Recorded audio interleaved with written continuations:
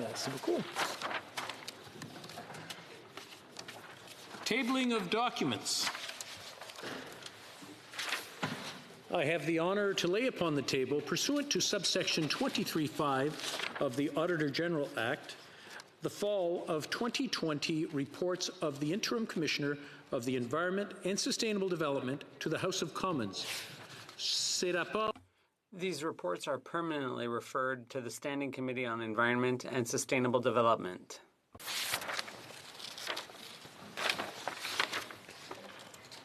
Tabling of documents. L'honorable secrétaire parlementaire du ministre. The Honourable Parliamentary Secretary to the Minister of Public Safety and Emergency Preparedness. Oui, merci, Monsieur. Yes, thank you, Mr. Speaker. I have the honor to table in both official languages the report of the Office of the Correctional Investigator, Annual Report 2019-2020. Thank you, Mr. Speaker. Introduction of government bills. Déclaration de ministre. Statements by ministers. Reports from interparliamentary delegations. Presenting reports from committees. Introduction of private members' bills. Première. First reading of Senate public bills. Sénat. Motion. Motions. Honourable Parliamentary Secretary to the Government House Leader. So thank you, Mr. Speaker. There have been discussions amongst the parties, and if you seek it, I think you will find the unanimous consent to adopt the following motion: that the Standing Committee on Industry, Science and Technology be designated as a committee responsible for the statutory review of Section 285 of the Bankruptcy and Insolvency Act. And if you will, well, we'll deal with that one first. I'll go into this. I do have a second one, Mr. Speaker. This being a hybrid sitting of the House, for the sake of clarity, I will only ask those who are opposed to the request to express their disagreement. Accordingly, all those opposed to the honourable member moving the motion will please say nay. Agreed? Agreed. The House has heard the terms of the motion. All those opposed to the motion will please say nay. There being no dissenting voices, I declare the motion carried. The Honourable Parliamentary Secretary. Thank you, Mr. Speaker. Again, I have a second motion, and there have been discussions amongst the parties, and I suspect if you were to canvass, you'd find unanimous consent for the following motion.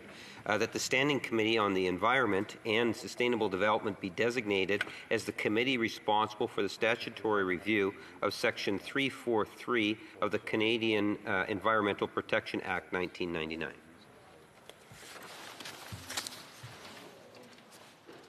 One moment. Okay. Puisqu'il s'agit d'une séance hybride. It being a hybrid session of the House, for the sake of clarity, I would ask only those who are opposed to the motion to express their disagreement. Accordingly, all those who oppose the honourable member's proposal will please say nay. D'accord. Agreed? Okay, the House has heard the terms of the motion.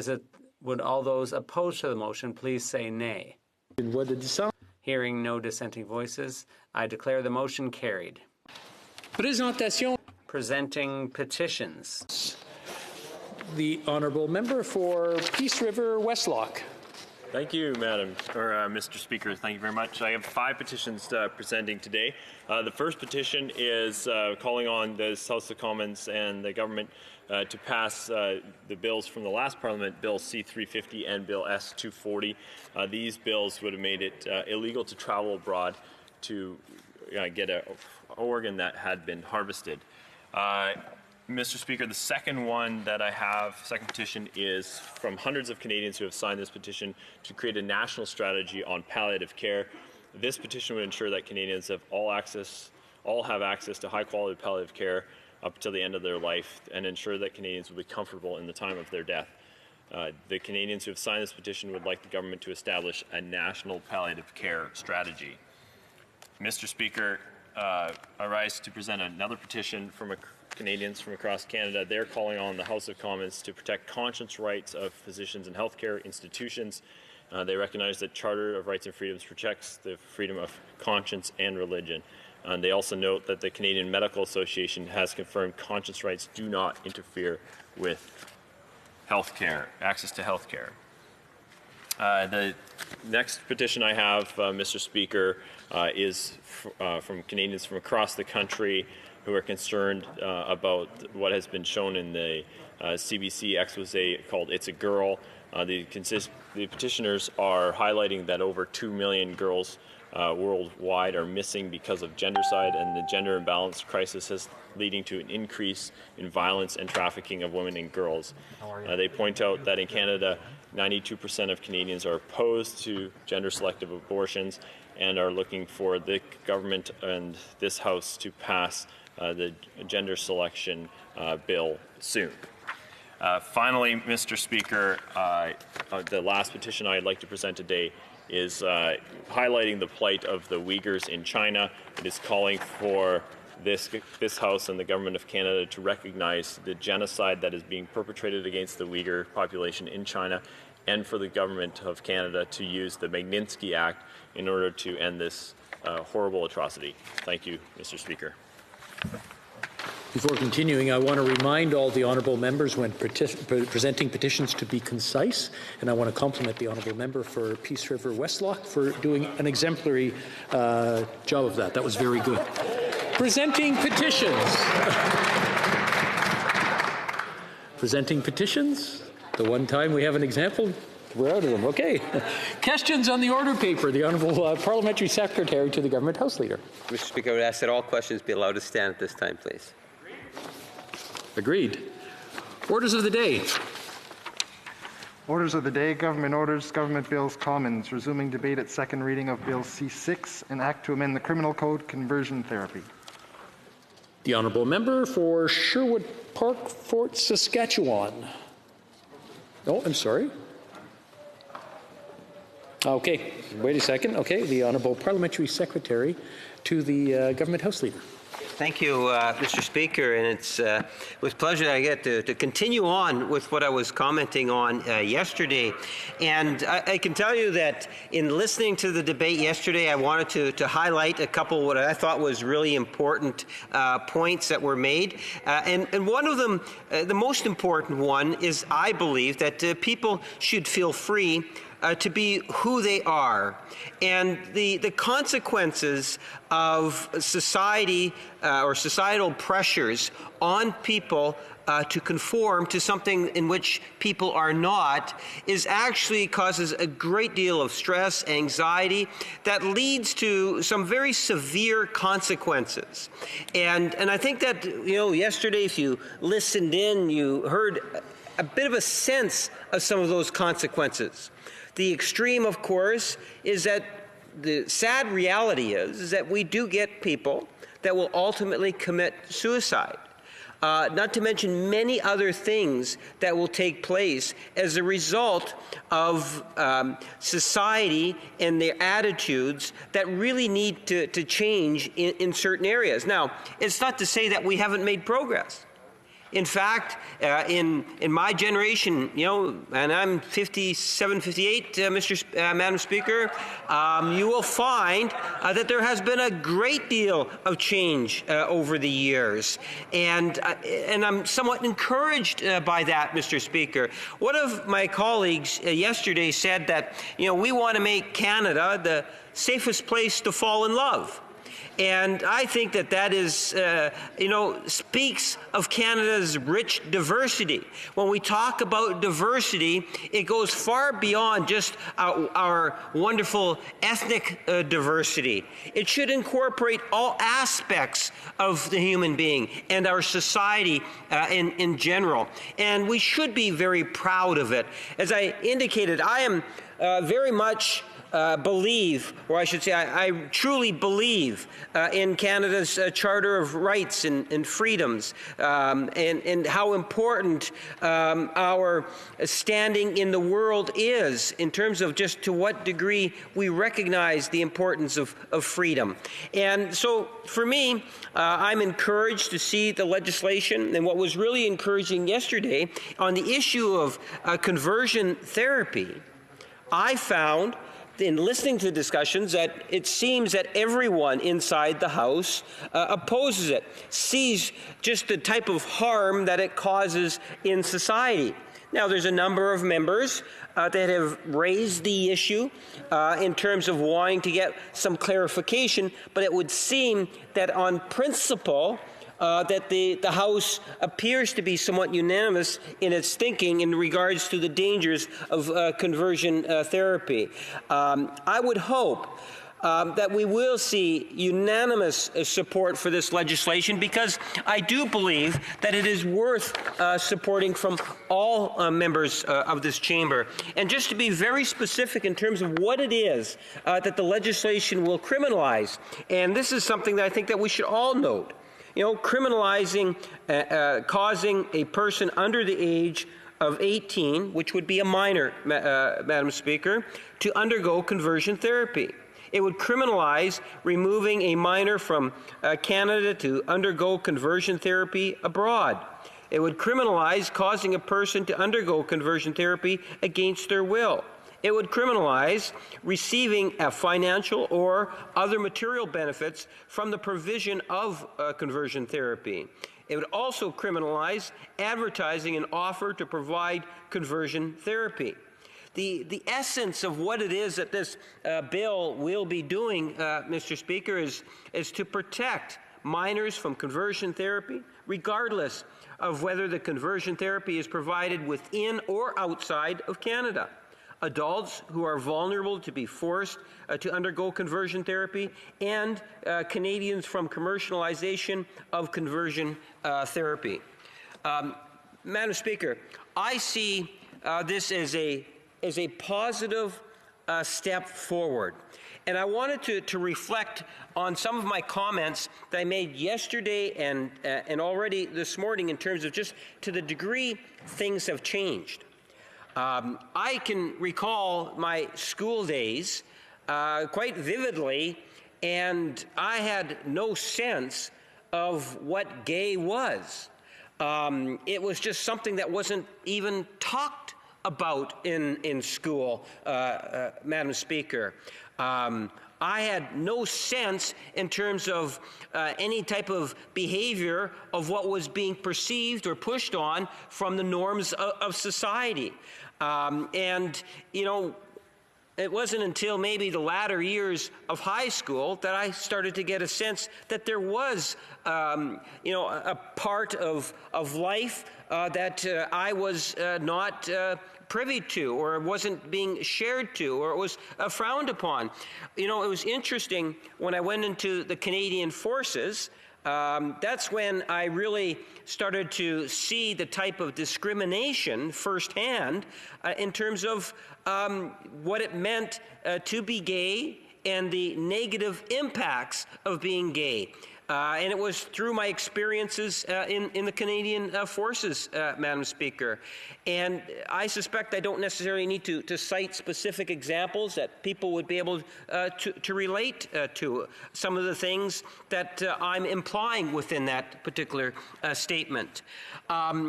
Then, once I started to enter the political realm in the mid-'80s, Madam Speaker, what I found was there was things that were taking place back then that were actually fairly encouraging. So, for example, we had the Pride Parade in Winnipeg. That was actually first established in 1987. And the reason why, it wasn't meant to be a pride parade per se, but rather what it was a gathering of people with respect to an action from the Manitoba legislature, an action that would have included sexual orientation as a part of the Manitoba Human Rights Code. So people were gathering, my understanding it was into the hundreds, in which they were going to either protest the fact that that it didn't pass, or they were going to celebrate the fact that it did pass. And it turned into a parade, Madam Speaker. And that is something that's really quite significant back in the 80s. And when you fast forward at 25 years past that point, it's really encouraging when you see the Manitoba legislature, which is in downtown Winnipeg. It's a beautiful building. The chamber, I would argue, is one of the finest chambers, debating chamber in Canada, possibly even North America, in that horseshoe fashion. And they have those huge Roman pillars, heritage pillars at the very front of the building. And it's got a beautiful lawn. And 25 years after, we saw this celebration, the different colors of the rainbow shining up the pillars, and the recognition of just how far we have gone. And it was a part of a Pride Week of celebrations. Think in terms of the impact that has on our community. You know, it's very difficult for us to comprehend the pressures of people that are hiding their feelings. It's very hard for someone like myself to imagine, because of my upbringing. I can only attempt to try to understand the difficulty of a young person in particular in having to deal with a very difficult situation, whether it's in their schools, their home life, their work life, and so forth. And that the very least I can do is to try to encourage, where I can, that freedom. And this is a good example in Bill C6, Madam Speaker. It does send a positive message. Now, the work is not done. You know, we can still do so much more. The other thing that very quickly that I'm very proud of, Madam Speaker, is the fact that Glenn Murray was the first mayor of a major urban center, and he actually originates out of my home city of Winnipeg. And I've gotten to know Glenn. And just to thank, whether it's Glenn Murray or Randy Bozanoff from the Liberal caucus, people that I have known over the years that have been such a strong advocate, and I would even say my daughter to a certain degree, Madam Speaker, in making sure that I am sensitive and have a better, more comprehensive understanding of an issue that's important to all of us. Thank you, Madam Speaker. Questions and comments. The Honourable Member for Bruce Grey Owen Sound. Thank you, Madam Speaker. Through you to the my colleague across the way, just a couple real quick points. First, he mentioned at the start of his speech that he was confused whether he was 57 or 58 years old. I'd appreciate that clarification. I would like to note that I did learn something new about him, that he has served in the Canadian Armed Forces in the past. I'll have that discussion, but some of the previous members have spoke about potential amendments to the bill and what they'd like to see. And I'd like to state that, conversion therapy is wrong and it should be banned. But the Justice website has previously stated that these new offenses would not criminalize private conversations with personal views on sexual orientation, sexual feelings, or gender identity are expressed, such as where teachers, school counselors, pastoral counselors, faith leaders, doctors, mental health professionals, friends, or family members who provide support to persons struggling with their sexual orientation, sexual feelings, or gender identity. Is there anything in that statement that the member is concerned that, that would prevent it from being included in this legislation? Thank you, Madam Speaker. Parliamentary Secretary.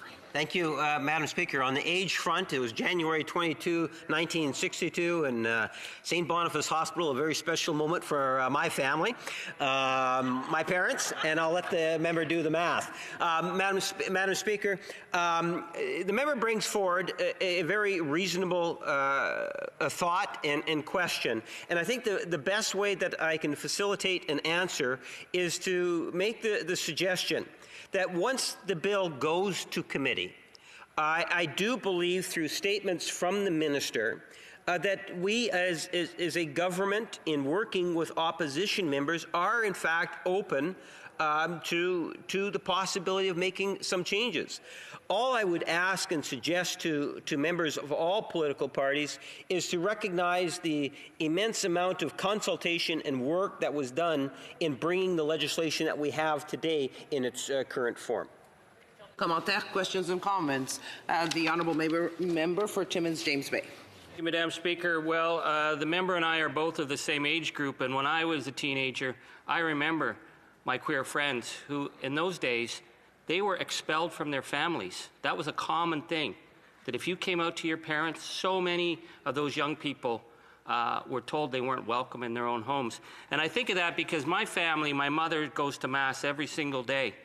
But in our home, my parents always made sure that the dinner table was set for those who had no place else, who had been kicked out of their own families. And my father said to us when we were teenagers, he said, "Who you love is who you love." And that's what you must always remember. And I think today of my young generation and my daughter's friends that being gay and being queer is not an issue. It's considered okay. We have come a long way, but we have not come far enough. And I think the issue of banning conversion therapy is a huge step we have to take as a nation to say that we will not go back, we will not undermine the rights of people to be who they are. So I want to commend my colleague for his speech. Honourable Parliamentary Secretary. Thank you, Madam Speaker, and I appreciate the comments. I think it is important for us to recognize, how things have changed and why it is so important that we continue to move forward. The very first time I actually had an appreciation of how society needed to change would not have been until probably the early 80s, when I first heard the phrase gay bashing, which actually had taken place, from what I can recall, behind the Manitoba legislature. And, for some of us, even though I would have been, I guess, maybe in my teens, early 20s, that's when I first became aware of it. And there were other families that were far more progressive, possibly, than mine. And in one sense, I really do appreciate, and that's why it was so important for me to share my thoughts with my family. And as I made reference to my daughter, Cindy, in particular, she's probably now even further advanced on the issue than I am. The Honourable Member for Fredericton. Thank you, Madam Speaker. And I want to thank the Honourable Parliamentary Secretary for his comments today. And we're talking about removing something from our society that can create harm. But I'd also like to hear his thoughts around some of the ways that we need to improve investing in services and supports, wraparound care. So I'm thinking about Clinic 554, in Fredericton, New Brunswick, but across the country, there are things we need to do to ensure that, trans healthcare is something that we protect and invest in, as an example. So I'm just wondering what the member thinks about that as a conversation. Honourable Parliamentary Secretary. Yes, absolutely. I think it's incredibly important that as a government that we work with other jurisdictions and don't underestimate the true value of many of these nonprofit organizations that are advocacy groups that provide services direct. And I know that there are at least 2 or 3 websites that you will find all sorts of wonderful resources. So there is so much more that is there than it would have been, a decade ago, but there still is a need to ensure that governments work together to ensure that you have that ultimate freedom of being who you really are, Madam Speaker. Honorable député de Berthier-Masquinongé. The honourable member for Berthier-Masquinongé.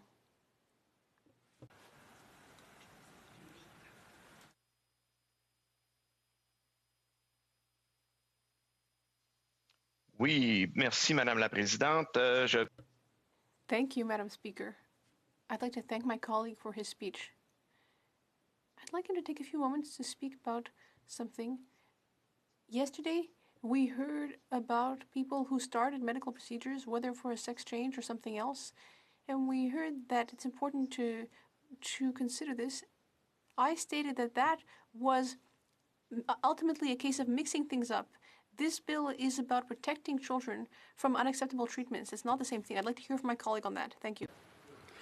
Yes, I think this one of the reasons why I had taken the time just to read specifically in terms of what it is that the bill does, I think was important because it's a significant step in terms of just criminalizing something that I believe a vast majority of Canadians would support, Madam Speaker, because it is something that's long overdue, and that is the idea of conversion therapy. The reference the member makes in terms of medical procedures, I'm just not quite as comfortable in terms of talking about that because I just don't know the details offhand. The honourable member for Provencher. Thank you, Madam Speaker, and I want to thank the member from Winnipeg North for his speech. Enjoyed listening to it. We come from the same province, and I too am familiar with some of the stories that he told.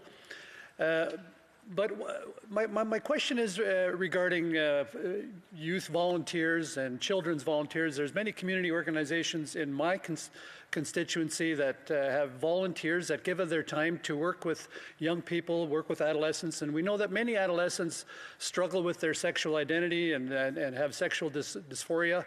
And they often go to their leaders in their groups, whether it's their coaches or whether it's their youth leaders from a church or from a community organization, and share their struggles with them. And I've heard back from many constituents, and I heard just last week from people that work with middle school folks in an organization as leaders. You know, what are they supposed to do now when someone comes to them and talks to them and would like some clarification as to their sexual identity? They believe, the way they've read this legislation, that they could possibly be criminalized for that. And I would like the member to provide some clarity. Thank you. Parliamentary Secretary.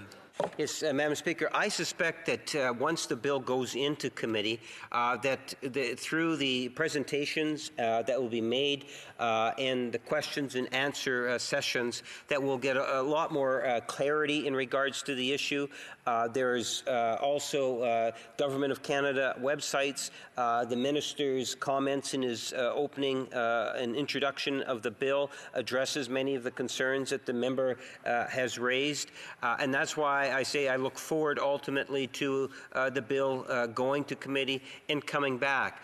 I'm just hopeful, Madam Speaker, that members on all sides of this House will appreciate the value of seeing this legislation pass. I'd like to see it ultimately pass through the House of Commons before the end of the year. Reprise du débat. L'honorable député de Repentigny. Resuming debate, the honourable member for Repentigny. Thank you, Madam Speaker. I will be sharing my time with the member for Shefford. When the government stated that it was going to fight against conversion therapy, our party was very happy to hear that, especially since 3 months earlier, the government had said, after a petition was tabled here in the House, the government had said that it regretted that it would not be able to do that. So we're very happy to see this.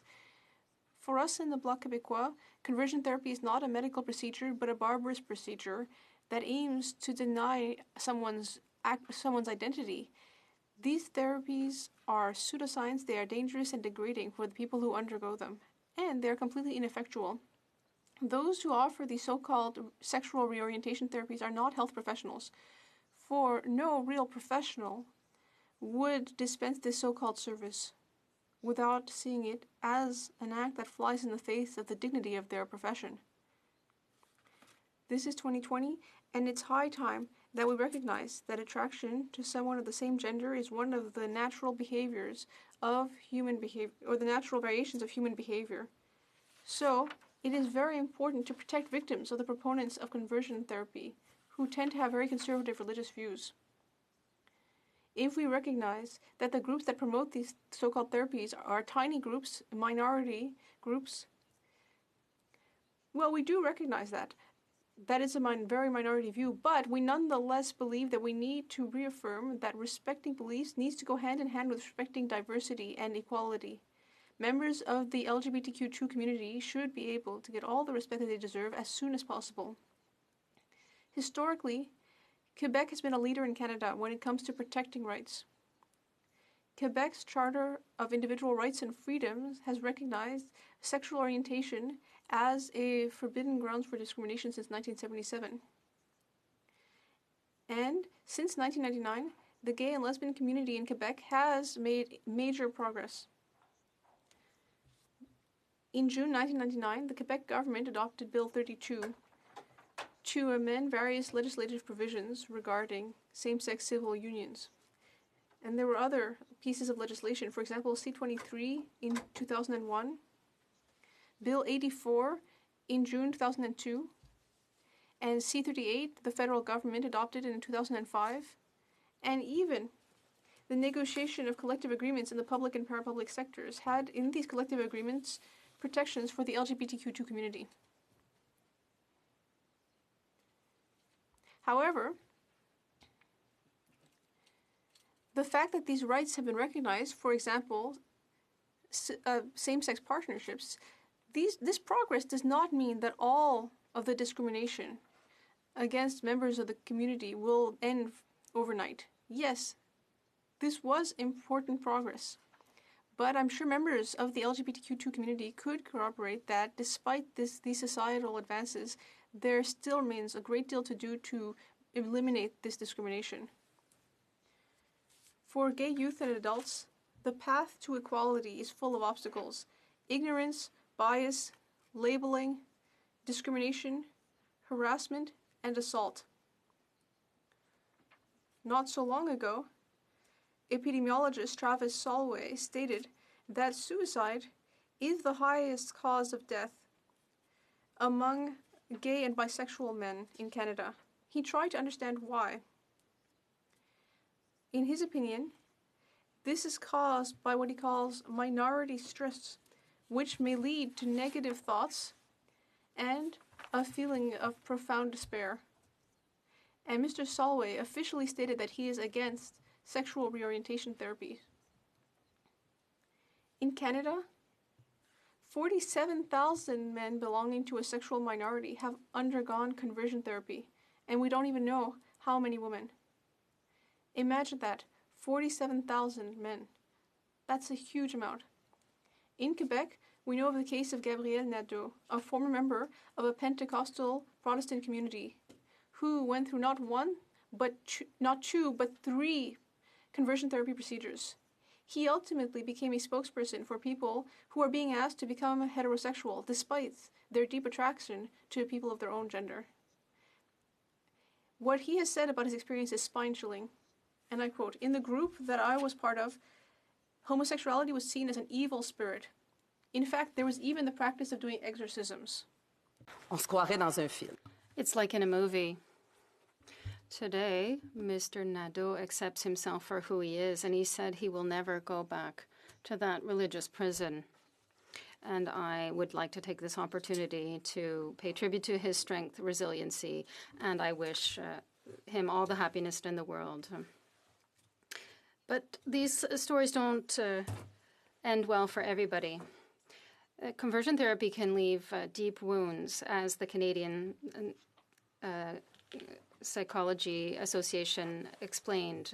Among these negative consequences are distress, anxiety, depression, a negative self-image, social isolation, feeling of personal failure, difficulty maintaining relationships, and sexual dysfunction. The Bloc Québécois members are unanimous. We are opposed to conversion therapies because equality is a fundamental Quebec value and an inalienable right. Practices that deny the existence, the right to express one's own self-identity must be condemned. And we are trying to do this here in the House. In Quebec, respect for gender identity and sexual orientation is just one such value. And conversion therapies are in opposition to this. That's why we support Bill C6 to amend the criminal code to make these illegal, to make it illegal to subject somebody to a conversion therapy against their will, to subject a child to conversion therapy, to make a child or take a child abroad for conversion therapy, advertise conversion therapy, etc. The Bloc Québécois has always been committed to the protection and promotion of rights and freedoms in Quebec and has always been prepared to fight on discrimination based on sexual orientation. Quebec has, in fact, already started the process, and we can only be happy to see both parliaments ensure these values in a democracy and affirm these collective values. Madam Speaker, if I may, I would like to conclude on a more personal note, since I think that every parent wants the best for their child, and they don't want there to be any obstacles. When my son told me that he was gay, I felt sad, not because he is homosexual, but rather because I knew that he would have to experience discrimination and even experience harassment. And he was indeed subject to homophobia. In passing C6, I think that we will contribute to creating a society where the LGBTQ2 community can be better protected, but I think it is also our duty to help this community to overcome the prejudice that they have to face. And we have to work hard to eliminate these prejudices. Thank you very much, Madam Speaker. Questions and comments? The Honourable Member for Hastings, Lennox and Addington. Thank you so much, Madam Speaker. I just had a question for the Honourable Member. I am concerned that there's an aspect of this issue that's not being discussed, and of course, the LGBT community has many different members in it, and they don't all have the same opinion. I wanted to read a brief excerpt from an email I got from a constituent, a person in Canada in the LGBT community. She says, "Dear Mr. Derek Sloan, as a lesbian, I'm asking you to investigate the use of gender identity in Bill C6. Approximately 75% of trans-identifying youth will grow up to be gay or lesbian if not affirmed and medically transitioned. This bill, as written, ensures that these gay and lesbian youth will be medically transitioned into straight adults. Can you please address the concern of this woman that people who would otherwise grow up to be gay or lesbian will be affirmed into transitioning using, irreversible medical and pharmaceutical means? This is a real concern I've heard from people in the LGBT community.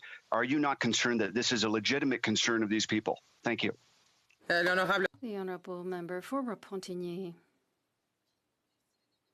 Thank you, Madam Speaker. I'm not certain that I understood what my colleague was getting at, but I think the idea of C6, like the bill that is being put forward in Quebec now, is to protect the rights of individuals and to respect their identity.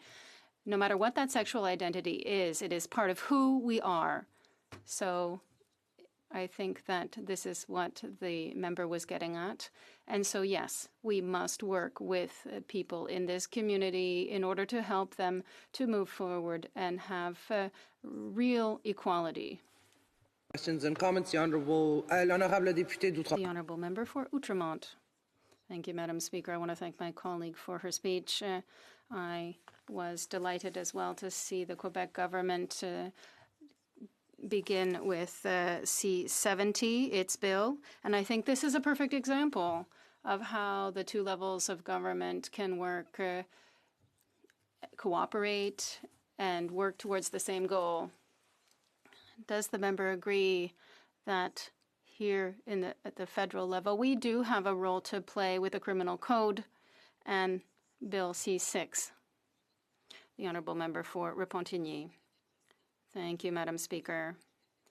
Yes, we do recognize, since the Criminal Code is a federal code and the Civil Code is a Quebec code, it is that is why the Quebec legislation was tabled. It's a civil matter to protect people,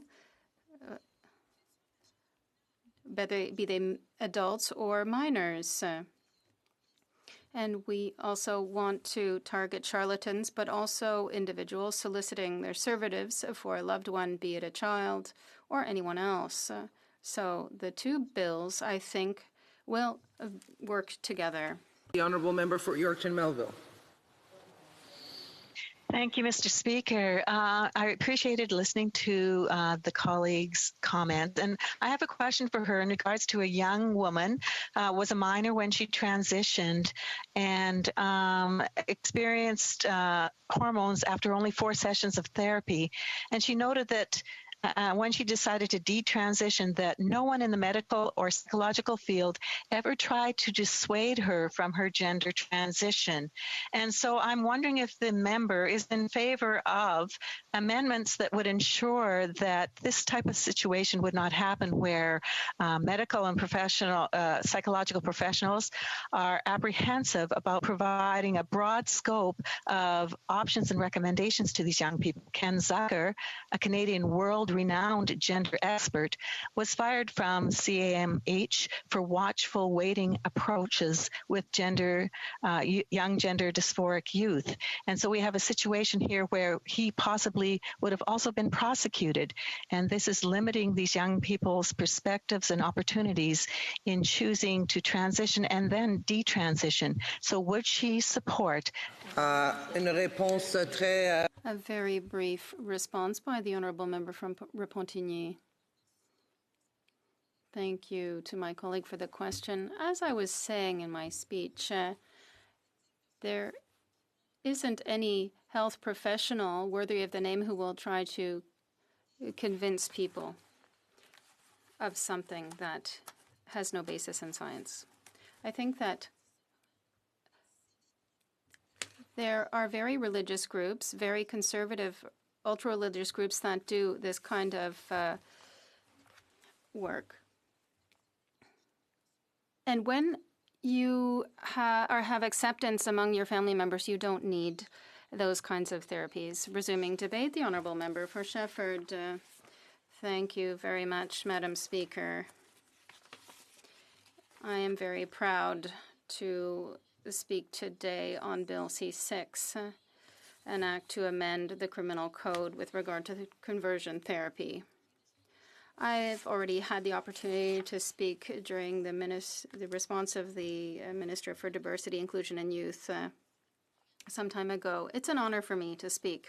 Today, I will talk mainly about 3 things, starting with the importance of this bill for the LGBTQ plus community, and showing that once again Quebec is ahead of the game in this area, and hope that there will be positives to come out after the pandemic. I know this community has been hard hit during the pandemic. The government has finally decided not only to ban but also to criminalize conversion therapy, some of which, according to testimony, seem more like torture rather than a real therapy, and also kind of witchcraft that we can't believe in 2020. I think that we can agree that this practice, mainly proposed and supported by religious groups, is based on the idea that homosexuality is bad and against nature, and it's a sin, and that can lead us directly to go to hell. Unfortunately, homophobia still exists today in 2020, and we see examples of this every day. Religious groups continue to stigmatize homosexuals, and that's unacceptable. We cannot keep this community living in fear or force it to do something as part of therapy, so-called therapy, to become someone that they're not. A number of us know somebody in our own circle who have said how difficult it has been to come out of the closet and express who they really are. This bill will no doubt not resolve all the problems for the LGBTQ2 plus community, but it will be an important step forward. So let's come back to today's issue, which is conversion therapy. The media have already shown examples of a child, and my colleagues also talked about it, of a child who has to take these pseudo sexual reorientation therapies. We can only feel empathy. We can only understand that these people have great anxiety and that these children are subject to hate from the people around them. I'm the aunt of a niece, and I have 2 nephews as well, and I want to see them grow up happy. And so I think that in the example of the child, the family had only good intentions, but their religion and their desire not to deceive their loved ones or God pushed them to pay for these conversion therapies so that this child could be normal. In fact, this conversion therapy is kind of a rejection of oneself. There are a number of children and adolescents who have unfortunately had the same unfortunate experience. I think that this can no longer happen, and therefore I am pleased that the government has put forward this bill. It will have my support as well as that of my colleagues. My leader said so in a press conference, and I was alongside him, that the LGBTQ2 plus community must receive the respect that they deserve as quickly as possible, just like everybody else. A number of countries have paved the way for Canada to criminalize conversion therapies. Quebec recently made a commitment with Bill C-70, tabled by the Minister of Justice, Simone Jolin Barrette, at the National Assembly, a bill to protect people against conversion therapies, which are provided to change people's sexual orientation, their gender identity, or their expression of their gender. In 2018 in London, Theresa May, who was then Prime Minister of Great Britain, had said that the conversion therapies developed to change sexual orientation of an individual were unacceptable practices. A lot of these people, in fact, the vast majority of these people, have then turned their backs on their families and had to remake their lives elsewhere. Some have been subject to conversion therapies against their will, and then they finally decided to accept themselves for who they are. It's very difficult to imagine ourselves in their shoes, having to be courageous enough to say, I won't accept this pressure, and no, it's not working. And these therapies are not going to change me. And in fact, it's not the individual who's wrong. A number of people have spent decades fighting against themselves, against their own nature. And they have so many questions, and they ask themselves why. And why they were born in that body with this gender, with this identity. They ask themselves questions about who they are. And finally, they hate themselves. And we don't want anybody to experience that. People who have had this kind of therapy are survivors. With this bill on conversion therapies, we're sending them a clear political and social message.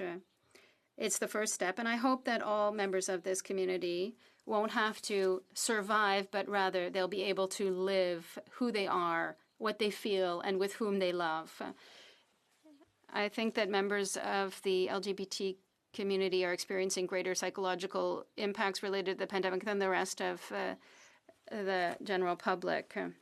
The LGBT community could have more mental health issues as a result of the COVID crisis simply because they don't have access to the same resources as heterosexuals and cisgender people. A greater vulnerability as a result of their minority status. But they also have a great deal of resilience. And that's a researcher from a a researcher and professor in psychiatry at the University of Montreal, Robert Paul Gister, who said that.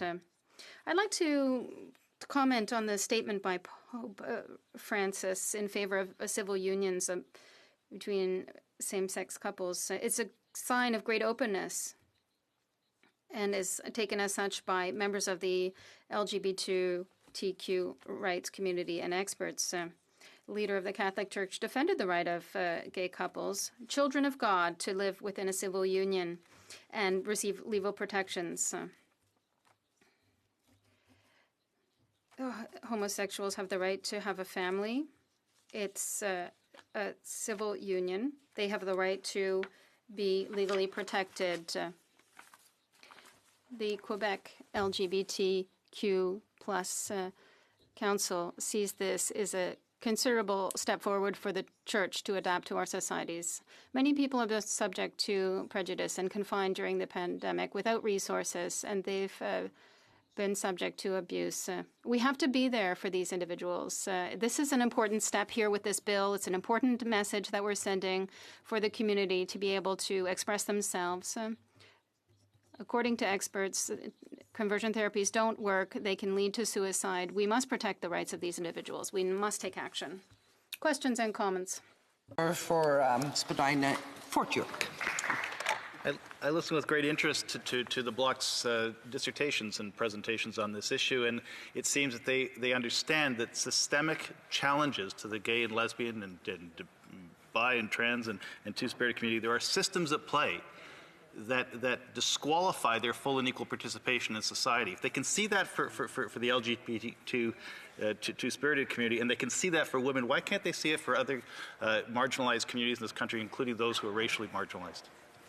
The Honourable Member for Shefford.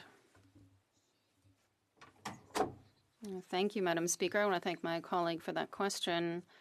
I think that there are other communities that we could talk about. Even today, we're talking about C6 specifically with regard to conversion therapies to help the LGBTQ plus community. And I think this is what is important today, the message to this community. There will be other bills. There will be other communities that we can help. But today, I want us to focus on C6. The Honourable Member for Leeds, Granville, Thousand Islands and Rideau Lakes. Well, thanks very much, Madam Speaker, and I'll thank my honourable colleague for her comments and her remarks this morning. It's true, all Canadians deserve respect and protection. Members of the LGBTQ2 community, of course, deserve this protection. Conversion therapy is reprehensible and should be outlawed. My question to the member, Madam Chair, is earlier this year, the Justice Department put on their website some language that would add greater clarity.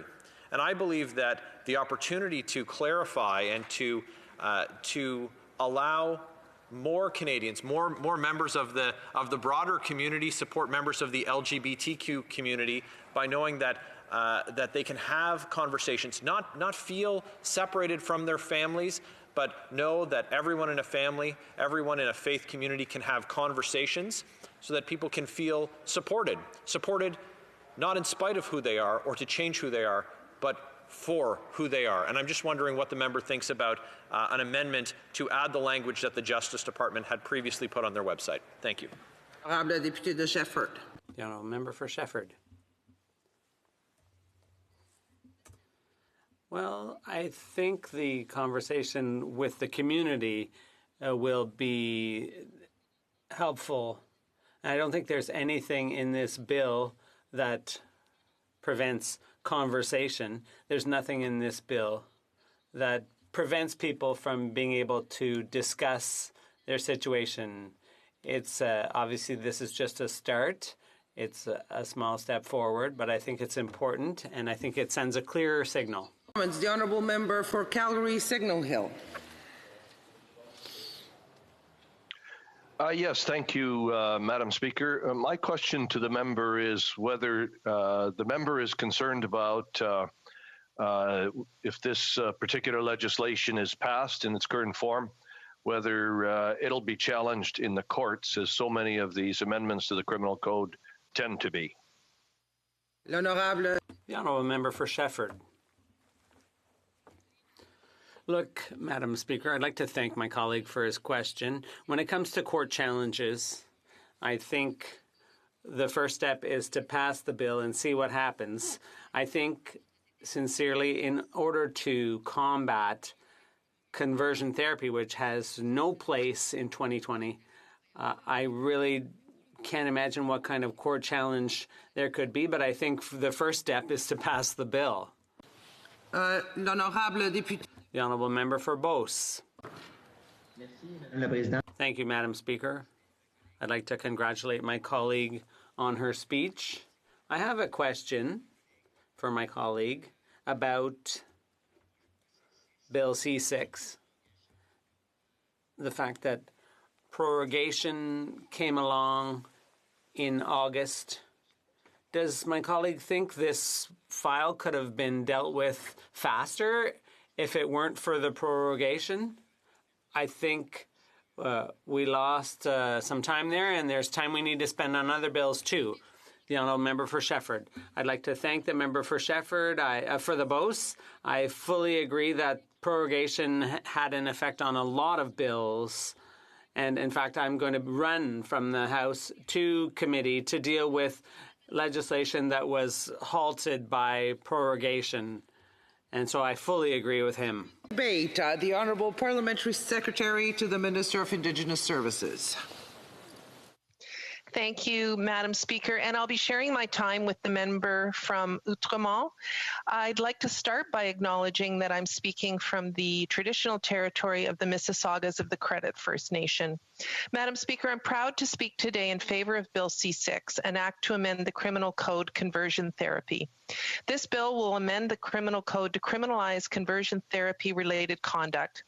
The proposed amendments would protect minors from conversion therapy both within and outside of Canada, adults who are vulnerable to being forced to undergo conversion therapy, and Canadians from the commercialization of conversion therapy. Conversion therapy refers to alleged treatments that seek to change the sexual orientation of bisexual, gay, and lesbian individuals to heterosexual, a person's gender identity to cisgender, and to repress or reduce non-heterosexual attraction or non-conforming sexual behavior. This outdated and much maligned practice comes in many forms, including counseling, behavior modification, and talk therapy. In our 2019 platform, the government made a commitment to protect the dignity and equality of LGBTQ2 Canadians by ending the dehumanizing practice of conversion therapy. This bill supports that promise and builds on other related measures, including those from the last Parliament when we strengthened protections for transgender people in the Criminal Code and the Canadian Human Rights Act in the former Bill C-16. I had the pleasure of joining the Health Committee in the last Parliament for the study on the health of LGBTQ2 Canadians. A number of witnesses spoke about the negative impact that so-called conversion therapy has. And I always hesitate to use the word therapy because therapy to me implies something positive, while there's nothing at all positive about this discriminatory practice. While many witnesses spoke about this issue, I want to quote Dr. Travis Solway, postdoctoral research fellow at the School of Population and Public Health at the University of BC, who testified at committee. Quote, "Conversion therapy is an umbrella term for practices that intend to change an individual's sexual orientation and gender identity. It is among the most extreme forms of psychological abuse and violence, leaving those exposed to manage the stress associated with a severe form of withholding for many years. Conversion therapy has been unequivocally denounced by the Canadian Psychological Association and multiple other professional bodies. But despite these denouncements, in a recent Canadian survey, 4% of sexual minority men reported having attended conversion therapy. On this basis, as many as 20,000 sexual minority men and countless more sexual minority women and transgender people have been exposed.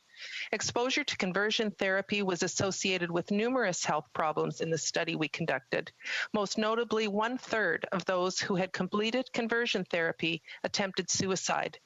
Sexual minority youth are especially vulnerable to being enrolled in conversion programs against their will. Yet in Canada, we lack federal policies to protect our youth from these harmful practices. Many, if not most, conversion programs are practiced outside healthcare providers' offices. Thus, the current situation in which some provinces ban conversion practices by a subset providers is insufficient and inequitable. Suicide attempts, suicide ideation, treatment for anxiety or depression, and illegal drug use were all higher in those who attended conversion therapy. The health consequences are large. That suggests to me that it is an infringement as an assault, putting someone into conversion therapy, especially youth who aren't able to choose for themselves, is quite a serious offense. End quote.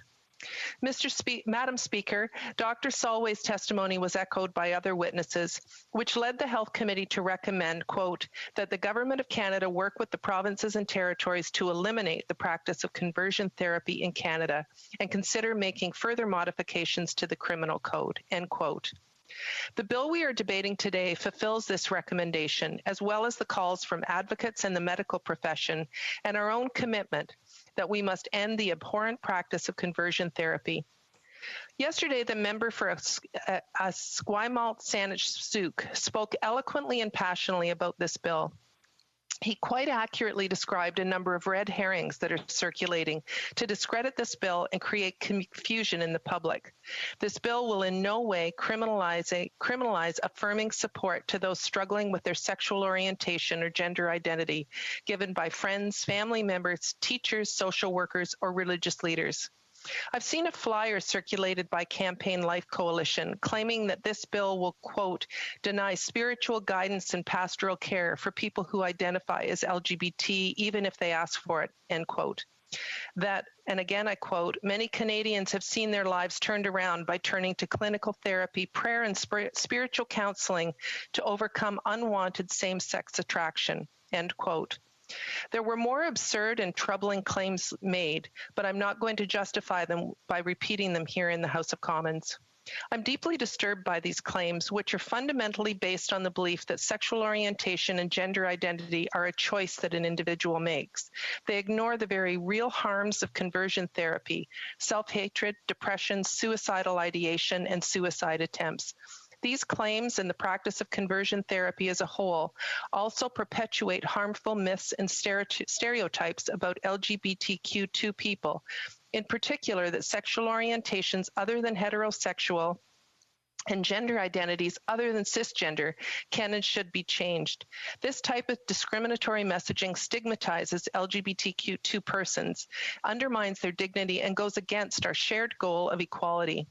Given conversion therapy's proven harms and its impact on the most marginalized among us, this bill would define conversion therapy for criminal code purposes as a practice, treatment, or service designed to change a person's sexual orientation to heterosexual or gender identity to cisgender, or to repress or reduce non-heterosexual attraction or sexual behavior.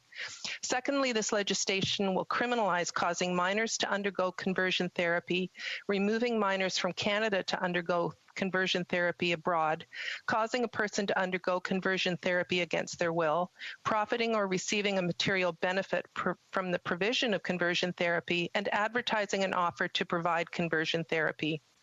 Our government's approach will protect all minors from conversion therapy because we know that minors are disproportionately impacted by this harmful practice. The offenses I listed above taken together fill a gap in the criminal law in specifically addressing conversion therapy conduct, respond to the evidence, and together with existing offenses that address aspects of conversion therapy such as assault and forcible confinement, create a comprehensive criminal law response to the harms that conversion therapy is known to cause. The proposed offenses in this bill do not include legitimate therapies, primarily because gender-affirming practices, treatments, and services do not aim to change patients' sexual orientation to heterosexual or gender identity to cisgender. nor are they aimed at repressing or reducing non-heterosexual attraction or sexual behavior. And for greater clarity, the legislation also states that these types of practices are not captured by the definition of conversion therapy.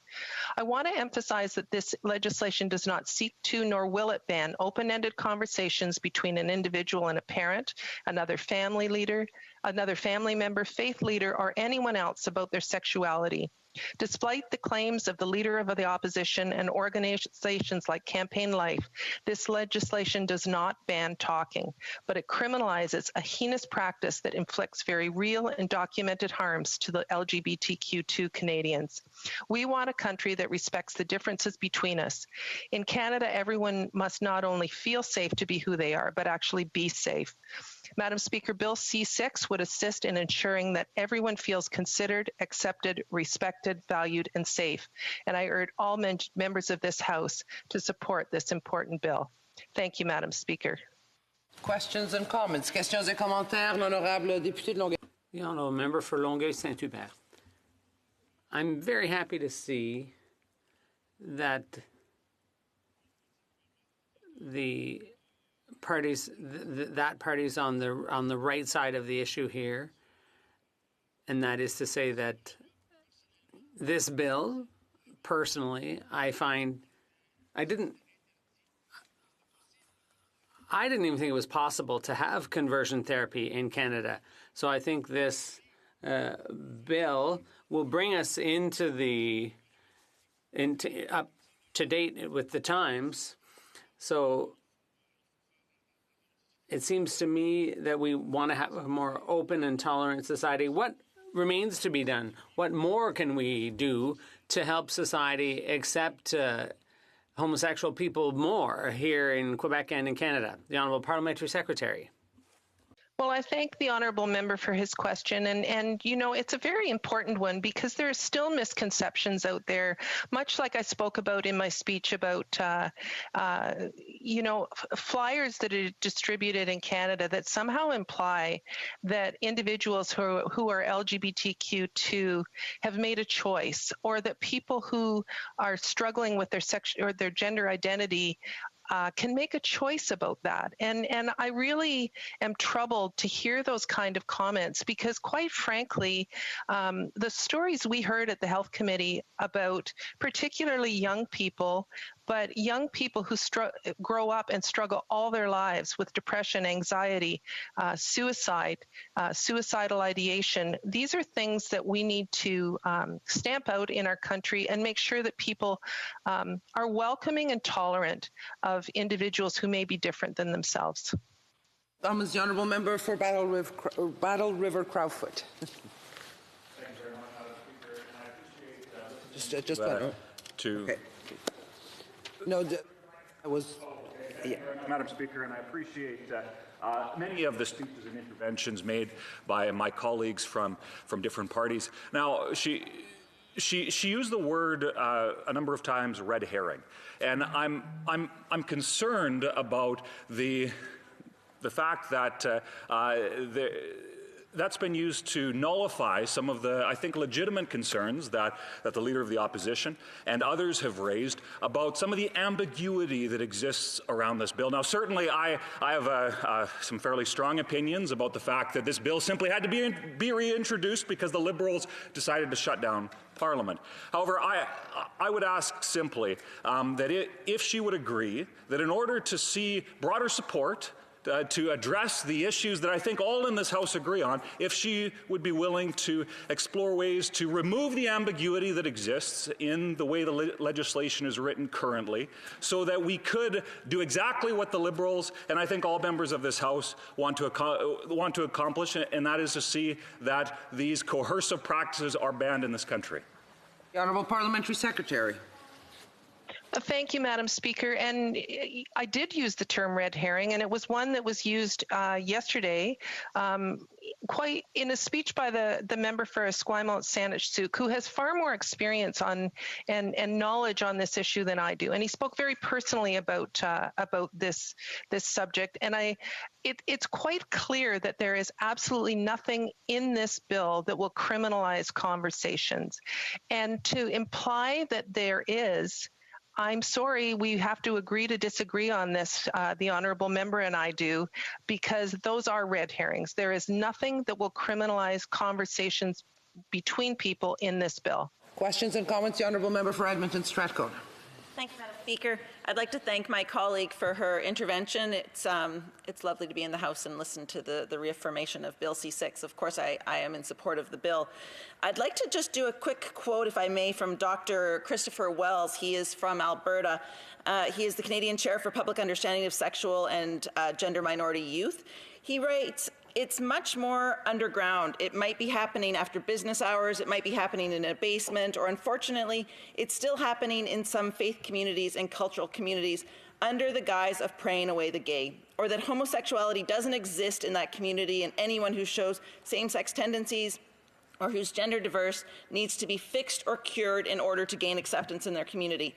So what I would like to ask the member, clearly, when you listen to things like this, clearly the bill is not enough to address the underground impacts of homophobia. Clearly this bill cannot repair past damage. Clearly this bill does not address hate and homophobia in our communities. Will the member and the Liberal government commit to funding support programs and capacity building programs for the SOGI community? A very, very brief answer from the Honourable Parliamentary Secretary. Thanks, Madam Speaker. And actually, this bill does address part of that. One of the things we heard at committee that just having provinces ban the practice does not go far enough, and that's why we needed a criminal code amendment to deal with the things the member described, like underground, how these so-called therapies move underground. So I think this bill addresses that issue, and I see the Speaker about to stand up, so I'm going to have to end it there. Thank you, Madam Speaker. Reprise du débat. Resuming debate. The Honourable Parliamentary Secretary to the Minister of Small Business, Export Promotion and International Trade. Thank you, Madam Speaker. In debate on Bill C6, which seeks to ban conversion therapy in this country. Let us make no mistake, the proposed legislation is revolutionary. It would make Canada's laws on conversion therapy the most progressive and comprehensive in the world. Conversion therapy is a degrading practice that targets LGBTQ2 Canadians to try and change their sexual orientation or gender identity and can lead to lifelong trauma. There is widespread consensus in the medical community that conversion therapy is extremely harmful. A recent study in the United States found almost 30% of LGBTQ2 youth who had experienced conversion therapy had attempted suicide. Let us think about that for a moment, Madam Speaker. Let us think about our duty as legislators, our responsibility to prohibit practices which endanger the very lives of the people we aim to protect and serve. Madam Speaker, as with other pieces of legislation in favor of which I have spoken, Bill C6 is for me also about freedom. Freedom to be who you are. Freedom to express your gender. Freedom to express your sexual orientation. Freedom from being forced to change. Freedom from being enticed to change by others. It is the freedom to be you. And only you know who that is. This is the freedom that we should want for all Canadians. J'espère donc que cette Chambre se prononcera fermement et d'une seule voix. Hope then that this House will unanimously pass this bill and send a strong message to the LGBTQ2 community. I'd like to take a moment to pay tribute to many local organizations that are continuing to fight for transgender rights and for the entirety of the LGBTQ2 community. In Mile End, in my riding, I have had the privilege of talking with Fraîchement Jeudi, a community radio show which gives a voice to the LGBTQ2 community in Montreal. I'm also thinking about the Centre de Solidarité Lesbienne in my riding. This organization offers help to lesbians who have experienced conjugal violence, sexual assault, a loss, a difficult coming out process, or any other well-being challenge. In Montreal, we have several other organizations. like the Emergence Foundation, which fights homophobia and transphobia, Réseau, which provides psychological support to LGBTQ2 men, and GRI, the social research and response group, which holds awareness campaigns, especially in schools. We often think about Montreal's Pride Parade, which in normal times brings together millions of Montrealers. But even though the Pride Parade may be what we think about the most often, these organizations are working daily, Madam Speaker, to ensure the inclusion of everyone in our society, no matter who they love. Our laws, and especially our criminal code, are instruments to protect the most vulnerable and prevent or rectify injustice. This bill is progressive and in-depth when it comes to banning the so-called conversion therapy practices. Of course, this therapy is not based on any form of science. This practice is harmful and unacceptable. It is based on homophobia, biphobia, and transphobia, and it has no place in our society. Bill C6 would add 5 offenses to the criminal code: causing a child to undergo conversion therapy in Canada, removing a minor from Canada to undergo conversion therapy abroad, causing a person to undergo conversion therapy against their will, profiting from providing conversion therapy, and advertising an offer to provide conversion therapy. Details of this important bill, I would also like to recognize the incredible advocacy of a member of my community in Outremont. Dr. Kimberly Manning is an associate professor of political science at Concordia University. She is also a fierce advocate for transgender rights and one of the directing minds behind the website gendercreativekids.ca, as well as a not-for-profit organization serving the parents of gender non-conforming children. We owe a debt of gratitude to her and to all parents who have advocated tirelessly for the rights of their children and for minors everywhere. The bill before us proposes 5 new criminal code offenses related to conversion therapy, including, first and foremost, causing a minor to undergo conversion therapy. It would also ban the removal of a minor from Canada to undergo conversion therapy abroad, make it an offense to cause a person to undergo conversion therapy against their will, make it illegal to profit from conversion therapy, as well as ban any advertising for conversion therapy, and authorize our courts to order the seizure of conversion therapy publicity or their removal from the internet. Les thérapies de conversion peuvent prendre plusieurs formes. Conversion therapy can take many forms. Whether it lasts an hour, a week, months, or years, all of these forms of conversion therapy are extremely harmful.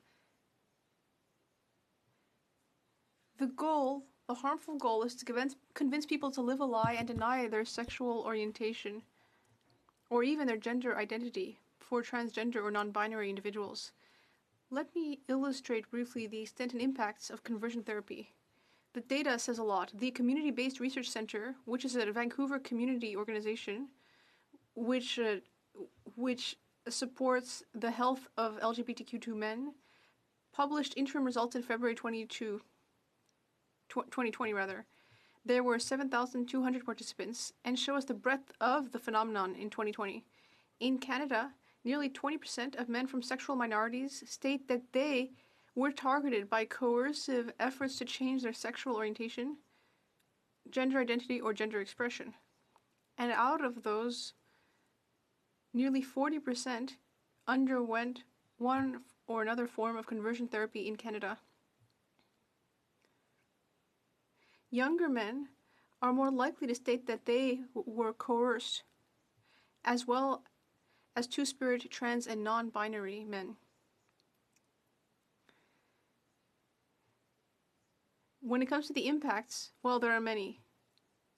There are many psychosocial effects of conversion therapy, such as depression, anxiety, social isolation, delayed coming out. The impacts are extensive. People who have undergone conversion therapy, especially young people, have ultimately experienced a trauma. And that person will experience the effects throughout their life. which has a negative impact on their mental health. These individuals feel that their identity is not legitimate, that they should be ashamed of it, that they must live a lie, or even that they don't deserve to live. Many adults who have survived this injustice in their youth describe an experience of not being able to establish trusting relationships with their families, peers, colleagues. In some cases, this type of experience even affects their capacity to study or hold a job. In some cases, they even say that they have trouble establishing healthy, intimate relationships or fully live out their gender identity. And worse still, we know that these practices can even lead our children, siblings, friends, and colleagues to have suicidal thoughts or even to try to take their own life. How can we tolerate such a thing in Canada in 2020? The practice of conversion therapy, Madam Speaker, indeed cannot be tolerated.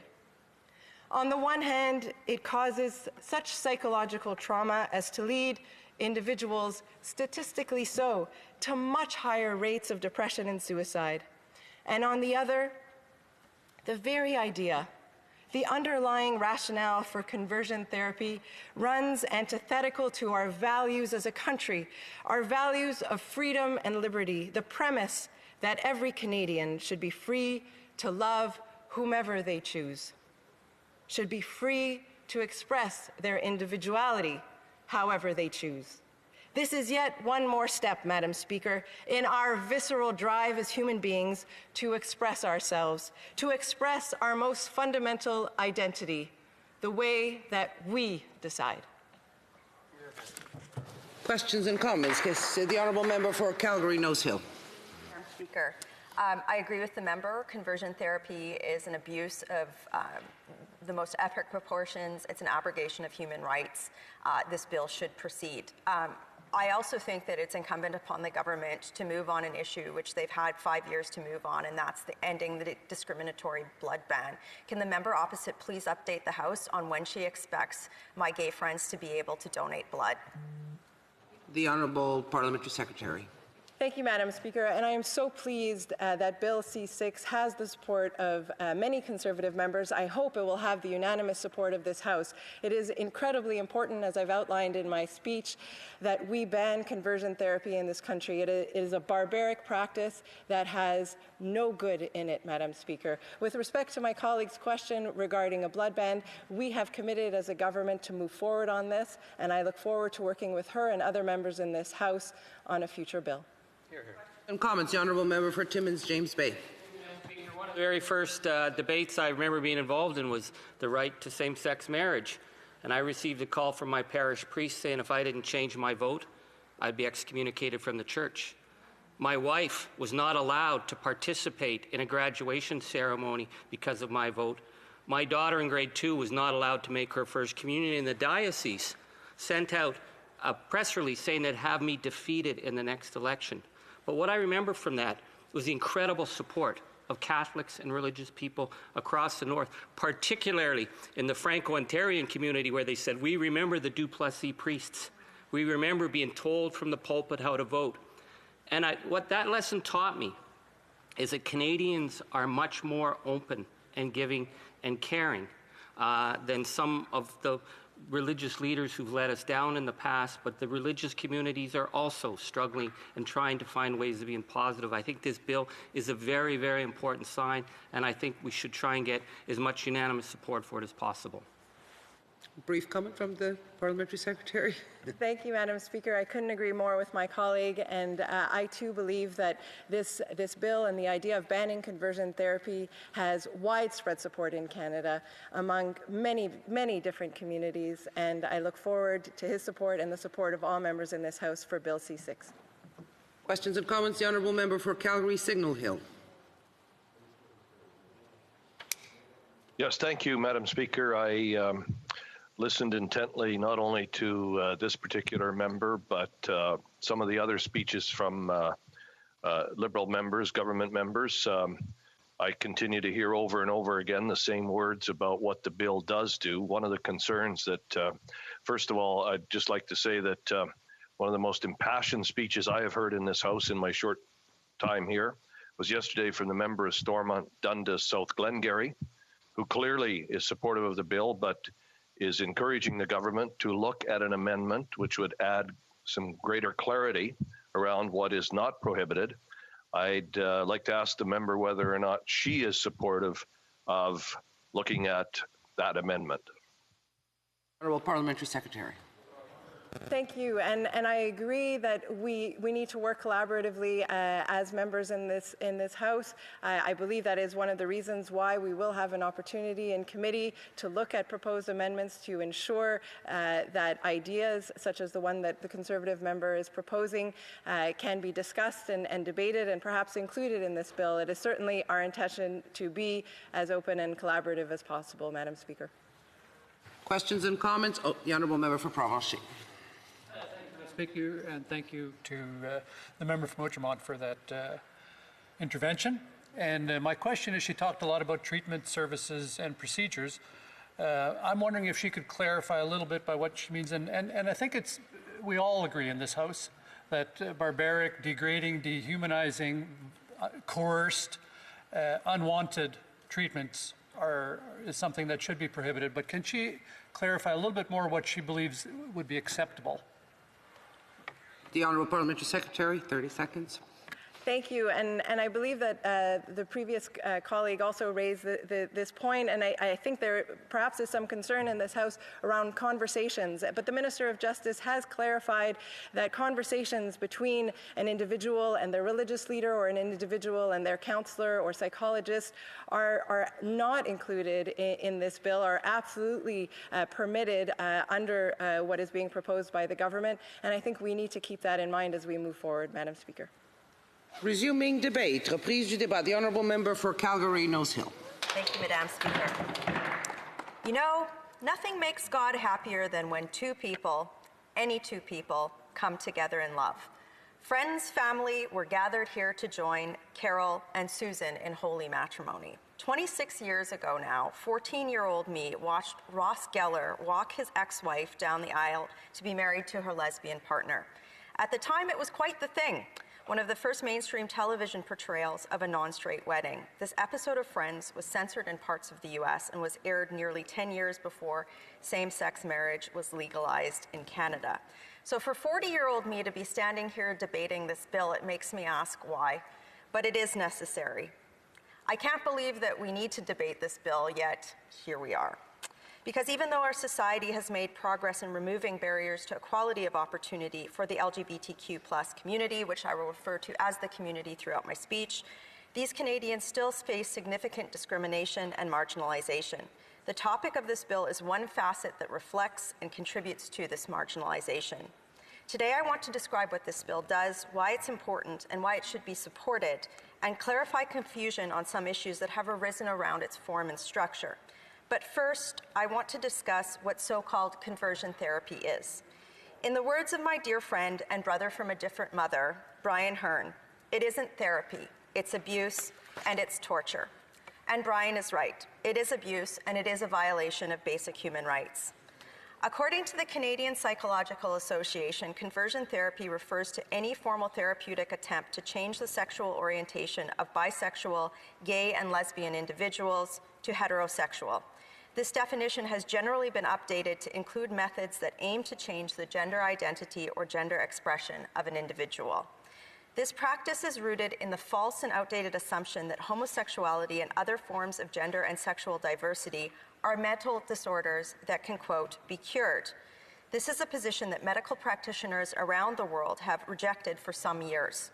Many leaders from conversion therapy organizations themselves, sometimes called the ex-gay movement, have since denounced the practice as clearly harmful, and many of their leaders have even come out as LGBTQ+ themselves. There is no scientific evidence that these practices have medical merit. In fact, it is the opposite. The Canadian Psychiatric Association, for example, has called the practices pseudoscientific. While some people's understanding of their own sexual identity might change over time, there is no evidence that their sexual orientation, who they are sexually attracted to, changed. The scientific and medical communities have confirmed what every member of the community already knows, that we are born loving who we are, loving who we love, and that there is nothing to fix. And that's where this bill comes in. This bill makes illegal, via amendment to the criminal code, the following: forcing someone to undergo so-called conversion therapy against their will, causing a child to undergo conversion therapy, doing anything to remove a child from Canada with the intent that the child would undergo conversion therapy outside of Canada, advertising an offer to provide conversion therapy, and receiving financial or other material benefit from provision of conversion therapy. Some may ask, why is this bill necessary? First, there's overwhelming consensus by scientific and medical practitioners and organizations in Canada that the conversion therapy is unequivocally harmful. From one Canadian survey of survivors of conversion therapy, 30% had attempted suicide following their intervention. All survivors who responded experienced harmful psychological effects, ranging from mild distress to severe anxiety, self-hatred, and suicide attempts. The Canadian Psychological Association also notes distress, depression, a feeling of personal failure, difficulty sustaining relationships, and sexual dysfunction as consequences of conversion therapy. Many survivors noted that recovering from this trauma was akin to recovering from anything else in this type of trauma. It took years to a whole lifetime to deal with the pain and suffering caused by so-called conversion therapy. Some so-called conversion therapy advocates, especially those in the United States, have claimed to show that conversion therapy might also have positive effects for a small minority of participants. This is also categorically false. In 2009, the American Psychological Association said of this so-called research, non-experimental studies often find positive effects that do not hold up under the rigor of experimentation. It's important to note this because these false beliefs are often held up as a reason for why this bill isn't necessary.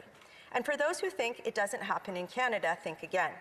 Estimates range between 20,000 and 47,000 Canadians have been exposed to this vile practice. With a 30% suicide rate, think about how many Canadians have attempted to take their life because of this torture.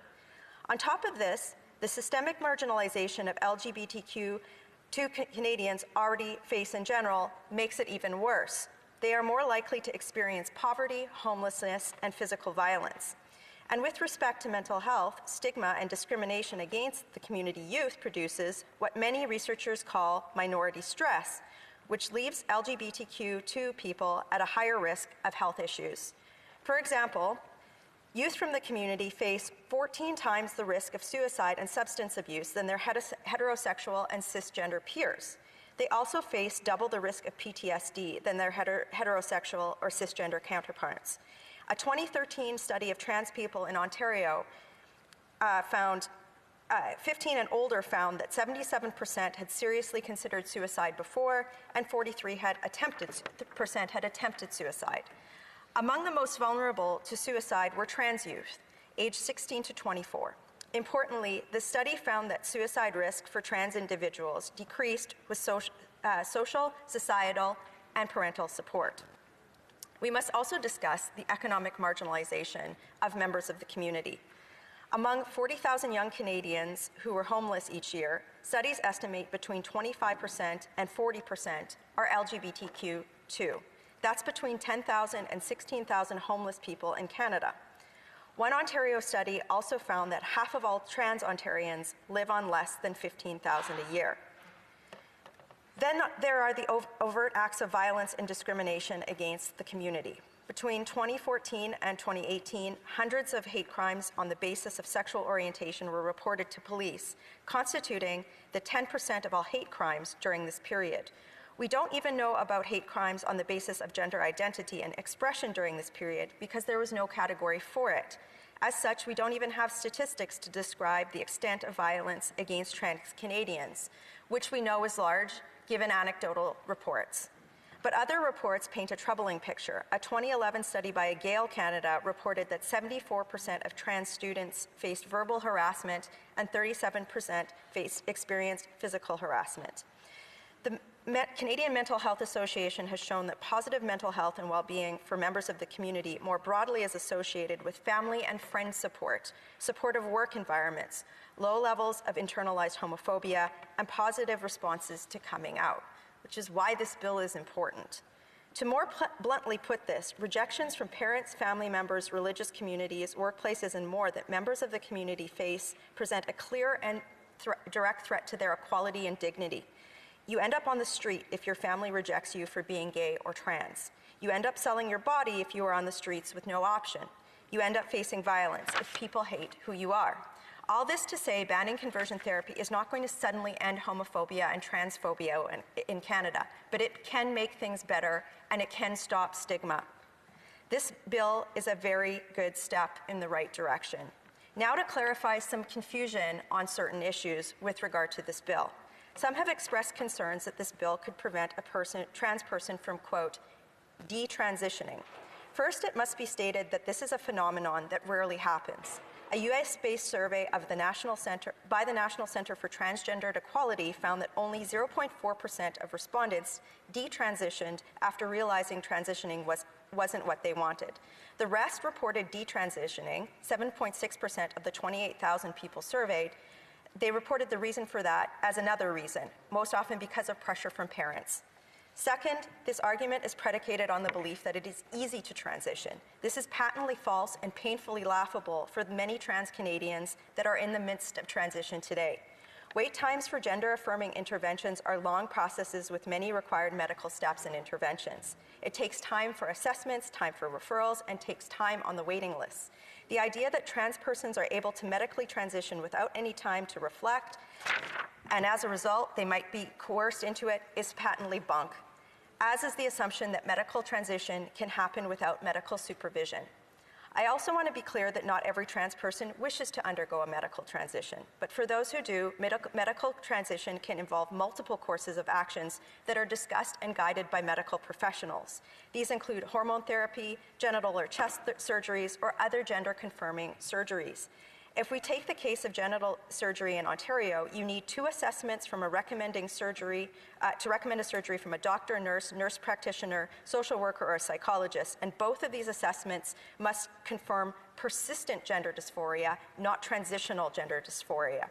So it must be clear that this has been happening over a period of time, and you must have taken 12 months of hormone therapy already. So there's a lot. This doesn't just happen overnight, and it just doesn't happen on a lark. My friend Hannah Hodson, here in Ontario, wanted me to share her experience. She first started speaking to a therapist and then met with many doctors, and it took her over a year to get her first hormone prescription. At the time, she was a 32-year-old adult in the easiest province in Canada to do it because Ontario operates on informed consent for adults. That is not the case in many other parts of our country. The assertion that it's easy for a child to transition in Canada or that medical transition happens without rigorous oversight is also bunk. For a child in Canada, they and their parents would first have to start by speaking to a medical professional and likely a gender therapist. For children transitioning, changes are usually 100% social. That is how they act and how they dress. It is only under the strict oversight of medical professionals that someone could even access even reversible interventions like puberty blockers. In terms of gender-affirming surgeries, by way of medical practice standards in Canada, they don't really happen before age 18 anyways. I think these assumptions are also rooted in the basis of an overly simplified and scientifically rejected perception of gender as solely relating to sex or genitals. The concept of gender identity is about relating to the world, not just genitalia. Many trans people choose to live without those surgeries, and it doesn't make them any less than who they are. But for many people, that gender-affirming care is what they need to live as a fully functioning member of society. Now back to my friend Hannah, who said, "I always joke that there is no way I would willingly do this if I wasn't who I am. I was living as a straight-presenting white man. I had won the jackpot." The decision to transition isn't made on a lark, because an out trans person still faces enormous challenges, even here in Canada. Trans people face incredible rates of abuse and harassment. According to a 2011 Yale survey, 74% of trans students report verbal harassment and 37% report physical harassment. Hannah can maybe now go to 35 countries safely? Maybe. Maybe.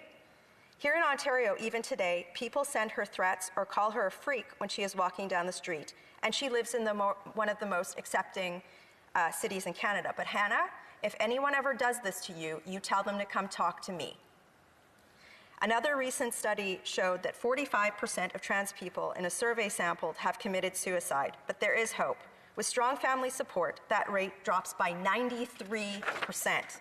So to fully refute the notion that somehow this bill hurts trans persons in any way, it's the opposite.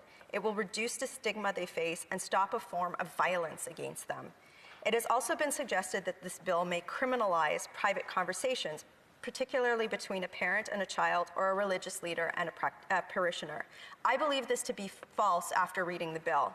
First, uncoerced conversations, including those with minors, are already protected by freedom of expression under the Canadian Charter of Rights and Freedoms. This bill further protects this right by defining conversion therapy directly in the bill as a practice, treatment, or service designed to change a person's sexual orientation or heterosexual or gender identity to cisgender, or to repress or reduce non-heterosexual attraction or sexual behavior. Upon reading this bill, I believe that the phrasing "designed to" makes it crystal clear that the bill does not criminalize formal conversations between faith leaders or family members. If there are concerns regarding freedom of expression, people should rejoice, because this bill protects the values of freedom of expression, the right to expression of self and truth as it pertains to sexual orientation and gender identity, which are necessary given all the evidence of discrimination against the community that I have already presented. It also has been suggested that this bill has the potential to criminalize prayer or religious belief. I also believe this to be a false assertion. Freedom of religious expression is an underpinning of Canada's pluralism, which I strongly support. There is, however, a clear difference between a religious belief and a sustained effort made by somebody in a coercive setting to change someone's sexual orientation or gender identity. In the same way, there is a difference between a general prayer and this practice as well. I believe this bill already clearly outlines these differences for the following reason. Most members seem to agree that banning conversion therapy is a pressing and substantive objective. Protecting health and well-being of LGBTQ2 Canadians from clear harm is an urgent concern. As such, this bill is proportional to any potential burdens on, say, religious freedom claims. This bill proposes limits that are rationally connected to the goal of protecting LGBTQ2 Canadians, but does not arbitrarily infringe on religious freedom. It does not, for example, infringe on holding anti-LGBTQ2 beliefs, which, for the record, I don't have and I don't believe anyone should have. It only prevents them from acting on them. In my view, the spirit and value of religious freedoms is to protect individuals so that they may practice their faith. Many existing provisions in our criminal code, however, already limit what actions might be taken in the name of that. That is, that the right to religious freedom does not extend to harming others. To be clear, this does not mean that C6 somehow infringes on parental rights to talk to their children about sex and sexuality. It does not infringe on parents' rights to hold the belief that homosexuality is wrong. Again, a belief I fully reject. It does not infringe on that parent's right to express that belief either. It does, as has been stated over and over, prevent any practice, treatment, or service designed to change someone's sexuality or gender identity. And this bill draws on that line at turning that belief into practice, a practice designed to change who someone fundamentally is, and in so doing, prevent harm to their person. Banning conversion therapy mitigates one fraction of the violence and marginalization that's directed at the community, but it doesn't stop hate crimes, it doesn't stop bullying and harassment, and it doesn't fix all of the other issues that I outlined before. But for those who are worried that this could somehow be a slippery slope, I would also point members to the fact that many other jurisdictions, municipalities, have also, within the tools that are available to them within their jurisdictional responsibilities, implemented some similar measures. Churches are still operating, so are mosques, so are gurdwaras. Society is going on, but I do feel that those types of regulations have sent a message to the LGBTQ community that society is working on some of the systemic discrimination that I've outlined already. I've spent a lot of time discussing my view as a legislator today, but I'd like to take a minute and explain my view on this as a human being. So back to my smart and effervescent friend, Hannah. She wanted me to tell you, Mr. Speaker, that LGBTQ people are who they are. You can't turn us or fix us. There is nothing to fix. But you can choose to love and support us instead. And that's really what I hope we can do as a country. No amount of legislation can change hearts and minds. Only individual commitment to compassion, understanding, and kindness will do that. I remember standing on a windy patio in July 2019 in Banff, Madam Speaker. In Alberta, members of Parliament can legally perform wedding ceremonies, and on that day, I had the privilege of uniting two beautiful humans surrounded by loving and excited friends and family members in marriage. There wasn't a dry eye in the place, including mine, because their love for each other was so infectious that you couldn't help but revel in it. So for Spencer and Jeff Seabrook, that day wasn't about their sexual orientation, it was about a joyous celebration of their love for one another, and that's how I think it should be. In the same way, the love 5 people who I consider to be my family give me every day, and I mean every day, isn't about the fact that they're gay. It's about the fact that they are amazing human beings who I deeply love in return. I don't want to fix them because they are already perfect, I admit that. It's actually on most days more about them trying to improve me. But they stood with me in my wedding party when I got married. They even bristled when former Prime Minister Harper tried to give them pointers on how to walk down the wedding runway. And Matt, he did have a point. But for those amazing people, and when two of those amazing people told me that they were engaged, we celebrated with joy. So to Dustin Franks, Miguel Arturo Pasumay, Craig Sklenar, Craig Volkerink, Brian Hearn, Matt McDonald, and Gareth Ayers, this one is for you. And this morning, Matt texted me and said, back when we were born, LGBTQ people were facing accusations that they were converting straight people who are gay. How ironic is it that 40 years later, you're giving a speech in the House of Commons to prevent people from violating human rights and forcibly attempting to convert gays the other way? Get it together, people. And Madam Speaker, he's got a point. The Honourable Parliamentary Secretary to the Minister of Small Business. Thank you, Madam Speaker, and I thank my colleague for her speech in which she spent quite a bit of time debunking some of the myths about Bill C-6. And so I would ask, when we proposed unanimous consent for this bill that would ban conversion therapy, why it is that members of the Conservative Party yelled nay. Why is it that as health critic she is unable to explain the very logical arguments she just gave to her colleagues so that we can unanimously pass Bill C-6 in this House and ban conversion therapy once and for all? Member for Calgary-Nose Hill. I'm not sure if my colleague opposite has been here long enough to understand that this place is, what we do here is debate, so debating isn't a bad thing. In fact, she herself just said that she was looking forward to debating amendments. But my friend Dustin Franks said, for the first Liberal who gets up and asks you something, say this: you've been in government for 5 years, why can't I give blood? Seriously, the best you could do for me as a gay man is give me a special loonie. Stop tokenizing us and take away the blood ban. And he's right. Comments, questions and comments. Questions and comments. The Honourable Member for Berthier-Masquinongé. Yes, thank you, Madam Speaker. I think it was one of the most convincing speeches we've heard on this bill. I raise my hat to the MP who, as the previous speaker said, has just debunked a number of myths. You can't treat this. I think the issue of religious beliefs was well explained, that there are limits that civil society can put when it comes to religious beliefs. I think this was a great speech. And I cannot believe that it's 2020 and that we're still debating this issue. The MP also brilliantly discussed the issue of blood donation. I'd like to hear a little bit more about this and with regard to the urgency of passing this legislation, because it was mentioned that we have colleagues here in the House who hesitate to support this bill. I would like to hear my colleague talk about how to convince them that this bill should get unanimous consent. Thank you. Well, again, this is a place where we do something called debate. I mean, we're debating now. It's respectful. We're looking at things. We do it at committee. It's kind of what people pay us to do, and I don't think debate is a bad thing. I do want to say this, since he raised the issue of the blood ban. Where's the action on that? Like, been 5 years.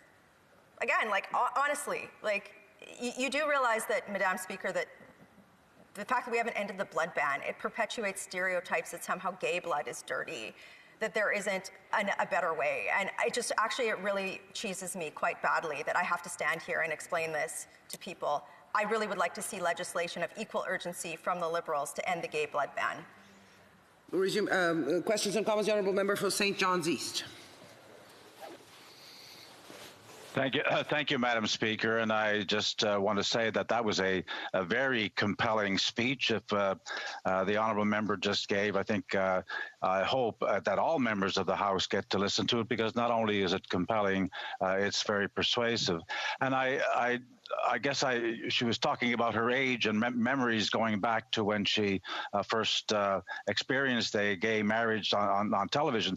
You know, there was not long ago, it was very frequent that individuals would talk about homosexuality as a lifestyle choice, in debunking it and belittling the reality of individuals who were gay or lesbian. So we have come a fairly long way in that, and now we're here talking about conversion therapy in a not unanimous view, but very close to a unanimous view in terms of that it's wrong. There may be some details we need to talk about.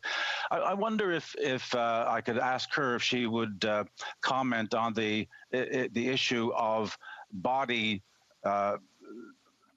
The issue of body affirming, which seems to be another way that is being used, particularly in dealing with transgendered people, that to seek to change them and to get them to conform to a particular identity and live happily ever after.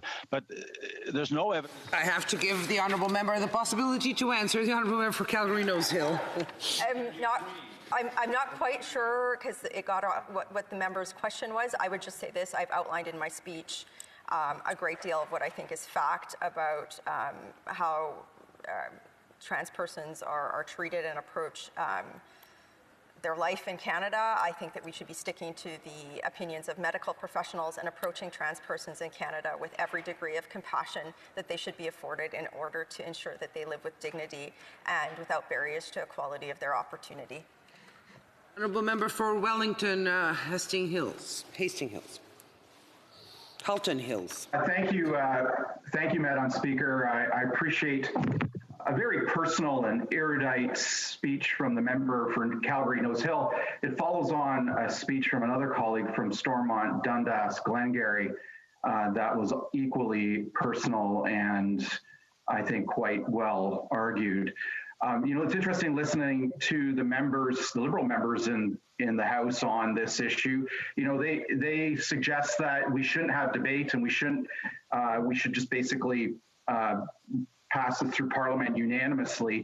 It reminds me that, it just indicates their overall approach to Parliament. They think Parliament's a nuisance. It reminds me of the motion they put earlier in the pandemic that they were trying to jam through the House, where they were proposing to suspend Parliament's review and power over spending and taxation till the end of next year.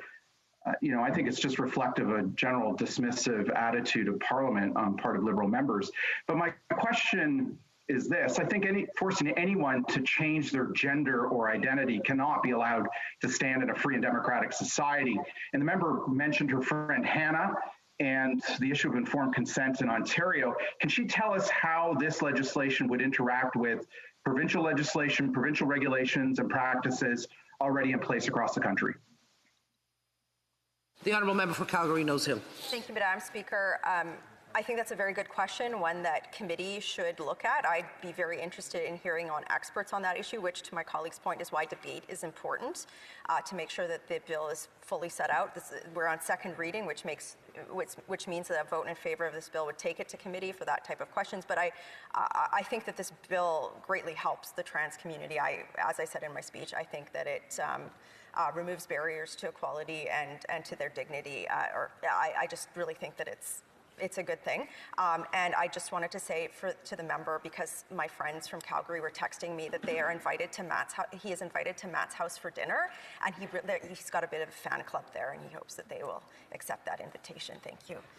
Honorable député de The honourable member for Drummond. Merci beaucoup, Madame. Thank you very much, Madam Speaker. I'd like to join with the member for Berthier-Maskinongé in saying that that was one of the fullest and most inspiring speeches we've heard. It was a very beautiful speech, and I'd like to congratulate my colleague on that. On the issue of conversion therapy, so there's pressure coming from tiny religious groups that are keeping their members in darkness, in ignorance, and their young people often need support from their peers to get through their period of questioning and self-acceptance. Would my colleague not agree that we should focus on education to help those groups to have their thinking, those tiny groups, to have their thinking evolve and bring them a bit more towards acceptance? I'd like to hear what my colleague has to say about that. The honourable member for Calgary-Nose Hill. I laid out in my speech why I don't think this bill impinges on religious freedom or the right to individual conversations. I would just say this. We do have religious freedom in Canada. Just because I don't like what somebody believes doesn't mean that I have the ability as a legislator to legislate that thought away. It's my responsibility as a human being to change hearts and minds in my actions and how I live. I personally believe that God is love and that there is no force in the universe that would tell somebody that they are imperfect because of who they love. That is my deep and personal conviction belief, and I would not associate with an organization that believed otherwise. So I fundamentally think that this is about choice, and as I said in my speech, each of our individual actions and responsibility to live what we believe, to live for good, and to treat others with dignity, compassion, and work to remove the barriers that they face to their equality of opportunity. Resuming debate, the Honourable Parliamentary Secretary to the Minister of Economic Development and Official Languages. Merci, Madame la Présidente. Thank you, Madam Speaker. Is to speak in favor of Bill C-6. This bill represents an important step forward toward building a more supportive and inclusive Canada for all, specifically for the LGBTQ2 community. Debate on this legislation has been very respectful and quite different from what we would have heard only a few years ago. I am heartened to hear most MPs stand up and say uncategorically that conversion therapy on minors is abhorrent and must be stopped. We've heard stories about how damaging conversion therapy can be on young people who are struggling with their sexuality. It is important to remember that it is not just the person undergoing conversion therapy that is impacted by this form of torture, and I truly believe it is. Family members and friends are impacted as well. Many truly believe that if this therapy is available, if it is advertised, then it must be acceptable, and it's anything but. I realize this legislation falls short of a total ban on transition therapy, but it's a start. The measures contained in this bill are the most progressive and comprehensive legislation response to conversion therapy in the world. Some members of the official opposition are worried that this bill lacks clarity. They claim that passage of this bill risks criminalizing conversations between young Canadians, discovering who they are, and the individuals they may seek out for advice from, like parents, teachers, faith leaders, or coaches, for example. However, the language is quite clear, Madam Speaker. Nothing in this bill criminalizes these types of conversations. What this criminalizes is exactly what the Leader of the Opposition claims he supports, criminalizing forcing a young person to undergo conversion therapy against their will or removing them from the country to do so. We're criminalizing a discredited and deeply traumatic practice. We are also ensuring individuals profiting off of conversion therapy or the advertisements to provide it can no longer do so. Now, under this legislation, the following definition of conversion therapy is provided. It is a practice, treatment, or service designed to change an individual's sexual orientation to heterosexual or gender identity to cisgender, or to repress or reduce non-heterosexual attraction or sexual behavior. For greater certainty, it does not include a practice, treatment, or service that relates to an individual's gender transition or an individual's exploration of their identity or its development. In other words, these amendments will not criminalize those who provide affirming support to persons struggling with their sexual orientation or gender identity, such as friends, family members, teachers, social workers, religious leaders, and so on. Nor would the amendment criminalize private conversations between consenting adults. And I have another definition for my colleagues. Therapy, according to Merriam-Webster, is a medical treatment of impairment, injury, disease, or disorder. It means to fix, to heal something that is impaired, disordered, or broken. Conversion therapy assumes something is wrong with LGBTQ2 Canadians. Take note, the Canadian Psychiatric Association removed homosexuality from its list of disorders in 1982.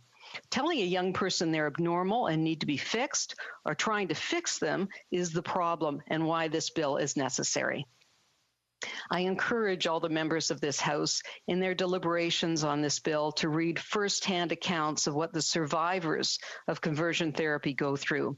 In Gerard Connolly's memoir, Boy Erased, inspiration for the film of the same name, he writes about his experiences surviving in a conversion therapy camp. This is the sort of counseling they offered, telling him, quote, "Your thoughts are harmful to God.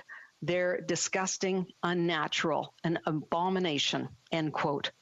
Abomination, Madam Speaker. I will say that word again because abomination is not a descriptor that should be used for anyone. Can you imagine how traumatizing that is for anyone, let alone people in a vulnerable state, looking for love and support and being told they're unnatural? That's not therapy, that's torture. Canada is an accepting country, and we've come a long way in the 50 years since homosexuality was decriminalized, in the 38 years since it stopped being seen as a mental disorder, or even in the 15 years since same-sex marriage was legalized. But we still have so much farther to go. I represent the riding of London West, and our city has had its own history of denying the LGBTQ2 community their voice. In 1995, organizers of the Gay Pride March asked the mayor of the day to issue a city proclamation in support of the Pride March. She refused. The decision led to a 3-year legal battle that ended with the Ontario Human Rights Commission fining the mayor and the city $10,000 and ordered the city to make the proclamation. Today, the Gay Pride Parade is one of the best celebrations in London, bringing together people of all ages, ethnic origins, and sexual orientations. It was one of the big disappointments this year due to the pandemic that we couldn't have the usual parade, and we can only hope that next year's Pride Parade will be able to move ahead as usual. Because we need to remind the community how important it is to have a voice and for young people to know they're not alone.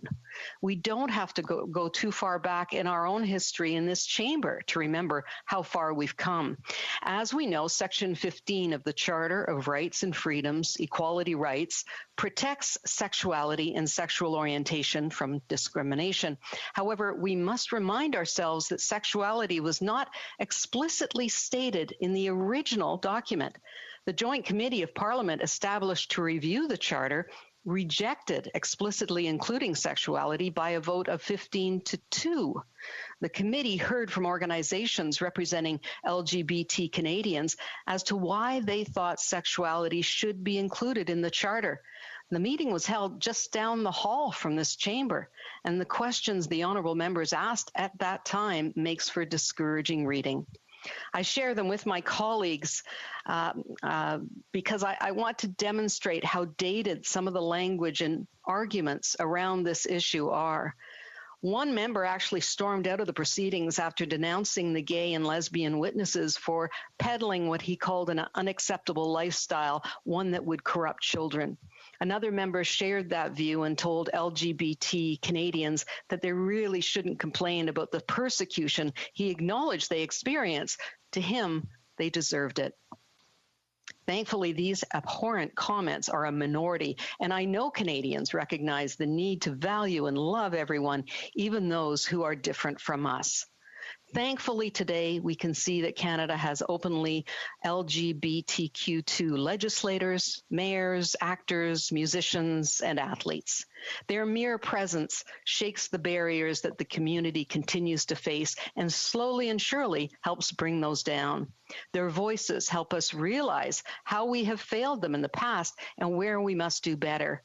We know that despite the recognition of equality under the law, out and proud role models, and most importantly, the growing support of LGBTQ2 Canadians, fear of being different remains. That fear is not unfounded.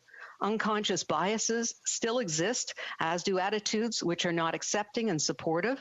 Some avoid coming out because they believe it may negatively affect their careers or how their friends and family might view them. Some who have come out deal with the trauma of being rejected by friends, families, and communities. Far too many LGBTQ youth, from Nova Scotia to London to Alberta to British Columbia, still don't find the love and support they need. It's heartbreaking to know that there are around 40,000 young Canadians who are homeless right now. Up to 40% of them are homeless because of their LGBTQ2 identity. It's hard to come out, and it can be hard to have someone you love come out to you. Organizations like PFLAG London in my community are there to help individuals who come out and help their families and friends as well. There are countless other organizations, including many religious ones, that help persons who struggle with issues of their sexual orientation, gender identity, and gender expression. These real supports will not be negatively impacted by this law. Supports that treat people with respect, love, and dignity. Those are very small asks, Madam Speaker. That is how all human beings should be treated. That is how you can have those difficult conversations with the ones you love. Conversion therapy assumes something is broken and needs to be fixed, but it hasn't fit the definition of therapy in Canada for almost 40 years. This bill is long overdue, and I am proud to support it because it is another step in the right direction. We cannot continue to pretend that the abusive, sickening practice of conversion therapy is okay in any way, shape, or form for our communities. Thank you, Madam Speaker. Questions and comments? Question et commentaire. The honourable member for Yellowhead. Thank you, Mr. Speaker. A few months ago, I had met with various clergy from different denominations, and when we brought up about Bill C-6, I was thinking that they were going to talk about how through prayer they could actually change someone, but that was far from the truth. But what they were very concerned about is having any conversations with anyone that was gay, lesbian, transgender, that they would be persecuted or prosecuted for this crime. And that's what they were concerned about, that they would be able to, if they spoke to them, that they would be criminalized. Now, the member did speak about how this was false.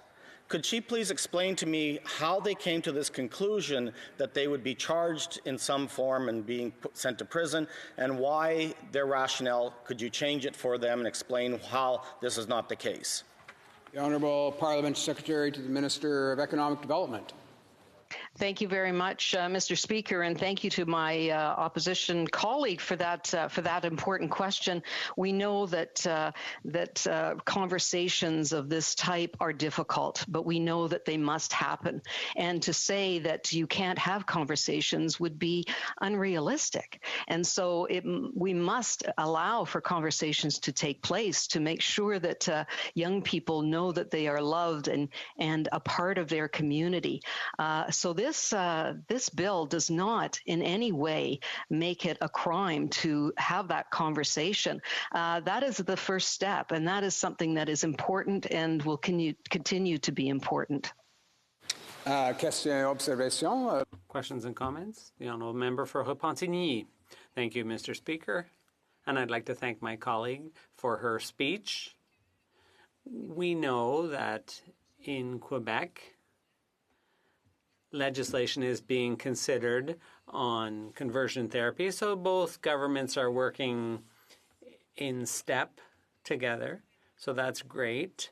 But in Quebec, people are concerned about people who may be remote controlled by religious organizations. And they're going to challenge this provision in court on the basis of freedom of religion and freedom of conscience. So that's one of the concerns in Quebec. So my question for my colleague is this an issue that has been addressed by this government? Because it's important, of course, to pass this bill, but prevention is better than cure. So if we can head off court challenges, that would be helpful. The Honourable Parliamentary Secretary to the Minister of Economic Development. Thank you very much, Mr. Speaker, and I really thank my honourable colleague for that question and concern. This is a step in the right direction, and there is no question that religious freedom is a part of what we believe in this country, and that will not change. And we know that there could be some more discussion right to the Supreme Court on these issues, which is entirely, I think, a part of the process. And I think it behooves us to move forward and make sure that we get this right. Questions and comments? The Honourable Member for Rosemont-la-Petite-Patrie. Thank you very much, Mr. Speaker, and I'd like to thank my colleague for her speech. I totally agree with her speech. I could have given it myself. I think this bill is a step in the right direction. Should have been done a long time ago, in my opinion. I also agree with what she said about these therapies being degrading, insulting, and even dangerous. How is it that this bill being put forward by the Liberal government doesn't completely ban conversion therapy? The Honourable Parliamentary Secretary. Thank you, Mr. Speaker. Thank you to my honourable colleague for that question. I must admit, I wish it went further. And I agree that, that we need to move this so that conversion therapy is outlawed completely. But we know that in this country, we want to make sure that we bring everybody on side, and we do it step by step. And this is our first step towards that. I hope that eventually we will be voting on a bill that will completely criminalize conversion therapy in Canada. Before resuming debate,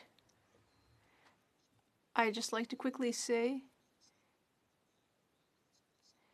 that there have been more than 5 hours of debate regarding this motion.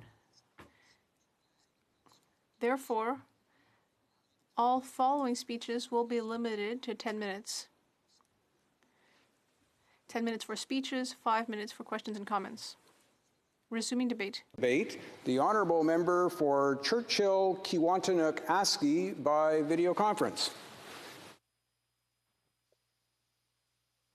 Thank you, Mr. Speaker. Mr. Speaker, I rise today to speak to C6, an act to amend the criminal code to ban conversion therapy, a truly horrific practice. C6 specifically criminalizes transporting a minor out of Canada for the purpose of conversion therapy, subjecting adults to conversion therapy against their will, and the, quote, business of conversion therapy, charging for, profiting from, or advertising conversion therapy for both minors and adults.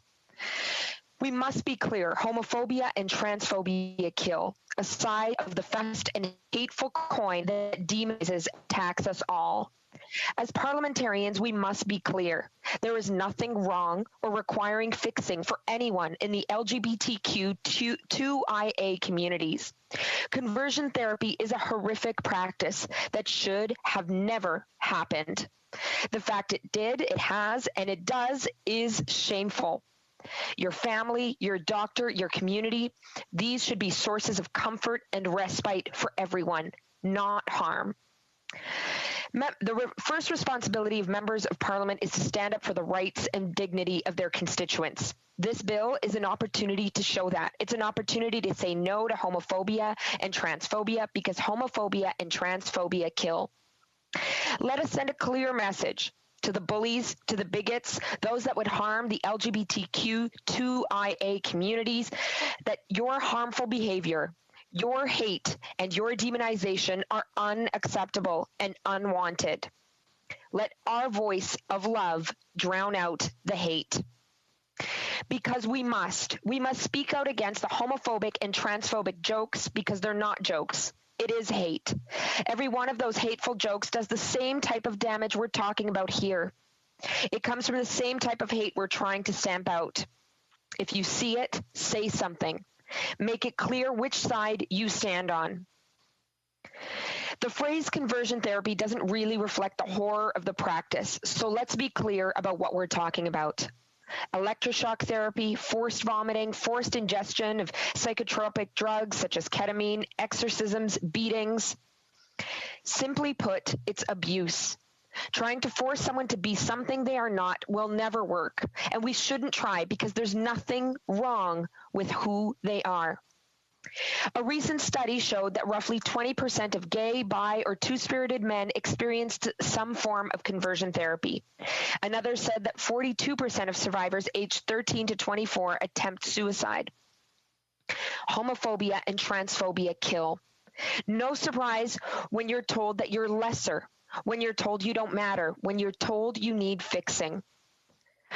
To anyone listening that needs to hear it, let me be clear. You don't need fixing. You're fine just the way you are. It's the folks attacking you that need fixing, not you. It may not feel like it, but there may be many people who believe in you. There are many people who believe in you, who want you to succeed and cannot wait to meet you. And that this hateful message comes from oftentimes the closest to you, sometimes parents, neighbors, and in some cases, even elected officials. It is truly unacceptable. We must put an end to it. We must put an end to homophobia and transphobia because homophobia and transphobia kill. It is impossible to change someone's sexual orientation, gender identity, or gender expression through conversion therapy, nor would it be desirable even if it worked. All you're doing is contributing to further harm, sometimes leading to depression, social isolation, and oftentimes self-harm or death by suicide. This is true of traditional conversion therapy and so-called body-affirming therapy. We must ban conversion therapy. We must say no to homophobia and transphobia because homophobia and transphobia kill. As we get to this moment, I'd like to recognize the work of those that got us here. In so many of these struggles, we don't always get to bear witness to the hard work of community members and survivors who laid the groundwork. I want to recognize the LGBTQ2IA advocacy groups, labor unions, members of the medical community, and the movement builders. I think of trailblazers across the country, like my friend Sherry DeNovo, my colleague, the MP for Esquimalt-Juan-de-Fuca, trailblazers like Sven Robinson, Bill Sixay, former members of parliament for the NDP, and my provincial colleague, Janice Irwin, who speak out and have spoken out against homophobia and transphobia any chance they've had. I think of every survivor that's shared their story, every person that's spoken out, every community member that has endured. And I think of those that didn't. Not one more person should be murdered by homophobia and transphobia. We owe it to those that aren't here to make it sure it never happens again. I'm happy to see some really inspiring and amazing work happening on the municipal, provincial, and territorial levels across the country to protect queer youth. No provincial health plans allow for the practice of conversion therapy as part of the public health care insurance system. No reputable healthcare provider should perform the practice, but we know that it happens, and that's why this legislation is so critical. And yet, only my home province of Manitoba has a formal and complete ban on health professionals offering conversion therapy, and it was the first province to ban the practice. Today, nearly 80% of Alberta is now covered by conversion therapy bans, but the provincial government refuses to act. Their lack of leadership puts children in danger. Ontario, Nova Scotia, and PI have made it illegal for health professionals to practice conversion therapy on minors. Yukon Territory is moving forward with legislation to ban conversion therapy as well. But there's been a lack of federal leadership until this point. In 2019, my former colleague Sherry Benson brought forward a petition by the Lethbridge Public Interest Research Group, signed by survivors and allies, calling on the government to ban the practice. They shared their stories and their collective voice and called on us as parliamentarians to stand with them. At the time, the Liberal government used the tired argument of obstructionists to human dignity everywhere, state rights. After countless survivors and activists continued to raise their voice, the government relented. They were wrong then, but I'm glad they're moving now, because homophobia and transphobia kill. But let us be clear on the Liberals' pink-washed record on LGBTQ rights more broadly. A government that believes in queer rights doesn't prop up the Saudi Arabian government, one of the worst abusers in the world when it comes to LGBTQ rights. It doesn't continuously deny the rights of men who have sex with men to give blood, despite saying otherwise. In 2020, being an ally must mean more than doing the bare minimum. It must be more than attending pride parades. It must mean giving communities the tools themselves to live in dignity and in health, to lead their own fights in their own way.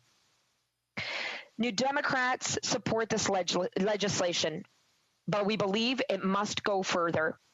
And we must make sure we aren't leaving trans people behind. We must make sure that when we talk about banning conversion therapy for sexual orientation, we also include the same harmful practice when it comes to gender identity and expression. Because, and it bears repeating, homophobia and transphobia kill. We know that legislation alone isn't going to keep LGBTQ2IA folks safe, nor will it repair the damage brought. This government must ensure that adequate funding exists for community-led solutions. It is the only way. Whether it's speaking out against hate, beginning practices that are harmful to the LGBTQ2IA communities in Canada, or Canada's foreign policy, we must be clear on our values of love and respect and condemn the bullies and bigots. When I was reading my speech, I read stories of survivors of conversion therapy. Many were living through their pain, and their voices must be heard. I want to share a few of those stories. Quote, conversion therapy is not therapy. It's just torture, abuse, and people still need to be educated, unquote. The words of a survivor that was forced a cocktail of psychedelic drugs and told to smell his feces anytime he felt attracted to another man. His story helped convince the city of Vancouver to ban the practice. There are other horrific stories.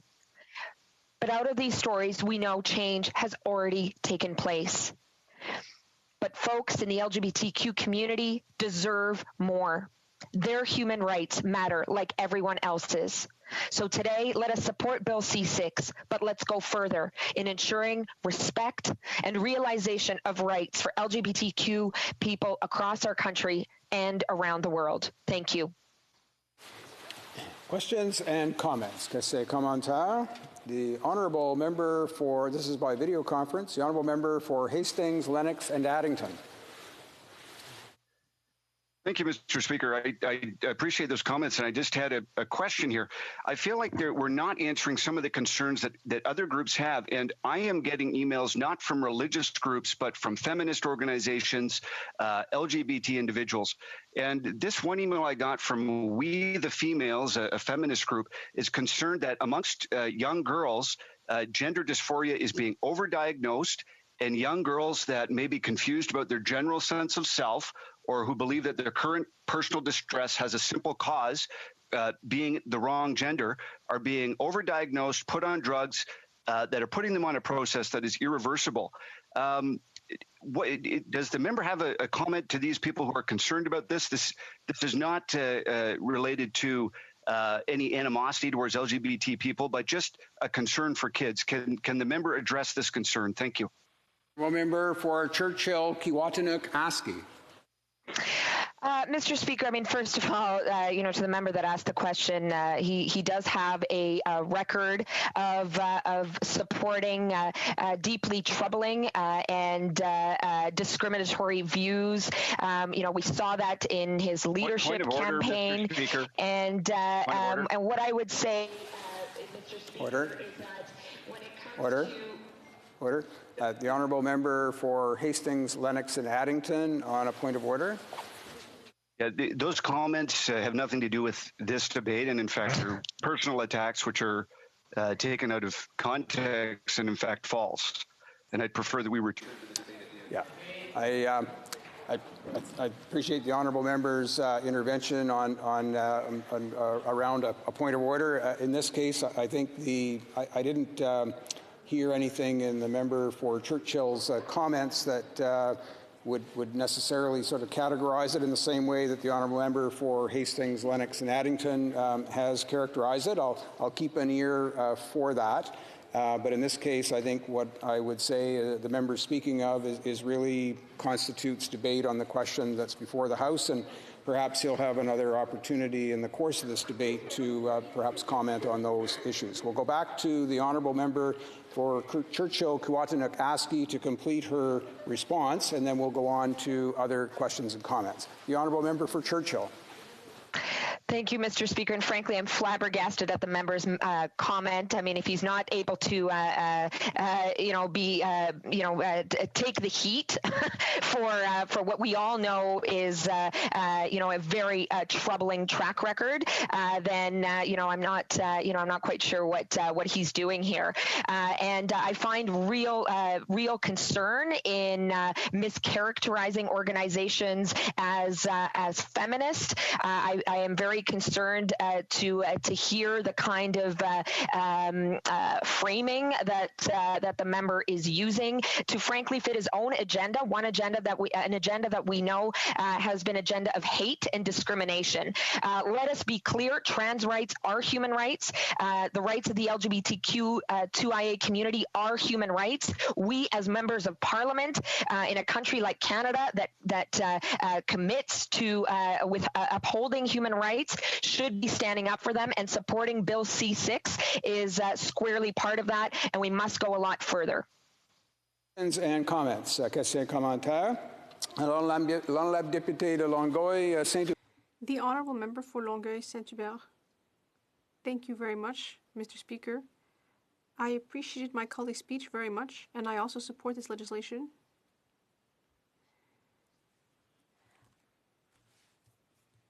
I recently watched a TV show which take place in psychiatric institutions in the 50s, or in cases where lobotomy was used to care for homosexuality, so to speak.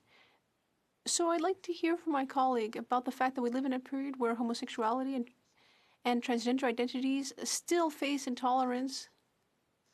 When you consider the numbers on the statistics on suicide, for example, yes, in 2020, this is a progressive piece of legislation and brings us into the 21st century. I'd like to hear from my colleague about what we should do now. What further things can we do so that trans and gay people can feel more accepted? How can we as legislators do more to move the file forward? Député de Churchill. The honourable member for Churchill-Kiwatinuk-Askey. Merci à mon collègue. I'd like to thank my colleague. I appreciate what he shared. Regarding our history as a country, we need to learn from our history. And we need to not repeat the abuse that gay and trans people have suffered in the past. In my speech, I mentioned various actions that the federal government must pursue to recognize and implement the rights of the LGBTQ2 community here in Canada. We also need to make sure that funds are transferred to support the work of LGBTQ communities on the ground. We need to support these organizations in their daily work. We need to support marginalized members of the community. But it's not enough to do that. It's not enough to do that here in Canada. We also need an international policy to respect the rights of LGBTQ folks. We are just going to take another brief intervention because there was a little time devoted to the point of order. So there's time for one more. Last question by video conference. The Honourable Member for Nanaimo, Lady Smith. Well, thank you, Mr. Speaker, and I'd like to thank the honourable member for her speech. I agree with her 100% that SOGI rights, sexual orientation, and gender identity rights are human rights, and we need to go farther as parliamentarians to protect people from homophobia and from horrible practices like this practice of conversion therapy, which is not a therapy; it is torture. I would just like to ask the member quickly, in going further, would you like to see a complete ban? Because the legislation says that adults who go through this against their will is banned, but would you like to see a complete ban of this so-called therapy? Deputy Churchill, Kiwatanokaski. Yes, and thank you to my colleague for the question. Absolutely, a complete ban is important, and you know, for us, it's very important. Yes, to support the bill, but to state very clearly, it must go further. You know, let's not lose the opportunity that we have right now to do the right thing. Already, the Liberals have waited way too long. You know, and I certainly would encourage jurisdictions across the country to continue to do the work they're doing to implement complete bans at their levels of government. You know, but look, we can be leaders right now, set the bar right now, and a complete ban is critical. And as I said, we need to be ensuring that we're standing up for the human rights of the LGBTQ2IA communities here at home and in our foreign policy as well. And that's something where we need to see much more leadership from the Liberal government now and going forward. Resuming debate, the Honourable Member for Richmond Hill. Thank you, Mr. Speaker. Mr. Speaker, I'm pleased to join second reading debate on Bill C6, which proposes to criminalize conduct pertaining to conversion therapy, a cruel exercise that stigmatizes and discriminates against Canada's LGBTQ2+ communities. Bill C6 proposes the same amendment as previous bill in the Bill C8.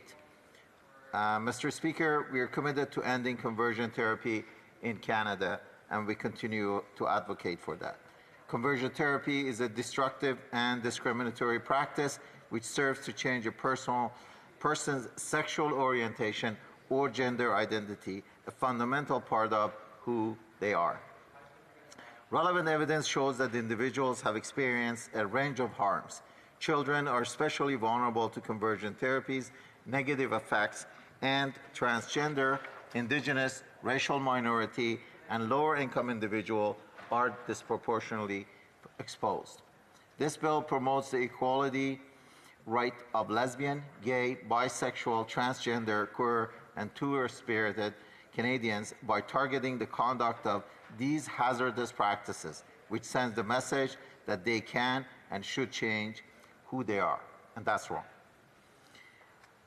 Mr. Speaker, Canadians value diversity, equality, and human dignity. This bill reflects and reiterates those fundamental values. We must move ahead and eradicate this discriminatory practice that's out of step with Canadian values. Many studies have cataloged the harms experienced by people who've been subjected to conversion therapy. In 2009, the American Psychological Association noted that conversion therapy originated in a time when homosexuality was listed as a mental disorder in the American Psychiatric Association's Diagnostic and Statistical Manual. More recent research shows a wider variety of intervention, including gender role reconditioning, support groups, and psychotherapy, as well as wider variety of providers, including both licensed and unlicensed mental health providers in various disciplines, pastoral counselors, and laypersons. Not surprisingly, the science shows that conversion therapy is incapable of achieving its discriminatory end. A person can no more change their sexual orientation or gender identity than they can change their ethnicity or other characteristics that define who they are. As with any bias against individuals based on actual or perceived sexual orientation, gender identity, or gender expression negatively affects mental health and causes a wide range of serious harms, including decreased self-esteem and authenticity to others, increased self-hatred, confusion, depression, guilt, hopelessness, helplessness, shame, social withdrawal, and suicidality, increased substance abuse, feeling of being dehumanized and untrue to self, loss of faith, and sexual dysfunction. Conversion therapy has also been discredited and denounced by many professional associations as harmful practices, particularly to children. For example, in 2014, the Canadian Psychiatric Association expressed its opposition to the use of conversion therapy, stating that the practice assumes that LGBTQ2+ identities indicate a mental disorder, and that LGBTQ2+ people could or should change their sexual orientation or gender identity. The Canadian Pediatric Society has also indicated that practices as clearly unethical, and the Canadian Psychological Association, in their policy statement on conversion therapy, opposes the practice and takes note of the fact that scientific research does not support its efficacy. I would like to emphasize that the conversion therapy is a very harmful practice to our children, and it is our duty to protect them against such harmful practices. To be clear, the evidence tells us that the person exposed to conversion therapy have experienced its harmful impact regardless of whether they have been compelled to undergo the practices or whether they have sought it out themselves. Both groups experience the very same harms. That is because conversion therapy is aimed at changing a person, not exploring and conducting the harmful impacts of stigma and a stereotype on the person's self-conduct, which is the foundation for legitimate interventions. Conversion therapy can take many forms, including counseling, behavioral modification, and talk therapy, and may be offered by professional, religious officials, or layperson. Bill C6 defines conversion therapy as a practice, treatment, or service that designed to change a person's sexual orientation to heterosexual or gender identity to cisgender, or to repress or reduce non-heterosexual attraction or sexual behavior. To be clear that this definition does not capture practices, treatments, or services designed for other purposes, such as those aimed at supporting an individual without trying to change them. Furthermore, the legislation clarifies that gender-affirming therapies and treatments are not captured by the definition. Mr. Speaker, conversion therapy is predicated on lies and falsehood, such that being homosexual, lesbian, bisexual, or trans is somehow wrong and it needs fixing. Not only is this belief false, it signals a demeaning and a degrading message which undermines the dignity of individuals and the entire LGBTQ community. In contrast to what others may say, there is no right or wrong when it comes to who you are or who you love. As mentioned earlier, conversion therapy has been discredited and denounced by professionals and healthcare associations in Canada and in the United States and all around the world. It has no scientific basis or any grounding in true healthcare practices. Bill C6 proposes creating 5 new criminal code offenses targeting conversion therapy. These proposed offenses would prohibit, first, causing a minor to undergo conversion therapy. Second, removing a minor from Canada to undergo conversion therapy abroad. Third, causing a person to undergo conversion therapy against their will. Fourth, forfeiting from providing conversion therapy, profiting from providing conversion therapy, my mistake. And fifth, advertising the provision of conversion therapy. If passed, this bill will make Canada's laws on conversion therapy the most progressive and comprehensive in the world. Victor Madrigal-Borloo, the UN independent expert on sexual orientation and gender identity, has stated that this bill could provide a new international model for dealing with such practices, and that is encompassing this position is probably the very best when it comes to the practices that he has seen around the world. I implore my colleagues across all party lines today to ensure that we are clear. There is a clear difference between asking someone who they are and telling someone that who they are is wrong and it needs fixing. Supportive teachers, school counselors, pastoral counselors, faith leaders, doctors, mental health professionals, friends or family members do not need to fear engaging in important discussion about someone's identity. Discussions which are often critical to personal development. What is being targeted here are those who are actively working and providing services designed to change someone's identity, designed to change someone identifying based on preconceived notion of who someone ought to be or ought to behave. This bill represents important progress toward ending conversion therapy in Canada and reflect a harmony between progressive policy and constitutional consideration. We must stand together in support to curtail this unscientific and dangerous practice. Mr. Speaker, in closing, Canada is a country where everyone, regardless of their gender identity, or their sexual orientation, can live in equality and freedom. As parliamentarians, this is exactly the legacy we should leave for all of our children and our grandchildren and so on. I sincerely hope that all parliamentarians will support this important piece of legislation. Thank you, Mr. Speaker. Questions and comments? Question commentaire. The honourable member for Edmonton Riverbend. Thank you, Mr. Speaker. Appreciate that. Appreciate the member's speech. Who we work together on the mental health caucus been now over 2 parliaments, and we do, I think, a lot of good work there. He's just spent the last 10 minutes, though, explaining how important this this piece of legislation is.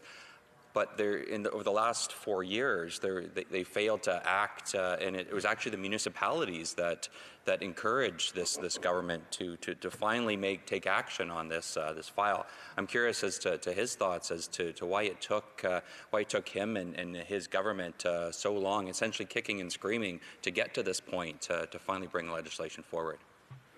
Honourable member for Richmond Hill.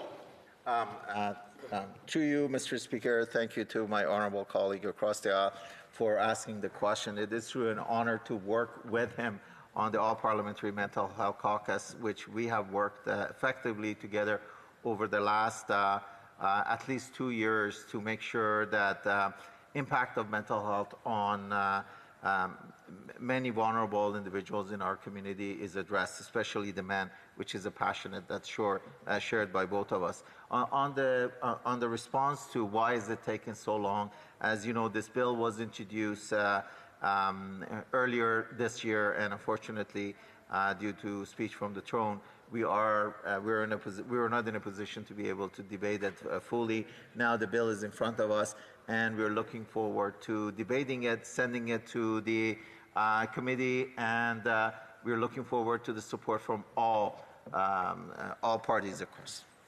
Questions and commentaires? Questions and comments? La députée de... The Honourable Member for Longueuil, Saint-Hubert. Thank you, Mr. Speaker. I greatly appreciated the speech given by my dear colleague. Something that I find curious, everybody seems to be in agreement on the bill, that it's urgent that we take action because people are experiencing drama and very terrible things. There are many urgent issues, for example, such as medical assistance in dying. Bills could have been passed months ago. The House was prorogued for 5 weeks. Does my colleague not agree that we could have done without those 5 weeks suspended. There are urgent matters. People are waiting for legislators to move things forward. The honourable member. Member for Richmond Hill. Mr. Speaker, thank you once again to the honourable member. Thank you for his important question. Mr. Speaker, it is fair to acknowledge that we are living in very difficult times. COVID-19 has left an impact on not only on Canadians but also across the world. And that is the reason that we had to take a pause and really reflect on what we had learned since March or early February when this pandemic became aware. And we've done that. We've done that effectively. We came back with a very strong speech from the throne, and in there we talked about mental health, and we also have the opportunity now to reintroduce bills such as C6 and C7. Thank you, Mr. Speaker. Some comments. The honourable member for Timmins, James Bay. Mr. Speaker, I think one of the things that we see in terms of what's happening on the ground right now, particularly with trans youth, is the marginalization, the high levels of violence. And I hear from some of the Conservatives this continual message that this legislation which bans a specific act, conversion therapy, will somehow interfere with families being able to talk about these issues, that will criminalize professionals who are brought in to work.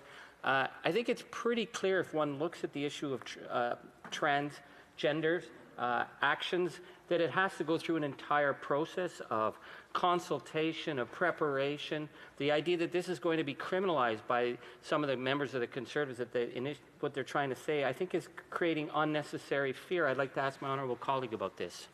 Honourable member for Richmond Hill. Thank you, Mr. Speaker, and once again to my colleague. Thank you for that clarification. As I stated in my speech as well, there is a clear difference between trying to convert someone against their wishes or consult someone or provide information. As I said in my speeches, the therapists, the school counselors, the various professionals, or the parents do not have to worry about engaging in a conversation that explores and guides, because this is not decriminalized, and it's actually strongly supported, because it is that fundamental, it is that process that one has to go to be able to become comfortable with their gender or identity if they need to do so. Thank you, Mr. Speaker. Resuming debate, the honourable member for Battleford's Lloydminster. Thank you very much, Mr. Speaker. Today I rise to speak to Bill C6, an act to amend the criminal code in relation to conversion therapy. It is my belief, Mr. Speaker, that harmful conversion therapy practices are wrong and have no place in Canadian society. No person should be forced or coerced to change their sexual orientation or their gender identity. And as we consider this legislation, it is incumbent upon us to examine the actual text of Bill C6. We must review what is in it, or in this case, what is not in the legislation itself. Because at the end of the day, Mr. Speaker, laws will be interpreted and applied based on their written text and not on an expressed intent. It is for that reason that I have serious reservations with this bill. This legislation lacks a clear definition of conversion therapy. Its definition is so general that it leaves room to be applied broadly. There is very reasonable concern that this legislation could criminalize voluntary conversations and efforts to seek support. It also leaves the door open to infringe on religious expression and parental rights. As we know, this bill has been reintroduced after it was cleared from the legislative table when the Liberal government unnecessarily prorogued Parliament. It was originally introduced in the first session of this Parliament as Bill C8. Concerns about the broad definition were raised with the original introduction of this bill. With the clearing of the legislative slate, the Liberal Justice Minister had the opportunity to fix the definition. It is disheartening that this legislation was reintroduced without addressing these serious concerns. The Justice Minister was fully aware of these concerns and made the decision to ignore them. In fact, after the first introduction of this legislation, the Department of Justice put the following disclaimer on their website, and it reads, "These new offenses would not criminalize private conversations in which personal views on sexual orientation, sexual feelings, or gender identity are expressed, such as where teachers, school counselors, pastoral counselors, faith leaders, doctors, mental health professionals, friends, or family members provide affirming support to persons struggling with their sexual orientation, sexual feelings, or gender identity." That statement, Mr. Speaker, would not have been offered if there was no need for it. By providing that clarification, there is an implied acknowledgement that the legislation is not clear. Unfortunately, Mr. Speaker, a disclaimer on the department's website is not the same as legislating it. That statement takes a position that is not explicitly stated in this bill before us. There is nothing in Bill C-6 that clearly states that private conversations in which a person expresses their views on sexual orientation, sexual feelings, or gender identity won't be criminalized. When a person is struggling or wrestling with life's issues, regardless of what that might be, it's very common to voluntarily turn to a trusted person for support.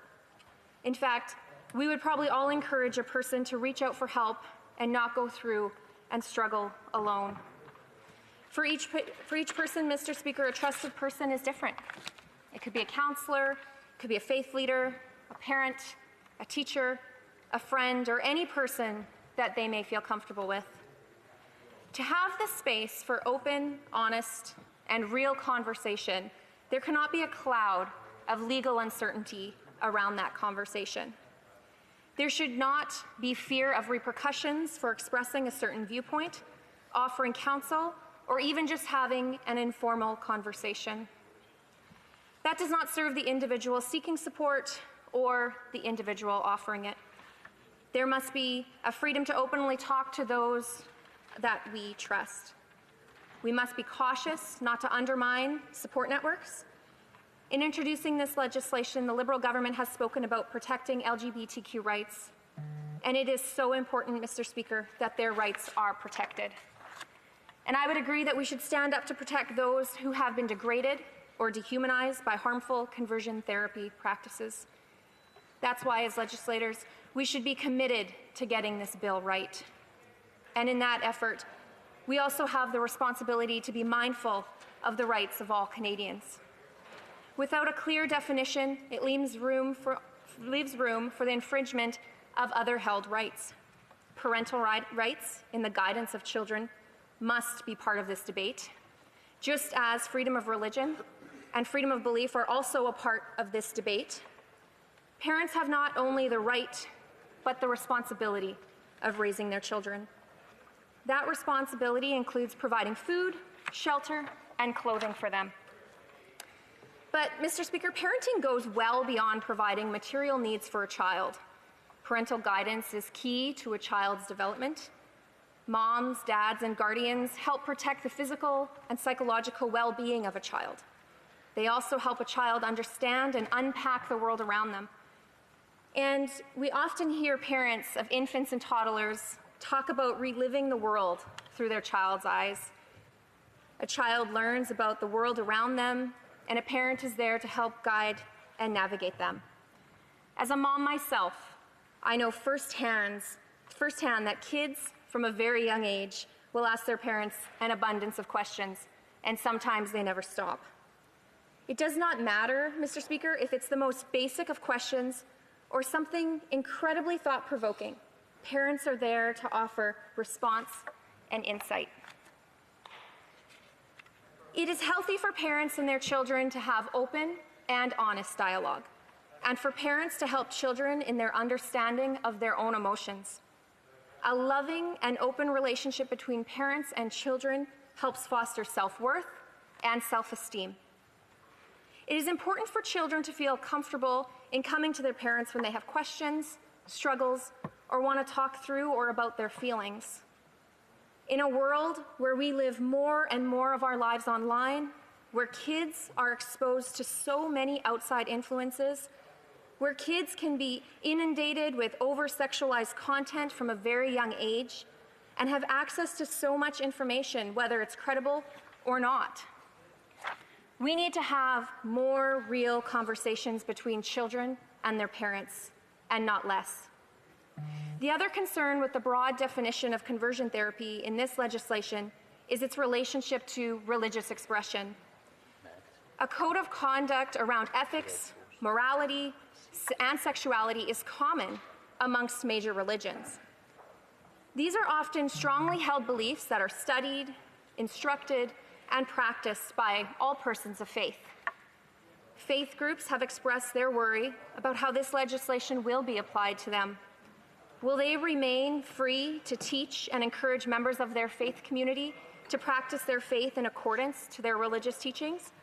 Or will this legislation in its application go well beyond criminalizing involuntary, harmful, and discriminatory conversion therapy practices?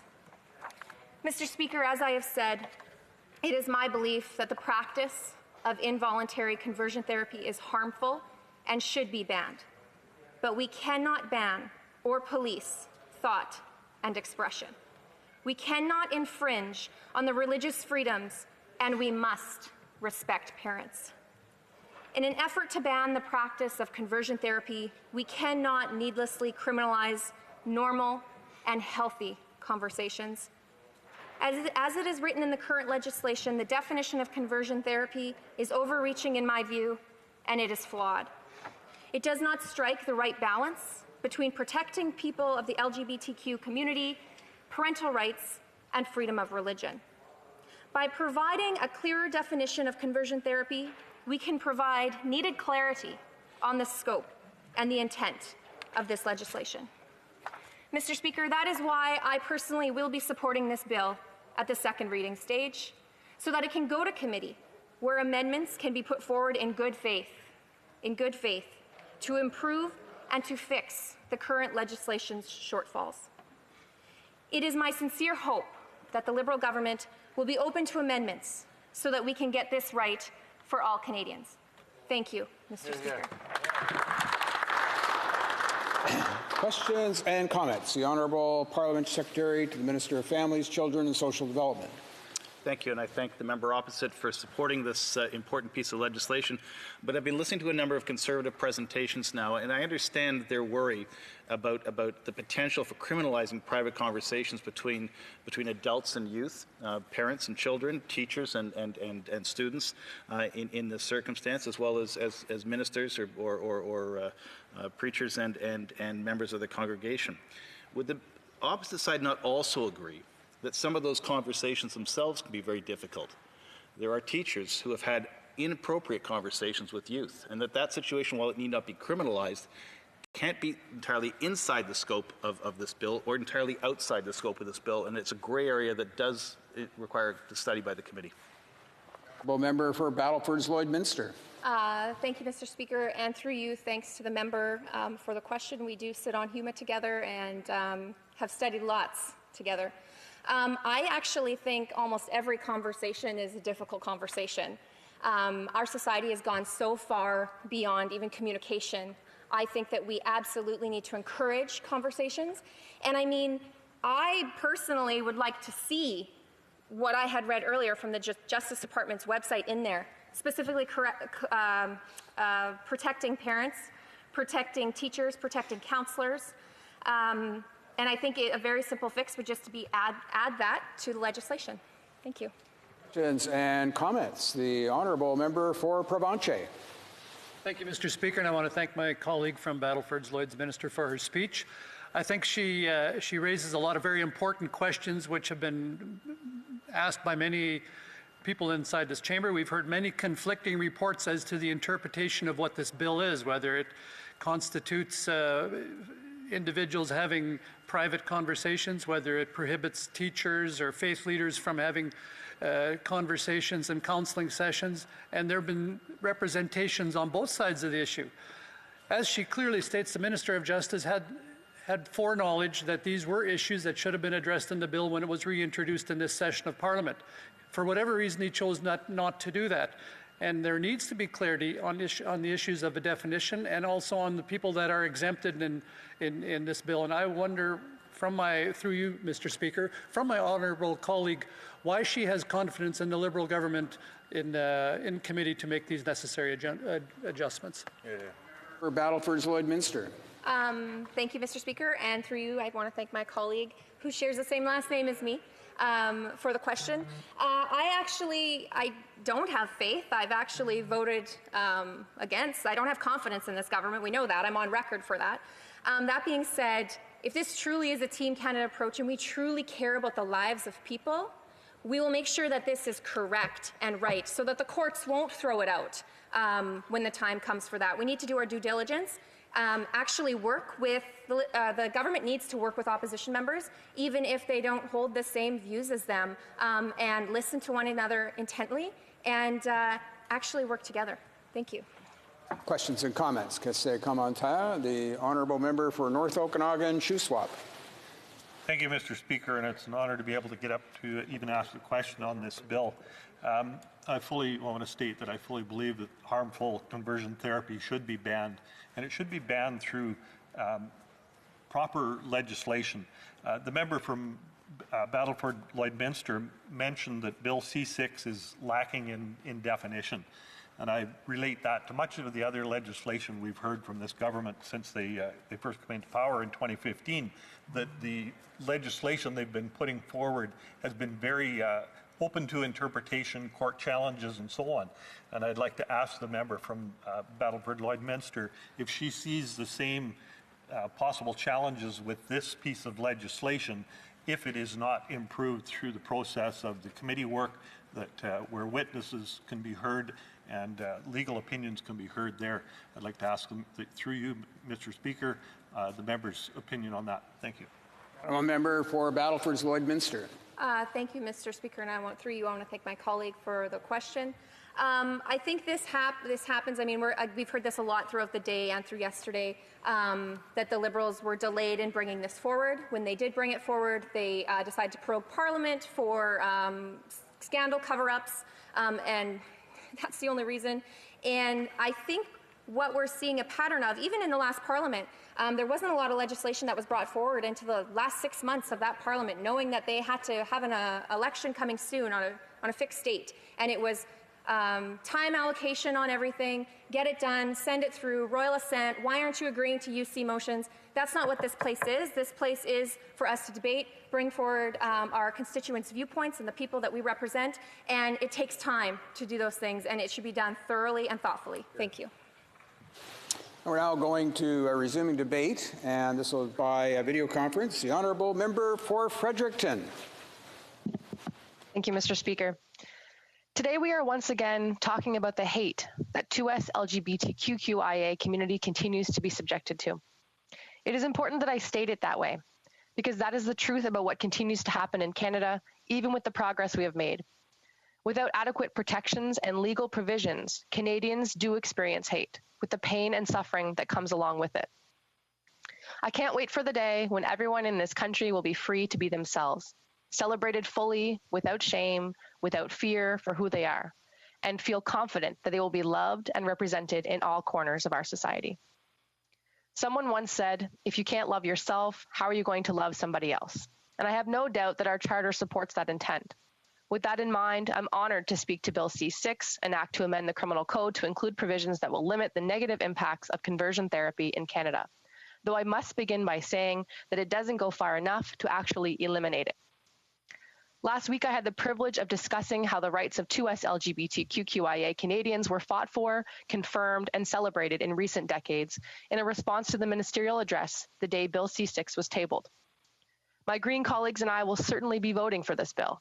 And when we do, I will be thinking of the people I have met along the way that have suffered conversion therapy and the shame and self-loathing they have had to overcome as a direct result.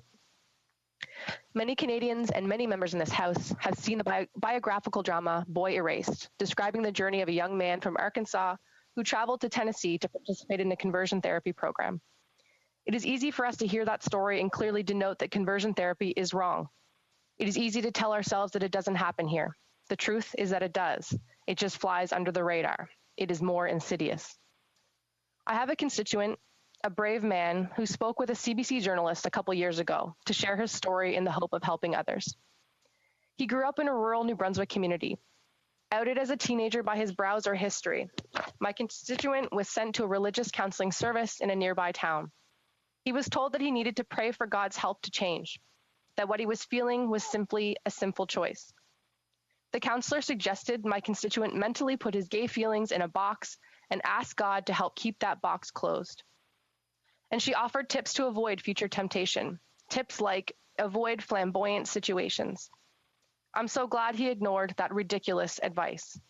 This constituent of mine is a leader in our community and an inspiration for young people today to celebrate who they are. The damage done by his experience with conversion therapy left him to fight feelings of shame throughout his adolescence and young adulthood. The truth is, in church basements and family homes across our country, children, youth, and adults are being taught to hide who they are because it is something to be ashamed of. The real shame here is the damage we are doing to these young minds and hearts. We are limiting their capabilities by stunting their personal growth. We are dimming their light. The harm that this process causes to people is immeasurable. It reinforces stigma, myths, and lies. It has a profound impact on the ability of a person to love themselves, to have self-confidence. There is a recognition worldwide of the destructive nature of this practice and an acknowledgement that criminal law is an appropriate way to address that harm. We are not criminalizing conversations as we have so callously heard in this House. There should be no doubt about what conversion therapy is and our responsibility to stop it from happening. Yesterday, during his intervention, the Minister of Justice said that the purpose of this bill is to criminalize conduct related to conversion therapy. He said that putting an end to conversion therapy is a reflection of the government's commitment to eradicating a discriminatory practice that is out of step with Canadian values. He reminded us that multiple professional associations recognize that conversion therapy can lead to various negative impacts on mental and physical health, contributing in some cases to death by suicide. I could not agree more with the minister. We must put an end to conversion therapy. So I can't help but wonder why we aren't going all the way with this bill, instead leaving the door open for a dangerous loophole. Bill C-6 bans the practice of conversion therapy for minors, but not for adults. The specific phrasing that one cannot cause a person to undergo conversion therapy against their will falls short of providing meaningful protection for the exact Canadians most likely to face pressure from their loved ones to undergo the therapy. Leaving the door open to conversion therapy through the notion that one might choose to engage in this abusive practice means forcing Canadians to make an impossible choice: undergo the experience or lose the love and support of your family. This bill does take the clear and unequivocal step of precluding someone from profiting from conversion therapy. It makes it impossible to advertise the service, regardless of whether it is provided to minors or adults. If it's wrong, then it's wrong. We know conversion therapy is abusive and cruel. The minister correctly affirmed that it is a discriminatory practice that is out of step with Canadian values. As parliamentarians, shouldn't we be aiming to uphold the rights of all Canadians to protect their safety and security? When something causes harm, it is a legitimate decision of government to criminalize the practice. I'll actually go a step further, leaving queer Canadians across this country with the burden of navigating these conversations with their families and expecting them to stand firm against coercion without the backing of a law that truly denounces the practice amounts to cowardice. We are leaving these Canadians to confront an issue that we are not bold enough to take on ourselves in the public sphere. I think of the constituent I mentioned earlier. I mourn the time he has lost overcoming shame he should never have been made to feel. Together we can make this bill into what it needs to be for all Canadians so that no one goes through what he has experienced. I am looking forward to voting for this bill, and I will be tabling amendments to strengthen it at committee stage. If I can be clear today about one thing, let it be this: whatever your identity, be it two-spirit, lesbian, gay, bisexual, trans, queer, intersex, asexual, or otherwise, you belong. Your right to security of the person is as valid as for any heterosexual cisgendered Canadian. You are an integral part of our communities across Canada, and we are here today to fight with you and for future generations to feel the respect and love that they deserve. Thank you very much, Mr. Speaker.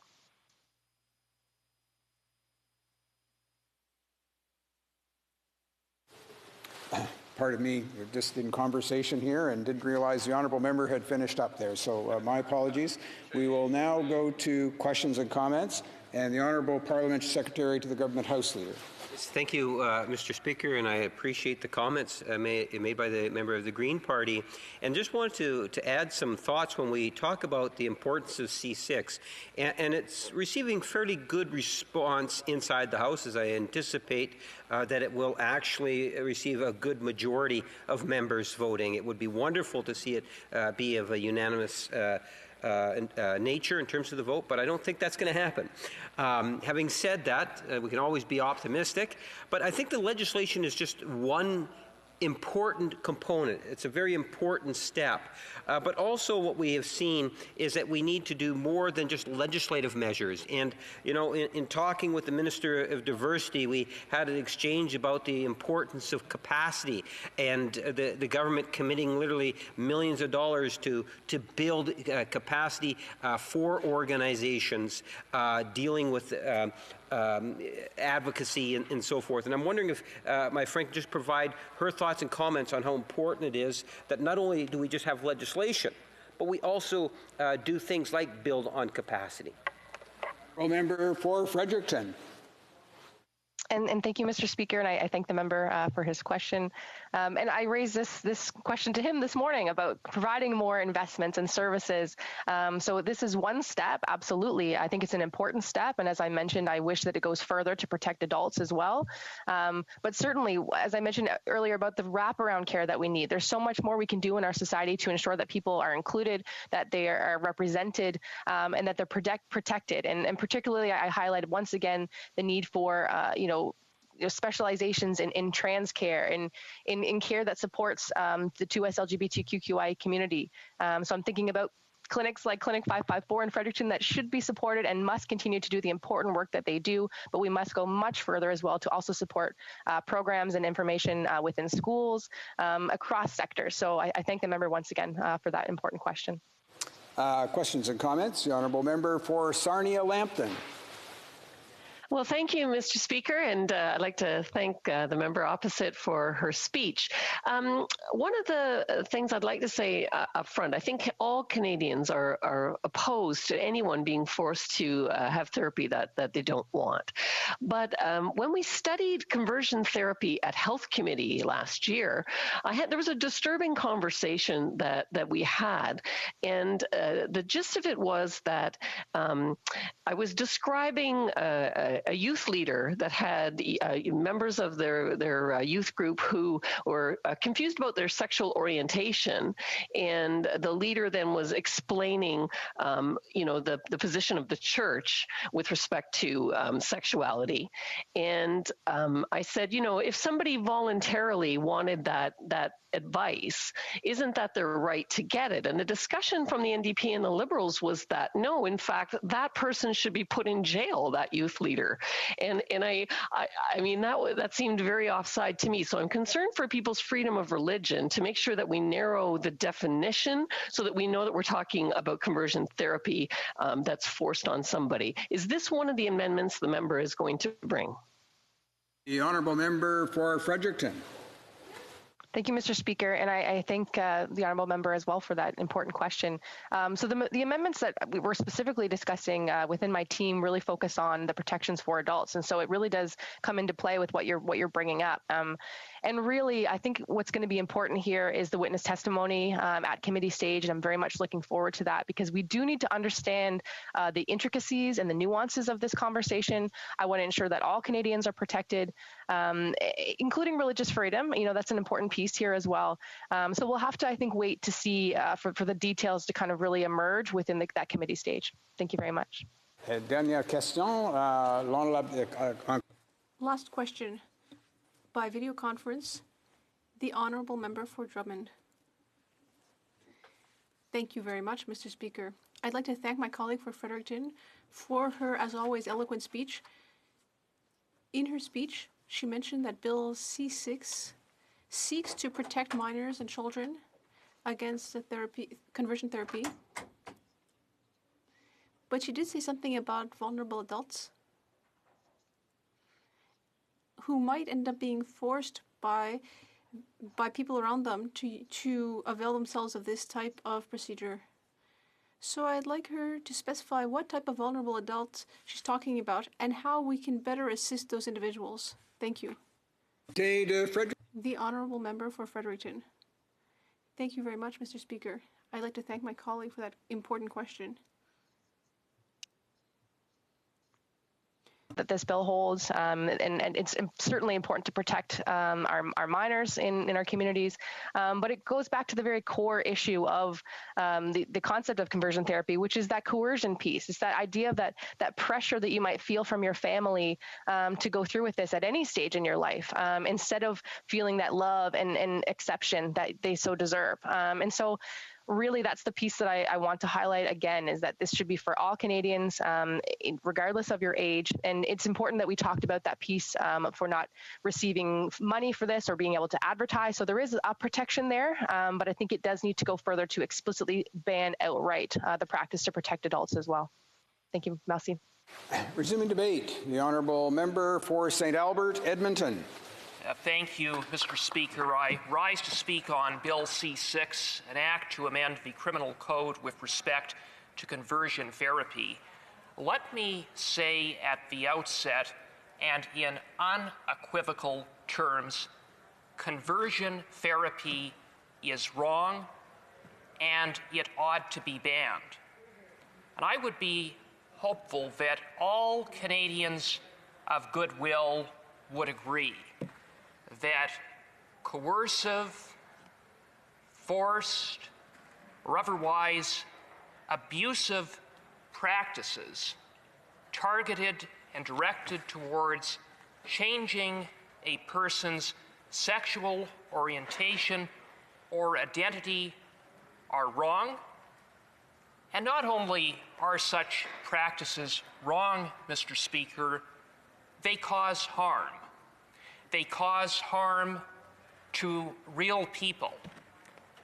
And the effects of such harm are real and profound. Such harm can be life-changing and life-lasting. And in the most extreme cases, it can even contribute to suicide. And so it is on that basis that I believe that it is appropriate to clarify in the criminal code that such repugnant acts violate the law and that individuals who perpetrate such acts are held accountable to the fullest extent of the law punishable by the criminal code.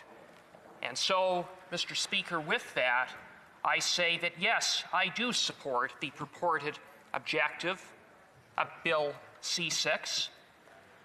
And while I support the purported objective, I do have issues with the manner in which the bill in its present form has been drafted, starting with the definition of conversion therapy. Obviously, when we speak of legislation, the objective of which is to ban conversion therapy, it is important that we get the definition of conversion therapy right.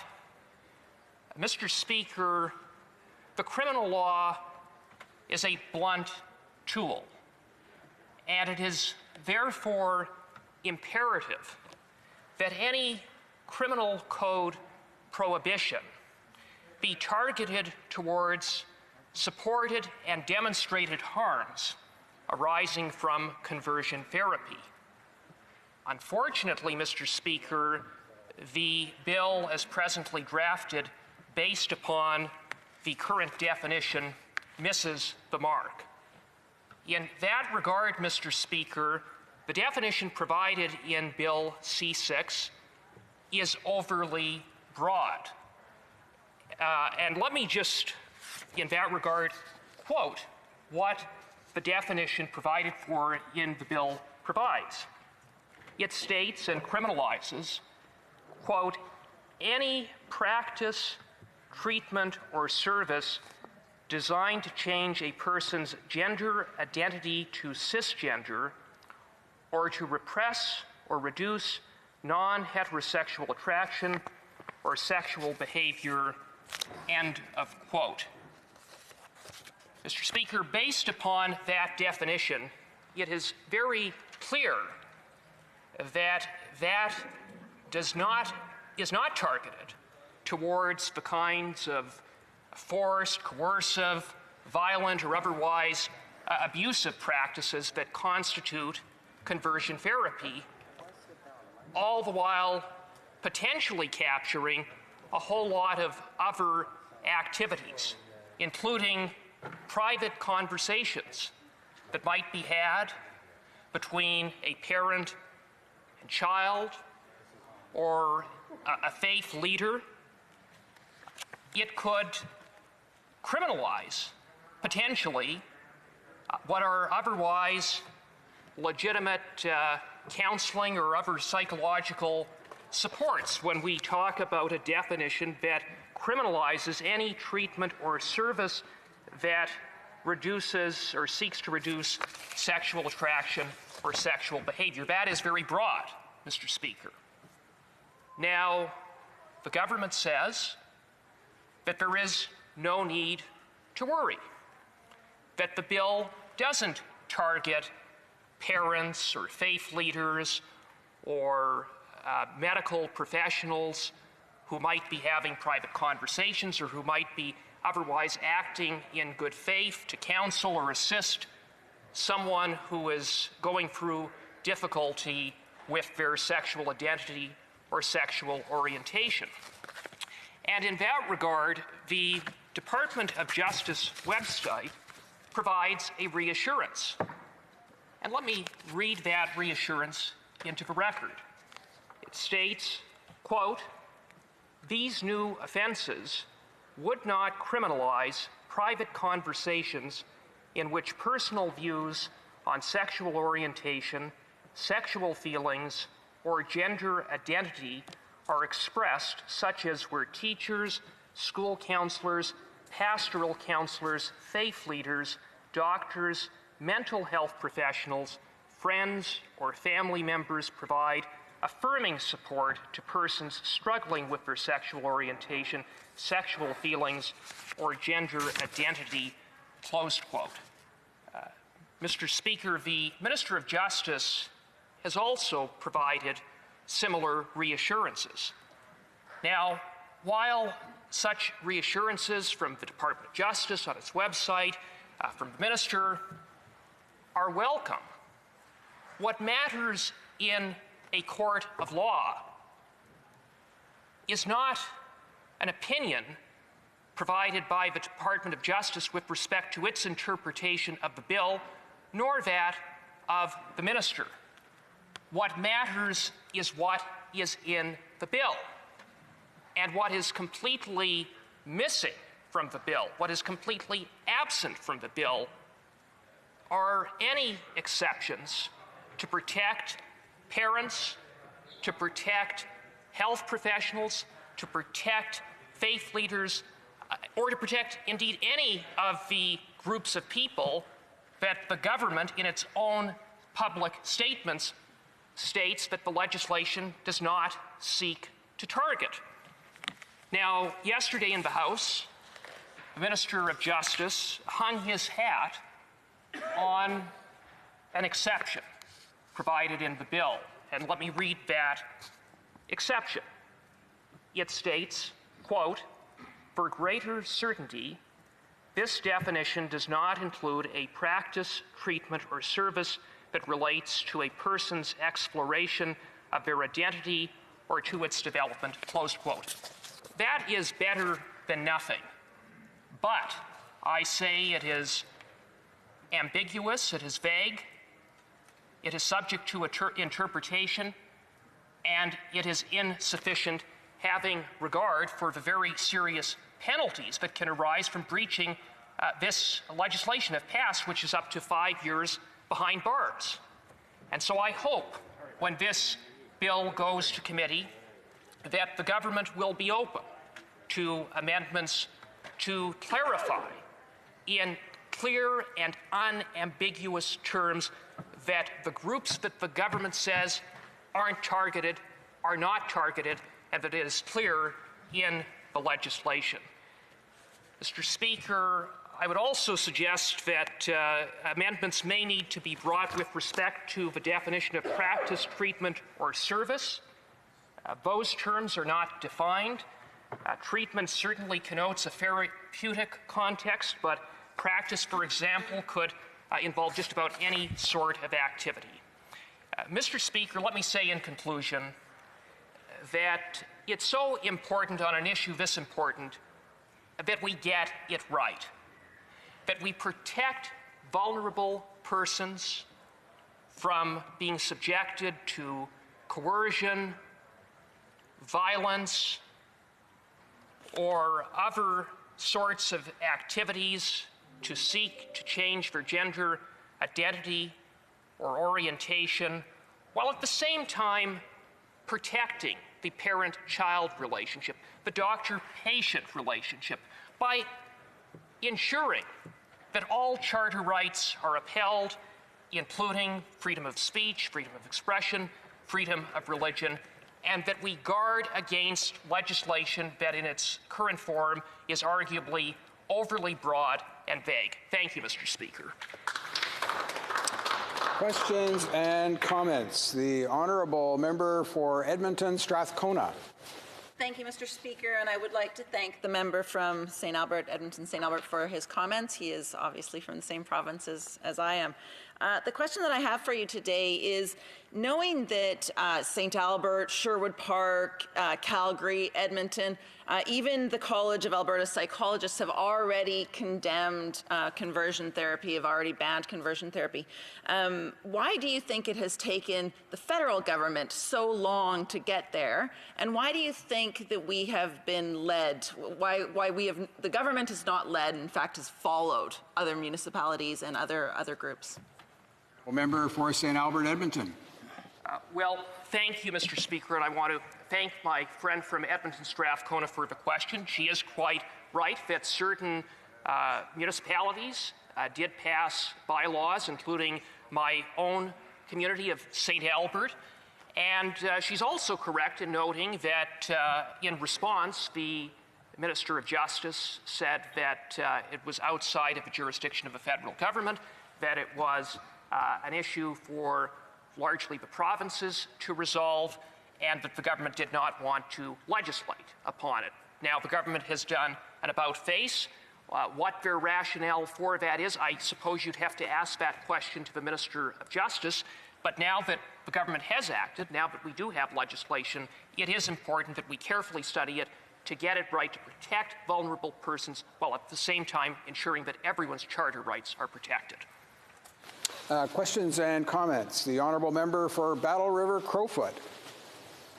Thank you very much, Mr. Speaker. And the question that I would ask my honourable colleague, and first thank him for his speech, but I know that quite a number of members in this House have said, well, the Minister of Justice made it clear in his remarks. The Minister of Justice said that that wouldn't be the case. Now, I know that the House of Commons, being the lower house of the legislature of the land, it's important, it's incumbent upon all of us to ensure that the legislation actually reflects the intent. And certainly I've raised concern before about the ambiguity that exists in this current bill, with the I think, universal acceptance that we want to see conversion therapy stopped, but the ambiguity that exists needs to be addressed. I would ask my honourable friend to comment on that.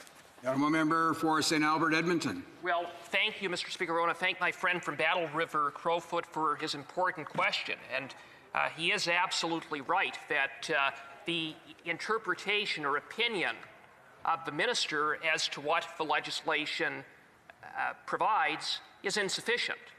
What matters is what is in the legislation. And in that regard, there is considerable vagueness.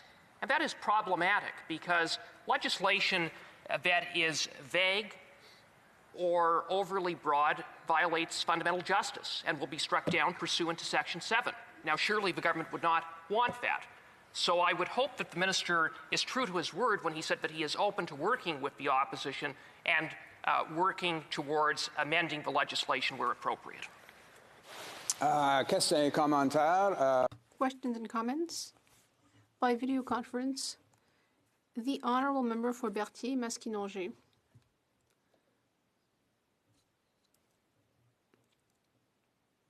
I'm sorry, sir, if you have moved your microphone. Yes, okay. Thank you very much. The honourable member. I'm so sorry for that. For colleagues who have concerns, who see areas of vagueness in the bill, I would like to see these colleagues vote for the bill and trust in the work of the committee. For us, it's quite clear. We're saying that people can't be forced to undergo therapy, children can't undergo the therapy, and it is also forbidden to advertise it or to make a financial profit or take people out of the country, take children out of the country for this. Ultimately, my colleague seems to agree on the substance of the bill that these practices should essentially be forbidden. So why judicialize this? Thank you. St. Albert. The honourable member for St. Albert Edmonton. Speaker, and thanks to the member for Berthier-Maskinongé. And let me just say that I am a member of the Justice Committee and look to working in good faith to studying the bill, to hearing from a wide range of stakeholders, and bringing amendments. Yeah, we actually have time for one more short question. The honourable member for Yellowhead. Oh, thank you, Mr. Speaker. About an hour ago, I also spoke the same question to a Liberal member, and I had said about the clergy potentially being with criminal charges if they were to speak to a person of LGBTQ, and saying that they were not going to be prosecuted for any violations, but yet you're telling me that in this legislation there is. Could you please clarify that? For St. Albert Edmonton. Thank you, Mr. Speaker, and to my friend from Yellowhead, let me say that the legislation is currently vague in terms of its definition, such that there is a risk, there is a possibility that individuals could be prosecuted in precisely the context that he just referenced, which is why I say, if the government is serious, that the legislation does not target, and that the intention is not to target those sorts of contexts, then surely the government will be open to such amendments. Resuming debate, the honourable member for Sudbury. Thank you, Mr. Speaker. I'm happy to rise today to discuss our government's progress in our campaign promise to protect Canadians from conversion therapy. The Ministers of Justice and Diversity, Inclusion and Youth have introduced Bill C-6, an act to amend the Criminal Code, conversion therapy, an important piece of legislation which will ban the shameful practice of so-called conversion therapy in Canada. Mr. Speaker, in the summer of 2015, the Ontario government passed Bill 77, effectively banning conversion therapy on lesbian, gay, bisexual, transgender children in preventing medical practitioners from billing from it. 1 year later, I met in my office with Rita Olink, a proud and prominent transgender advocate in Sudbury, my riding, who had led the charge for those changes in Ontario. Rita wondered why the federal government could not do for Canadians what Ontario had done for Ontarians, and maybe expand on it, so that all Canadians could enjoy the same protections that Ontarians do. Since then, I have worked with Rita and others at TG Inner Cells in Sudbury to advocate for the rights of the LGBTQ2 community, to make clear that when we say Canadians deserve to live their lives freely, that means freedom from judgment and persecution. Rita fought tirelessly for free expression for all Canadians and made clear that conversion therapy is a devastating practice that is extremely harmful to those individuals who are subjected to it. And it's an honor, Mr. Speaker, to reference Rita in my remarks today. Contrary to what some might say, there is no right or wrong when it comes to who you love and who you are. Conversion therapy has been discredited and denounced by professional and health associations in Canada, United States, and around the world. La thérapie de conversion a aucun... Conversion therapy has no basis in science. Rather, the devastating effects will always be felt for those who have been subject to that therapy. Young people are at higher risk for depression and suicide as a result of efforts to alter their sexual orientation or gender identity. Conversion therapy is based on a lie that being gay, lesbian, bisexual, or trans is wrong, and we need to fix it. Not only is this wrong, but it sends a degrading message that undermines the dignity of people of the LGBTQ2 community. Minors, in particular, are adversely affected, and the repercussions of this often continue into adulthood. In 2020, many believe that this practice is a relic of the past, something that could no longer be happening in our communities. Malheureusement, ce n'est pas. Unfortunately, this is not the case. There are groups operating across the country providing services in an effort to correct or fix those who they deem out of step with their own narrow views of how one should be or how one should act. The community-based Sex Now survey conducted in 2019 and 2020 indicate that as many as 20% of respondents had been exposed to this vile practice. So we know that this harmful practice is currently happening in Canada. Avec cette législation, notre gouvernement. In this legislation, our government is stepping up to do our part to make sure that no one else has to be subjected to this abhorrent practice. I'm proud of what the Minister of Justice and Minister of Diversity, Inclusion and Youth and our government as a whole have done to end conversion therapy in Canada. Our government has introduced this bill which proposes creating 5 new criminal code offenses targeting conversion therapy. These proposed offenses would prohibit, first, causing a minor to undergo conversion therapy. Second, removing a minor from Canada to undergo conversion therapy abroad. Third, causing a person to undergo conversion therapy against their will. Fourth, profiting from providing conversion therapy. And fifth, advertising the provision of conversion therapy. It will also define conversion therapy as a practice, treatment, or service designed to change a person's sexual orientation to heterosexual or gender identity to cisgender, or to repress or reduce non-heterosexual attraction or sexual behavior. If passed, this bill will make Canada's laws on conversion therapy the most progressive and comprehensive in the world, something I think we could all be proud of. C'est important d'être très clair. It's important that we are clear, though. Someone who they are and discussing it, and telling someone that who they are is wrong and in need of fixing. I can reassure the official opposition and Canadians that supportive teachers, school counselors, pastoral counselors, faith leaders, doctors, mental health professionals, friends, or family members need not fear engaging in important discussions about someone's identity, discussions which are often critical to personal development. It actually mentioned it exactly in the bill as it is written. What is being targeted here are those who are actively working and providing services designed to change someone's identity, designed to change someone's identity based on preconceived notions of how someone ought to be or ought to behave. The criminal law is an important tool to target behavior that is reprehensible and harmful to others.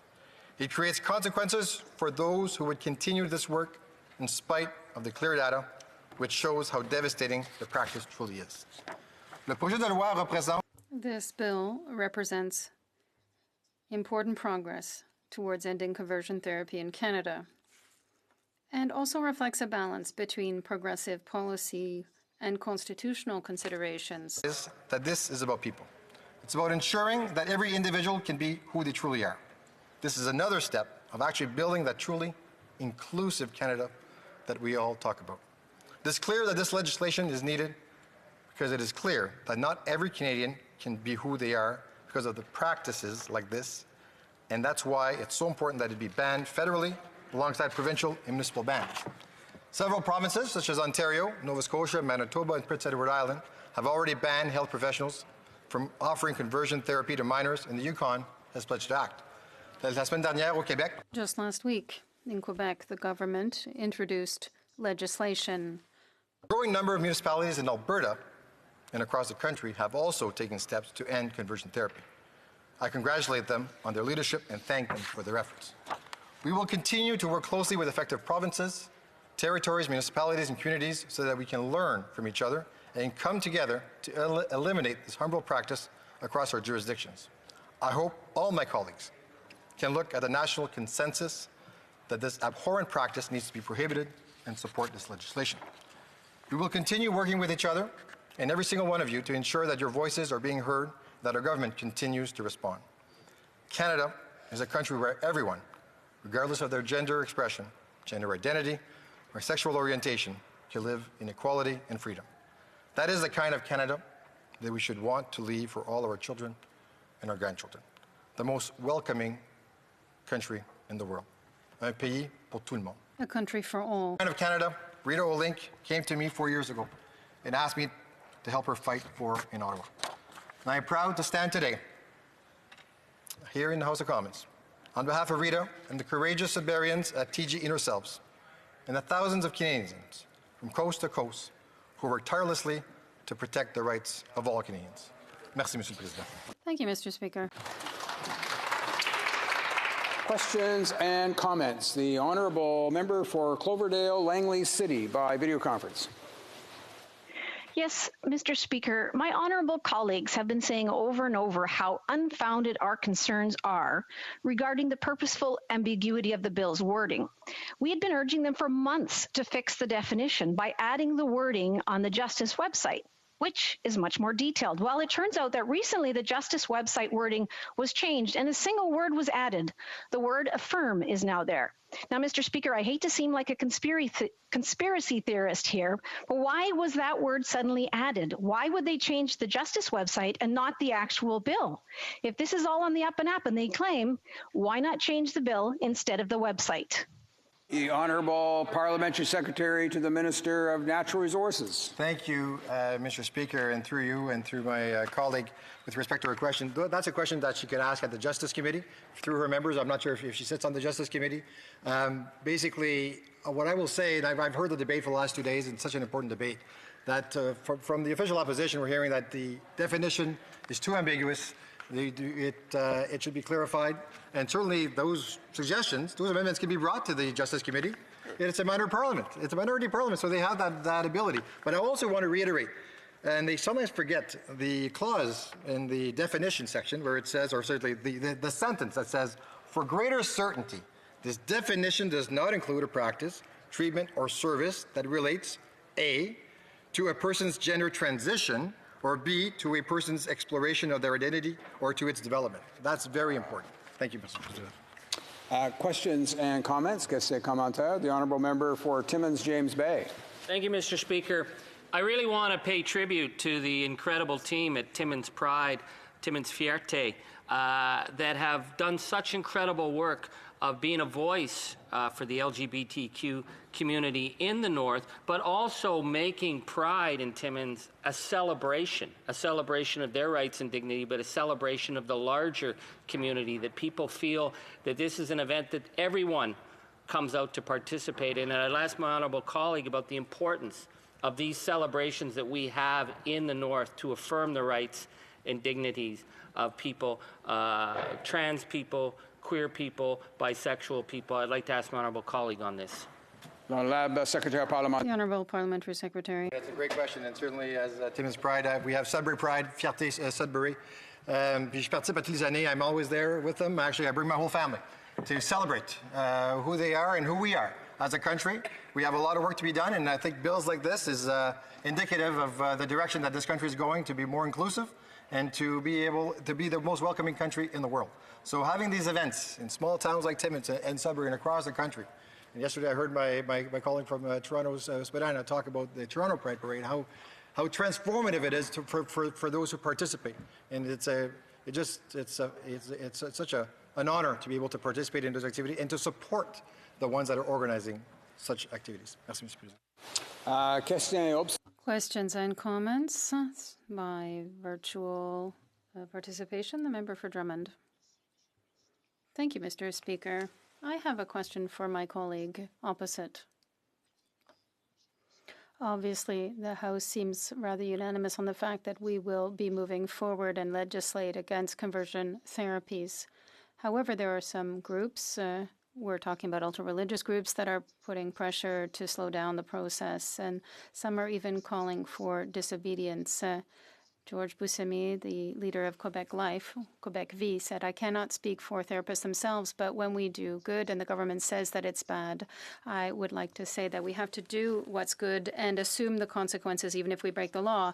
So I would like to know what my colleague on the Liberal benches thinks of this kind of statement by this kind of group that perhaps is looking to challenge the legislation and do something that would be banned if they don't think we should provide some kind of educational framework for these kinds of groups.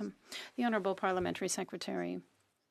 I want to thank my colleague from Drummond for this important question.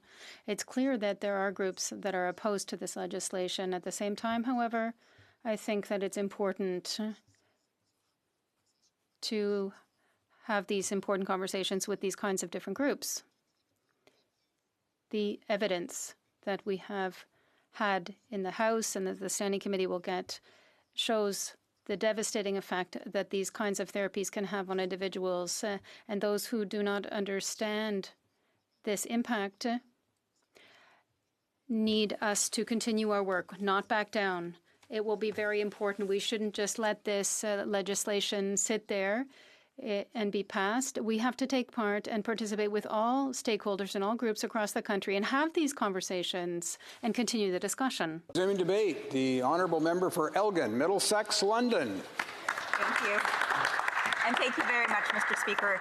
I'm so proud to stand in this House and speak on such an important issue regarding conversion therapy and why this practice should be banned in Canada. We have seen across this country many provinces and municipalities take appropriate measures to address this issue and steps taken by the federal government to introduce this into the criminal code here in Canada. I have had the honour to participate in multiple conversations with members of the LGBTQ+ community from coast to coast. I've participated in roundtables, lectures, and of course, your Pride parades. Some of my encounters have left an absolutely huge mark on me personally, and those encounters are what will live with me for life and what makes me an ally of the LGBTQ2+ community. Some of the places that I think of during my visits and these conversations I've spoken about it multiple times, is the OK to Be Me program that is in Kitchener, Ontario. I was fortunate enough to go and visit this group where all of the youth were under the age of 19 and coming in an area from about an hour and a half of that region, coming to talk about who they were and who they are and how they see their futures. Many of them were coming there to have a safe place to have a conversation so they could talk to people who are in similar situations as they, so that they could rely on other people. And I think it's so important that we have these types of organizations and opportunities and programs to allow our youth to be able to talk to people who are in the very, very same situations that they are. Many of them are going through times where they're not expressing who they are to their friends, their families, their teachers, because they are not sure, and they are in a lot of self-doubt. So open places like the OK to Be Me program is something that I will continue to advocate for. I'm looking across the way and seeing the Deputy House Leader for the Parliament, and similar to him, we did grow up in different times. I think of my times growing up in the 80s, and I think about the number of friends that I have now who have come out and said, I am gay or I am lesbian. I know at that time back in the 80s growing up, I did not know that one of my best friends was a lesbian. And I think about it today, does it matter? Because I love her to the depths of who she is. She is one of the greatest women in this world that I will know. And it does not matter who she loves, because at the end of the day, I love her for who she is. And I look at her parents, the way they embraced her, and they love her for who she is. But I do know that when she goes out into the general public, there is that fear of feeling shame. There is that fear of not telling people. And as I said, I grew up in the 80s where you didn't share this type of information with people. It was sort of, you were expected to like boys, or you're expected to like this. But the thing is, things have changed, and we've become much more aware that we don't all have to fit into that little box so that we're all the same. I think of the great work that's also being done by PFLAG. I was actually, a couple years ago, had gone up to Richmond Hill, and I sat down with the PFLAG organization, where there were children who were in the process of transitioning.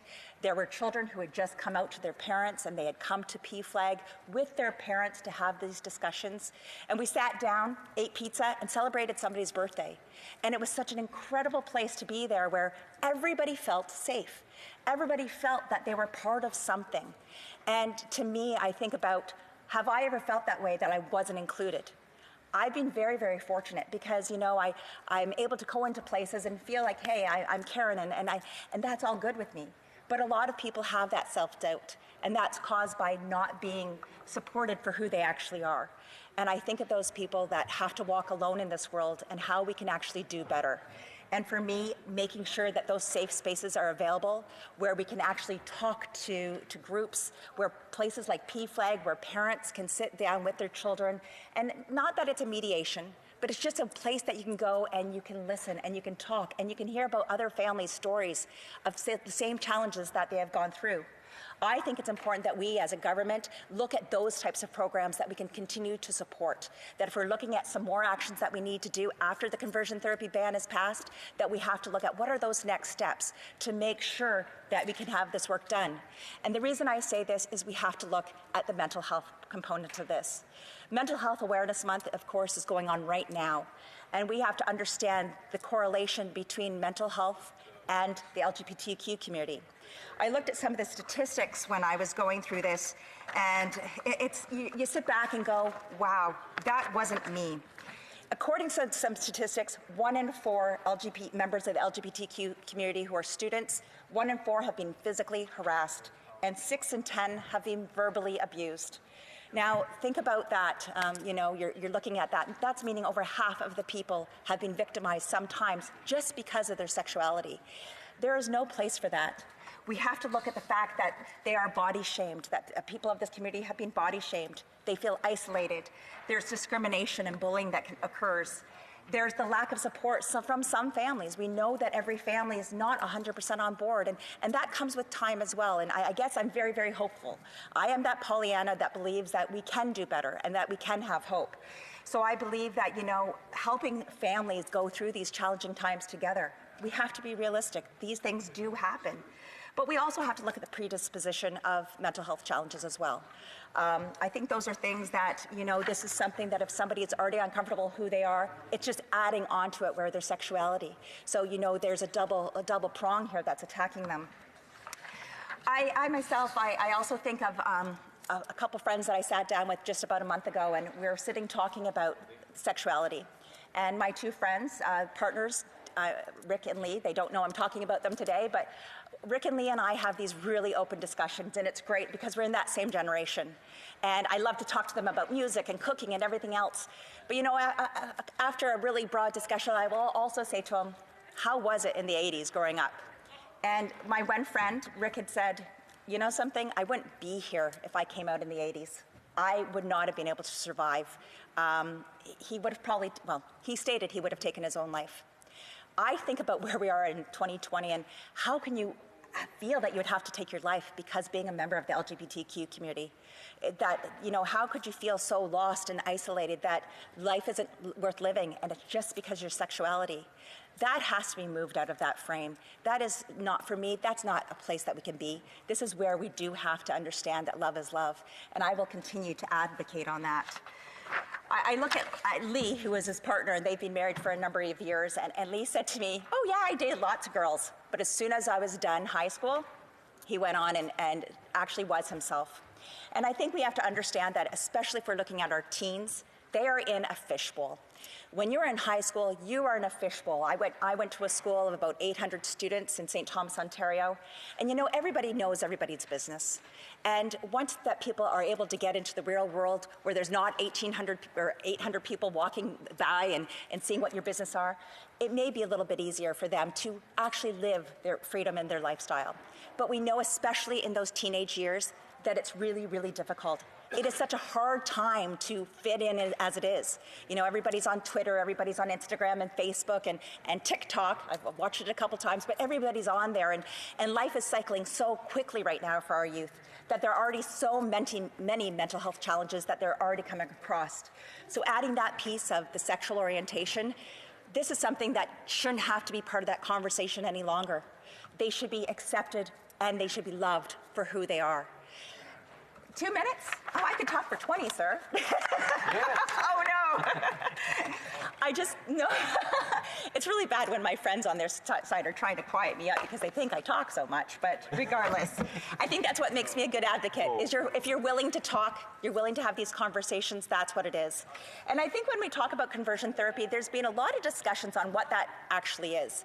And I think for myself, talk therapy is what I do. I talk things out. And to some people, they may say that's a conversion therapy or that's that. But for me, the ability to talk, the ability to work through my problems with the people that I love and respect the most is so important, regardless of how difficult those topics are.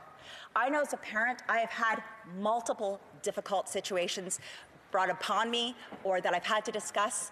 And you know, we all need that person and that support group around us. So being able to talk is really, really important. I will share because I see that many members, and I've heard members of the government also indicate, there is that concern about religion. I'll be honest, I was mad at my husband about 6 years ago, and the first person I turned to was actually my pastor. You wouldn't see me as a really, really strong religious person, but the pastor was the person that knew me. He knew me and my family sitting in the benches where we sat as a family all the time. And to me, I was able to go and speak to him as a confidant. And I think sometimes that's where the confusion will come in this discussion. He wasn't trying to convert me. He was a confidant because he knew who I was. He has seen me actively participate in the church and youth groups and a variety of things like that. So I am proud to, and I see that I'm going to be cut off, but I'm proud to speak on this, and I think we should all have this really important discussion because at the end of the day, every life matters, especially that of the LGBTQ community. Thank you.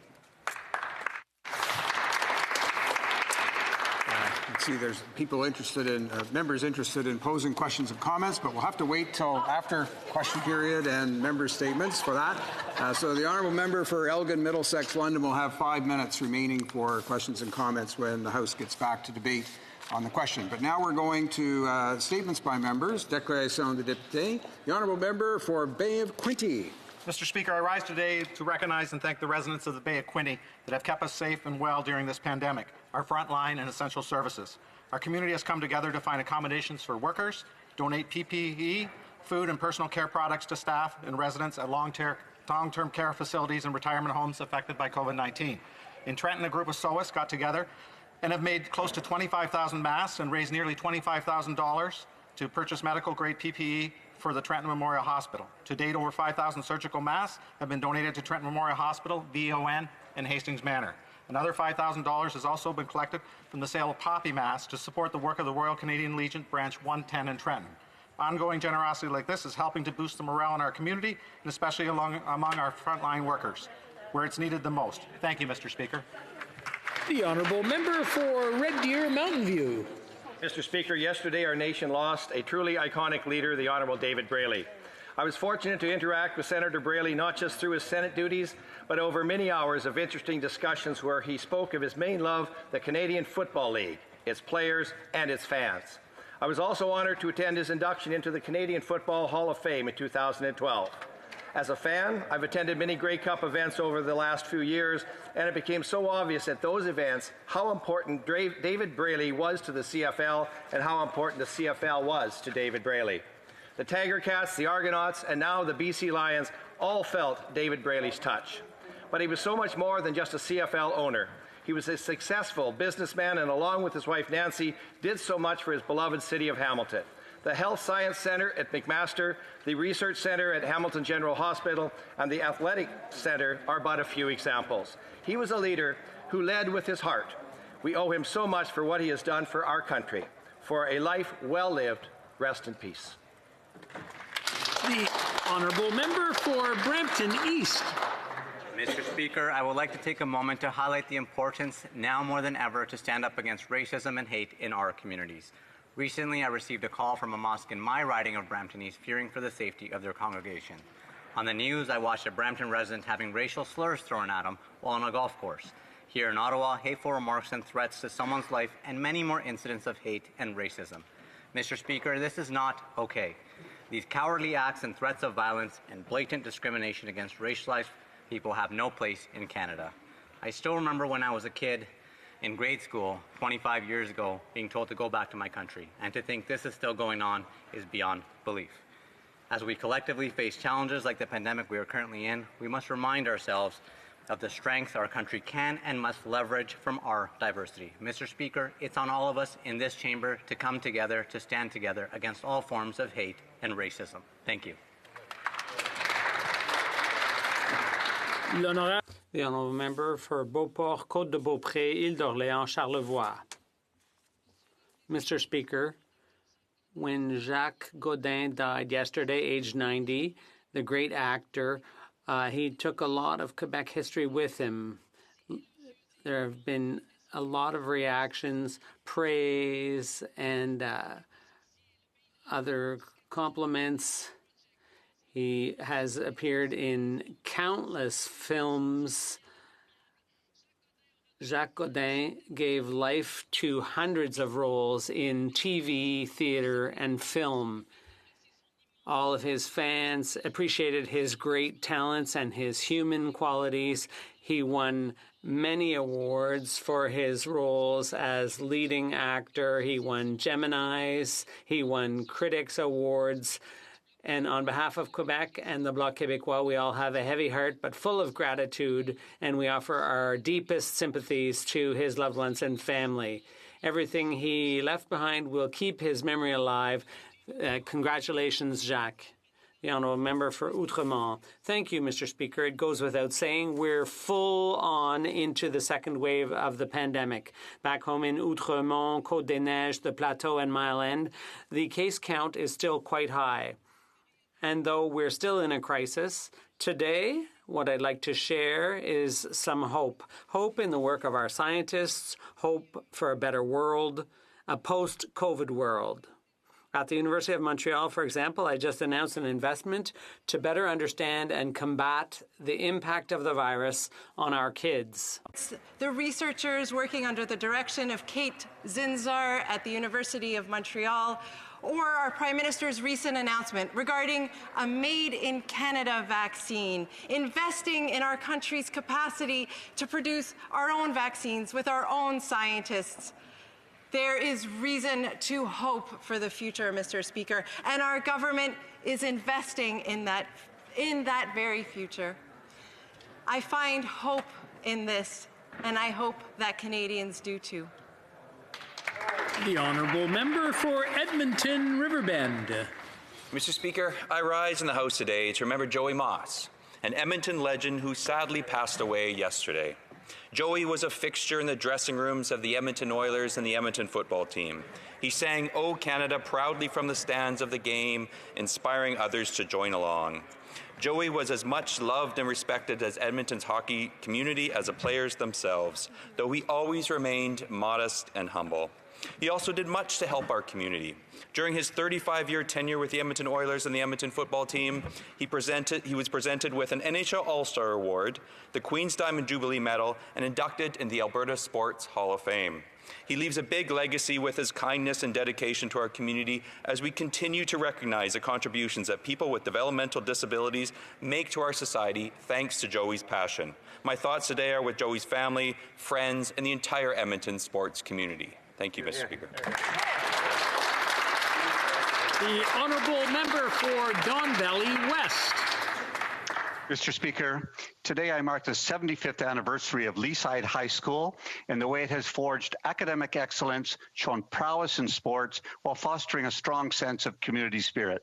This anniversary is an opportunity to celebrate generations of fine leaders like David Stickney, math teacher, coach, and friend, who demonstrated community service as a way of life. It's an opportunity to celebrate Leaside Lancers, champions in hockey, football, cross country, track and field, skiing, and archery. It's an opportunity to celebrate exceptional alumni like Paul Cadario and his work at the World Bank, Canadian Music Hall of Famer Phil Levitt, iconic novelist Margaret Atwood, writer and humorist Terry Follis, and 2020 graduate Sarah Jordan, whose annual food drive has helped over 500,000 Torontonians. Thanks to the 75th Anniversary Committee for their hard work. Unfortunately, plans changed due to the pandemic, but Leaside High School spirit is strong, and we'll find new ways to remember and celebrate. Thank you. The honourable member for Marc Aurèle Fortin. Thank you, Mr. Speaker. On October 22nd, I took part in a virtual meeting with the Minister of Global Affairs and some of my colleagues from this place. The purpose of this meeting was to hear the concerns of the Armenian Canadian community about the situation in Nagorno-Karabakh. For nearly an hour, we listened to the fears of this community, which is embroiled in a conflict with the Republic of Azerbaijan. After several attempts at a ceasefire, the situation appears just as unstable, and there's a high risk of regional escalation. I'm proud of Canada's role as a mediator. It's important for all involved in this conflict not to close the door on a peaceful resolution through dialogue. Mr. Speaker, I am proud of what this government has done to pave the way to de-escalation and a peaceful resolution of this conflict. Thank you, Mr. Speaker. The Honourable Member for Mégantic-l'Érable. Mr. Speaker, they've worked hard their whole lives. They're up at 6 a.m., 7 days a week, multitaskers and jacks of all trades, cooking, sewing, housekeeping, and even knitting to keep everyone warm and cozy. No free time for them because there were also school fees to pay. Make no mistake, they worked hard. There were even courses and textbooks for them to learn their trade. The Good Wife's Guide was their duty and their reality. As you may have guessed, I'm talking about our mums and grandmas. What's become of these women today? Most of their husbands have passed away and their kids have moved out. They're in long-term care or a tiny furnished one-bedroom somewhere. Since they were never paid, they have no savings. They worked hard, but their pay was pathetic. Judging by how we all turned out, they did a great job. But they don't get a fair pension income. Their husband was the one with the real job after all. Colleagues, it's time we turned our mind to these women.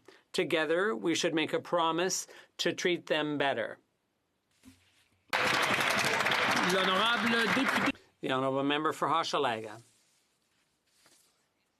Thank you, Mr. Speaker. Last week, we celebrated Small Business Week. To help SMEs, our government put in place financial aid, including the Emergency Business Account, the Wage Subsidy, the Small Business Relief Fund with grants of up to $5,000 all across Canada, and recently the Canada Emergency Rent Subsidy. In Hochelaga, SMEs are the lifeblood of our neighborhoods. As in Montreal East, our businesses and organizations have always been at the forefront of social innovation, particularly when it comes to the social economy. There were over 11,000 businesses in this sector in Quebec in 2016. In Hochelaga, there's Boulevard and many others. I'd like to take this opportunity to congratulate the winners of the 2020 Esteem Gala, who proudly represent Hochelaga. The Hochelaga Maisonneuve Soup Kitchen, the Pop Sewing Co-op, and Dermadry. I wish everyone, young people in particular, to a responsible and safe Halloween. Thank you, Mr. Speaker. For Battle River, Crowfoot. Thank you very much, Mr. Speaker. The challenges we face have been tough emotionally, financially, and physically on Albertans and Canadians. Job losses, social isolation, and uncertainty are some of the pressures that we are all facing. We all need to take it seriously that as community leaders, we need to address difficult issues. And today, I want to talk about suicide. Over the last year, it seems like every week I hear that a friend, a family member, or a member of my community has decided to take their own life by suicide. Today, I want to share a simple message. If you are struggling, there is hope. I know that you can be brave. You can ask for help. Whether that means talking or even texting a friend, a family member, a pastor, health professional, or one of the anonymous services that exist. There are folks out there that can help you get through those tough moments. Lastly, if you're struggling, be a good neighbor. Talk to your friends, your family members, give them a call, invite them out for a coffee. Ask them what's troubling them. That simple act can save a life. The Honourable Member for Kelowna Lake Country.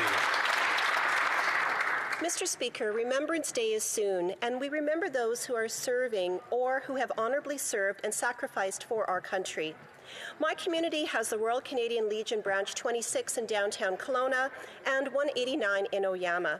This summer we learned that 1 in 10 Legion branches across the country were facing imminent closure, and over 350 more were in financial difficulty. Army, Navy, and Air Force Veterans Kelowna Unit 76 Clubhouse recently closed due to their building being sold.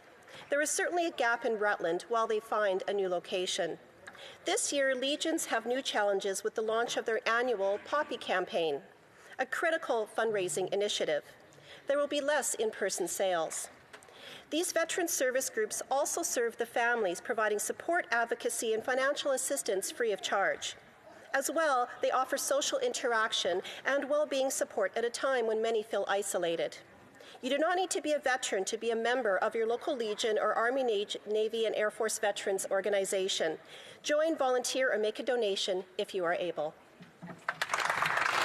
The honourable member for Courtenay Alberni. Mr. Speaker, while big companies like Amazon have made billions of dollars in profits during this pandemic, small Canadian businesses have been struggling to survive. These small businesses are job creators, supporters of local charities, and they drive our local economies. The Liberal government has a responsibility to support these entrepreneurs and their workers who are facing crushing debt and the possibility of going out of business. Though some of these programs to get businesses through, Mr. Speaker, sorry, I'm being interrupted right now in my statement. The virtual, I mean, you can do the FaceTime. If I can ask all the members who are joining us virtually to make sure that their microphone is muted. Thank you. The honourable member for Courtenay Alberni, please proceed. Actually, you know what? This is an important statement. Start over. We'll start the clock over as well. Thank you. Mr. Speaker, while big companies like Amazon have made billions of dollars in profits during this pandemic, small Canadian businesses have been struggling to survive. These small businesses are job creators, supporters of local charities, and they drive our local economies. The Liberal government has a responsibility to support these entrepreneurs and their workers who are facing crushing debt and the possibility of going out of business. Though some programs to get businesses through this difficult time have been developed, many of them remain inaccessible or don't go far enough to help those hit hardest by the pandemic. The government keeps promising support, but small businesses are saying they have failed to deliver. As the second wave hits, help is needed now more than ever. It is crucial that the Liberals fix the flawed commercial rent program and backdate it to April so small businesses finally get the help they desperately need. Join me and the thousands of hardest hit businesses across the country in calling on the Liberals to immediately table the legislation needed to save small business in Canada.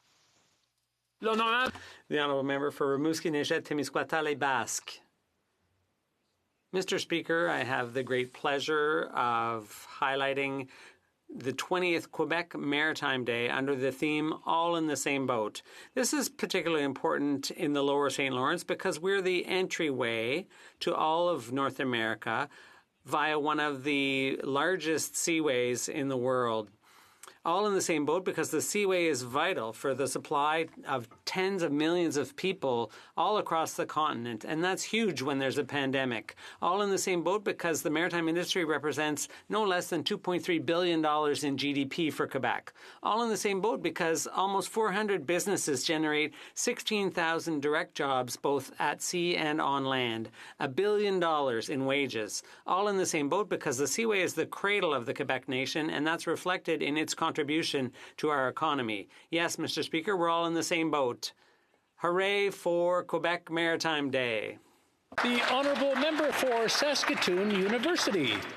Thank you, Mr. Speaker. Today I would like to talk about my home province of Saskatchewan.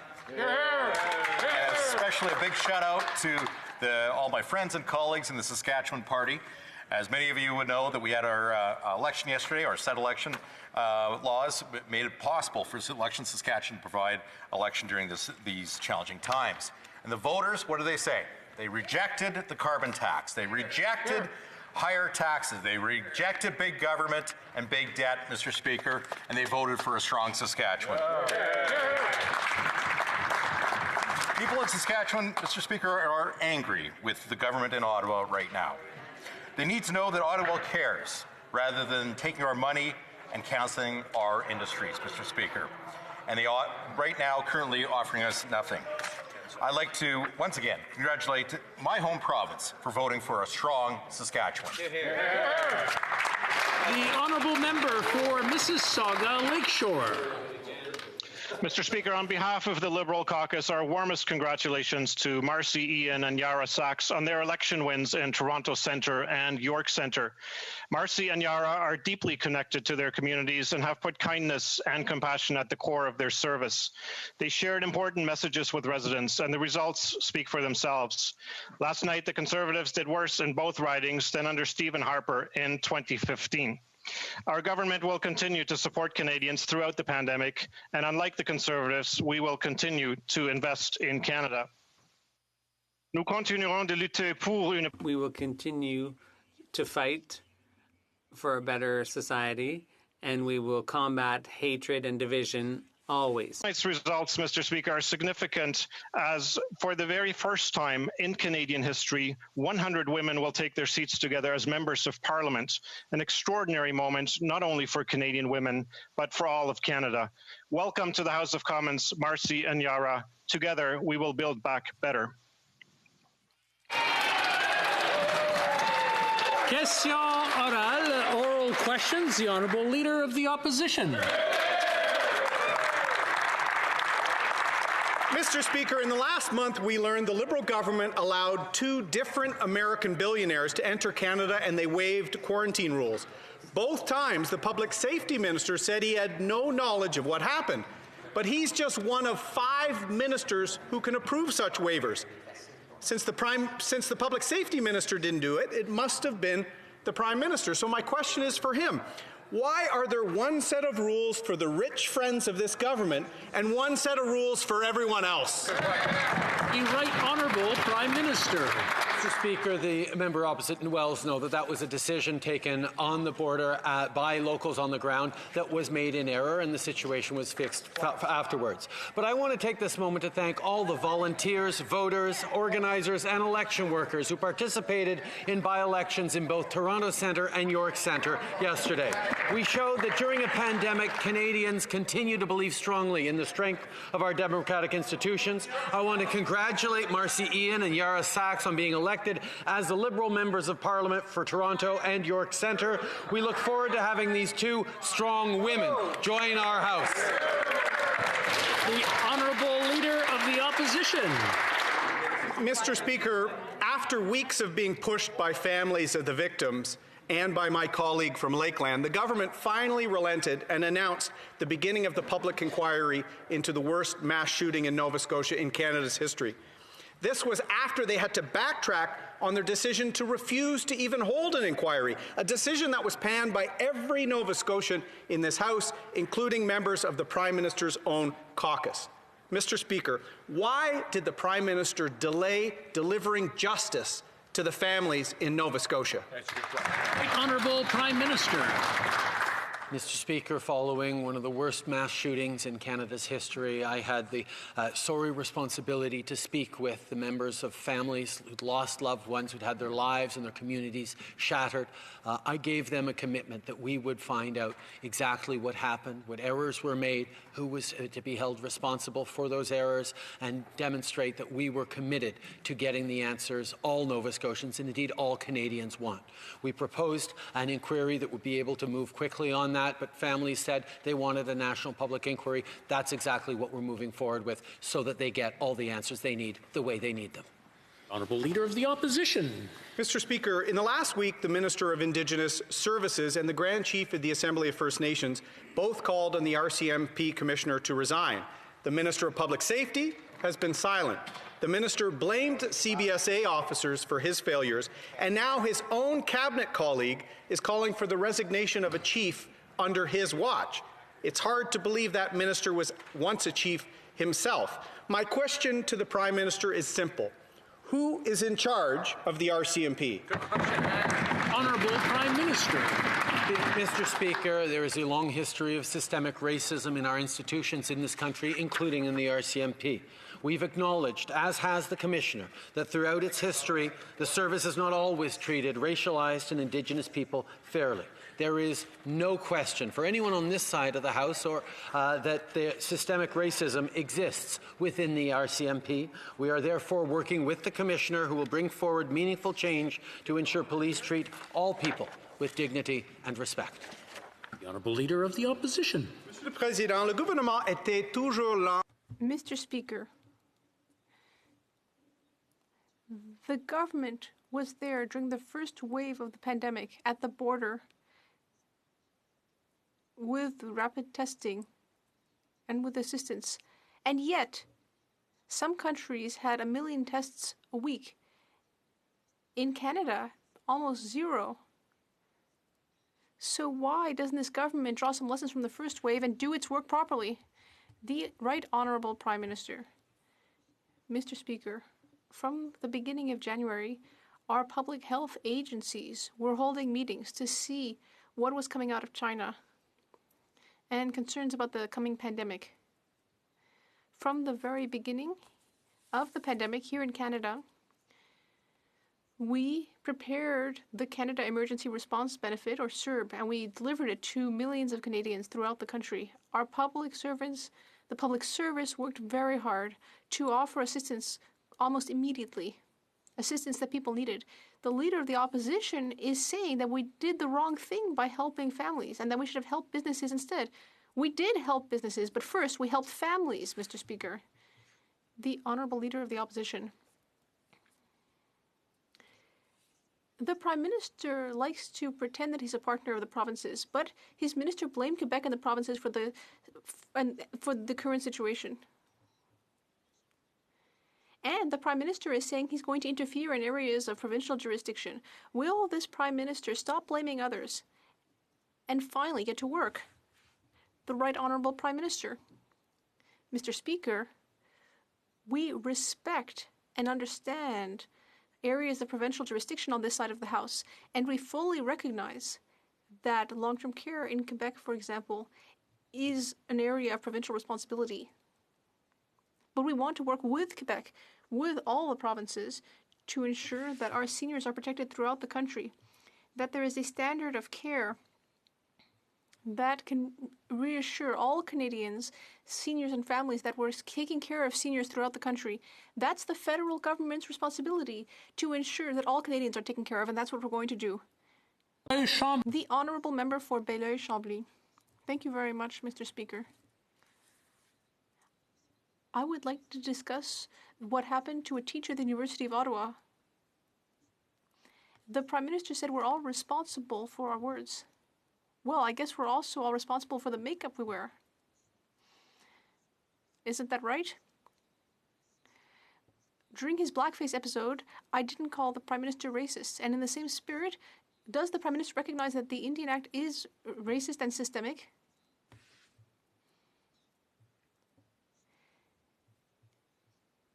And that the very name is an insult to the First Nations of Canada? Mr. Speaker, for many years, the federal government has recognized that the Indian Act is a colonial law and that is part of systemic racism, something that the Bloc does not recognize. And this is a problem that needs to be fixed. We are working with Indigenous peoples in order to move past the Indian Act. We have signed agreements with several communities, and we're working with all the communities throughout the country to be able to end this law, but that will be done in partnership and not by decree, as the Bloc seems to suggest. The Honourable Member for Belleuil-Chambly. Well, this government seems to have no trouble rewriting history. The Bloc wishes for a nation-to-nation perspective, but the Prime Minister doesn't even seem to know what a nation is. The Prime Minister doesn't seem to be following the news. In March, he didn't seem to want to recognize the existence of systemic racism. Consider the words of the Bible. Let he who is without sin cast the first stone. Is he not ready to realize that it is necessary to have a nation-to-nation relationship between Canada and First Peoples? The Right Honourable Prime Minister. Mr. Speaker, if the leader of the Bloc Québécois would deign to talk to the leaders of First Nations communities throughout the country, he would see that there are several nations that still wish to have the partnership and protection even under this unjust colonial legislation. Before moving past it, whereas others would like to do away with it more quickly. So we are working in partnership with these nations. We are dialoguing, and we will continue to respect reconciliation in partnership at the nation's pace and not at our pace. The Honourable Member for Burnaby South. Thank you. Today, I met with FTQ representatives, and they repeated that they wish to have public, universal public health benefits. Because, for pharmacare rather, that almost 1 million Quebecers don't buy the drugs they need because it's too expensive.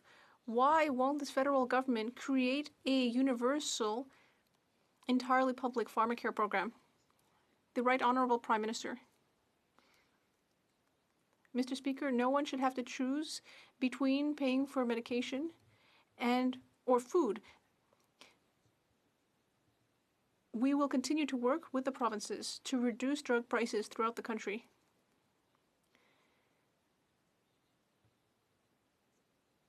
We have already taken steps to reduce drug prices by $13 billion, and we will continue to work while respecting provincial jurisdiction to offer a system for pharmacare that will cost Canadians less so that they can pay for the drugs they need.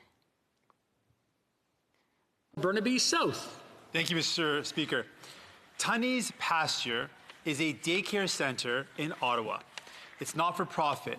Their landlord recently increased the rent to $14,000 a month, forcing this daycare to close. But here's the clincher. Guess who the landlord is? The Government of Canada.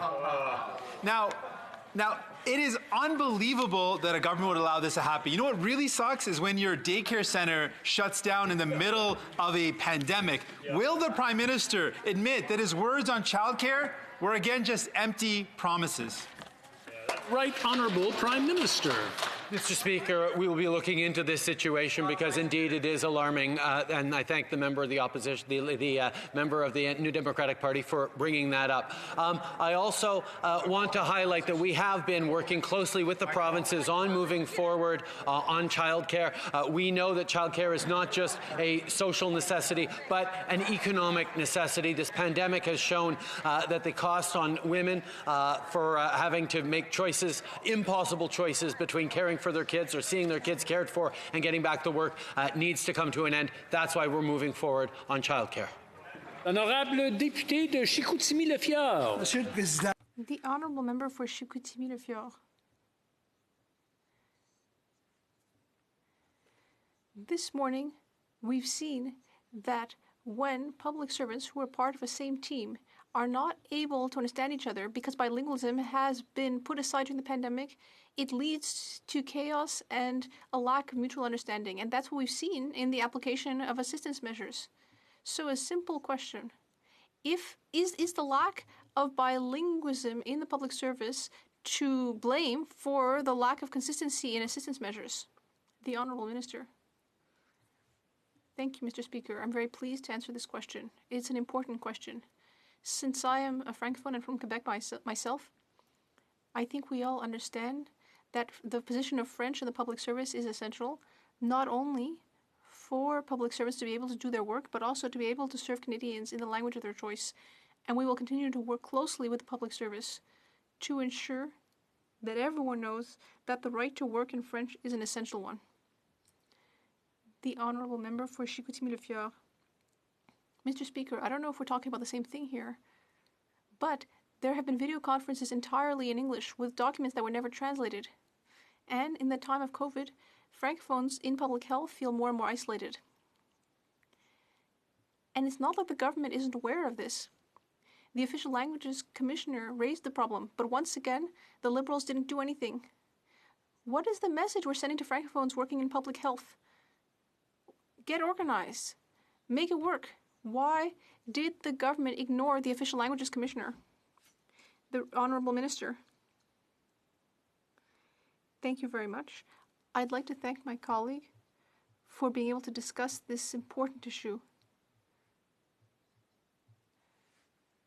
I agree that the right to work in French in the public service is essential. But unlike him, I recognize that we work very well with the Commissioner for Official Languages, and we will continue to do so. Because the Commission for Official Languages is crucial to ensure that in the public service, we always respect the right to work in the language of your choice. Lisker.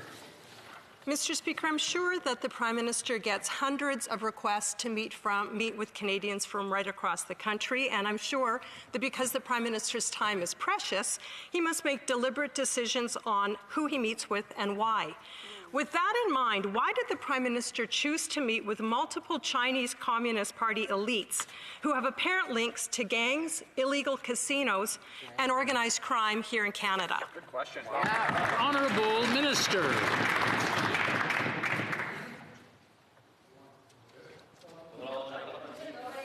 The Honourable Minister. Mr. Speaker.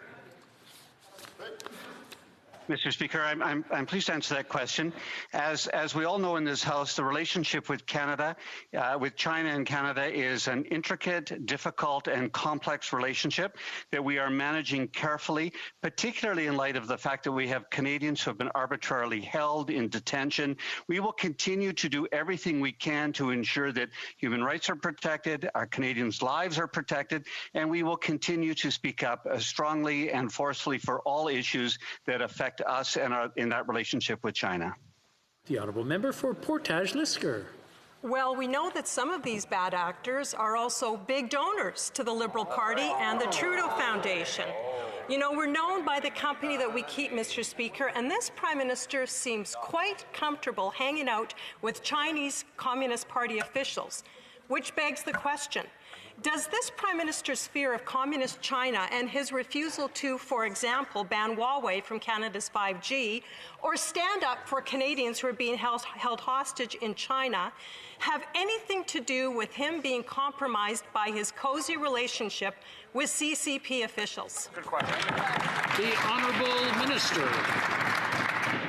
I'd like to thank my colleague for the question. We will take no lessons from the Conservative when it comes to standing up to China, Mr. Speaker. We were the very first country in the world to suspend our extradition treaty after the imposition of a national security law.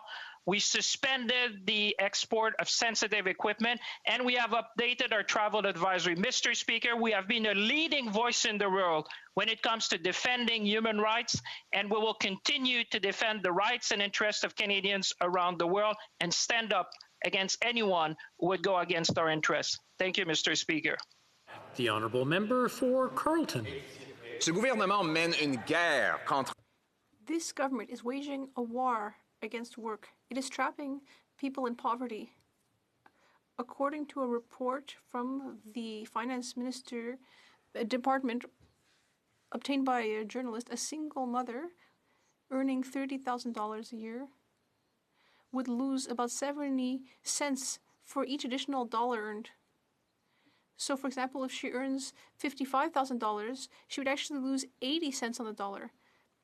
And it is the people with the least money who end up losing the most. Why is this government penalizing people who are just trying to work to get away from their situation of poverty?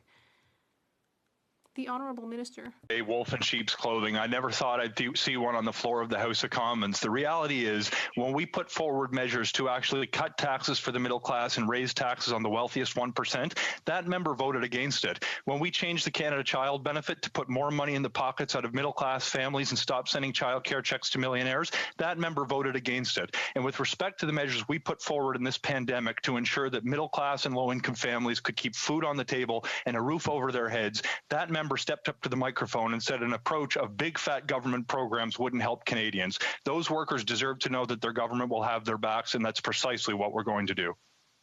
L'honorable député de Carleton.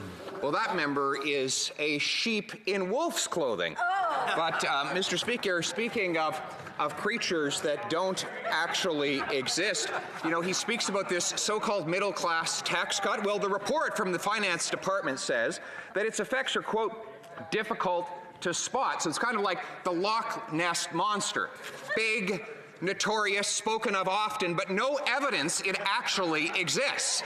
Now, Mr. Speaker, what the report does say is that when poor people in this country get up and go to work, this government takes more in clawbacks and taxes than they're allowed to keep of that extra Canadian dollar. Why are they punishing work? The Honourable Minister. Well, I'm entertained by the honourable member citing a mythical creature that's dear to my Scottish heritage. That's about as far as I can remain interested in this ridiculous line of questioning, Mr. Speaker. The reality is programs like the Canada Emergency Response Benefit have landed on the kitchen tables of 9 million Canadians. Programs like the Canada Emergency Wage Subsidy have protected the jobs of 3 million Canadians. Programs like the Emergency Business Account have supported 775,000 Canadian businesses so workers can remain on the payroll.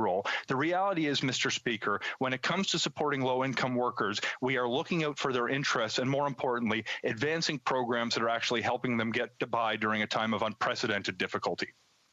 L'honorable député d'Abitibi-Témiscamingue. The honourable member for Abitibi-Témiscamingue. Thank you very much, Mr. Speaker. Yesterday, Quebec announced that the closure of businesses in red zones would continue until the 23rd of November. We are now in the second month of the second wave, and there are still entire industries that are still waiting for fixed cost assistance from Ottawa for the first month. The government did not help businesses during the first wave, and the government wasn't there during the beginning of the second wave. Businesses may go bankrupt. I want a date. When is the government going to table a program to help businesses in Quebec with their fixed costs? The Honourable Minister. Thank you, Mr. Speaker. Our businesses are facing difficult times, especially those in red zones. With that in mind, we hope to work in collaboration with the Bloc Québécois. We want to present a new approach to commercial rent to help renters directly to support SMEs through loans of $60,000 with a forgivable portion of $20,000, as well as the extension of the wage subsidy program. And I hope to work with my colleague, the Honourable Member. Thank you, Mr. Speaker, but I didn't hear a date. I'll give you a date. On the 11th of April, the Bloc included a section in a motion on assistance to fixed costs for businesses, and the government voted for that, and yet, since then, all they've come up with is an unhelpful rent program, which businesses were not able to use. And now, we're in the second month of the second wave. We can't have an off-the-cuff approach. We need to take action. We want a date. When are we finally going to see this assistance for businesses, Mr. Speaker? The Honourable Minister. Thank you very much, Mr. Speaker. The reality is that the governments of Quebec and Canada are working well together on economic measures, and the Quebec Economy Minister thanked the Canadian government for all of the assistance offered since the beginning of the pandemic. Because entrepreneurs, whether in Abitibi-Témiscamingue, my colleague's riding, or in Ahuntsic-Cartierville, elsewhere in Quebec, throughout the country, we've been there from the very beginning with help, loans, liquidity. Some of the loans are forgivable, some are grants and assistance for fixed costs. We've been there from the beginning and we will continue to be there. Thank you. Member for Calgary Nose Hill.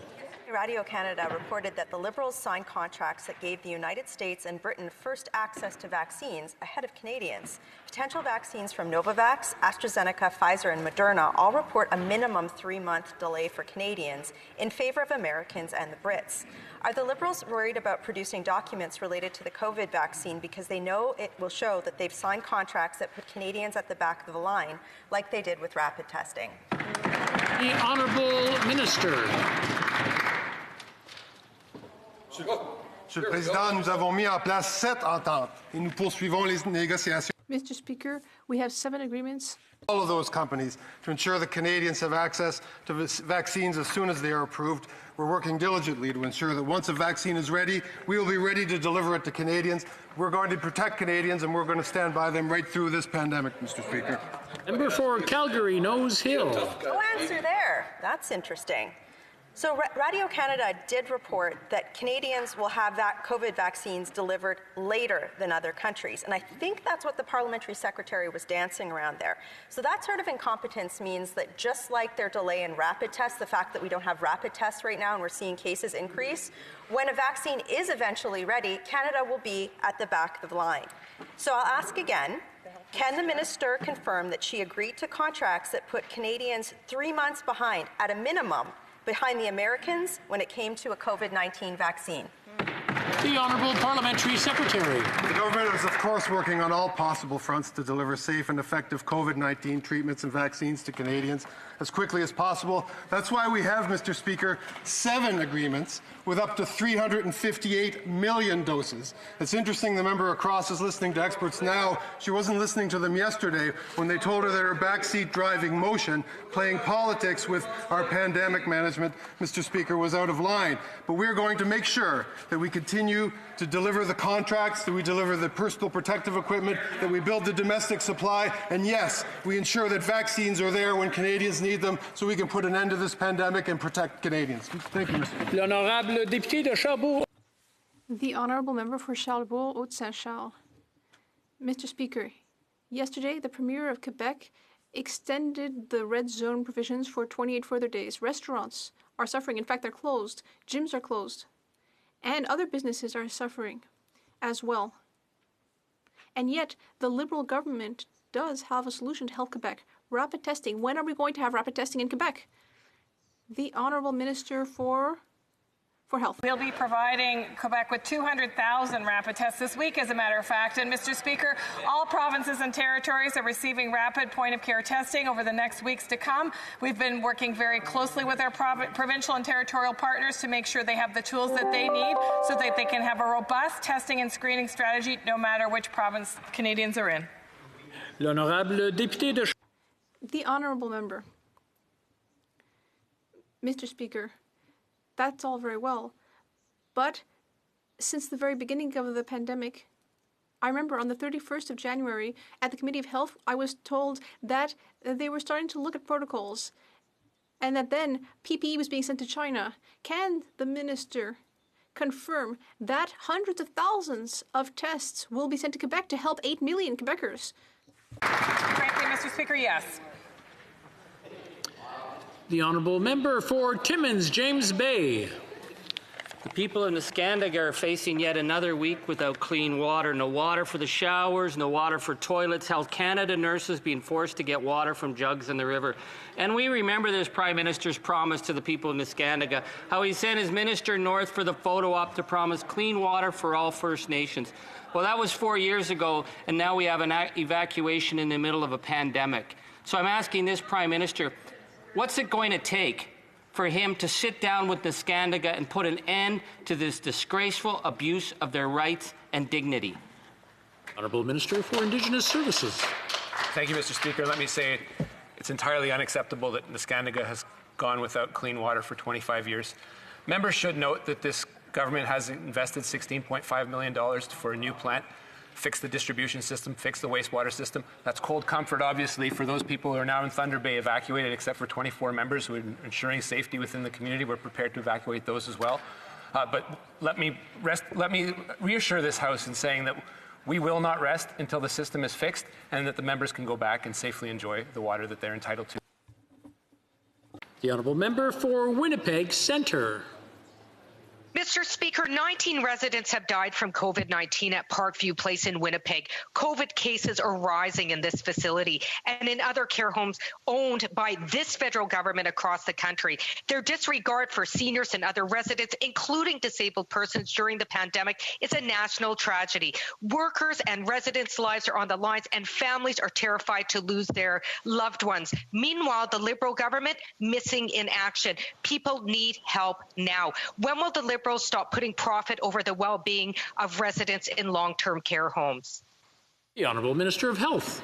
Thank you, Mr. Speaker, and I share the member opposite's concern about what's happening in long-term care homes across the country, and certainly the loss of life through the first wave of the pandemic was unacceptable. That's why, Mr. Speaker, in the speech from the throne, we have talked about the importance of setting national standards. In addition, Mr. Speaker, we have employed and mobilized through the Canadian Red Cross hundreds, if not thousands, of workers across the country to support provinces and territories as they seek to prevent COVID-19 from entering long-term care homes. And Mr. Speaker, we'll be there for Canadians no matter which province they are in.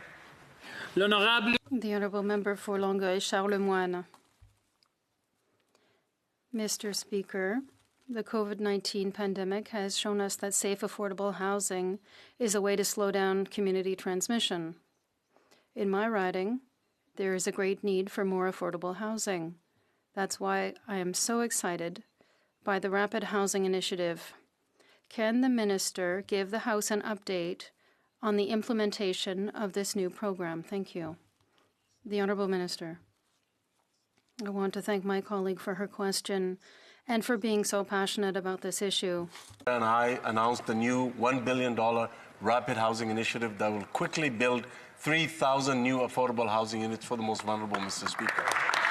The first $500 million will go to the municipalities that have the highest number of individuals experiencing homelessness. The second $500 million will go to nonprofit organizations, Indigenous governing bodies, provinces, and other municipalities. Mr. Speaker, quite simply, this is the National Housing Strategy at work. The Honourable Member for Barrie Innisfil. Minister, we have a problem. Despite the billions of dollars the Liberals claim that they've thrown at Veterans Affairs, the backlog in claims is approaching 50,000. In fact, it's now normal for veterans and their families to wait 2 years for their claims to be processed, while the standard is 16 weeks. This wasn't a problem that started with COVID. Something, someone, or the system is failing veterans, and it's happened under the Liberals' watch. Can the minister tell the House what specific direction, if any, he has given Veterans Affairs to reduce the backlog? Honourable Minister. And I appreciate my honourable colleague's question, and it's certainly vitally important. We have invested just about $200 million to allow us to hire new staff and speed up the process to make sure that veterans receive their financial compensation faster. Veterans should receive their benefits and services they're entitled to in a timely manner. And as I said many times, this backlog is totally unacceptable. And I can assure my honourable colleague it's a #1 priority for me, and we will continue to work on it. Thank you, Mr. Speaker. Honourable Member for Barrie Innisfil. Well, Minister, it's getting worse, not better. We're at a point in time where access to benefits veterans and their families need should be easier to get, not harder. And yet veterans are saying that they're having a hard time getting the necessary paperwork to apply for financial compensation and benefits, further delaying their claims. Now, the minister knew this in the spring, that the benefits could be withheld because he and his officials were warned about it, and now it's happening. Again, I'll ask the minister, what direction, if any, has he given Veterans Affairs to resolve this issue so at-risk veterans and their families are not prevented from accessing vital financial support they desperately need? Honourable Minister of Veterans Affairs. Thank you, Mr. Speaker. And again, I thank my honourable colleague. And of course, any veteran that's in a dire situation, we have the emergency fund there in place in order to make sure that an emergency situation has taken place. On the backlog, which is a major issue, I indicated to my honourable colleague, yes, we have invested just under $200 million to make sure we hire more staff, to make sure that the department is coordinated better in a fashion, to make sure when a file is dealt with, it's dealt with a group of people, that you don't have to go from one area to the other, to make sure that it's done faster. We will make sure, Mr. Speaker, that we address this backlog. It will take time, but we... Honourable Member for Lakeland. Mr. Speaker, after last April's tragic mass murder in Nova Scotia, families of the victims and most Canadians asked for a public inquiry. The Public Safety Minister refused. Only after months of pleas and pressure did he begrudgingly agree. Now victims' families want all the reasons for that delay to be included in the inquiry's mandate. The inquiry's been announced, but it hasn't started yet. So will the minister honor their request, or will he just make them keep fighting and fighting for answers? Honourable Minister. Well, thank you very much, Mr. Speaker. And first of all, let me be very clear. In the days and hours immediately following this terrible tragedy that took place in April, we immediately began the work of working with the Nova Scotia government to get the answers that families desperately need. And when families said they wanted a full national public inquiry, we listened, Mr. Speaker, and we've taken the steps necessary to put those resources in place and to appoint those commissioners. I'm absolutely delighted with the appointment of Dr. Kim Stanton, who I understand will do an outstanding job in getting those answers for Canadians. Mr. Speaker, the terms of reference have now been articulated, and it is up to the commissioners to determine the questions they'll ask. The honourable member for Lakeland. But it actually is half a year later, and it will be a while before testimony is heard. The loved ones of victims, they aren't asking very much, and they've been through losses and anguish that very few of us could ever imagine. They just want answers. They want to know why governments delayed, why they made them wait, and why they put them through even more months of pain and suffering. The government does have the power to set the mandate of the inquiry. They should honor this very simple request of the families. So will the minister ensure that the panel can independently determine the reasons why the Liberals initially refused to call a public inquiry? Honourable Minister. Well, thank you again, Mr. Speaker. And Mr. Speaker, I understand the member's opposite interest in whatever political advantage he feels that level of inquiry may take. But to be frank, our responsibility to the families of this terrible tragedy, of this mass shooting, is to get answers about that shooting and about that tragedy, and to also make recommendations to the Canadian government and also the government of Nova Scotia, to the RCMP and every other impacted institution to make sure that we take the steps necessary to ensure this tragedy never occurs again. Mr. Speaker, we have now impaneled a national inquiry, and we will get the answers that the family seeks. The honourable member for La Pointe de l'Île. Mr. Speaker, whenever the issue of French in the public service is raised, the pandemic is blamed for it. Public servants need only meet virtually instead of in person for French to disappear, both from meetings and documents. Public servants are sounding the alarm because their workplace is deteriorating. Francophones are not second-class citizens, Mr. Speaker. What is the government going to do to ensure that Francophones can work in French in the federal public service? The Honourable Minister. Thank you, Mr. Speaker, and I want to thank my colleague for talking about the importance of French not only in the public service but also here in Canada. We have the strength and pride of being a bilingual country where everybody has the right to grow in French or in English, as well as within the public service. As a Francophone and a Quebecer, it's my goal and determination every day to do so. The honourable member for La Pointe de l'Île. Mr. Speaker, when it comes to the French language, the Liberals are getting a break, and at the same time we're losing ground. French, or rather the pandemic, should not be the excuse for not speaking French in the public service. Speaking French in the public service is a fundamental right. It's not a favor being done to them. Does the government recognize that it's not remote meetings making things more complicated for French? It's rather the presence of too many people who are classified as bilingual but who can't speak a word of French. The Honourable Minister. Thank you, Mr. Speaker, and this allows me to say a little bit more, and I thank my colleague. I want to stress the extent to which we are proud of the work we've done in recent years to strengthen the place of French across the country.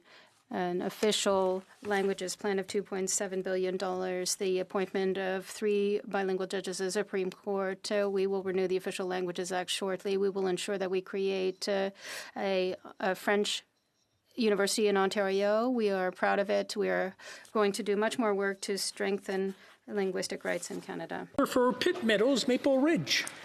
Mr. Speaker, this government constantly tries to distract Canadians from their failures and scandals by saying they're focused on COVID and services for people. Not true in Pitt Meadows, Maple Ridge. Our Service Canada office has been closed for months. City Hall is open. Businesses and schools are open. The Service BC office is open safely, but Service Canada remains closed. Not everyone can access a website or stay on hold all day praying that someone picks it up. Would the minister responsible for ignoring the needs of my constituents apologize and commit to reopening our office immediately?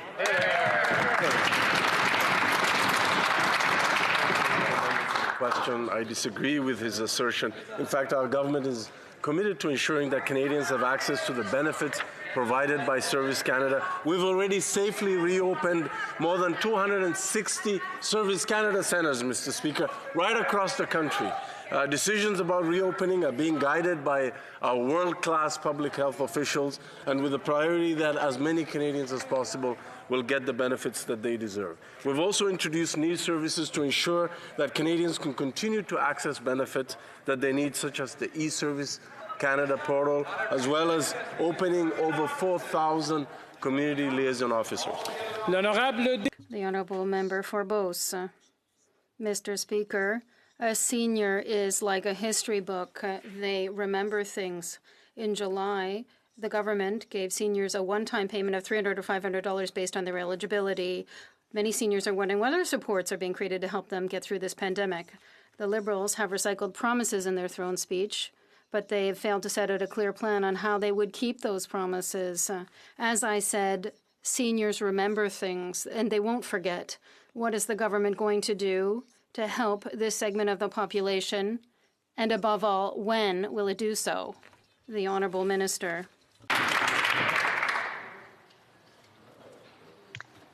Thank you very much for that question. While the government remains committed to implementing the policies that we've reaffirmed in the throne speech, as we've said, we are focused on managing the COVID-19 public health crisis.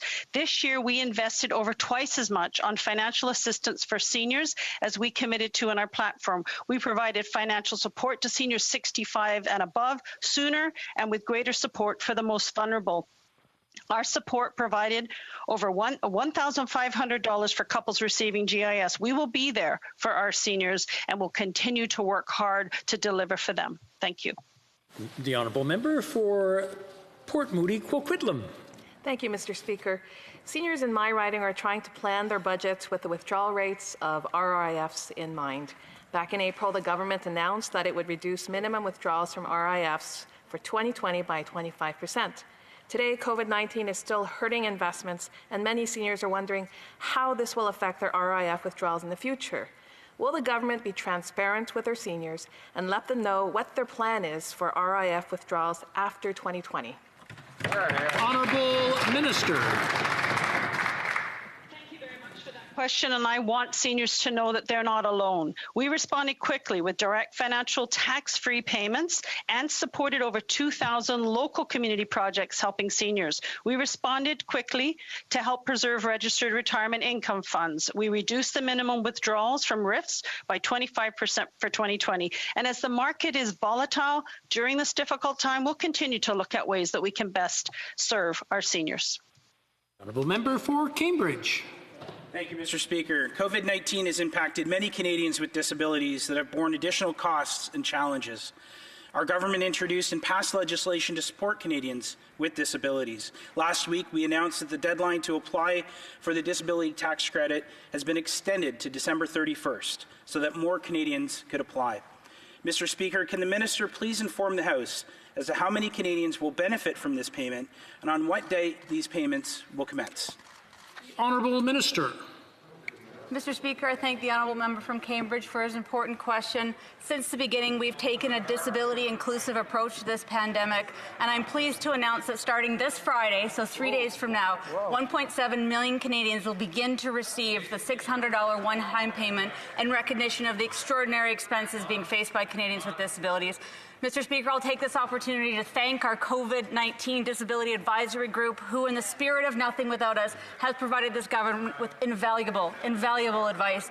We thank you, and we will continue to support our citizens with disabilities moving forward. The Honourable Member for Souris Moose Mountain. Mr. Speaker, carbon capture and storage technology has been extremely effective at reducing CO2 emissions from some of the largest emitters worldwide, including power and upgraders. Countries like Norway, Germany, and Denmark have all invested in this green emissions cutting technology. Canada is a world leader in CCS. With energy investment leaving Canada in droves, why is the minister allowing us to fall behind our international counterparts when it comes to CCS investment? Honourable Minister. Thank you very much for the question, Mr. Speaker. It's an important question. CCS technology is an important part of addressing greenhouse gas emissions, not simply from the oil and gas sector, but from many industrial sectors across this country.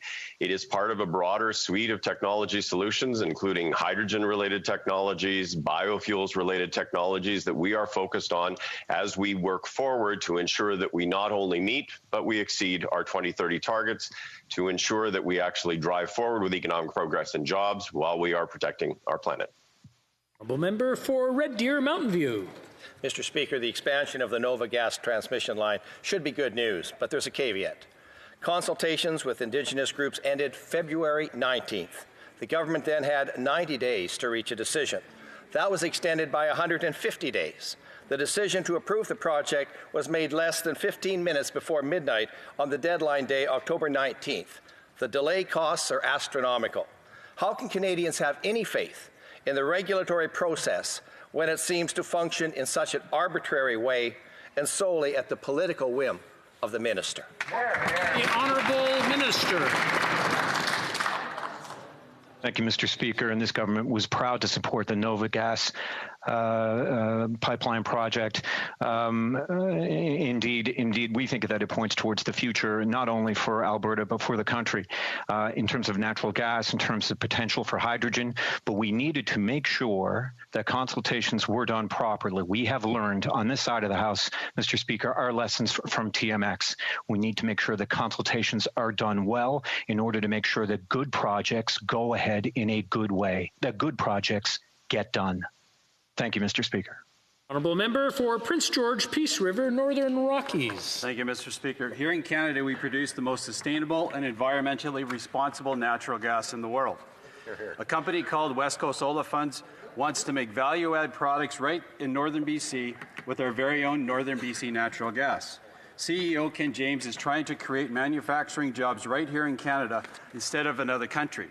Will the government support the West Coast Olefins project that will benefit so many of our community's workers and their families, or just put up more roadblocks?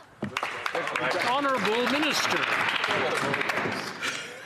Mr. Speaker, as I said earlier in speaking about Nova Gas, we will continue to make sure that good projects get done in a good way. I'm pleased to entertain, of course, any project and any proposal from any investor in the world, but we have learned, certainly over the past number of years, that we must make sure that we adhere to certain rules, regulations, and guidelines. We must make sure that we consult properly with First Nations, with Inuit, and with Métis, and we make sure that we take our environmental responsibility seriously. When we do those things, good projects get done. We have proven that, Mr. Speaker. There are 5,600 people working on TMX as we speak. Thank you. The Honourable Member for Davenport. Mr. Speaker, as our federal government has made clear, there's no relationship more important than our relationship with Indigenous peoples. Since we were first elected, we have made enormous progress on advancing a renewed relationship, but we know there's much more to be done.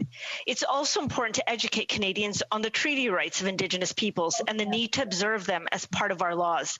Can the Minister of Immigration, Refugee and Citizenship Canada tell this House how the government will demonstrate the importance of this relationship to newcomers to Canada? Honourable Minister. Well, I want to thank my honourable colleague for the question and her excellent advocacy. From day one, reconciliation has been one of our government's key priorities. To build on these efforts, last week we reintroduced our legislation to amend the Citizenship Oath. The new oath fulfills Truth and Reconciliation Commission's Call to Action 94 and ensures that every new Canadian from day one will have a greater awareness and understanding of the importance of Aboriginal rights and treaties of First Nations, Inuit, and Métis peoples to everyone living in Canada. C8 is another step forward on our path to reconciliation. Honourable Member for Churchill, Kiiwetinoong, Aski. Mr. Speaker, Health Canada is telling us privatizing healthcare will help us deal with the pandemic. Wrong. It's about enriching their Liberal friends. A former Liberal politician advising the minister is selling tents. Let's send them to a First Nation that didn't ask for them. A former Liberal MP wants to make ventilators. Let's go. We Charity, Jeff Bezos, Big Oil, make it rain. When Harper Martin destroyed our public services, they were upfront. This government cannot privatize quarantine health services. Why do they insist on padding the pockets of their rich friends?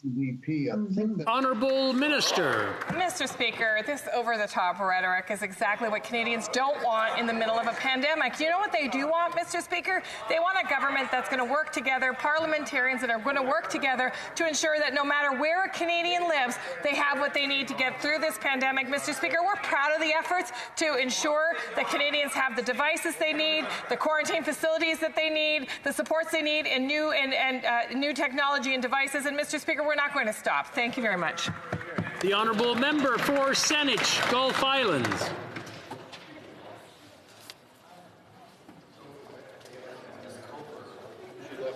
Mr. Speaker, sorry about getting off mute there.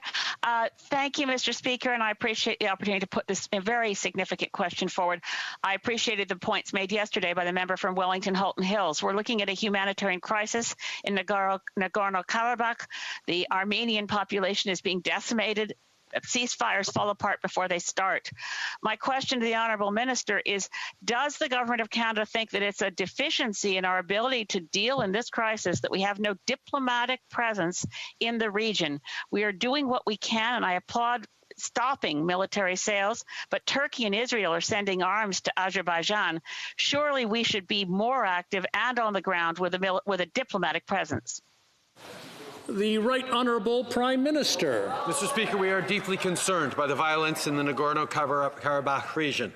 We call for immediate cessation of hostilities, strict observance of the ceasefires, and the protection of citizens. We continue to support the important work of the OSCE Minsk Group aimed at encouraging a peaceful and negotiated resolution to this conflict. There is no military solution, and that's why we keep calling for negotiations. I spoke directly with Armenian President Pashinyan a number of days ago, as well as with Turkish President Erdogan, encouraging everyone in the region to cease hostilities and return to dialogue. And that's all the time we have today. C'est tout le temps qu'on a. That's all the time we have today. The honourable member for Montorville is rising on a point of order. Mr. Speaker, I'm asking for unanimous consent of the House for the following motion: that the House of Commons condemn with great severity the terrorist attack that occurred on October 16, 2020 in France, attacking one of the fundamental values of French democracy, namely the freedom of expression. The best way to fight against somber ideas is light. And this has to show through the entire education system. We need to pay tribute to the victim, the teacher at the College of Boisdon, and support the work of the police forces and show solidarity with the government of the French Republic and reiterate our ongoing friendship with the French people and denounce this unbearable attack on the freedom of expression, and that this tragic event reminds us that we have to pursue our fight against terrorism, violence, and hate against others, and ask the government to fly the flag at half-mast and express our sincerest condolences with the French people. As this is a hybrid session of the House, for the sake of clarity, I will ask only those who are opposed to this motion, therefore, all those who are opposed to what this honourable member is proposing, please say nay. Okay. We have heard the statement, and all those who are opposed to the motion, please say nay. There are no dissenting voices. I declare this motion adopted.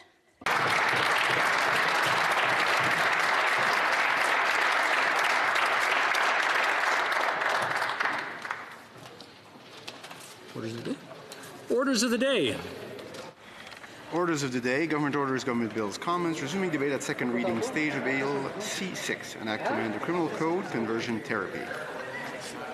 Resuming debate, the honourable member for Elgin Middlesex London has... I'm sorry? Has 5 minutes remaining. I'm sorry.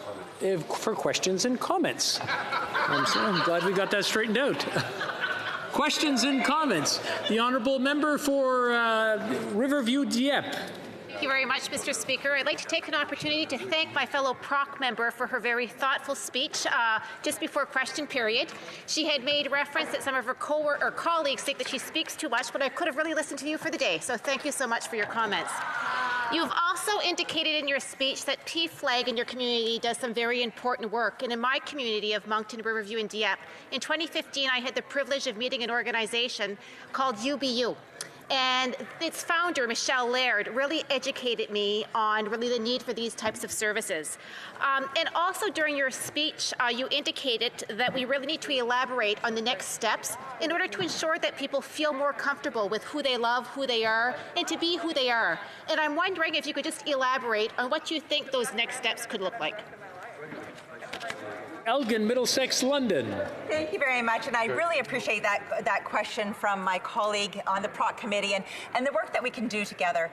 I think there is a place for everybody, and there needs to be those safe places. So when I look at the different associations that are starting in the high schools, when I look at community groups, those are all great initiatives. And I think that we need to make sure we make those types of investment. It may just be time investment that we made to make those into those. It doesn't necessarily always need to be financial, but it needs to be that time investment so that we can be there to listen and to always be on side and make sure that we hear from everybody that is part of this group. So really, time for conversations and time for great talks. Thank you. Questions and comments. Questions et commentaires. The honourable member for Winnipeg North. Thank you, Mr. Speaker. And, you know, I very much appreciate my friend's comments in regards to the legislation. And it would seem to me, in listening to the debate thus far, that the vast majority, if not all members, seem to recognize that the conversion therapy is just wrong. And that's really encouraging to see. And one of the things that I think is really important to recognize is that all the parties, except for the Conservative Party, is recognizing it as a whip vote. In other words, as a political entity, that the party feels that it is something that is not optional. And I'm wondering if she might think that it would be better for the Conservative Party collectively to make that statement by saying it's a whip vote. Member for Elgin, Middlesex, London. Well, thank you very much for the question. And, you know, I think the thing is, when we're looking at this piece of legislation, we are asking for amendments. And there's some amendments in there, and as I mentioned in my speech, it's about talk. You know, the confusion between talk therapy going into conversion therapy or the talk therapy that I do so that we can actually have a real dialogue and we can discuss these issues. So I think part of the issue is within the legislation, we know it's not perfect. And the concern is that we're moving forward when this actually goes into the court systems and the judges have the decision on how they're going to interpret, that there needs to be more clarity on that. So that is some of the questions or some of the concerns that I have with this piece of legislation. And it's really hard when we know that the clarity is not there. Thank you. Questions and comments. Questions et commentaires. The honourable member for Windsor West. Thank you, Mr. Speaker. And here's the interesting aspect with regards to the Conservative logic on those individuals that claim that they're against it, but say they're going to have to vote maybe against it going to committee to work on those things. So I don't understand the Conservative logic about not actually applying the vote across their entire party to get it to committee to actually bring those things. So how does a member reconcile the fact that if you vote against it, you can't even get it to committee to be amended? Number for Elgin, Middlesex, London. You know, this conversation, we talk about it being divisive. And I wish I had an actual question that mattered when it came to the LGBTQ community and wasn't so politicized as this one was. I will do every effort I can do to make sure that we have a real and valid conversation. And I just find that question irrelevant in the fact that I will continue to be an ally for the LGBTQ community. That is what I can do. And let's take the politics out of this. Let's actually talk about the people. Thank you. Questions and comments. Questions et commentaires. So good. The honourable member for Edmonton Riverbend. Thanks, Mr. Speaker. Hope to ask a legitimate question here that I think brings it back to the people, like the member indicates. This government has stood up time and time again today in giving speeches and indicating that we've waited far too long for this legislation. It's now been 5 years that they've been in government, and many municipalities have actually gone before them and said, we can't wait any longer, so they did their own legislation. So curious to what the member thinks in terms of why we have to bring this government kicking and screaming into this conversation when many municipalities have already done this. The honourable member for Elgin, Middlesex, London. Well, just a few months ago, actually, or it may have been a year ago, when the petition was put forward, there were many people working on a petition, and there was an electronic petition, I think it was 10083, that was going about. This government had decided that was provincial jurisdiction. So we looked at the municipalities, we looked at things like Vancouver were doing, the province of Ontario, Quebec, different provinces across this country, different municipalities, and it's sort of interesting that they decided to engage now. It's a minority government. They want to build a wedge. Unfortunately, that's my conclusion on that. Right. But we could do better. And at the end of the day, I don't disapprove of this legislation. I think that we do need to do better. I just wish it wasn't put in the way that it was. Thank you. Resuming debate, the honourable member, l'honorable député de Saint-Laurent. The honourable member for Saint-Laurent. I'd like to thank you for giving me the opportunity to speak today to Bill C-6. This bill seeks to modify the criminal code in order to criminalize conversion therapy behavior in Canada. To protect LGBTQ2 kids and teens from the long-term harmful effects of conversion therapy, a range of dangerous and discredited practices that falsely claim to change a person's sexual orientation. Passing this bill will send a strong message to the LGBTQ2 community that they are valued and protected by their government, that they are free to be who they are, and that there's nothing wrong with them.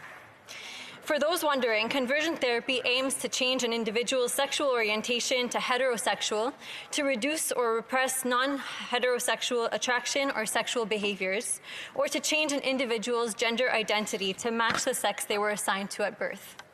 It is rooted on the wrongful premise that sexual orientation, gender identity, and gender expression other than heterosexual and cisgender can and should be changed. Mr. Speaker, that in itself should tell you that this therapy is harmful, as it tells people that they should not be happy within their own skin, that they should not love and accept themselves for who they are. And that in itself, Mr. Speaker, is cruel. Le projet de loi Bill C-6 seeks to add 5 new offenses to the criminal code related to conversion therapy. That is, forcing a minor to undergo conversion therapy, removing a minor from Canada to undergo conversion therapy abroad, causing a person to undergo conversion therapy against their will, profiting from providing conversion therapy, and advertising an offer to provide conversion therapy. It would also authorize courts to order the confiscation of documents containing conversion therapy advertising and to remove such advertising from computer systems and the internet. To note that these amendments will not criminalize those who provide affirming support to people who are struggling with their sexual identity or orientation, such as teachers, therapists, patients, friends, parents, friends, etc. For example, if a little girl tells her parents that she's a lesbian and her parents bring her to a therapist to affirm that this is in fact the case and that it's not just a phase or a one-time experience, or if the child is confused or unsure about her sexual orientation, a therapist can provide to the child the help to figure things out without denying the way that she feels. Conversion therapy can take on various forms, including counseling, behavior modification, in more severe cases, electric shock therapy. Might as well throw in the lobotomy at this point. These are archaic methods being used on children that are incredibly harmful and have been proven to be completely ineffective. These practices have been rejected by every mainstream medical and mental health organization for decades. Every leading health organization, including the Canadian Psychological Association, the Canadian Psychiatric Association, the Canadian Pediatric Association, the American Psychological Association and the American Psychiatric Association have denounced efforts to change sexual orientation or gender identity and claim that attempts to do so can result in serious health risks.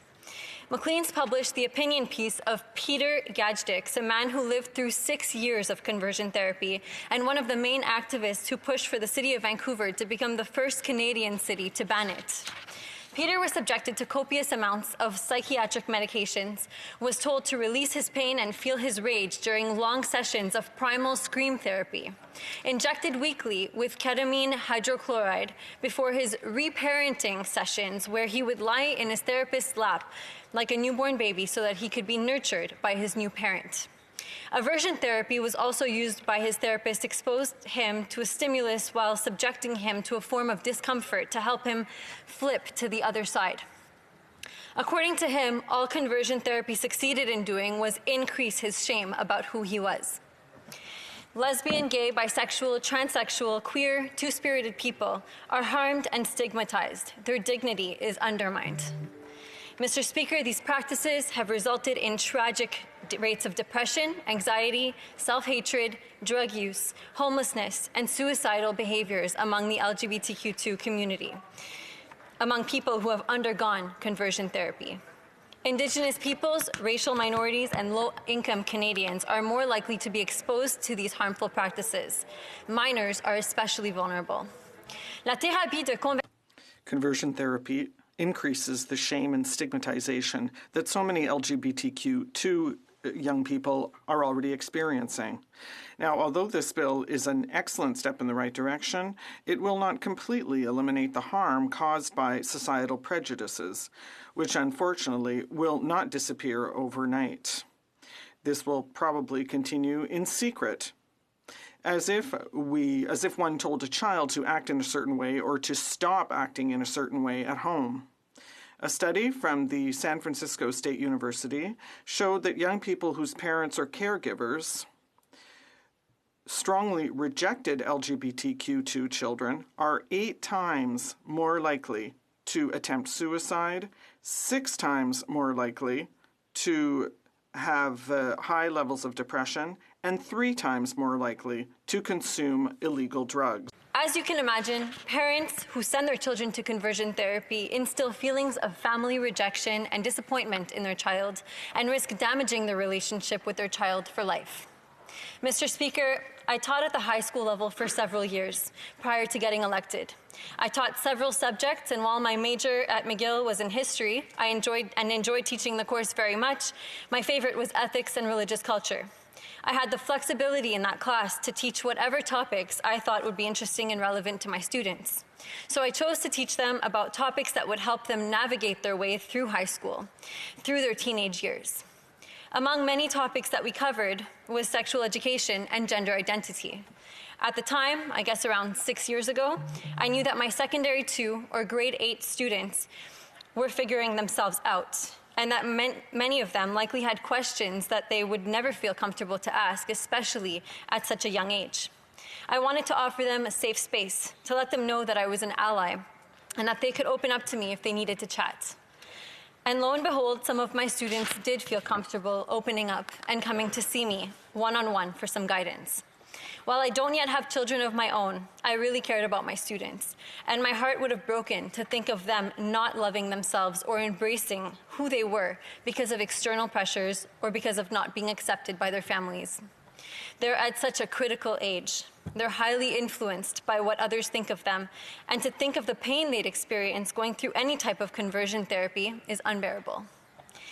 Now, I know that health falls under the provincial jurisdiction, and we can't ensure that conversion therapy won't be practiced without the help of the provinces, territories, and municipalities. And that's why our government will work with provincial counterparts to bring conversion therapy to an end in Canada. I'm interested in seeing all parties work together in committee to come up with the best possible legislation to protect the LGBTQ2 community and to ensure that everyone will benefit from the protection that this bill offers. Each and every one of us should have the right to who we are and to love who we love without being ridiculed or tortured for it.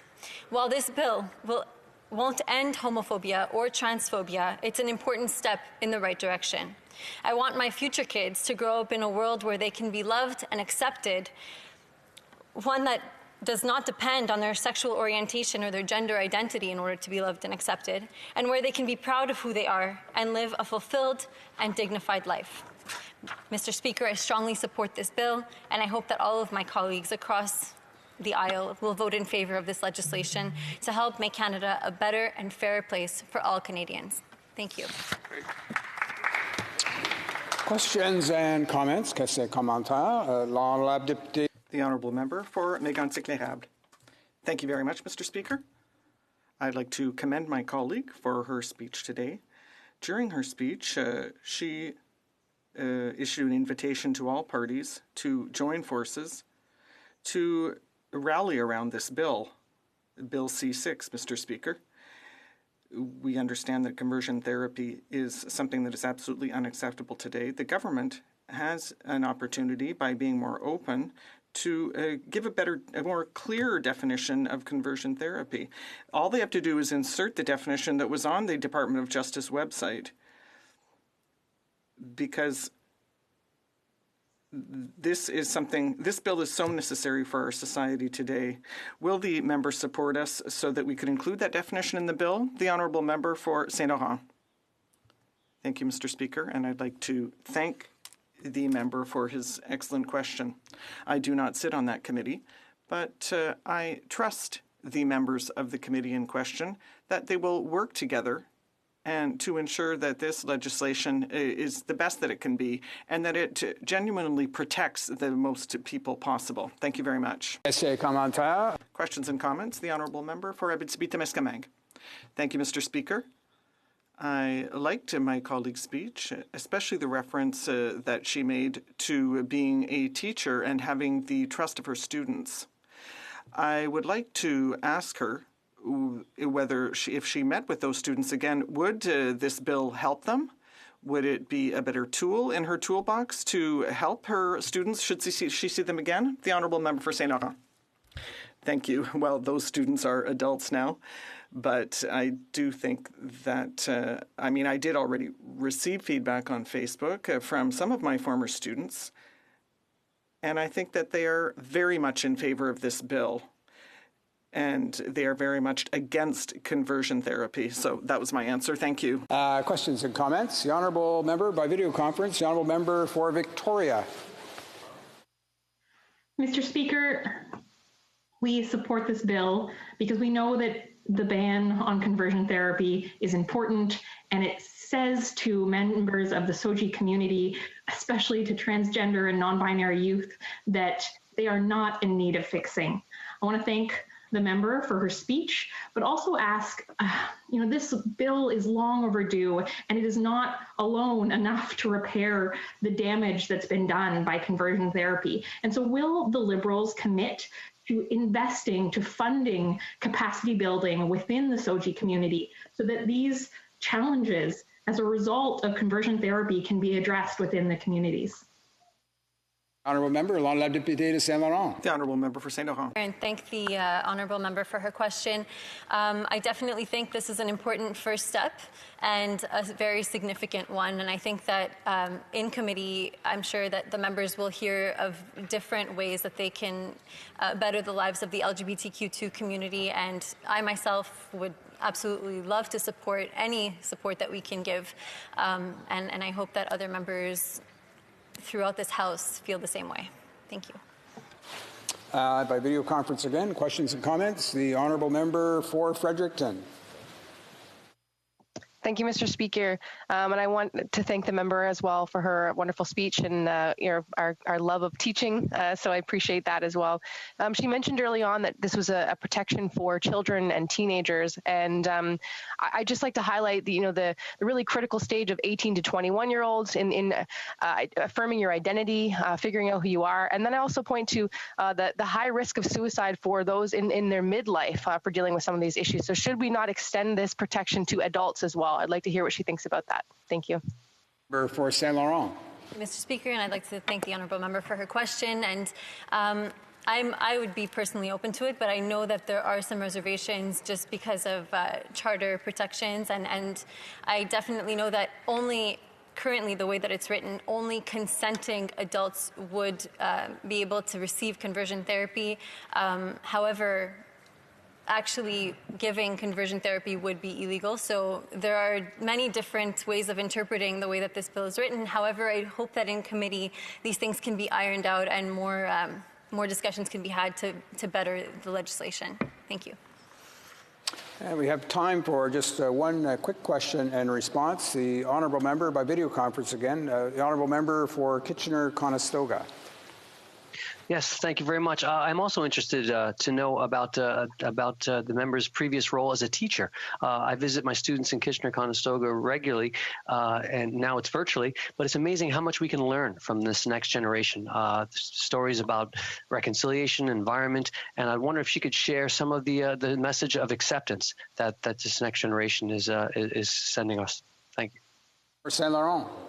Thank you, Mr. Speaker. I can definitely say that I came from a school with a wide array of backgrounds, and I think that a lot of my students definitely felt comfortable in expressing themselves and in being different. It was a good thing to be unique at that school, so I definitely think that our generation has a lot to learn, and I hope that that generation can teach future generations to yet again open their minds and to make the world a better place for everyone.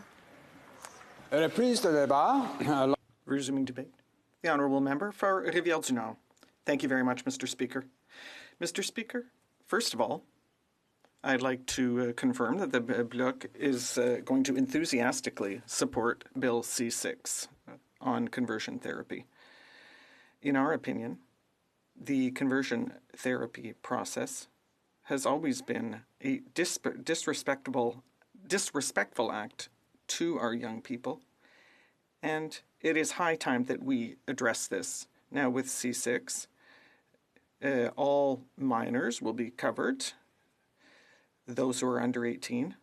It also addresses conversion therapy advertising, and it will also address the matter of financial benefits derived from conversion therapy.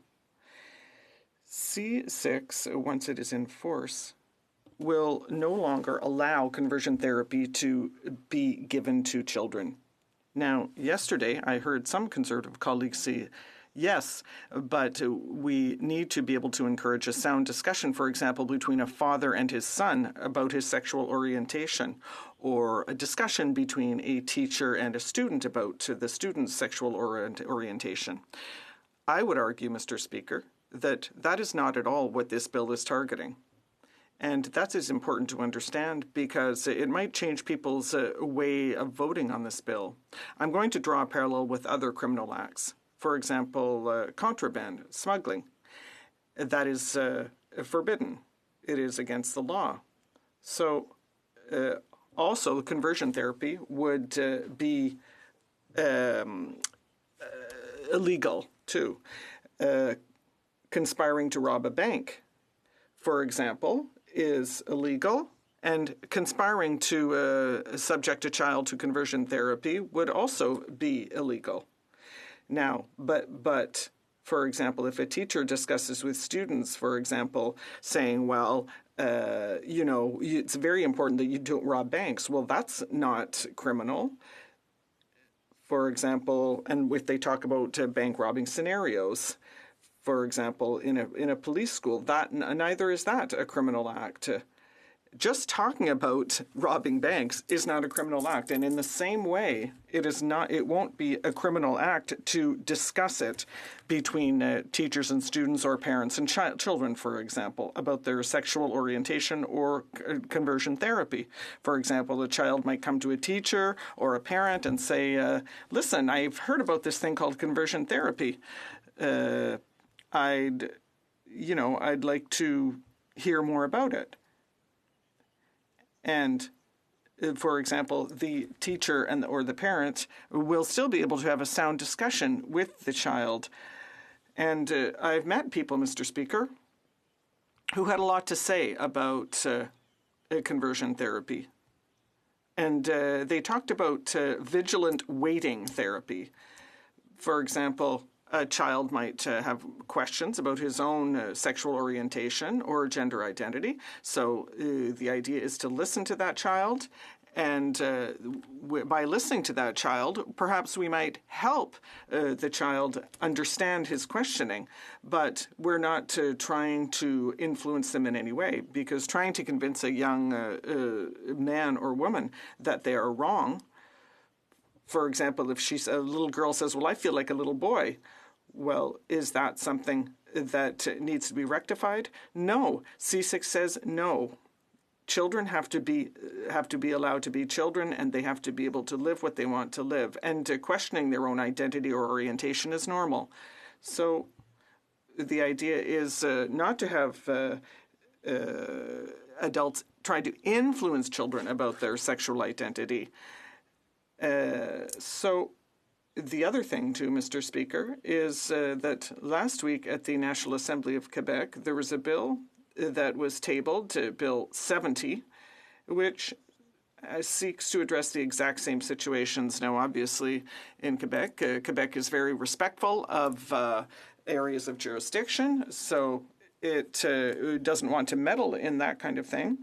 So they said that they would amend the Code of Professions and to say that any professional who tries to engage in conversion therapy is engaging in a harmful act and therefore could be accused by his or her professional order.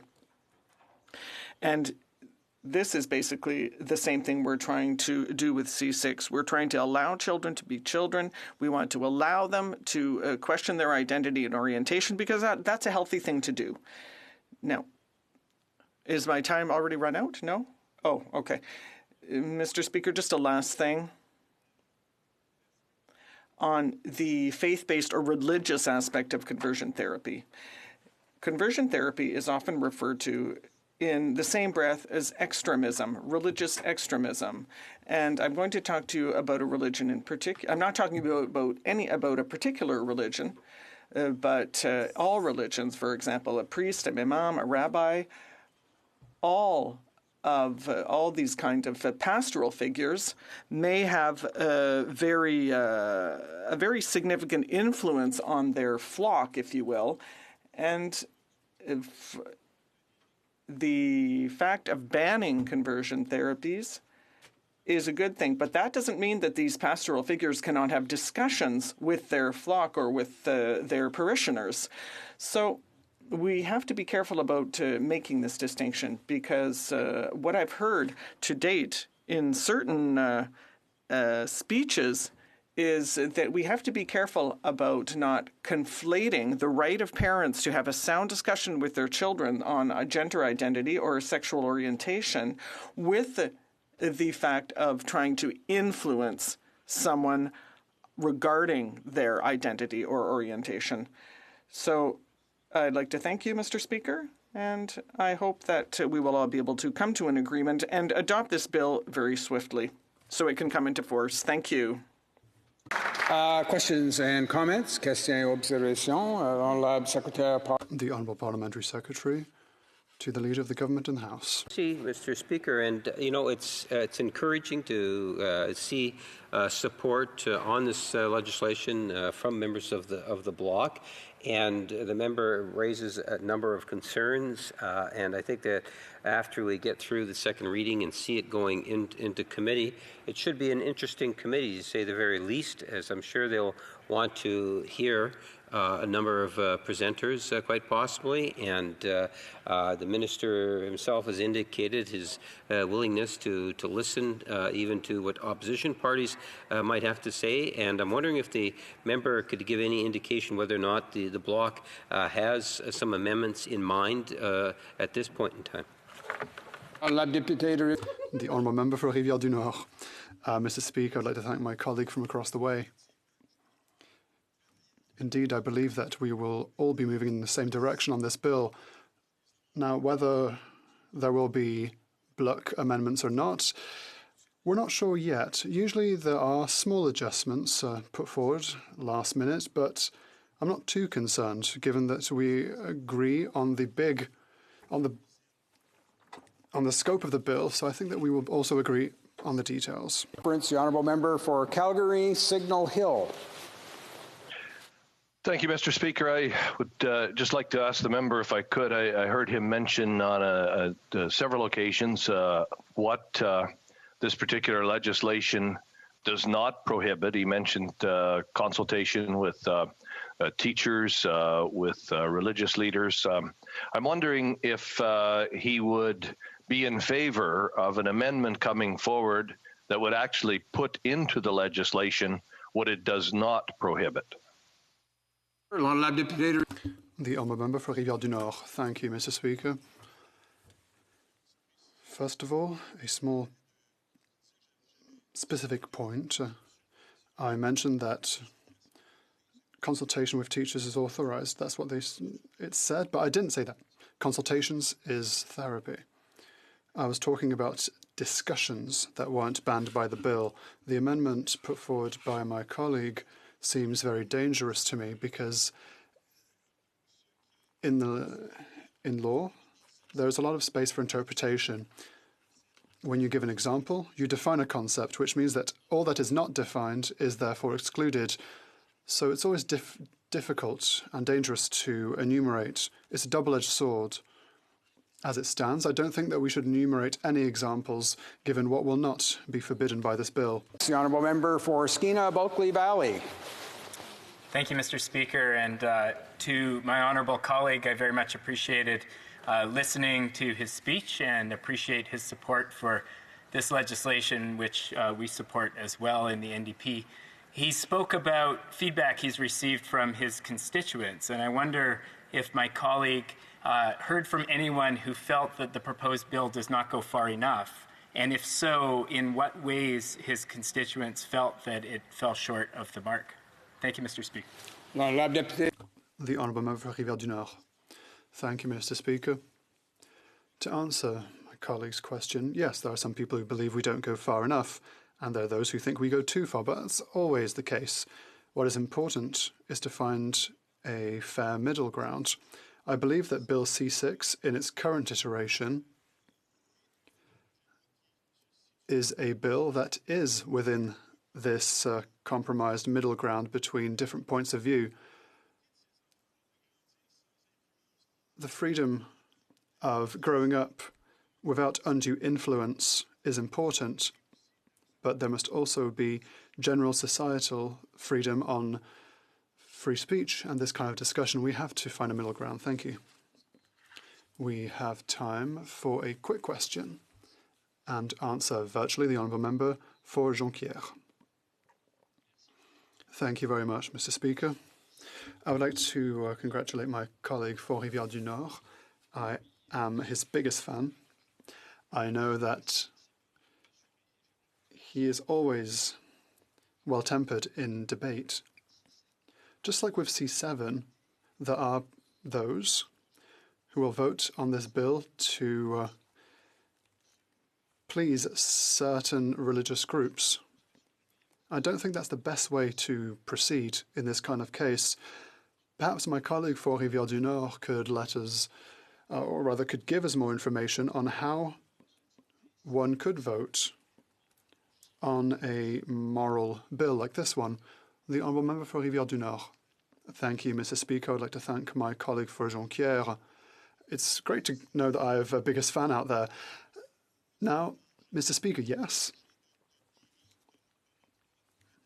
it's dangerous to vote just because a religion wants us to vote in a certain direction. But let us be clear, religions are important. They have a very positive impact on many people. I'm happy that there are religious communities in this country, but these communities should not dictate our laws, because that's where we'll have a problem, and that's where conflict may arise. Conflicts that we'll never be able to overcome. So let us be careful when it comes to this kind of orientations and votes based on religion rather than fact. Thank you, Mr. Speaker. Resuming debate, the Honourable Parliamentary Secretary to the Minister of Foreign Affairs. Thank you, Mr. Speaker. It's a great privilege today to speak on Bill C6, an act to amend the Criminal Code to criminalized conduct related to so-called conversion therapy. I also want to say it's an honor to follow the member for Rivière-du-Nord and his excellent comments, as well as my colleague, the member for Saint-Laurent. I begin by thanking the Minister of Justice and the Minister of Diversity and Inclusion and Youth for their tremendous work in bringing forward these amendments. They have given members of this House a rare opportunity to not only make lives better, but to save lives. That is work that none of us should take lightly.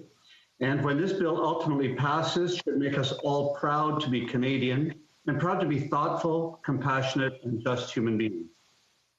Mr. Speaker, cutting to the chase, I'm going to begin with a very personal story. From a very young age, I knew that I was different. I saw the world differently from my friends and experienced relationships with them differently. My earliest memories of that go back to the age of 4 or 5, when gender norms simply didn't align with my view of the world. Toys that I was told I should play with did not interest me. Games or activities that other boys loved left me indifferent. My affiliations with boys, while strong and important, left me worried and sometimes afraid. Girls were simply easier and left me feeling less complicated, less conflicted, and more comfortable. But still, I wanted to be the best little boy in the world and did everything I could to be just that. As I grew up and approached adolescence, my family and friends felt I was different from the other boys in the neighborhood. And rather than trying to channel me into one way of being, stood back a notch, were open to conversation, watched, and allowed nature to take its course. In adolescence, these relationships with boys became even more scary, and girls became even more comfortable for me to spend time with. While I thought that was a sign, many seem to think this was a sign of an emerging ladies' man, a very dated term. I recognize nothing could have been further from the truth, as is obvious today. Of course, I played the game. In the 1960s and 70s, it was simply too horrendous to even imagine being anything but a ladies' man.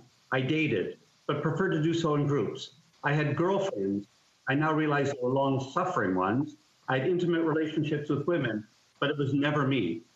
It was something that others hoped I would be. It was something others thought I would be, but it wasn't me. Wanting to be the best little boy in the world, I did not want to disappoint.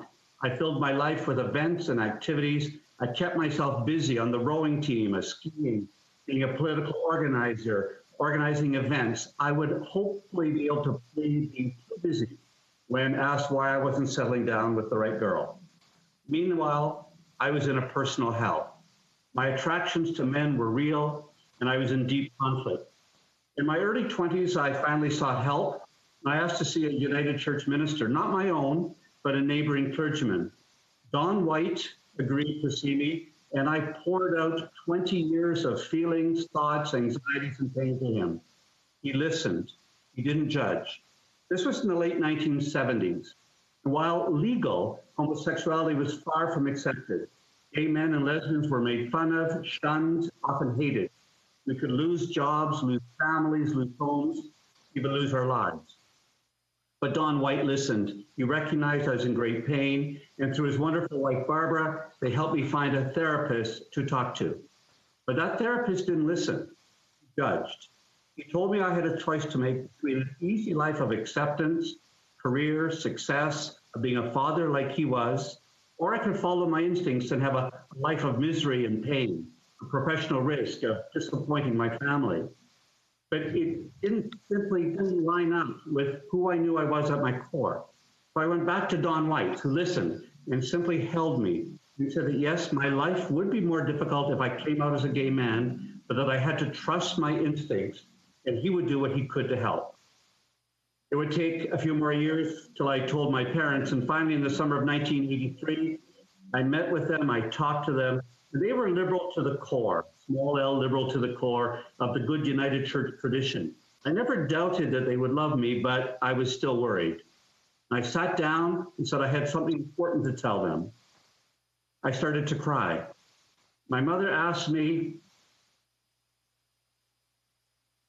if she could ask me a question. She asked if I thought I were gay. I said I knew I was gay. And she said, Oh, thank goodness. I was worried you had cancer or something awful had happened. And we laughed, and both my parents embraced me and said they would do whatever I could do to make my life happy and healthy. A few years later, I would have to tell them I had cancer, and they held me the same way and loved me just as much. But not every child has a parent like I had. Not every young gay man or boy, young lesbian or two-spirited person, every bisexual, trans person has a parent like I have. They don't have a church or a pastor like I had, or teachers or mentors or employers or colleagues, or friends or a community like I had. In fact, many have the opposite experience. Mr. Speaker, that is why we need the amendment to the criminal code that we see in Bill C-6. We need to protect the most vulnerable when they need it the most. We need to ensure that every person in this country knows that they are free to be who they are, become their own self as God or nature, as you might think, intends them to be. To live, to love, to express themselves in ways that are true to their very core. This bill is more than symbolic. It's very real in its impact.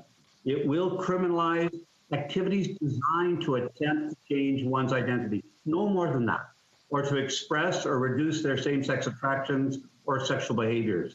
It will ensure that no one can cause a minor to undergo a therapy designed to change who they are or how they feel. It will ensure they don't have to undergo such processes against their will. It will ensure that no one can make money from these so-called therapies. These are real and critically important measures that the government is recommending. But this bill also carries symbolic weight. And that is what I think scares some in the opposition who may be inclined to vote against it. I heard the leader of the opposition express his concerns about conversion therapy, and I thank him for that. But I also heard him wiggle around and trying to support the far right wing of his party. They're worried about this bill, I think, because it normalizes LGBTQ people. It says that we're okay. It says that we don't need to change and we shouldn't be forced to change. It continues the long evolutionary process begun in the 1960s by the late Pierre Elliott Trudeau to tell me and to show me that I'm okay.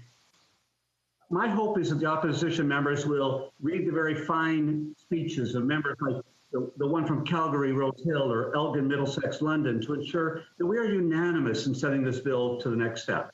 And that's why I decided to tell my personal story today. It's not just my story. It's the story of a significant portion of our population who needs to hear from this House, from this government, not only that nothing is wrong with them, but it is wrong for people to try to change them from being who they are. We've come a long way since the first Prime Minister Trudeau opened the legal door for people like me. And even since the current Prime Minister offered an apology for the way successive governments, Liberal and Conservative, have treated people like me. But we still have a long way to go. I read with interest that the new parliament in New Zealand is the gayest parliament in the world, now with 9% of its members being from the LGBTQ community. They surpassed the UK with its 7%, or 45 members. Mr. Speaker, our House has only 4 openly gay members, or just slightly over 1%, not looking at all like the Canadian population. It's still lonely for those of us who are different. Perhaps this bill would be just a little easier to pass if this House and our government and looked and sounded just a little more like Canada. Let's all work on that. I close where I began, thanking the Minister of Justice, the Minister of Diversion and Inclusion and Youth for bringing these amendments forward. I thank honourable members for taking the time to read this bill, to talk to the community, and for some of the very magnificent speeches I've heard. And I thank you for listening so well today. I think so many of my colleagues who may have not lived my story, but have heard it, are now helping all of us, and I thank them, and I'm glad you are prepared to act. Thank you, Mr. Speaker. Questions and comments, and by video conference, the honourable member for Sarnia-Lambton. Well, thank you, Mr. Speaker, and I want to thank the honourable member for having the courage to share his story. One of the things that concerns me from listening to the debate today is that it's clear that in the bill, private conversations are not necessarily protected. I mean, the conversation that he has had with ministers, others have had the same types of conversations and have chosen differently, which is their right as well.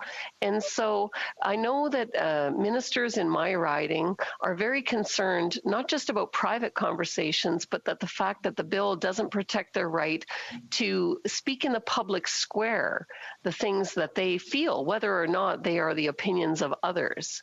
And so I wondered if the member would be willing to support an amendment to clarify in this legislation the need for private conversations and for ministers to be able to speak in the public square as they wish. Honourable member for Don Valley West. I thank the member for Sarnia Lambton for that question, but I cannot say I would support that kind of an amendment because I actually think that's very dangerous. I actually think that this legislation is very carefully worded to ensure that those kinds of conversations can happen.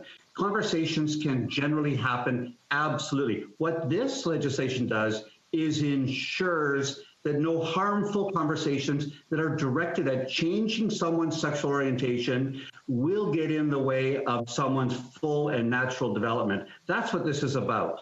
And this does call into question when rights bump up to each other. I will take the side of the most vulnerable. I will take the side of those who are most likely to be hurt. And I think this legislation does that. Your rights are clergy to get in line with that.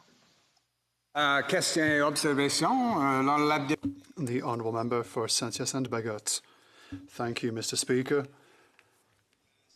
Thank you for this great speech that shows us that in all questions of identity, it's better to accept people than to reject them. That is clear, but in this debate, there's a very 1960s feel. We're trying to sell an idea that should have been sold and accepted many years ago. Of course, we agree with this bill. Conversion therapy is completely unacceptable. There is a veritable sect-based industry where apparently they heal these poor homosexuals in masses. That has nothing to do with therapy. It's completely logical. It's not medical in the slightest, and it only creates even more problems. My question is, why has this not been done earlier? In March 2019, we were told that this bill would be impossible. It was impossible to ban them. The Honourable Parliamentary Secretary to the Minister for Foreign Affairs. Absolutely. Thank you for your question. I believe that this is a process. It's a march towards freedom for gays, lesbians, and transsexuals. At every step, we take a step forward. I have a lot of patience with my colleagues from various parties. I like to give people the opportunity to change their opinion.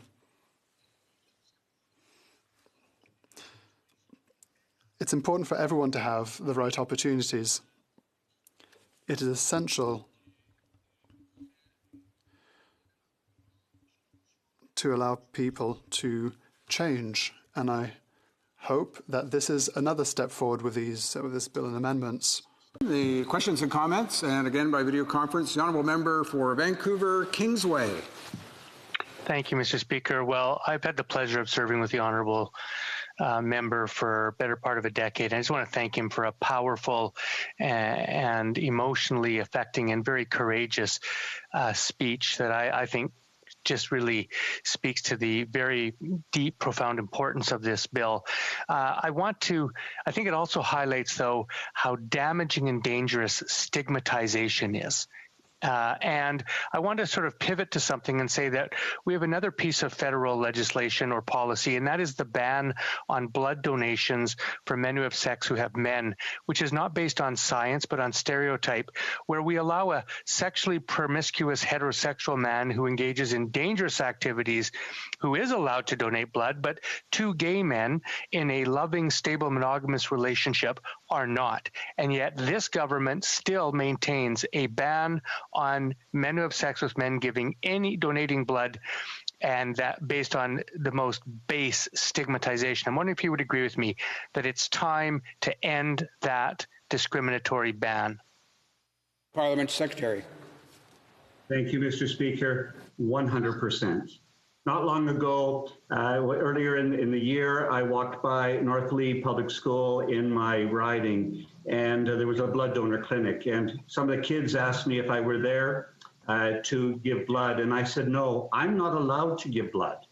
And it's wrong that I am not allowed to give blood. And it is a loss to Canadian society that I'm not allowed to give blood. And I won't stop working, even with my own government, until the issue around blood donations is based on behavior, not on orientation. It is not scientific, it is not right, it is wrong, and it is part of the legacy of discrimination. And I'm really glad the member asked me that question because I wanted to get that out. Thank you very much.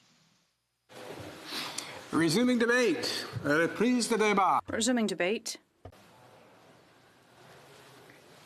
Resuming debate. Is the House ready for the question? La Chambre est-elle prête à se... Is the House ready for the question? La question. The question is as follows. Mr. Lametti, seconded by Ms. Bibeau, moved that Bill C6, an act to amend the Criminal Code, conversion therapy, be now read a second time and referred to the Standing Committee on Justice and Human Rights. Personne. Si un député d'une part... If a member of a recognized party present in the House wishes to request a recorded division, or that the motion be adopted on division, I would invite them to rise and indicate it to the chair. À la présidence, pardonnez-moi. Okay. Mr. Speaker, I would request a recorded vote. Oui. Puisque un député... Therefore, since a member has written, pursuant to order made Wednesday, September 23, 2020, the division will be deferred until tomorrow at the end of the period for oral questions. Of the day, ordre du jour. Government orders, government bills, commons. Resuming debate at second reading of Bill C7, an act to amend the Criminal Code, medical assistance in dying. Resuming debate, and I don't know whether we have her queued up here. This was, okay, we're good. Resuming debate, the honourable member for Fredericton. Thank you, Mr. Speaker. Mr. Speaker, I recently celebrated 1 year since I became an MP. In my role, I've had the incredible opportunity to learn every day. I listen to people, organizations, and advocates. And the discussion around medical assistance in dying is truly about listening. Today, I will add my voice to an issue that affects us all. Talking about death and dying is still taboo in our society, yet each of us must face it, not only for ourselves, but for the ones we love. This conversation does not come easy, but for those whose time is closer than others, we owe it to them to listen and to act in passing this bill. The debate on C7 has been passionate, emotional, and raw, rightly so. And I wish to congratulate and offer my gratitude to each member of this House for their efforts on behalf of their constituents, family members, and friends. Each of us has been speaking with our community members to learn their thoughts and hear their stories. Human agency has been on display, and the speeches before this House have shown professionalism and integrity with a deep commitment to the fundamental rights of Canadians. Sometimes we need a reminder that our Constitution is a beautiful thing. It is the crux of why I'm so proud to be Canadian and why I feel so honored to have the privilege to defend and uphold the Charter of Rights and Freedoms. I remember first learning in depth about the Charter as a grade 11 student. I remember the way it made me feel, the way it made me think about our life and our interactions with one another, the empowerment that it brought into focus. It was right around this time that I knew I wanted to someday be involved in politics. Well, that seems like ages ago. It was only recently that I learned about the urgency in amending our laws on the issues within the legislation on medical assistance in dying specifically and how it interacts with the Charter. I sat with it without lived experience, and I thought of many what-if situations, various scenarios and scary predicaments that I wouldn't want to face for the risk of also overstepping constitutional rights if mistakes were made. I heard some of these same concerns from many stakeholders, from those that are concerned about how this would impact people living with disabilities or with suicidal ideation. I have listened to those concerns and filtered this legislation through those important lenses. While I know some of these people may still disagree with me, I want them to know that I am confident this legislation strikes a balance that will not have the impact they fear. I also sought out opportunities to speak to individuals who had a personal connection to this legislation. And as it turns out, many people are willing to discuss their wish for dignity in dying, as well as their concerns about the current process and these proposed amendments. These individuals shared with me their efforts to pursue their right to bodily autonomy in their final moments on Earth.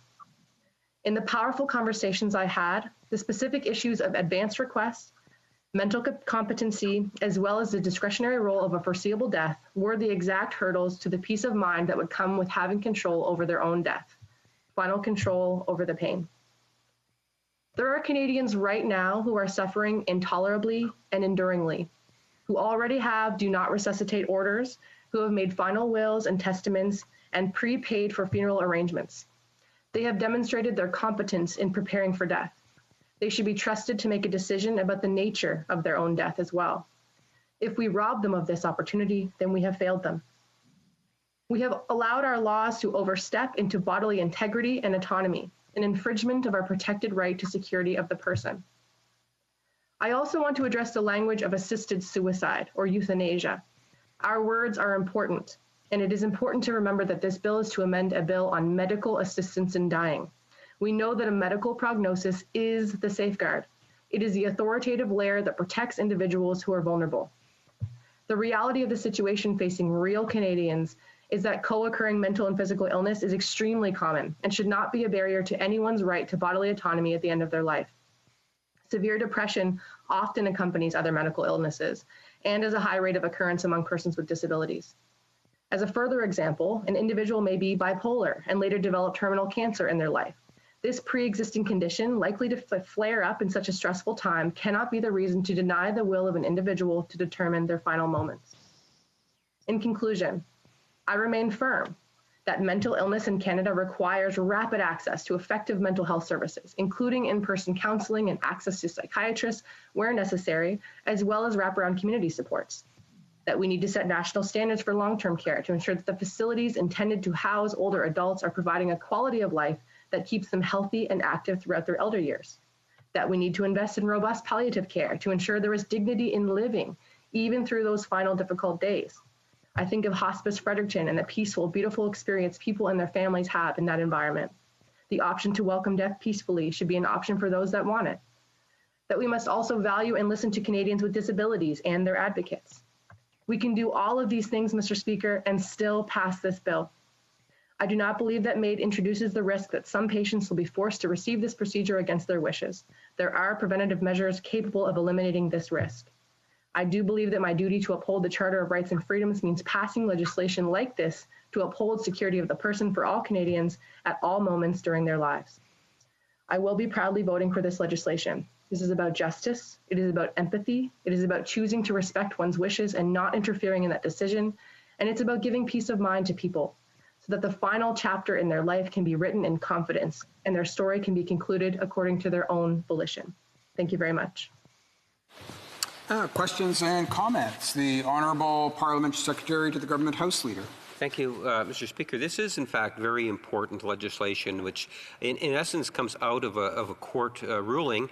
And you'll find that even the the debate really began on this issue in terms of the House after the last federal election, again by a Supreme Court ruling. And I think that the overall acceptance and just listening to the many different speeches on this, it's actually been very touching in terms of, I would suspect it will receive unanimous support. At least I'm hopeful that it'll receive unanimous support. But a part of that debate, in listening to it, a lot of members are talking about other issues that are related. For example, the importance of palliative care and how it is that we need to do more in that area of palliative care. And to that extent, I would ask my colleague what her thoughts are in terms of how important it is for the federal government to be working with provincial governments in dealing with some of the issues that we have before us, including the issue of palliative care. Honourable member for Fredericton. Thank you, Mr. Speaker, and I thank my honourable colleague for that important question. And you know what, it just makes me think about, where I'm at in my life, and I think about what the future could possibly hold. And I know that it really comes down to that choice. I hope that at that point in my life that there is effective palliative care to ensure that I have the choice to live with dignity right to the end, if that's what I so choose, if that's what's best for me as an individual. So absolutely, we need to do far more, and we need to collaborate with our provincial counterparts. This is a huge piece of why I also advocate for an increased health transfer for the Atlantic provinces, because we know we have an aging population. We know this is an issue we must confront, but absolutely, this is the other piece, is to ensure the dignity in dying as well. So I really appreciate kind of the nuanced question. Thank you. Questions and comments? The honourable member for Sarnia-Lambton.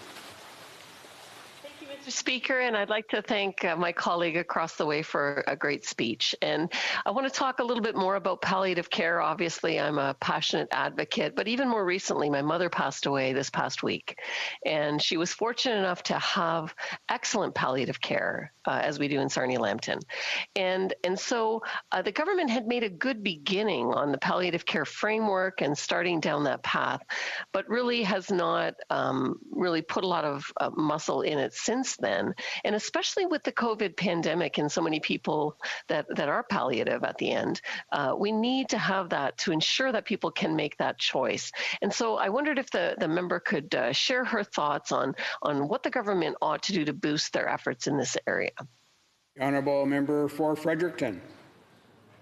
Thank you, Mr. Speaker, and thank you so much for that question, and my condolences to you and your family on your loss. And I mean, absolutely. So it just continues with what I've been saying, but I think it's important for us as opposition members as well to continue to hold the government accountable on some of these promises and initiatives.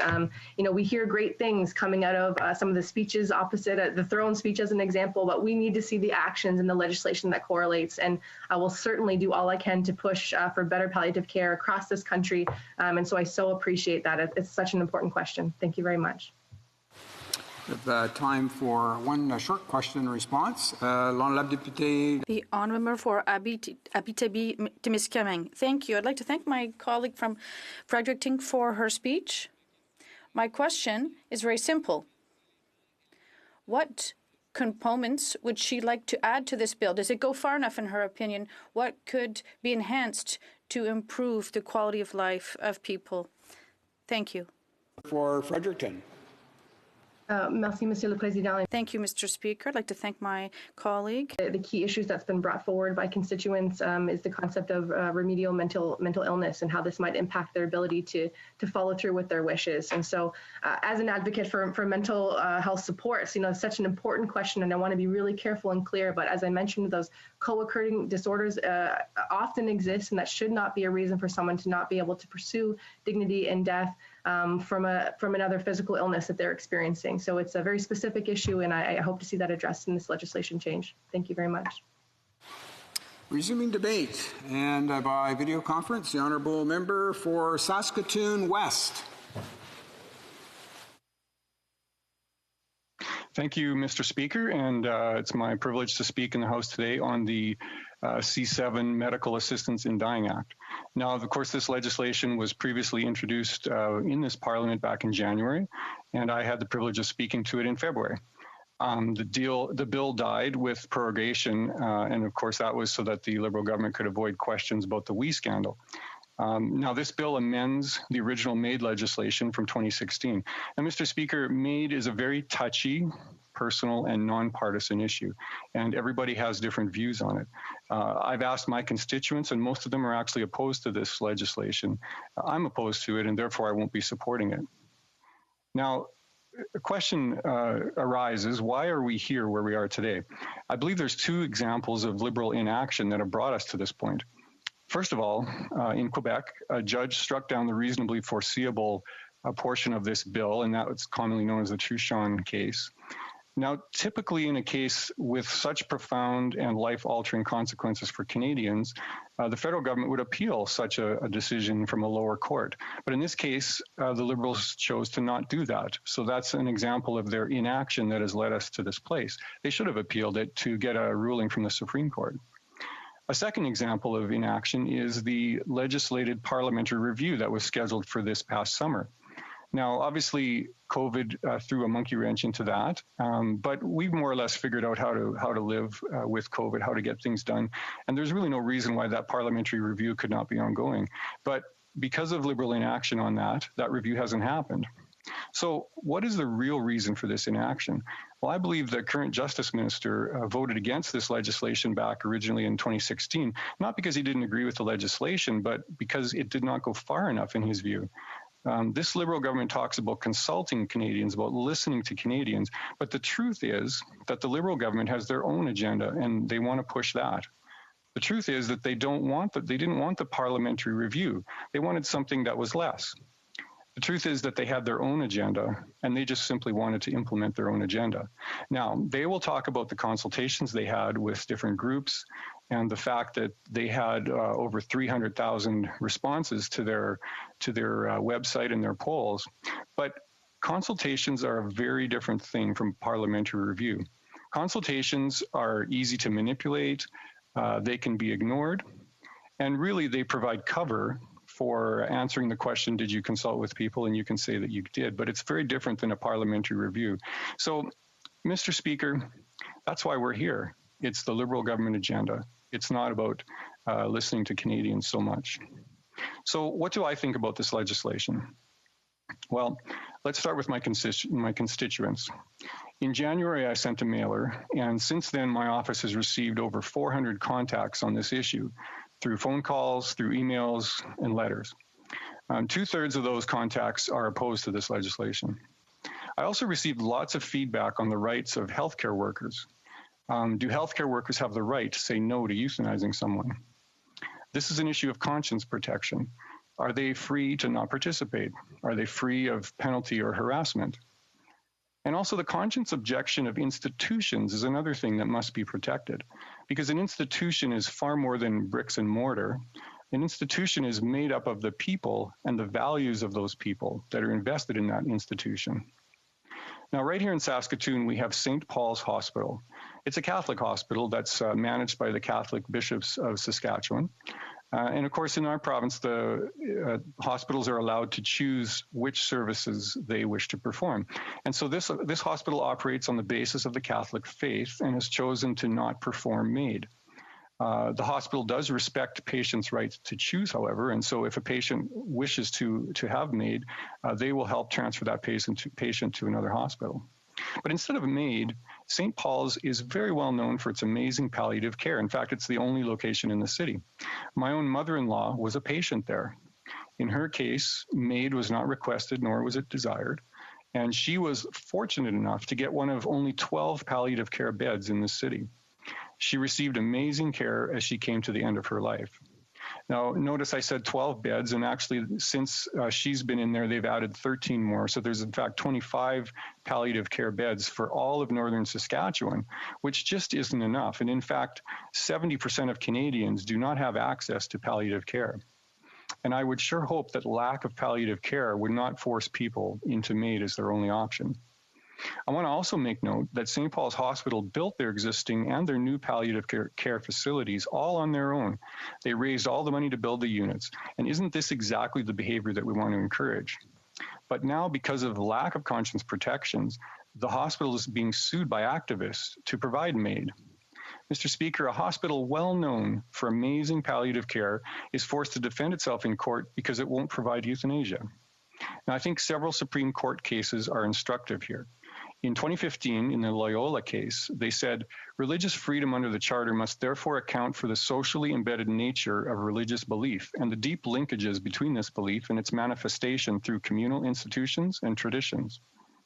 In another 2015 decision, they said, a neutral public space free from coercion, pressure, and judgment on the part of public authorities in matters of spirituality is intended to protect every person's freedom and dignity, and it helps preserve and promote the multicultural nature of Canadian society.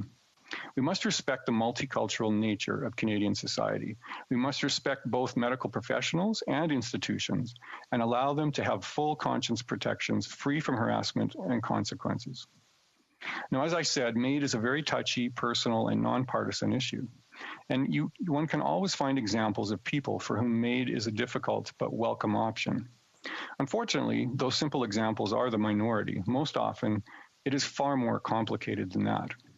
Stories that I've heard reflect these complications.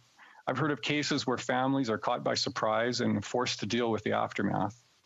Cases where a person is at a particularly low point in their health, but under this legislation would be able to request and receive MAID with no waiting period.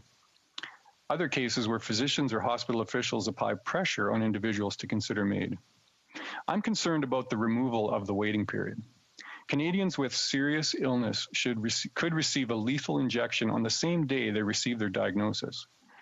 I'm concerned that people in a time of very high stress will make a life-ending choice. Now, many provinces have a cooling off period for the purchase of something major, whether it's a car or appliance or something like that. And a cooling off period is there to prevent one from making a terrible decision. Doesn't it make sense to provide a cooling off period before MAID? I mean, this is the most significant decision that a person can make. Now, of course, there are specific cases where a waiting period is not required, but the current legislation already allows doctors to waive this waiting period. During COVID, we shut down our economy on the advice of doctors. Surely we can trust doctors to waive cooling off period if it's required. Mr. Speaker, I'm very proud of our Conservative Party. The vote on C7 will be a free vote, not a whipped vote. Each of us Conservative MPs will be able to vote our conscience. And once again, I'm going to be sending out a mailer at the end of this month. I'm going to be asking the people of Saskatoon West for their opinions. I will make sure that this House knows those results at third reading. And I'm reminded of something that a constituent told me back in February. What he said to me was, we need to slow this down, not speed it up. Mr. Speaker, I agree with him. Yes, we need to deal with the Quebec court decision, but that only requires one change. Let's wait for a proper legislated parliamentary review. Let's have a pan-Canadian strategy for palliative care. Let's put full conscience protection in place for physicians and healthcare professionals. Let's put conscience protection in place for institutions. And let's leave the 10-day waiting period and the ability to create exceptions the way it is right now. Mr. Speaker, I would like to slow this down. Thank you. Questions and comments. I saw a hand raised there for the Honourable Member for Avalon, and now I see it's not there, so I don't know whether he's wishing to participate. Yes, he's back. Okay, great. So we'll go to questions and comments. The Honourable Member for Avalon. Thank you, Mr. Speaker, and I thank the member opposite for his speech. He mentioned in his speech about palliative care and about how his constituents, the majority of them, are not in favour of MAID per se. I would like to ask the question, does he not believe or think that palliative care in itself is a form of MAID? The Honourable Member for Saskatoon West. I thank the Honourable Member for the question. MAID is a very specific thing. Palliative care, I think, is a very different thing. Palliative care is natural. Palliative care is something that it enhances the end-of-life position for a person. And I think the real issue with palliative care in Canada is the fact that 70% of Canadians don't have access to it. I believe that that there is a place for MAID in Canada, for sure. But I believe as much time as we spend on that, we should spend even more on helping Canadians have access to good palliative care so that they have good options and that they have a good way to live out the last days of their lives. Questions et observations virtuellement. Questions and comments? Virtually, the Honourable Member for Jonquière. Thank you very much, Mr. Speaker. The speech from my colleague raises a number of concerns for me, especially with regard to terminology. When we're talking about euthanasia, a lot of people talk about medically assisted suicide. In my opinion, medical assistance in dying is quite different from medically assisted suicide. And what is, I would say, clouding this debate is these moral points. I think we have an obligation to respect the freedom of choice of individuals, and that becomes before moral issues. So here's my question for my colleague. Does he believe that using moral considerations limits the choice of individuals? Thank you. The Honourable Member for Saskatoon West. I thank the Honourable Member for his question. I think that's a very important point, and I think it's at the heart of my concern about conscience protection. I believe that different medical professionals, different individuals, we all have different opinions based on our backgrounds, on our faith, and our beliefs. And I believe that we need the ability to provide the services that Canadians want and need. But we also have to have the protections so that for people for whom issues like this go against their conscience, they have full protection in law to not be forced to do something that would go against their rights. So I think it is very important that we allow for for people for whom this is a problem, for people for whom this is a conscience problem, to have protection in law. Questions and comments? Again, by video conference, the Honourable Member for Victoria. Mr. Speaker, the member called this a touchy issue and gave examples of people he had spoken to who oppose it. But 300,000 people responded to the survey about this issue, and a large majority, 86% of Canadians, support the Supreme Court of Canada's decision in Carter versus Canada that recognizes medical assistance in dying as a right. 7 in 10 Canadians, 71%, support in some way the removing of reasonably foreseeable requirement from the assisted dying legislation. Most Canadians know someone who has been affected by intolerable suffering at the end of their life. This bill provides dignity to those who wouldn't otherwise have it. And when he talks about slowing down this legislation, how does he respond to the people who don't have the time, who would live out their last days in intolerable pain? Member for Saskatoon West. I thank the Honourable Member for her great question. This isn't this legislation does not provide that. The current legislation provides that. This legislation is simply changing and modifying the existing legislation. So all of the things that the member mentioned are currently existing in the current legislation, with the exception of the reasonably foreseeable part. And I don't have any disagreement with that. My disagreement is with the 10-day waiting period. I would like to see stronger protections of conscience, and I would like to see more focus put into palliative care. Resuming debate, the Honourable Member for Battleford's Lloydminster. Thank you, Mr. Speaker. It is a privilege for me to rise today and to speak to Bill C-7, an act to amend the Criminal Code regarding medical assistance in dying.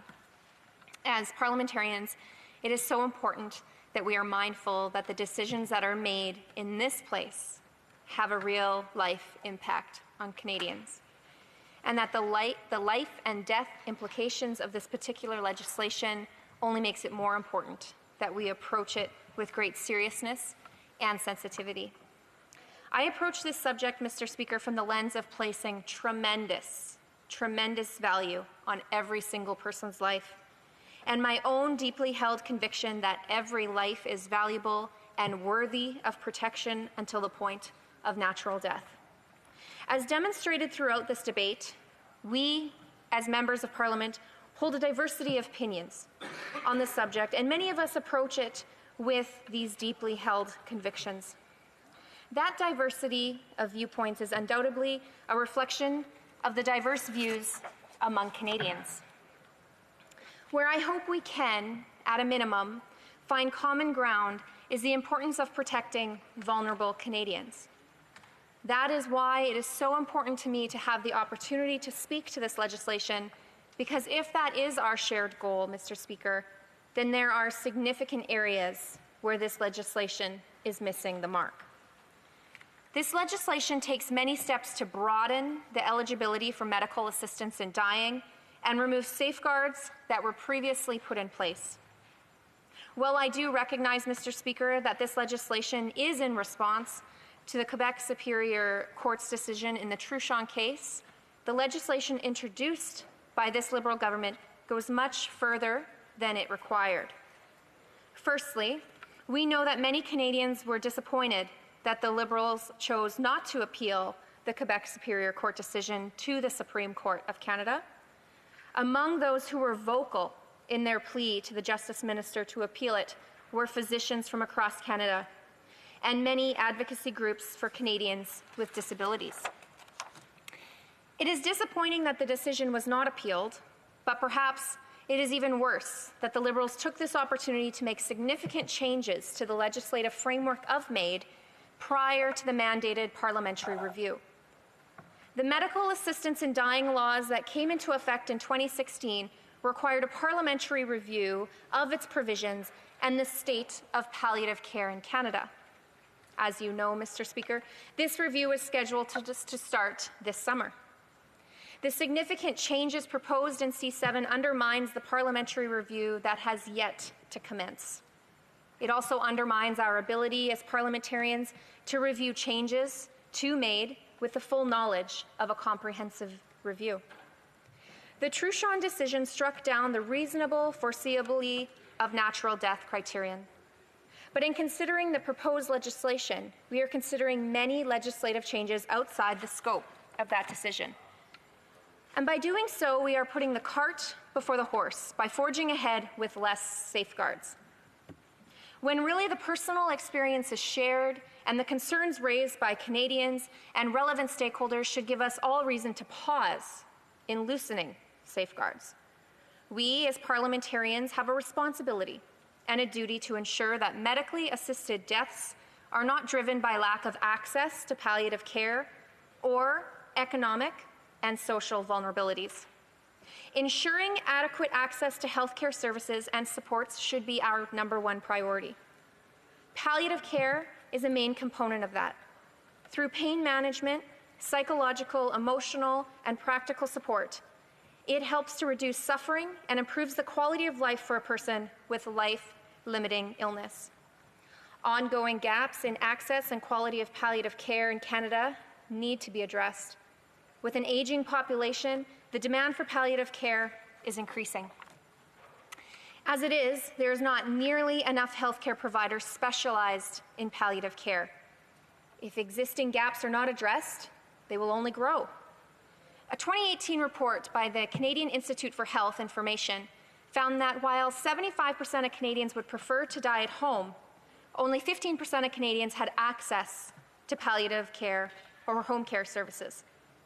Quality palliative care offers an individual facing a life-limiting illness dignity in living.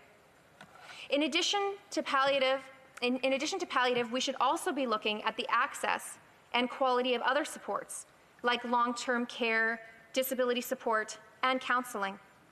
If we cannot first ensure dignity in living, there cannot be dignity in dying.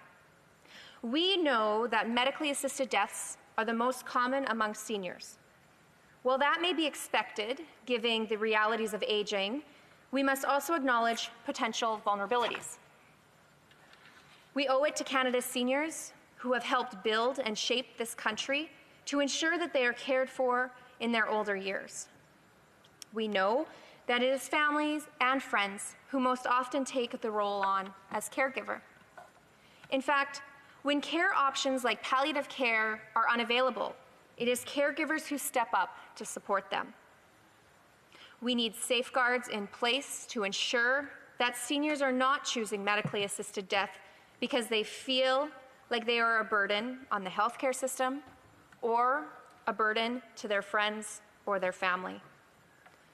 Ultimately, the best safeguard we can help put in place to protect vulnerable seniors is to ensure that they have adequate and appropriate supports for a good quality of life. Without that, there is no real choice. To help ensure that seniors, and any individual for that matter, is not led to choose MAID out of concern that they are a burden, it is important that they do not feel pressured to do so and to choose it. First-hand accounts from Canadians who have had medical-assisted death suggested to them without them seeking is extremely troubling. Offering MAID to someone who has not sought it sends a message. When a person is at a low point or a fragile state of mind, prompting them to pursue MAID may suggest to them that their life is less valuable or has lost value. It might also suggest that they are a burden to society or to their family. As legislators, we should be looking to ensure that no person is counseled or pressured into MAID. Unfortunately, Mr. Speaker, the legislation before us, perhaps unintentionally, takes a step further away from ensuring that. It does this by no longer requiring 2 independent unpaid witnesses. If passed, it will require just 1 single witness. This independent witness could also be a paid personal or healthcare worker. This leaves the door open for an individual to be presented with the option of MAID unprompted, in the presence of no other witness. The same individual counseling a vulnerable person to consider MAID could also serve as one of their independent witness. In a vulnerable state, a person could easily be made to feel that they are a burden, and that prompting could lead them to feeling pressured to end their life. With the absence of a second witness, this decision could be made without knowledge of their family. The proposed legislation also significantly broadens eligibility by allowing for advance consent. Advance consent will allow for a medical practitioner to proceed with MAID without consent immediately before administering it. While consent is deemed invalidated if the person demonstrates by words or gestures refusal or resistance to the procedure, this assignment is solely up to the practitioner administrating it. This leaves space for errors, and by solely placing that responsibility on the practitioner, it does them a disservice.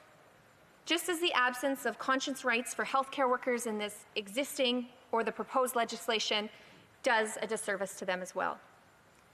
Mr. Speaker, there's a finality to death. We cannot afford to leave room for error. As legislators, we have the responsibility to think about how each and every individual will be impacted by this legislation. Because, Mr. Speaker, every life is valuable. We have to be mindful of not reinforcing negative stereotypes about illness, age, or ability. We cannot undermine suicide prevention efforts or devalue human life.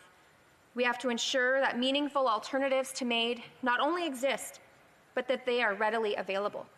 Above all, we have to first ensure the protection of vulnerable Canadians. Mr. Speaker, we cannot allow individual autonomy to outweigh their protection. Thank you. Questions and comments? Qu'est-ce que commentaires?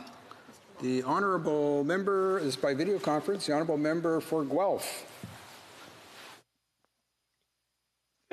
Thank you, Mr. Speaker, and thank you to the honourable member for her contribution this afternoon.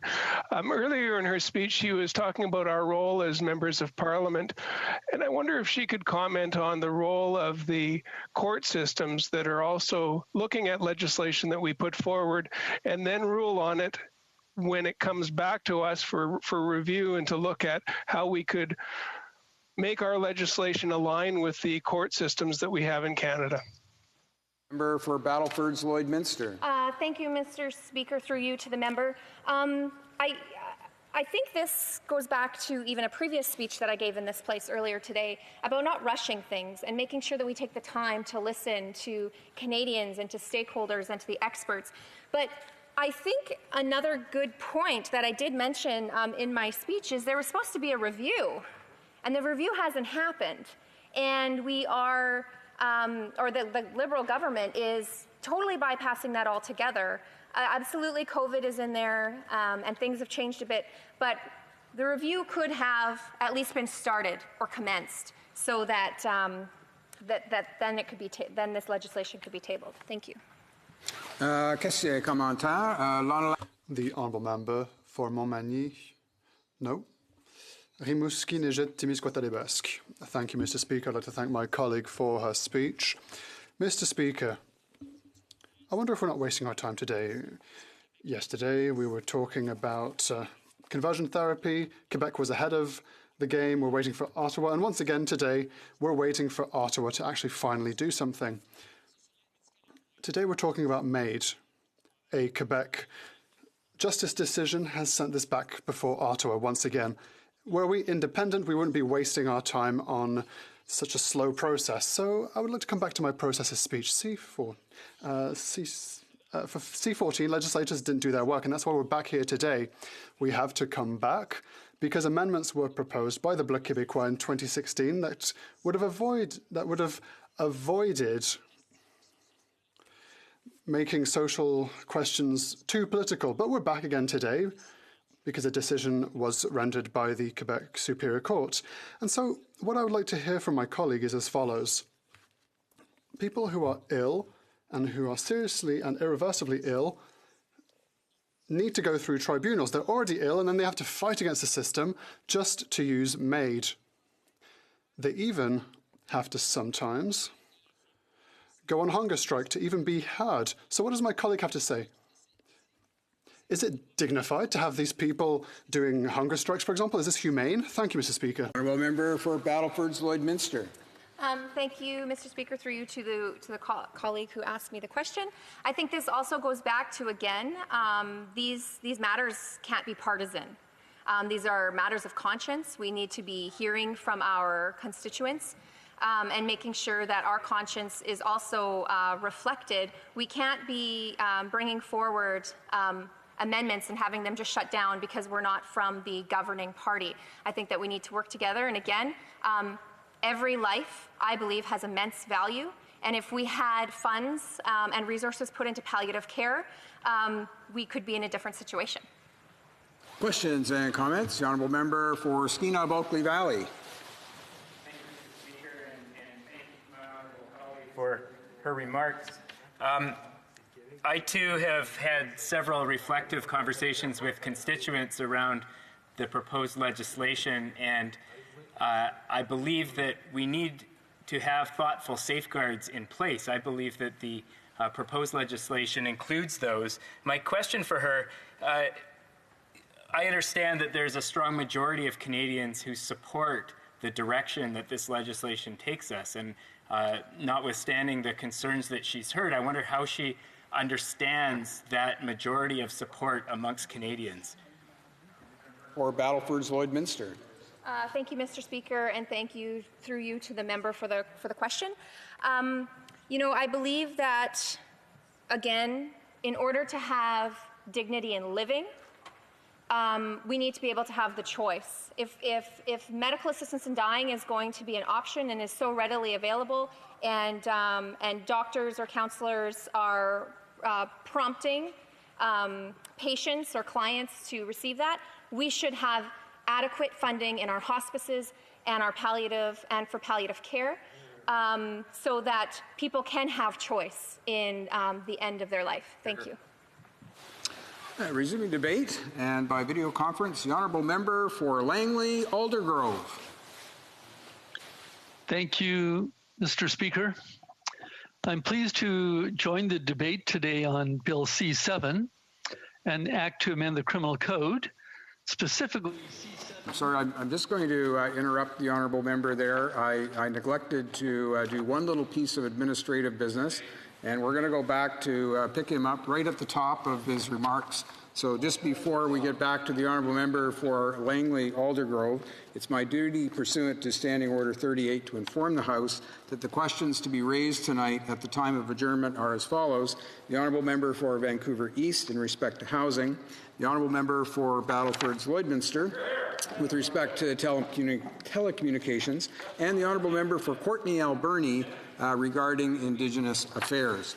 Now we'll go back to the honourable member for Langley Aldergrove again with my apologies, and if he'd wish, please start at the top end of his remarks. I don't think he was too far into it before I had to inadvertently or interrupt him in the course of his remarks. The honourable member. Yeah, not a problem at all. Thank you, Mr. Speaker. I'll jump in where I left off. C7 amends Section 241 of the Criminal Code, and that's the provision that makes it illegal for a person to help someone else commit suicide. This section of the code was amended by the last Parliament in response to a Supreme Court of Canada decision, in 2015, the Carter decision. Bill C-14, the 2016 bill, that is, stated as one of its objectives that, and I quote from the 2016 bill, permitting access to medical assistance in dying for competent adults whose deaths are reasonably foreseeable strikes the most appropriate balance, close quote. I would agree with that. The relevant operative provision in the Act then sets out the criteria for determining whether a person qualifies for MAID, including that with respect to that person, quote, their natural death has become reasonably foreseeable, taking into account all medical circumstances, close quote. So far, so good. But all of this is about to change if the government would have its way with the current bill, draft legislation, Bill C-7. I'm speaking on that bill because I've been encouraged by many of my constituents. Now, admittedly, I've received some letters in support of the government's initiative to expand the reach of MAID, but the vast majority encouraged me to speak in favor of leaving the law as it is or further restricting access to MAID. Now, the correspondence I received have fallen in favor of keeping up the safeguards fall into two categories. The reasonable foreseeability of death safeguard should stay in place. And secondly, more should be done to expand palliative care services. It was pointed out to me by many that many seniors and other people with serious diseases do not have good, ready access to adequate palliative care. And here's a quote from Rebecca, one of these letter writers. Let Canada be a society that is known for its modern and advanced palliative care services and not as a country that has ever-expanding use of MAID. Now, as a proud Canadian, I agree with that statement. What's behind this current Bill C-7 is the 2019 Quebec Superior Court decision in Truchon. The plaintiffs in that case challenged the constitutionality of the then 3-year-old law, arguing that their charter rights had been violated. The federal government, acting through the Attorney General's office at that time, did the right thing. They defended their law, which is what you would expect an Attorney General to do for Canada's laws. So the AG argued as follows, setting out the three main objectives of Bill C-14, which I think are still relevant today. At least they should be. First, that it is important to affirm the inherent and equal value of every person's life and to avoid encouraging negative perceptions of the quality of life of persons who are elderly, ill, or disabled. Secondly, that suicide is a significant health issue. And thirdly, that vulnerable people must be protected from being induced in moments of weakness to end their lives. I think we would all agree with that. However, the Quebec court didn't. They refused to accept the first two principles as representing the objectives of the law. And I quote from the Quebec case, that said, the court cannot accept the first two objectives advanced by the Attorney General regarding the affirmation of the inherent and equal value of every person's life and the importance of preventing suicide. So having thrown aside those principles, it was easy for the court then to decide that the law needed to be changed.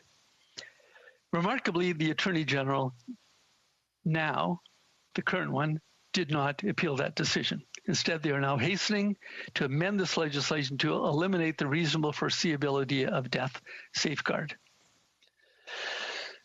And with the reasonable foreseeability of death safeguard down, this is what we now have left. First, the applicant for MAID has a serious and incurable disease, illness, or disability. Secondly, they are in an advanced state of decline. And thirdly, their psychological or physical suffering is intolerable to them, which is completely a subjective test. For example, people with Parkinson's or MS or quadriplegic patients would check off all those boxes. And if they had psychological suffering on top of that, they would be eligible for MAID. Under this new regime, if it becomes a law, people who are not dying, but who meet all the other criteria will satisfy the requirements for state-sanctioned assisted dying. I'm going to just quote this, Rebecca, again from my writing. Let Canada be a society that is known for its modern and advanced palliative care services and not as a country that has ever-expanding use of MAID. Now, Mr. Speaker, I know that the law will be amended. It must be to satisfy the Truchon decision. So I'm going to point out just a couple of four, actually, things that I hope that the committee will take into consideration and that Bill C7 could be improved. First, the 10-day reflection period for, I would call them track 1 patients, those whose death is reasonably foreseeable, should come back. It should be there. That was not a requirement of Truchon, and I do not think that Bill C7 is improved by taking out the 10-day reflection period. It is there for track 2, applicants for MAID, people whose death is not reasonably foreseeable. There is a 90-day reflection period. I would agree with that. The second point I want to make is about the 90-day reflection period. I agree with it, but the wording is inadequate. I would recommend to the committee that they amend the 90-day reflection period clause to be the same as the 10-day reflection period clause, but with the necessary changing in wording. Thirdly, C7 reduces the number of witnesses required for a patient's written directive for MAID. There's absolutely no requirement for that at all, and it's certainly not an improvement. Many legal documents, including last wills and testaments, require 2 witnesses as a safeguard against coercion, and it should be maintained. The fourth improvement in my submission is that the provision in Bill C7 saying that a patient's request for MAID must be voluntary without coercion should be expanded to prohibit the attending physician or other healthcare professional from being the first to raise the availability of MAID option. MAID should never be presented as just another option because in some circumstances that in itself would be coercive.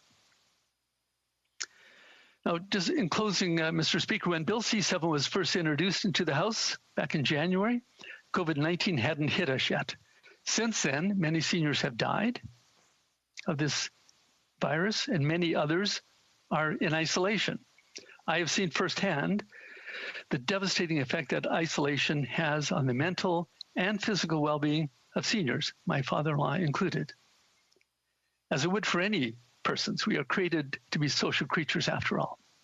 As one constituent told me in a very thoughtfully drafted email, and I'm quoting Sarah, this bill, C7, will put many elderly Canadians isolated and lonely in their long-term care homes at greater risk of being considered eligible for MAID. This should not be how we care for our seniors. So, Mr. Speaker, I would say let's use our experience with COVID-19 as a lens to have a very careful review of this draft legislation, to reconfirm our commitment to value life and to build as many safeguards as we can around our most vulnerable citizens. Thank you. Questions and comments. Question commentaire, the Honourable Parliament Secretary to the Government House Leader. Yes, thank you, Mr. Speaker. Since virtually November, December of 2015, there's been a great deal of debate on this very important issue of medical assistance in dying. You know, at the beginning of 2020, there was a massive input solicited and received from Canadians in all regions of the country, over 300,000 Canadians. There's been ongoing consultations and discussions and debates virtually over the last number of years. The bill we have before us is because of a court ruling, and it doesn't prevent, after the legislation is passed, for us to continue to have that discussion. I'm wondering if the member would recognize that this is something that we are not only being compelled to do, but it is, in fact, the right thing to be doing at this time. The honourable member for Langley Aldergrove. Well, thank you for that question. I realize and I confirm that we are being compelled to do this, and sadly that is true. The Attorney General, in my opinion, should have appealed this decision, the Truchon decision. It should have gone to the Supreme Court of Canada. I think it would have been given a very fair hearing there. And it also would have given Parliament the opportunity to review the legislation as we were scheduled to do.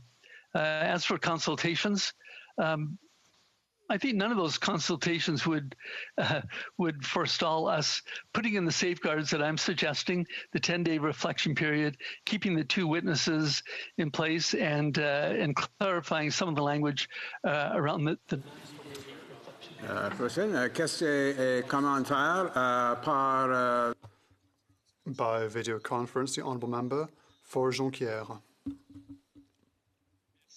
Thank you very much, Mr. Speaker. In my colleague's speech, there are 2 issues that mean that parliamentarians don't truly understand what MAID is. The first conflation is between MAID and suicide. For me, suicide is a permanent solution to a transitory problem. Someone who commits suicide may have a future, but because they've given up, they put an end to their life, which is not the case for MAID. The other issue is conflating MAID and palliative care. Palliative care already exists within our healthcare system. If the system was better funded, perhaps we would have better palliative care, yes, but I believe that MAID has nothing to do with palliative care. Thank you, Mr. Speaker. Member for Langley Aldergrove. Well, good, thank you. I'll start with the second question first. I agree that more money and resources should go to palliative care. I think that people should be given a real choice. If the choice is between intolerable suffering or seeking medical assistance in dying, that I would submit is not a real choice. As for conflating medical assistance in dying with suicide, the point that I was making was that Bill C-14 and BC-14 amended Section 241 of the Criminal Code, and that is a provision dealing with suicide. Questions and comments, again by video conference. The honourable member for Vancouver Kingsway. Well, thank you. And I think there are very few subjects in federal politics that are more sensitive than the one before us today as parliamentarians. And of course, this all comes from the Carter decision by the Supreme Court of Canada ruling that Canadians have a constitutional right to access physician-assisted death. And so our job is to craft the best possible system to facilitate that right while also make sure we have the proper protections. But my question is about one of the challenges created by the current medical assistance in dying legislation is the requirement for final consent at the time assistance is rendered, because this forces those already assessed and approved for medical assistance in dying sometimes to make a cruel choice when faced with the possible loss of competence that would then make them unable to give consent, with the result that they're forced to go earlier or risk not being able to receive the assistance they need to avoid continuing to live with intolerable pain. I'm wondering if my honourable colleague has some comments on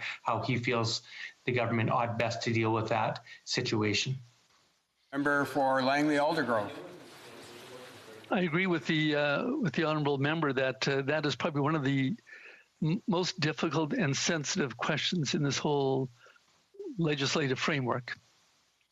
But I would just answer it with this, that whose decision is it then when it is the right time to inject the lethal substance?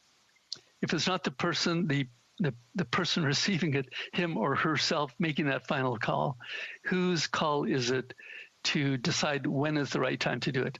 So it is equally difficult the other way. One more. I'm going to take one more question here, and that'll be questions and comments. The honourable member for Pitt Meadows, Maple Ridge.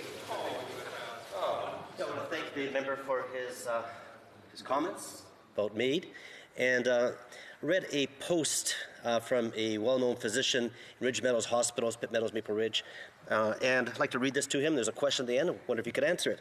It says, I personally have had a patient undergo MAID who would have had a very good chance of living for 5 more years.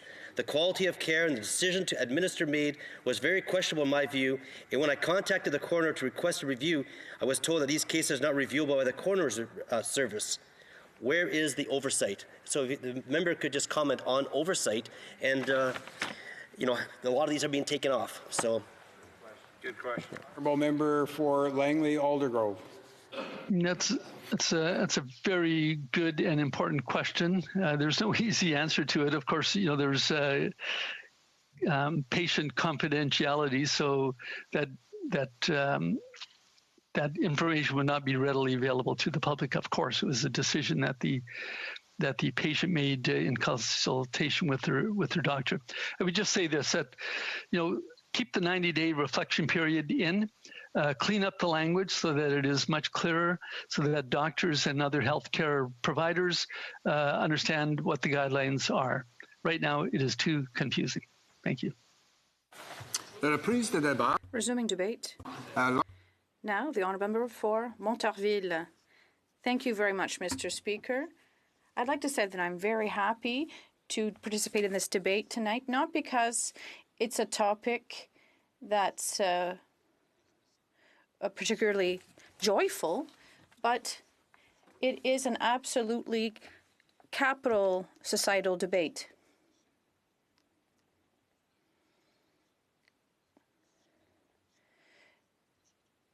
Sometimes we discuss things in both houses. I had the immense privilege, Mr. Speaker, I sat here for 12 years, and I also sat in the National Assembly of Quebec for 13 years before I came back here on October 21st of last year. And I had the opportunity to debate here the issue of same-sex marriage. We discussed it in Quebec in terms of civil unions. And when I sat here, we discussed arms control as well. And I was the critic for the official opposition on this topic, and I also looked at legislation in Quebec about the listing of firearms. And when I sat in Quebec, we discussed end-of-life care and medical assistance in dying.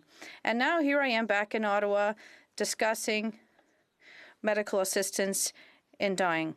And, Mr. Speaker, I've heard all sorts of relevant arguments on both sides of the House, very careful and legal arguments, but also more moral arguments as well. And if I may, Mr. Speaker, I don't usually do this in the House, but today I'd like to make a speech today that is much more personal. More personal because this moral argument speaks to me. First, I am a believer. I am a Catholic. I was baptized and I was educated as a Catholic. And my beliefs go beyond this. I think there's an immanent force that created our universe. We can't explain creation any other way aside from this force that would have created the universe. And for some people, it has a name, and for others, it may have several names. But I think at the end of the day, we're all talking about the same thing, essentially. And some people talk about their beliefs and their faith to say that it is not timely to end someone's life. because apparently, and I can talk about this because it's part of my Catholic education, we have to live our lives until the end of our lives, even if they are full of suffering. And I refuse to believe that our Creator wants his creatures to suffer. No one can convince me of this, Mr. Speaker. And secondly, I'd like to think that if it's true that there is a Creator, and if it's true that this Creator has expectations of us,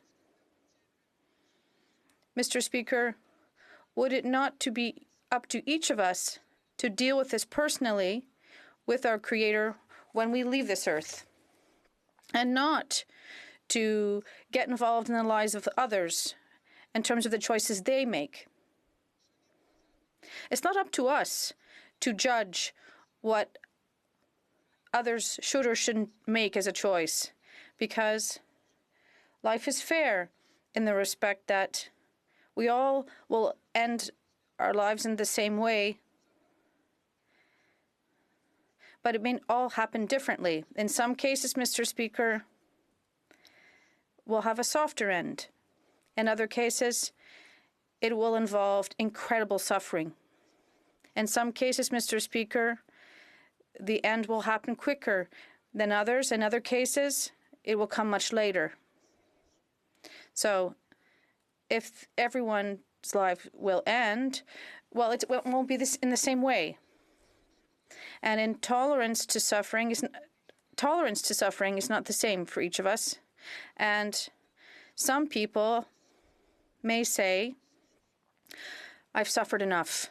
I can't take it anymore. And since our end is inevitable, why would we accept then that this person no longer wants to suffer and that they should continue to suffer? We shouldn't impose them to have the fact that they have to suffer. This person has to receive our compassion, Mr. Speaker, and compassion requires us not to watch someone suffer because we want them to live their lives till the very end, but on the contrary, we have to accompany them in their choices.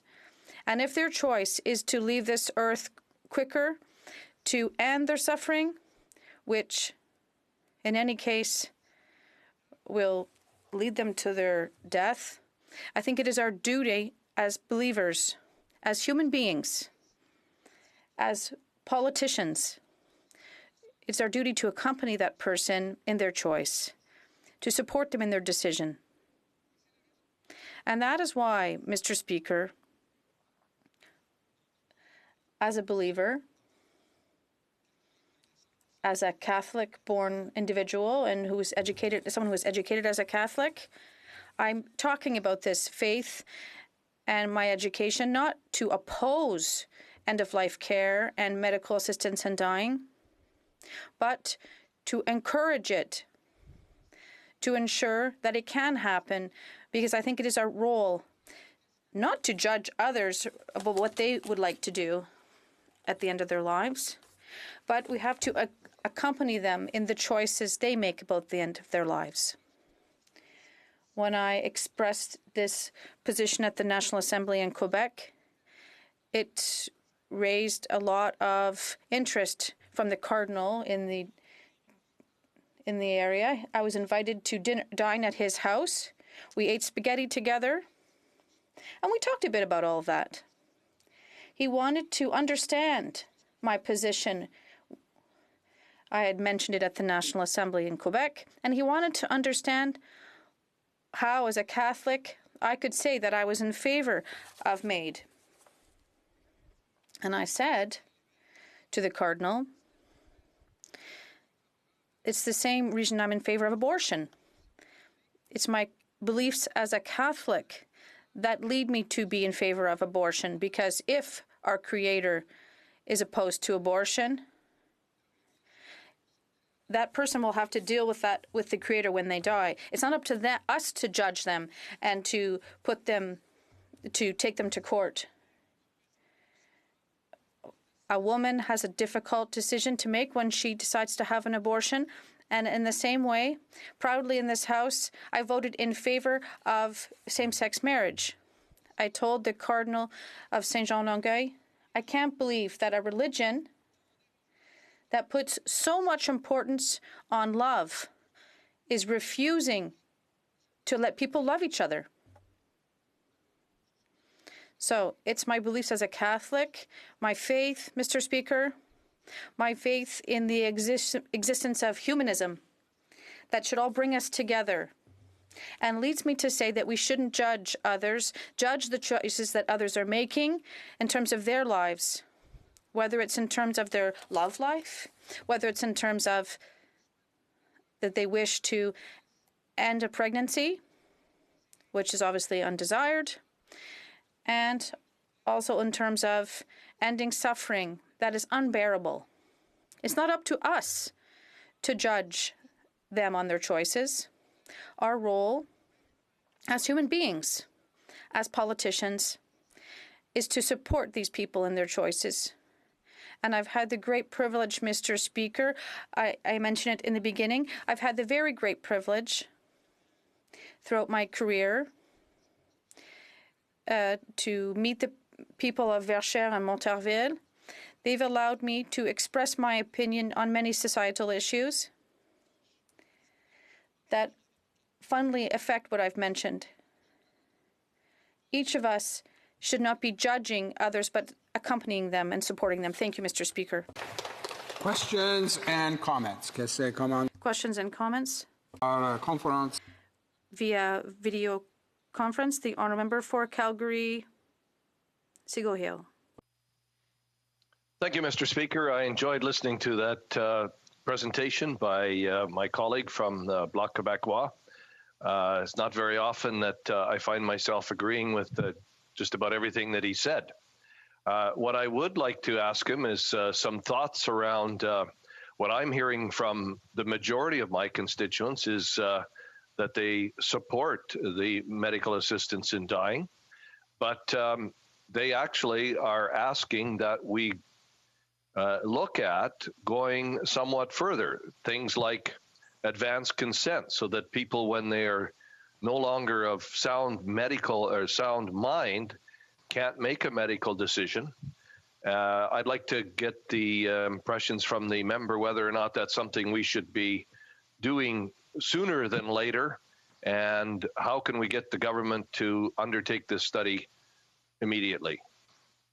Honourable member for Montarville. Thank you, Mr. Speaker. I appreciate the question that was just asked because it brings me to another area which is just as important as the one I mentioned during my speech. Yes, Mr. Speaker, if we see precursor signs of a degenerative disease in someone, for example, Parkinson's, should this people be able to tell their wish ahead of time and tell people what their intentions are for the future when they'll no longer be able to express perhaps a choice that is informed? And I'd like to say that I'm happy that this legislation is now being proposed. The previous legislation was too restrictive, and it may still be. Perhaps, as in Quebec, we should be examining broadening this legislation. Thank you. And comments. The honourable member for Cumberland, Colchester. Thank you, Mr. Speaker, and I just want to say thank you so much to our honored colleague for his passionate speech. I really found it informative, and I found it extremely emotional. And as somebody who was also brought up as a Catholic, as a young girl, I too feel that it should be up to your own choice as to how you end your life if you are in great pain and suffering.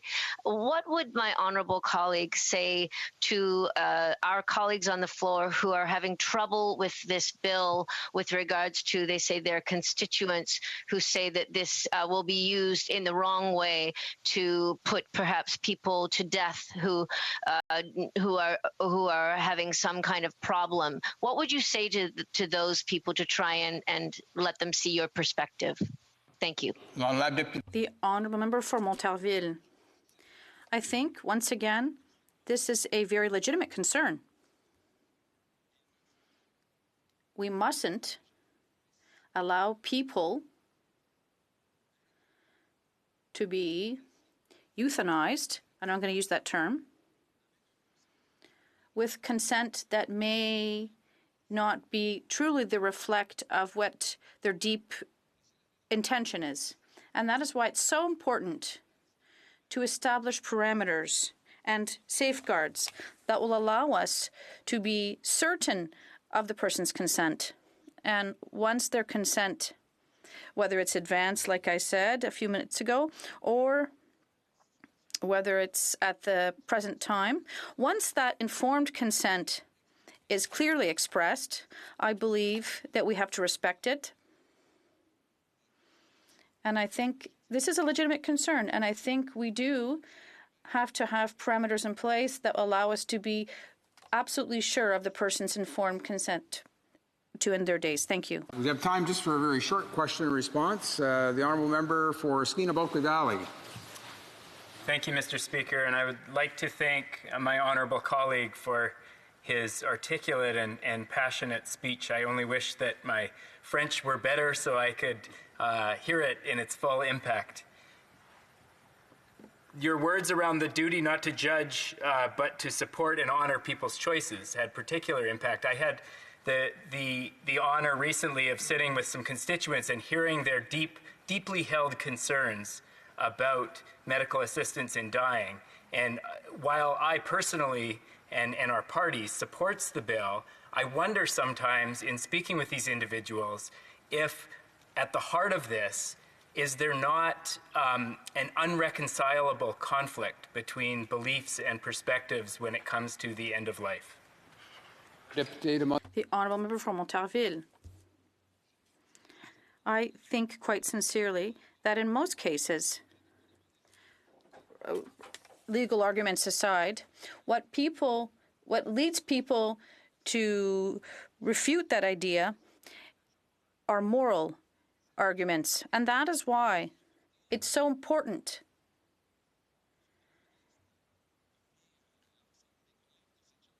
amongst all these members of this House, I think it's important to express my opinion, which is based on moral arguments and even religious ones.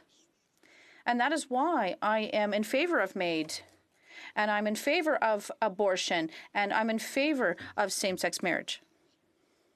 And I can understand such reservations or reticence for people who are, for moral reasons, opposed to these things. For them, it's a sin. But this sin, well, it's up to that person to be responsible for it. It's up for them to deal with it when they face our Creator. It's not up to the community or to us to judge the choices of others. It's up to that individual person to assume their choices. Resuming debate, and by video conference, the honourable member for Cloverdale, Langley City. Thank you, Mr. Speaker. Today, I'm pleased to present my maiden speech to advocate on behalf of those who cannot advocate for themselves. It's truly a privilege to be able to be a voice for them. Some of them will even be voices from beyond the grave. I call on my colleagues today to truly stop a moment and hear their cri de coeur from those who are still among us, as well as those who call to us from the next life. Please take a moment to listen to what we here in the House have done to destroy the value of their lives, to exclude them from society, to encourage them to exit the stage rather than wait for the curtain to fall once the final act is finished. I will begin by introducing you to Roger Foley. As a young man, Roger was a musician and a creator. He loved life, and it showed. But in his early 30s, Roger was diagnosed with cerebellar ataxia, a debilitating disease which has stolen away his physical abilities, one function at a time. Roger is now completely reliant on care providers for every necessity of life.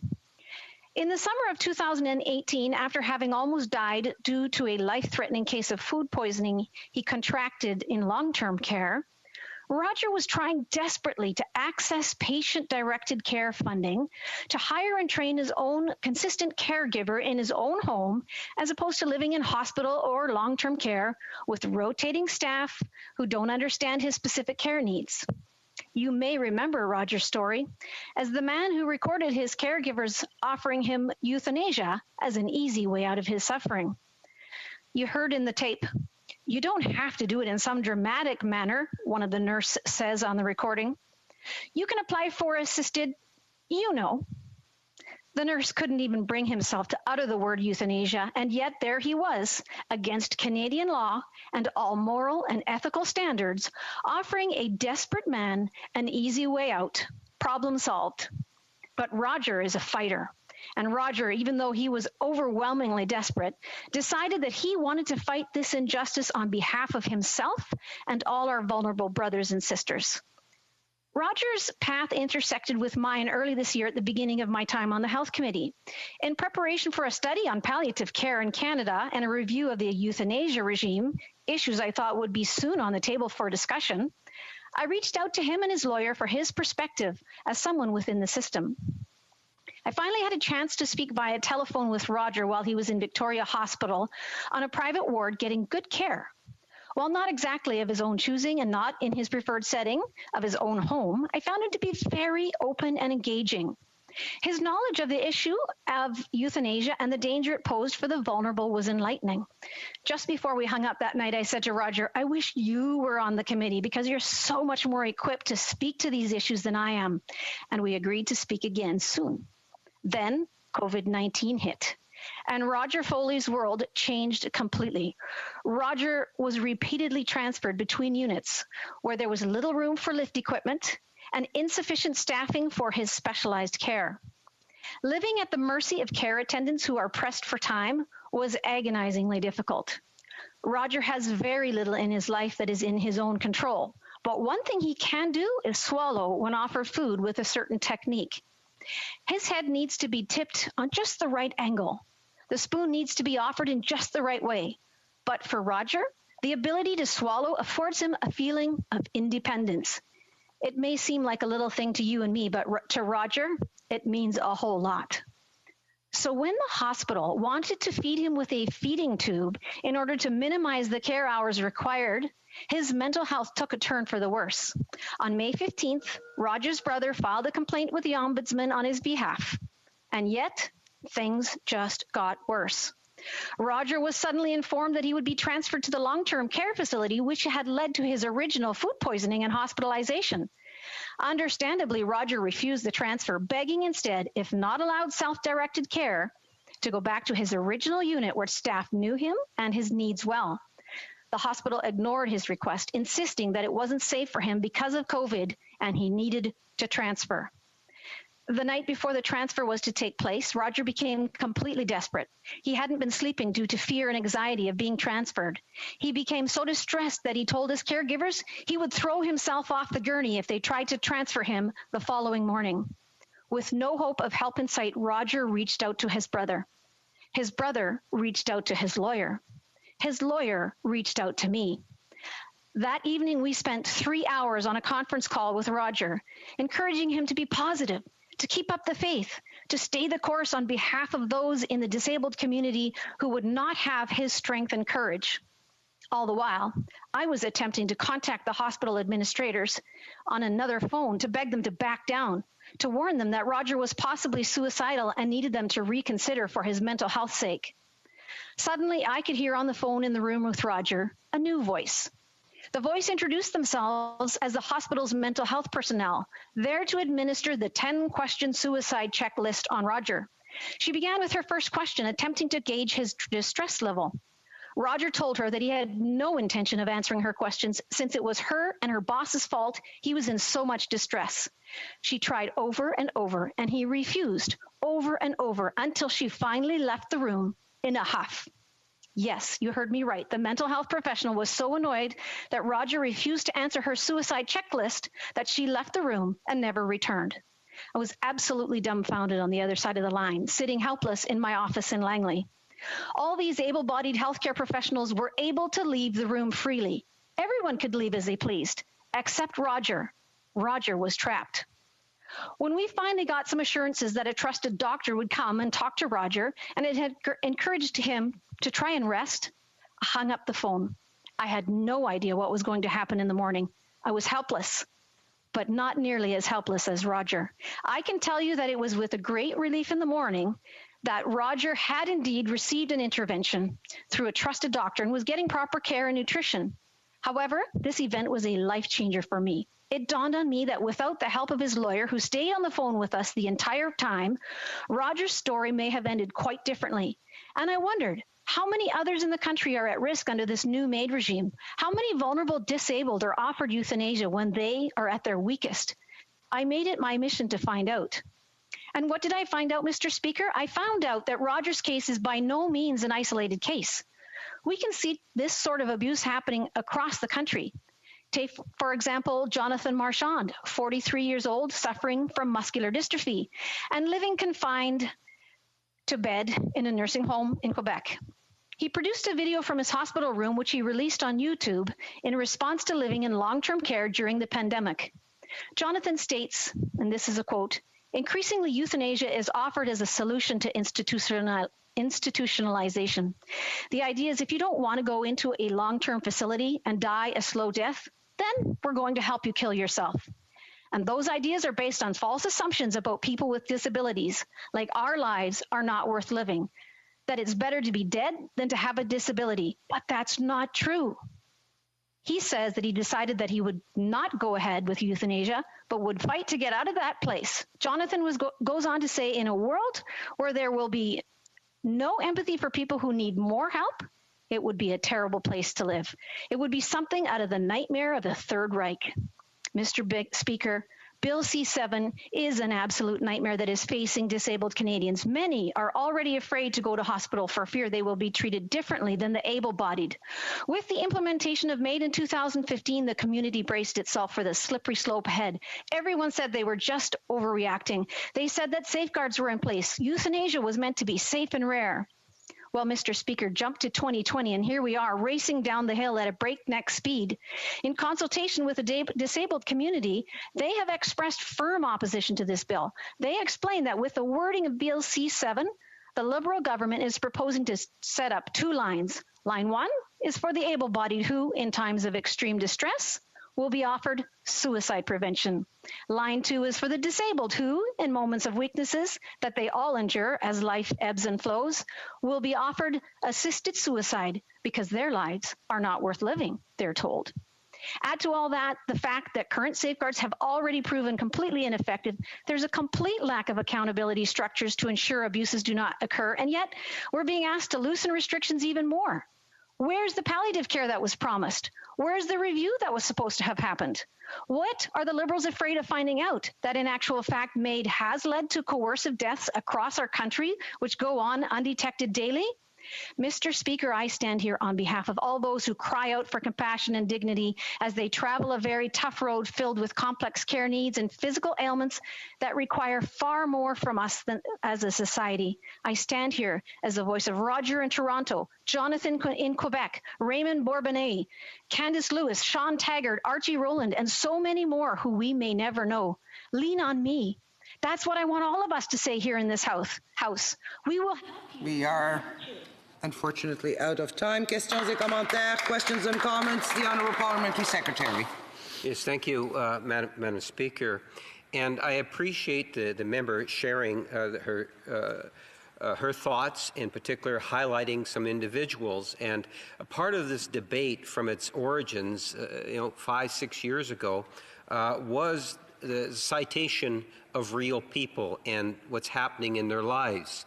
And looking at that and looking at the court decisions that have taken place, listening to the literally thousands of Canadians throughout the country that have had the opportunity to participate and provide, and we're talking hundreds of thousands of Canadians, provide input, this legislation that we have before us, I believe is fairly good in terms of it puts us in a place where it can go to committee, where the member will be able to hopefully to get some of her concerns addressed and listened to. And I'm wondering if the member would indicate whether or not she supports it going to committee, at the very least to hear some of the others' thoughts and maybe get some of her questions answered. Very short answer from the honourable member for Culverdale-Langley City. Mr. Speaker, I thank my colleague for the question. In a recent statement that was penned and signed by over 800 physicians in Canada in response to C7, it requires only 25 people to sign a petition for it to be recognized.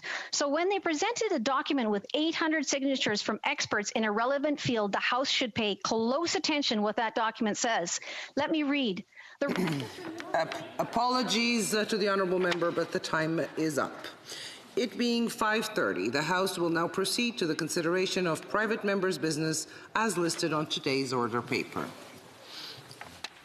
Private members' business, consideration at second reading of Bill C-238, an act to amend the Criminal Code, possession of unlawfully imported firearms, standing in the name of Mr. Soroya. Mr. Soroya, seconded by Mr. Viz, moves that Bill C-238, an act to amend the Criminal Code, possession of unlawfully imported firearms, be now read a second time and referred to the Standing Committee on Justice and Human Rights. Debate. Thank you, Madam Speaker.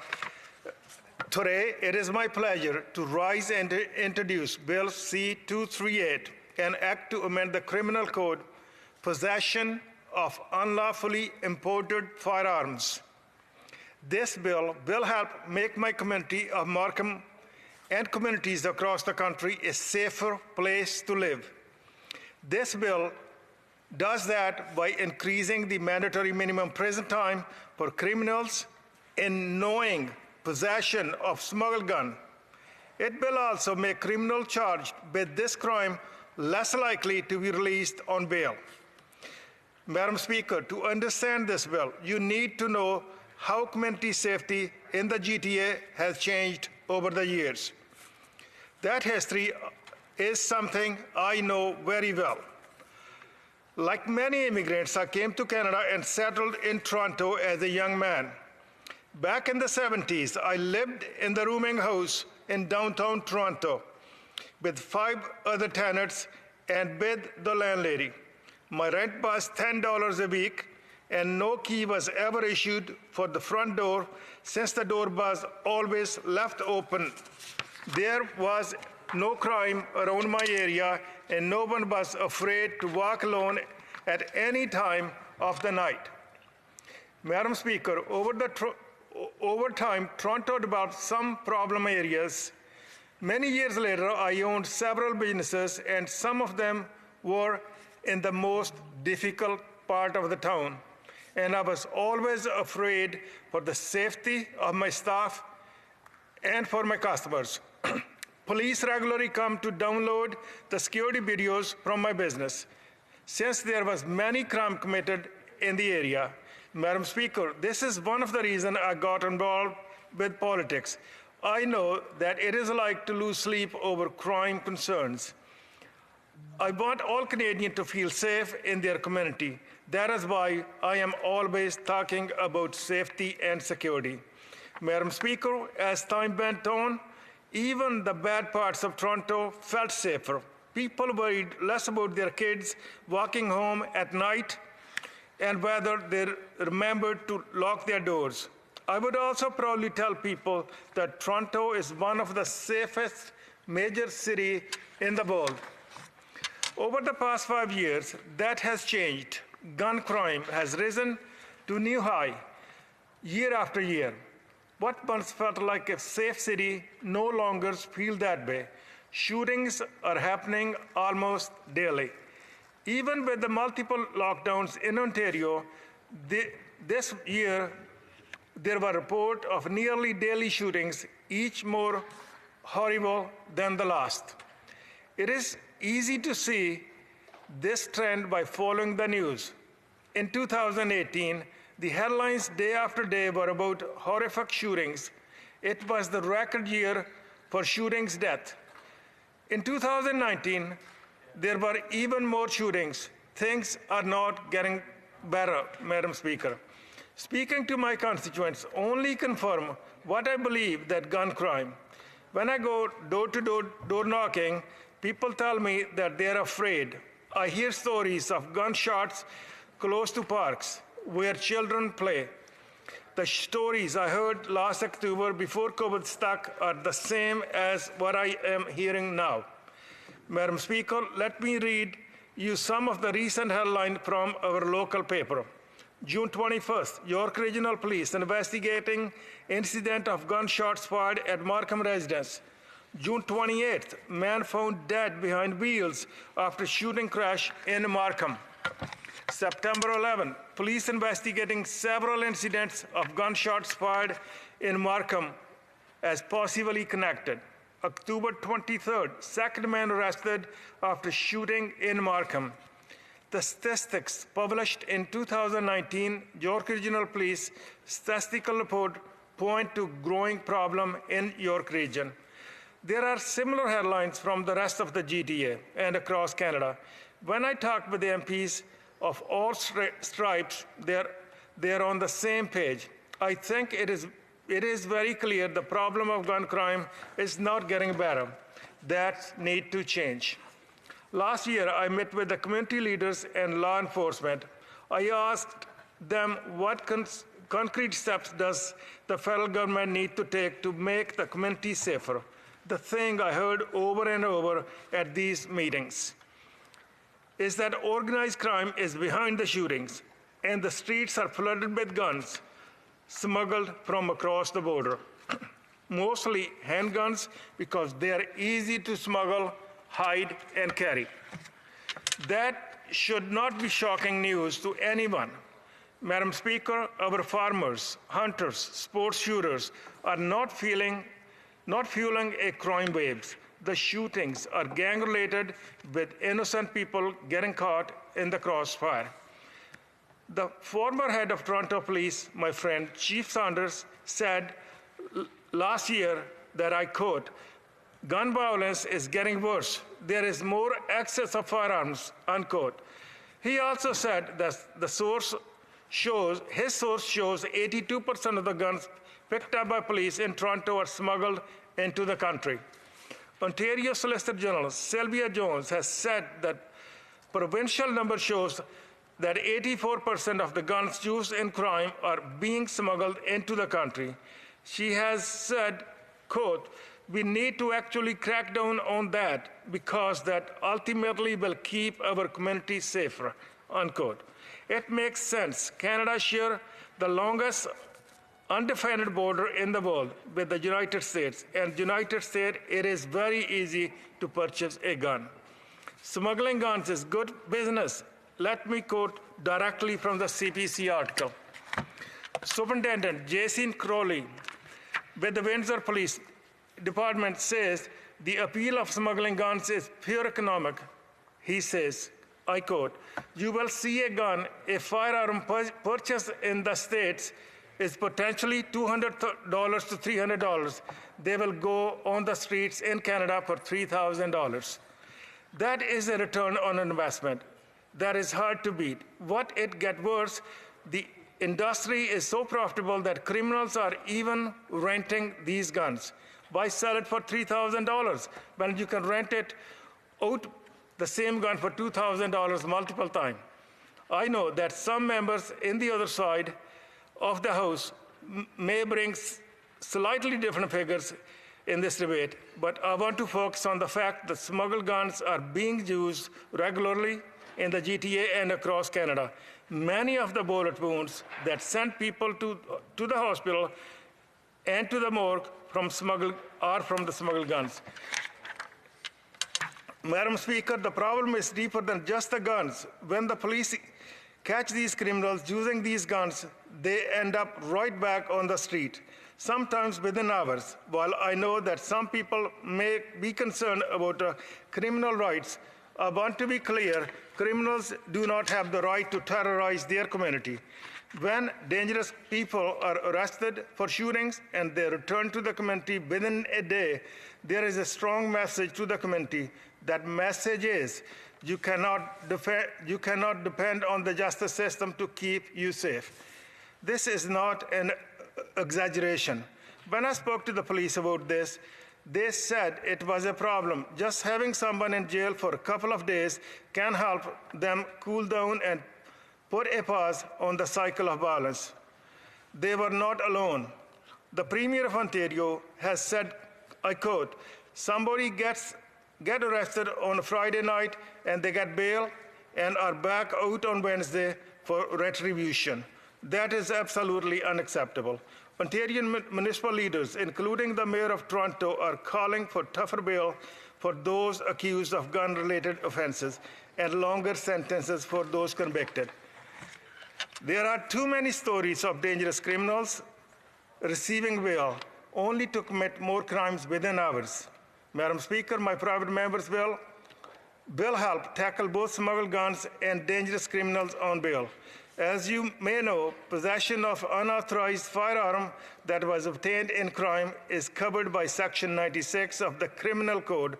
The punishment is 1 to 10 years or a summary conviction. That does not go far enough. My bill will distinguish known possession of a smuggled firearm as a more serious offenses. Now, this offense will come to 3 to 14 years in prison on the first conviction and 5 to 14 on the second and subsequently convictions. This charge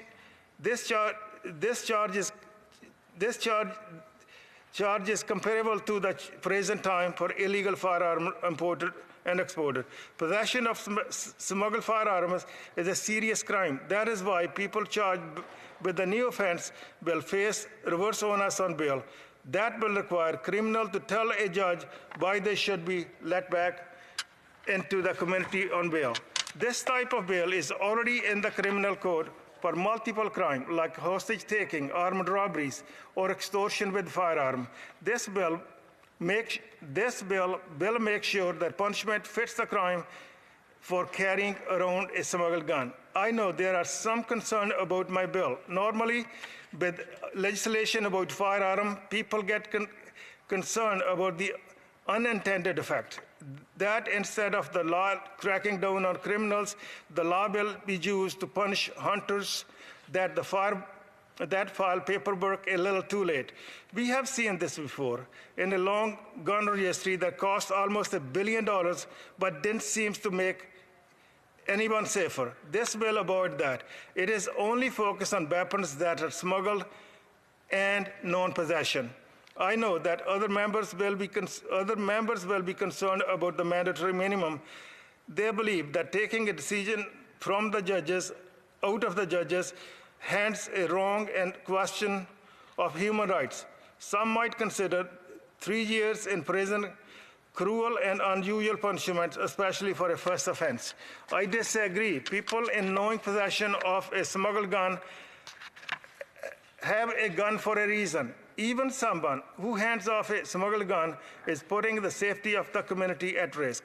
At worst, they're assisting with a shooting or a murder. I think these members need to focus on how criminals are driving away the jobs in their own community. Some of these criminals may be able to turn their lives around, but that won't happen without serious consequences for their actions. Dangerous criminals learn nothing when we slap them on the wrist for terrible crimes. When they are in prison, I am happy to support programs that can give them a better future. Recent attempts by Liberal government have not been able to get at the root of problem.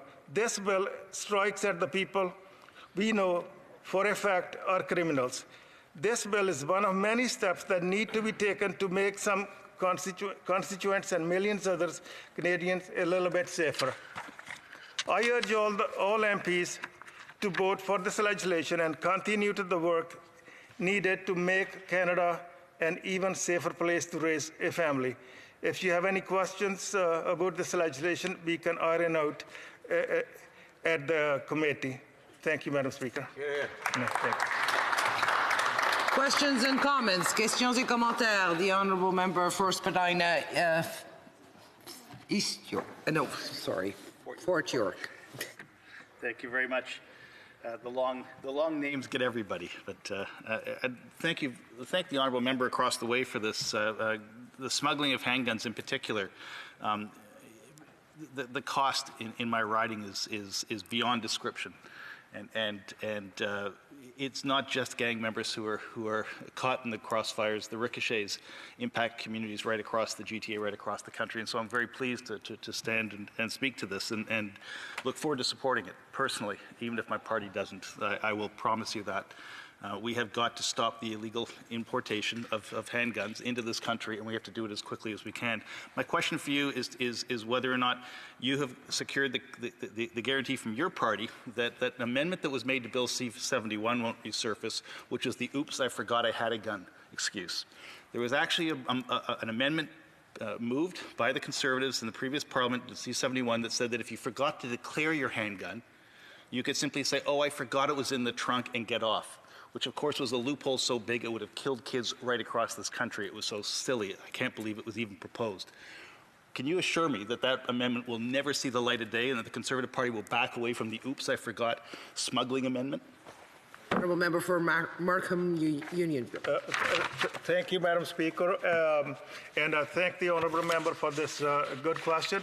You're absolutely right, and I will work on my end as this is the problem. This is a huge problem in GTA and the major cities. In Toronto alone, in your part of the world, in last 5 years, there are 2,415 registered shootings, and there is over 1,000 injuries and 236 deaths. This is just the Toronto alone. We need to work on it. In some part of the world, may not understand it. And if I have the time, I have the quick report from the Canadian Police Association, if I may allowed to say something. The frontline police have first-hand experience in dealing with the consequences of increasing gun violence in our communities. And smuggled weapons are significantly source of that violence. Bill C-238. I just would like to give other members the opportunity to ask questions. Questions et commentaires. Questions and comments. The Honourable Member for Victoria. Sorry, Madam Chair. It's supposed to go to the Honourable Member from Newfoundland. You don't have a question? My hand. Sorry? She accidentally raised her hand. Oh, okay. I'm sorry. The Honourable Member for Edmonton Manning. Madam Speaker, I think this bill is addressing very important issue, which is security and safety of Canadians, especially in major cities, and I can hear that from also across the aisle here.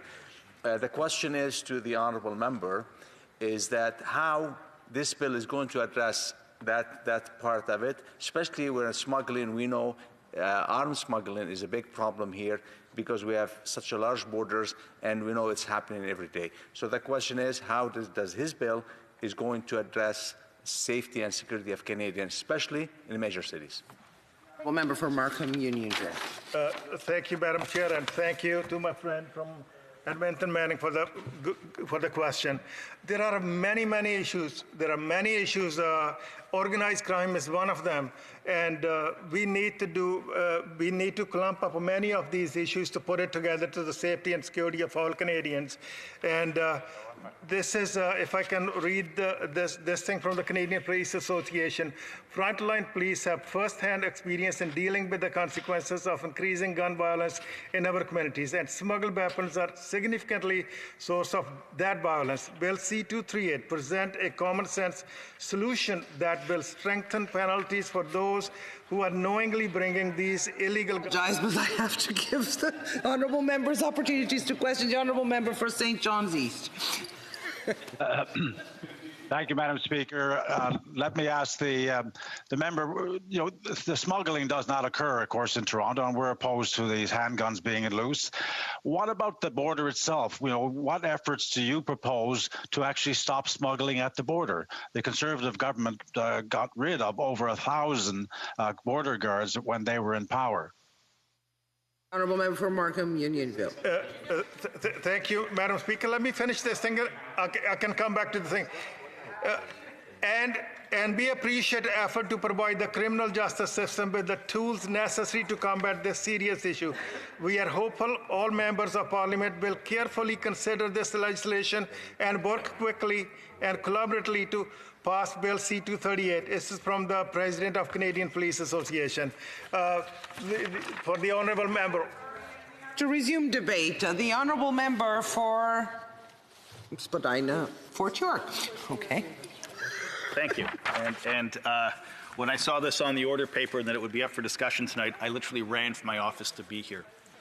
There is no issue that has taken more lives in my life than the issue of handguns. In fact, I've been to more funerals in my riding for children killed by illegal handguns than I have for members of my own family in my entire lifetime.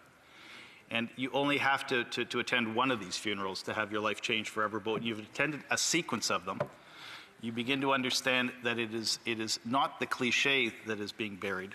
It is a victim of so many things that have gone wrong that is being buried. And the families that have to deal with gun violence in their communities are traumatized. Literally, the post-traumatic stress disorders that are in children in the riding I represent in a couple of particular neighborhoods is exceptional. I mean, I'll never forget after a machine gun was used to terrorize a community, having a grandmother pull the shrapnel out of a kid's bicycle that was a flat tire now to hand it to me so I could give it to the police just in case they could find the individual that had used a submachine gun in a residential neighborhood. And the most terrifying thing is that in some of our communities, it's not even the residents in the communities who are the targets, it's just the name of the community that's sought to be targeted. And the media picks up on it and it further traumatizes and it further stigmatizes the young people that come from some of these neighborhoods. But at the end of the day, it's young people whose lives are being taken by illegal handguns, and it is time for it to end, and to end as quickly as possible. And so I thank the member opposite for stepping up. It's not, you don't normally see good, strong gun control legislation coming from the Conservatives, but in this case, as I said, I don't need a party to tell me how to vote. My residents have told me how to vote, and I'll be supporting this bill. The issue, however, is more than just the smuggled guns. By the time a kid picks up a handgun to shoot or be shot, it's too late. And so much of what we need to do as a country, and in particular so much we need to do in the city I represent, is to give young people better choices.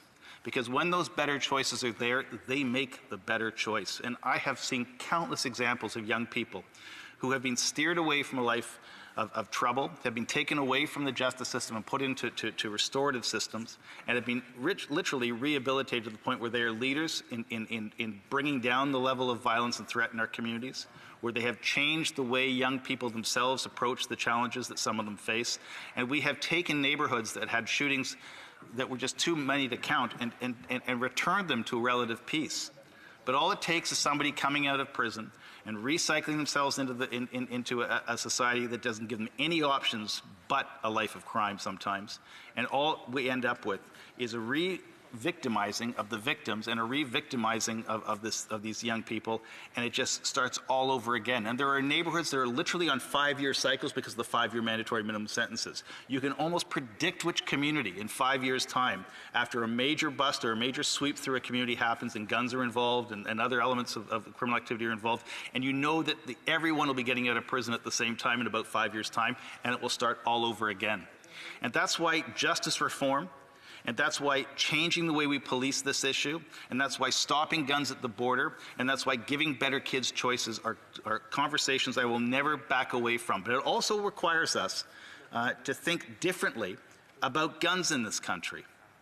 And look, I have a sister who ran a logging and a tree planting crew up in the interior of BC and on Vancouver Island. And I understand the need and the tool that a shotgun is used for as they keep the people, especially tree planters, safe in very remote communities. And I certainly understand my family are farmers back in Australia, and I certainly understand the role that sometimes farmers require these tools in order to keep their crops safe or their livestock alive. I understand that, and I have no intention of breaking into that. And I've been to the north with my colleague from the Northwest Territories and taken a look at the way country food is harvested and understand the role that hunting plays in sustaining communities from coast to coast to coast, in particular Indigenous communities.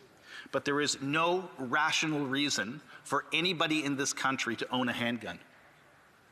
Handguns are made for one reason and one reason only, and that's to kill people. And while you may need them in the Army and the armed forces, and you may need them in the policing, and even then, I still require convincing continually because I get nervous when I see even handguns pulled in policing sometimes. And I've been on the police service board, and I understand, and I have been to the police funerals, I understand the need to defend people, and police officers have just as much a right to go home safely after their shift as any other Canadian. But at the end of the day, the culture around handguns is as much of what we're trying to stop coming across the border. The politics of handguns is what we're trying to stop coming across the border, and the handguns themselves need to stop coming across the border. And when you put this bill in a sequence of legislation that includes investments, strong investments in public housing, strong investments in early learning and childcare, strong investments in youth diversion from the justice system, investments in looking at different ways that sentencing can work to support the recreation and the rebirth of people who have made bad choices in their life. When you invest in education, and when you invest in jobs, and in particular jobs in racialized communities, when this happens, the temperature changes, the danger starts to disappear, but it's never entirely gone until the gun is gone. And I have huge problems with any attempt to relax some of the regulations around guns in this country. I will never back away, as I said, from this conversation. And they can put my face on the side of campaign buses, and they can write the hateful letters and the terrible emails you get when you speak out against handgun and gun violence in this country. I don't care. I just don't care. I care too much about the people and the families in my riding who have had to suffer from bad gun laws in this country for too long. And it's different in rural Canada. I get that. But in urban Canada, there is no need, no reason, no requirement, and no justification for owning a handgun. And whether it's lost or whether it's stolen or whether it's smuggled, when that gun goes off, that bullet doesn't stop ricocheting in our communities. It does not stop ricocheting. Families who have lost a loved one 15 years ago still walk by corners in my riding and break down in tears. Families that have lost loved ones to ricocheting bullets that go through windows or bounce off bicycles or go through air conditioners don't forget the sound of a gun entering the living room and don't feel safe in those homes anymore. And we have a responsibility as politicians, we have a responsibility as community leaders, we have responsibilities as neighbors to protect each other from this kind of violence. And if this law takes 50 guns off, I'll support it. If it takes 100 guns off, I'll cheer. If it takes 1,000 guns out of our communities, you will not find me doing anything other than thanking the honourable member for the leadership he's providing on this issue. That being said, we also need to have a frank conversation about mandatory minimum sentences, because we know systemically how they're applied and who they're applied to, and who benefits and who doesn't benefit from justice when it doesn't understand context. And this is not a plea to be soft on criminals. If you have picked up a gun and you have fired it, you are a criminal, and you will always be a criminal in my view. But the real challenge here, and the most important thing here, is to start to understand that we have an opportunity, a responsibility, and a chance to take those bullets, those guns that are in handguns away from our communities and make the lives of police officers safer, make the lives of clerks of the court system safer, to make our communities safer, to make politicians safer as we start to see the guns being used in different ways around the world against politicians. So we have a mutual obligation to work together. And I know that there are people that have a relationship to their gun because they went hunting with their dad. And I know that there are communities that need the long gun and the shotgun for food. And I understand the arguments that come and the divide that exists between rural Canada and urban Canada. But I plead with people who come from rural ridings. to please understand that you got to help us stop burying kids in Toronto. We need your help, and we can't do it alone with educational programs or background checks. We have to focus on handguns. And I recognize that there are some people that like to trap shoot, just like there's some people that like to throw javelins. But you can't throw a javelin in downtown Toronto just because you want to. You can't drive a snowmobile in the winter through downtown Toronto just because you want to. If you have to have a gun, if you need to pursue that hobby, please take it out of our cities. Take it away from crowded environments. Take it away from the nightclubs. Take it away from the back alleys. Take it away from a place where it will hurt somebody. Because the damage that guns have been doing, and in particular who's being buried, and which community is being affected, they are crying for laws on this. They are pleading with us for laws on this, and their voices have been largely ignored in this Parliament, and it's got to end. And for that reason, I will be voting for your motion, even with my concerns about the mandatory minimum sentences, because we have to get rid of handguns in this country, and I will never back down from that position, ever. Resuming debate, the honourable member for Rivière-du-Nord. Thank you, Madam Speaker. I'd like to confirm that the Bloc will also support this bill, and we will do so in good faith because we think it's good news to increase mandatory minimum sentences for this type of crime for unlawfully imported firearms. These are illegally imported firearms, and the very fact of committing this offense should have subsequent and more severe sentences. It's hard to be against such a proposal. However, I think we have to be careful in terms of two aspects of this legislation. I said I'm going to vote for it, but I always bear in mind that we have to be vigilant. First, my natural reflex, well, I don't really love the idea of mandatory minimum sentences for offenses. We have to trust our legal system and trust the judges that are there that can evaluate the situation case by case. There are rarely two situations that are perfectly the same. There are different aspects that have to be taken into account, and usually judges can do so. We're here to legislate, and we want to create a framework, and I agree with that. But I'd just like to point out one reservation I have. Minimum sentences require great caution so that we don't deprive judges of latitude they need to make important distinctions. Another reservation that I have, Madam Speaker, is that we shouldn't think that by increasing sentences for illegal firearms that we've just dealt with this problem entirely. On the contrary, the impact of this measure, well, there probably will be one, and that's what we hope for. We don't want to legislate for nothing, but it'll be a rather marginal impact. The chief of the police in Toronto said recently that more than half of crimes committed with firearms in the city were done with ones that were purchased legally. So yes, illegal arms are dangerous, but our own market here in Canada and in Quebec, it is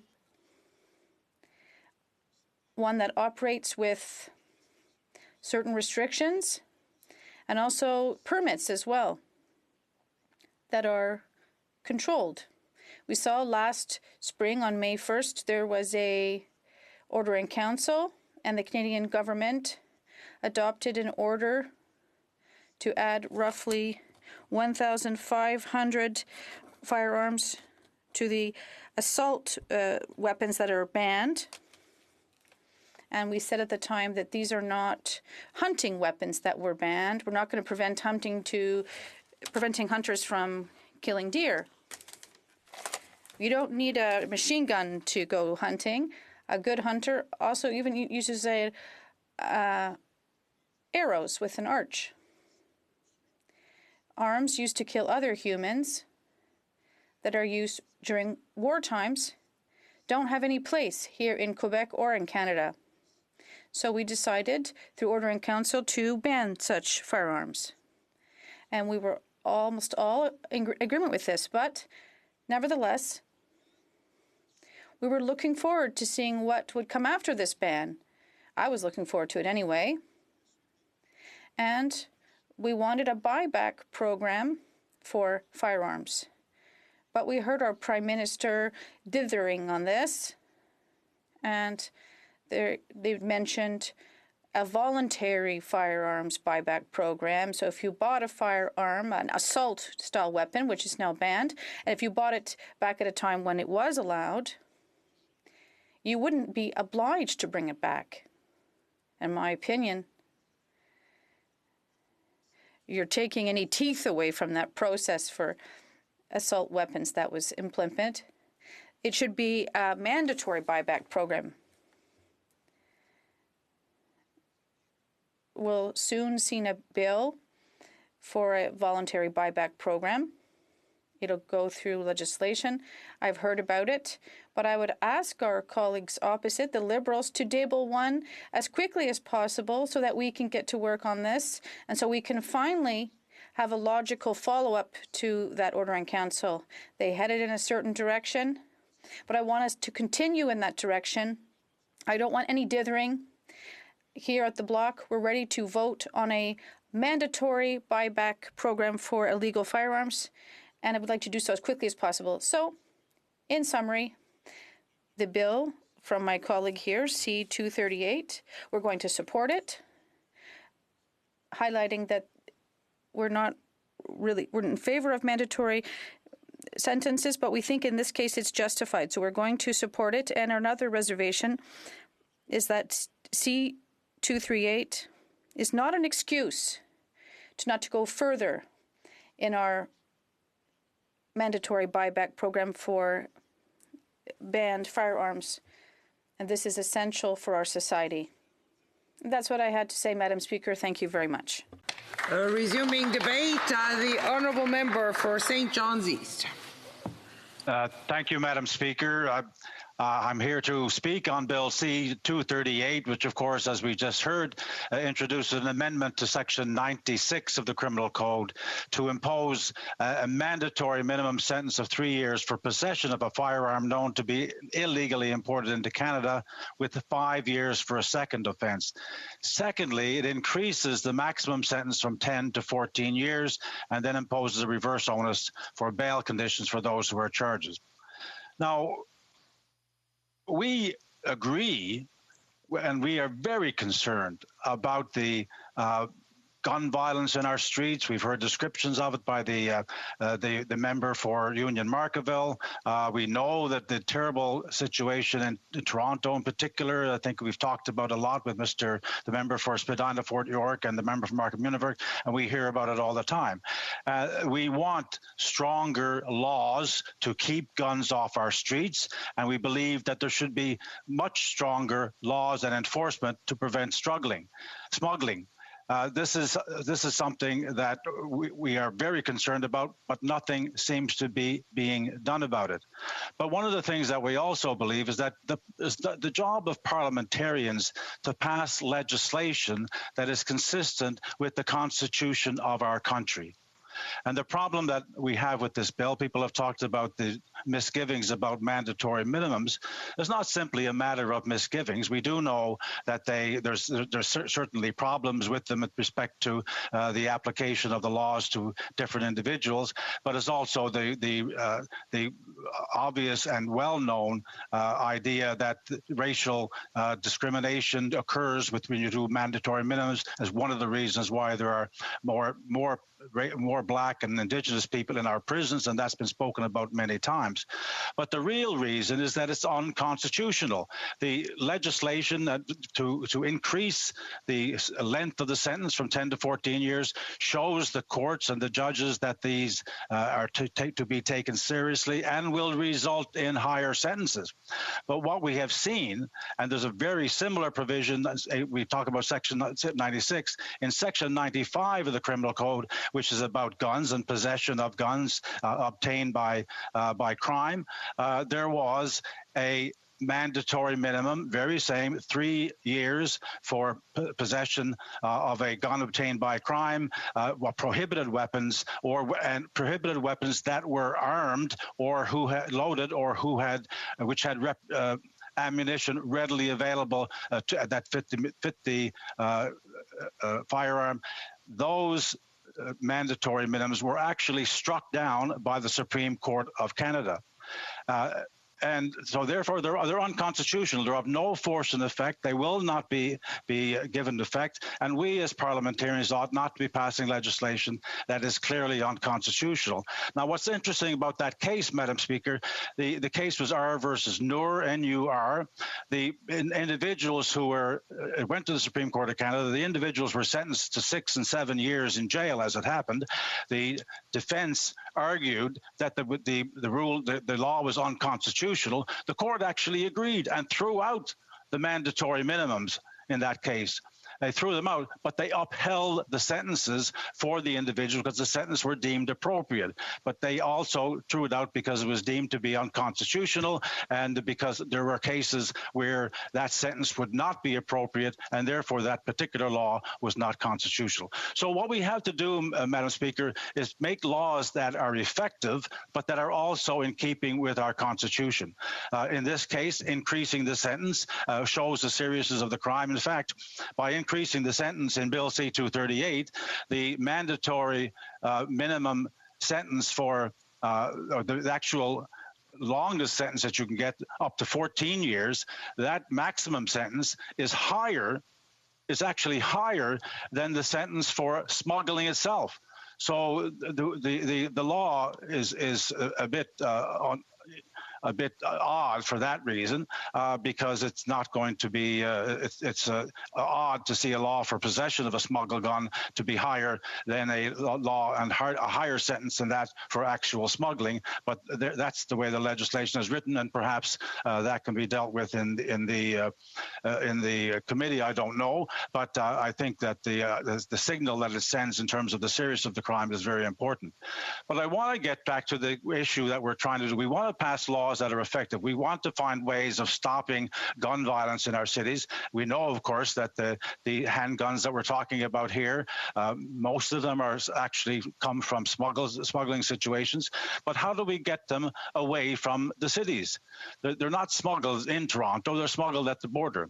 And what we've seen in the past is two things have happened in the last number of years. Number one, the number of border guards has been drastically reduced by the Conservative government. Over 1,000 border guards were laid off, and the reduction in the number of members of the CBSA, whose job it is to look after smuggling. We haven't seen any significant programs to tackle that. We're going to tackle the crime. If the crime is smuggling, we need to be tackling that crime and tackling it at the border where the smuggling takes place. But we haven't seen any action on that. So we need a law that's effective to actually stop the smuggling, and we need enforcement by the officials and by the police forces and by the CBSA to actually do that. We try to stop drugs from coming in over the border. We should be putting an equal effort into ensuring that guns are stopped at the border as well. In the case of sentencing, of course, the sentencing must fit the crime. And this is a significant crime and a serious crime, and that's the role of the courts to do that. But if the law that you're passing is going to be deemed to be of no force and effect, then there's very little doubt that this is an unconstitutional law, then we should not be passing that because it's not going to do any good. There is little evidence that these mandatory minimums actually act as a deterrence. In fact, we've heard the member for Spadina's Fort George talk about the cycling of every 5 years people come out of prison and they commit crimes again. Well, obviously that's not doing any particular good if the being in jail for several years is not doing anything other than turning you out and being back on the streets committing crimes again. It's not. We've got to deal with these problems with the root causes, and they have to be rooted out with the kinds of programs that have been talked about, and also with the efforts by the police to ensure that we have little smuggling going on and treat treating organized crime in a much more serious way. One of the other things that happened in the last 5 years is that the serious investigations, a number of several hundred serious investigations by the National Police Force into organized crime were laid to one side after the tragic shooting in Ottawa in 2014 of Nathan Cirillo and the subsequent attack on Parliament Hill.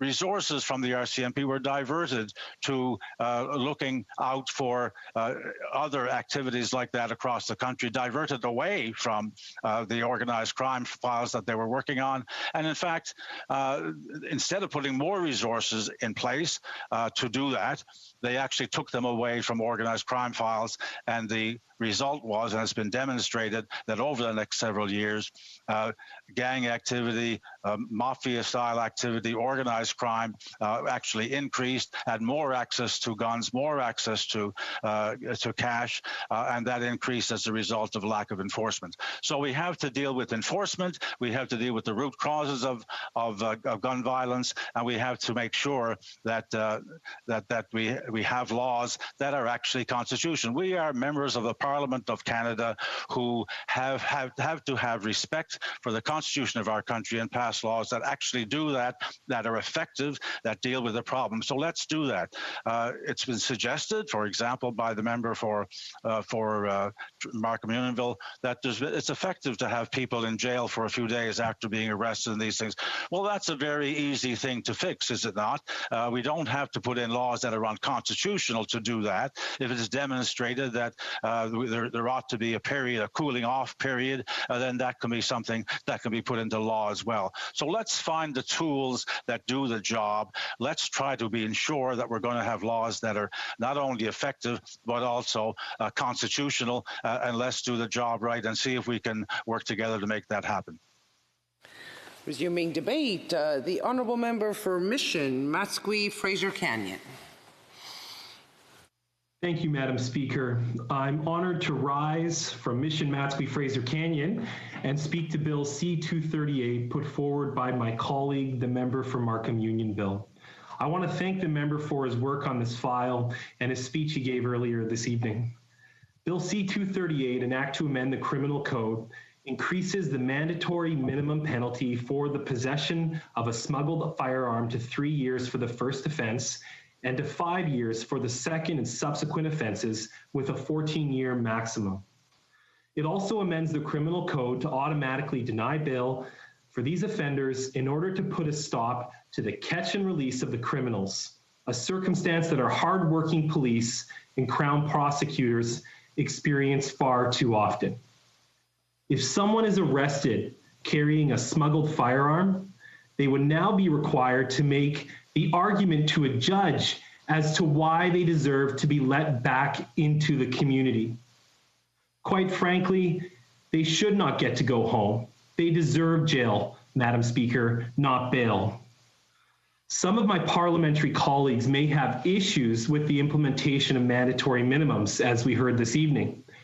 To them, I must echo the sentiment of my colleague, the member from Markham Unionville. Those in known possession of a smuggled firearm for a violent reason and their ill intent is to cause harm or death to another. That's a good enough reason for me. Whoa. This cannot be tolerated in our society, and the prison time is more than warranted. Indeed, this type of bail is already in the criminal code for other crimes like hostage taking, armed robbery, or extortion with a firearm. This private member's bill ensures the punishment fits the crime and is a common sense approach to address real threats to Canadians' public safety. Unlike this Liberal government, Conservatives know that law-abiding firearm owners are not the problem. But contrary to Liberal claims about our approach, we do know there is a problem and we are putting forward real solutions to address it. Gun violence affects far too many people in our communities. We heard the reports from my colleague about the untenable situation in the Greater Toronto Area. Sadly, on the other side of our country, even in Abbotsford and Mission, circumstances are similar. I personally know too many families who have tragically lost loved ones to gun violence. But the perpetrators of this violence did not go through the Canadian Firearms Safety Program. They did not take the courses required to apply for a firearms license. They did not apply for a possession and acquisition license or a restricted possession and acquisition license. They did not have their background investigated, their mental health checked, their domestic partner consulted. They are not subject to the continuous eligibility screening that Canadian firearms license holders undergo constantly, where their names are run through the RCMP system daily to ensure no crimes have been committed. And they did not purchase their firearms from a Canadian retailer. We already have a robust gun control system in place, which works, Madam Speaker, but the members opposite need to look at the ways we treat criminals. We all know firearms laws are much less stringent in the United States of America. We also know that the border between Canada and the US is the longest undefended border in the world. In my hometown of Abbotsford, BC, the border is literally a ditch separating parallel farm fields in the two countries. My Opus farm straddled the border, a field on the Canadian side, a field on the American side. As kids, we'd hop back and forth for fun. It doesn't take a genius to realize that these two realities are rife for abuse and conducive to gun smuggling. So no matter how draconian this Liberal government gets with domestic firearms regulations, no matter how much they trample on the freedoms of law-abiding Canadians, the reality is that the US will be our neighbor.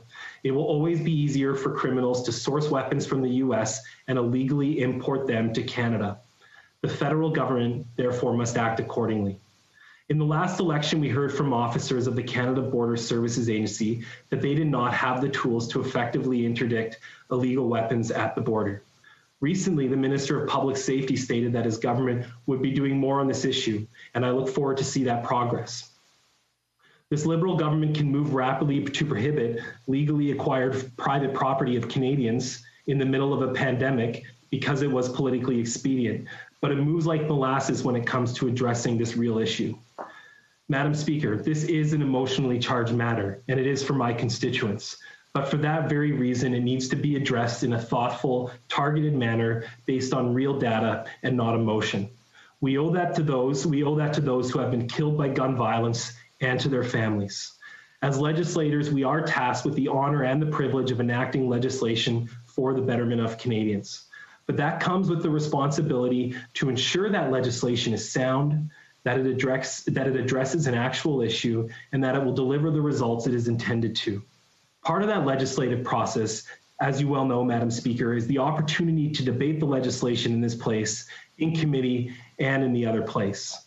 Such a debate was not able to take place, however, when on May 1st, 2020, this Liberal government's order in council turned hundreds of thousands of law-abiding Canadians into criminals. But Canadians are pushing back.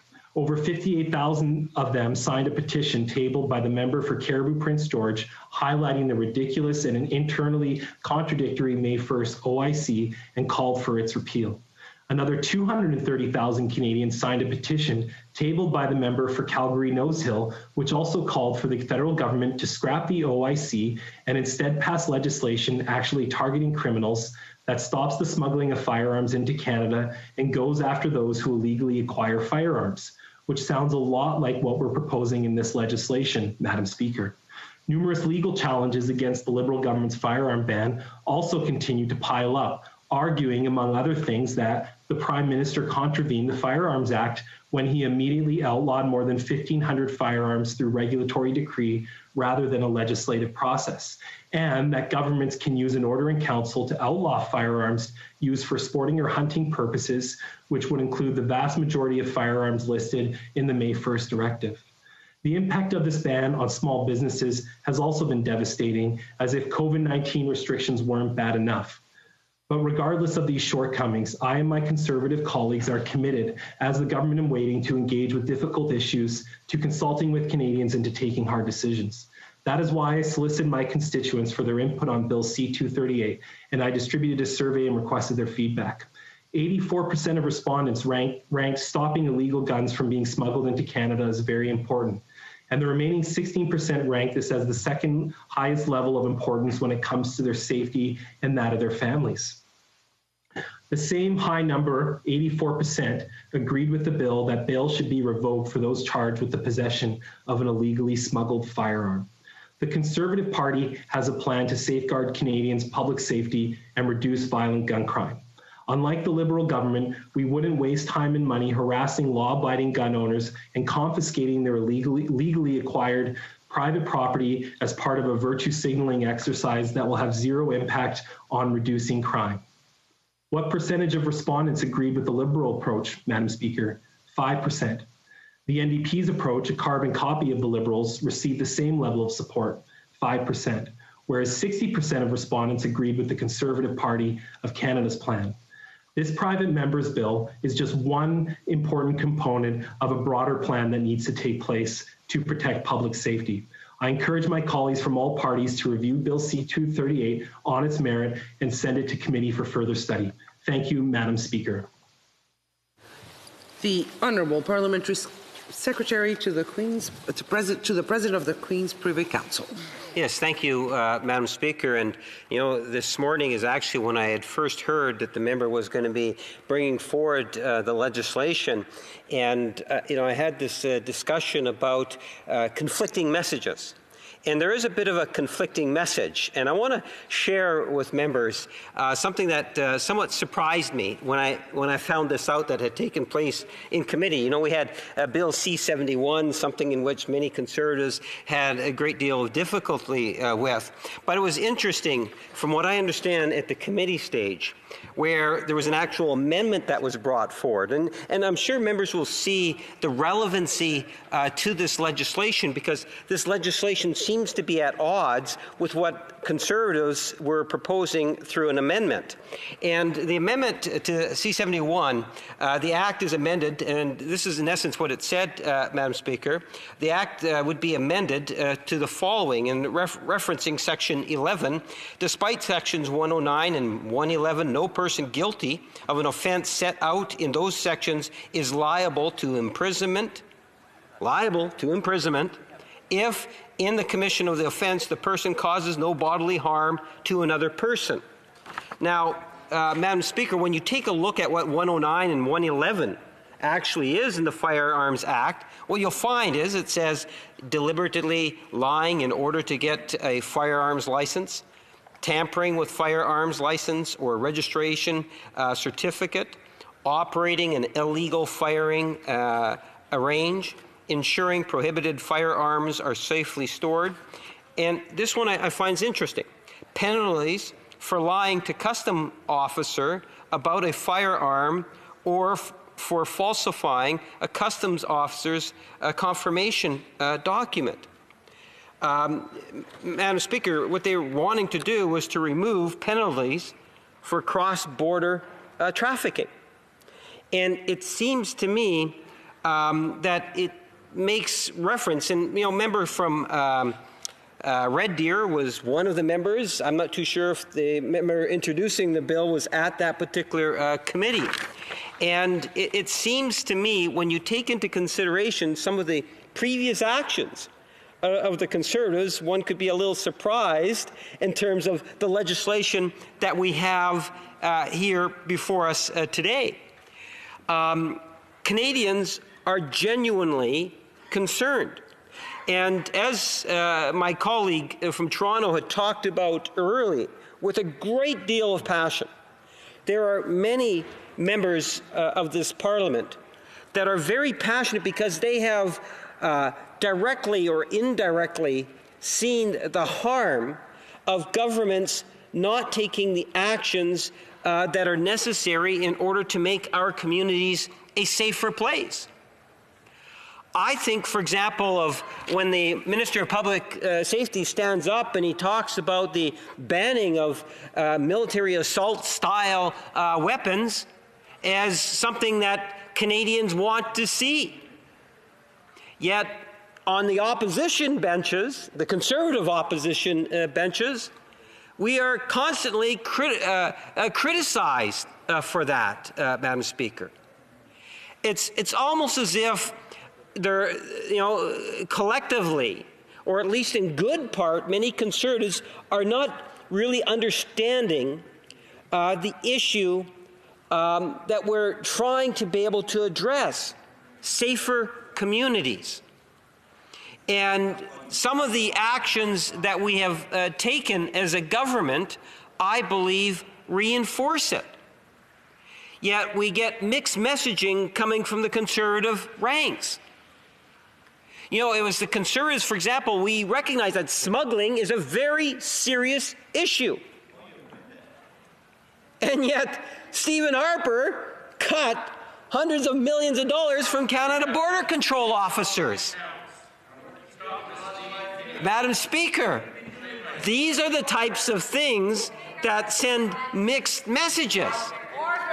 And I think it's because Conservatives' primary concern is more about spin than it is about the yes, the honourable member for Edmonton. My colleagues' wild tales and inaccuracies about the cuts. I suggest you actually read the public accounts and see that it was the Liberals that passed the cuts. I would perhaps suggest the members stick to the matter at hand, which is debate, and let the member finish. He has 30 seconds. Madam Speaker, it's about the border. $390 million cut. That is a fact, Madam Speaker. The Conservatives might want to try to hide from it, but to say that it didn't have an impact in terms of the type of services that we can provide at the borders, and we are concerned about smuggling. Yes. The time provided for the consideration of private members' business has now expired, and the order is dropped to the bottom of the order of precedence on the order paper. À ce moment-ci, conformément à l'article 38. Now, pursuant to Standing Order 38, the motion is deemed, and therefore this House do now adjourn. Member for Vancouver East. Canada's housing crisis is rooted in the Liberals' cancellation of the National Affordable Housing Program in 1993.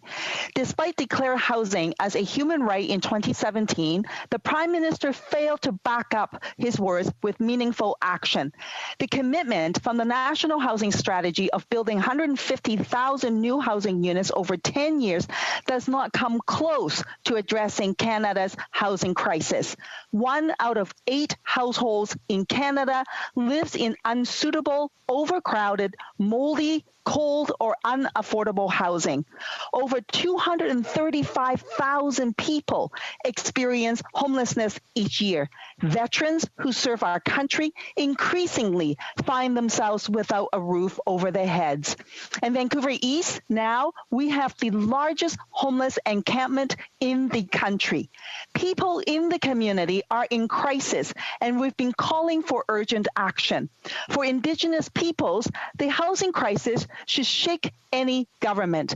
More than 80% of Indigenous peoples live in urban, rural, and northern communities, and Indigenous peoples are 11 times more likely to use a homeless shelter.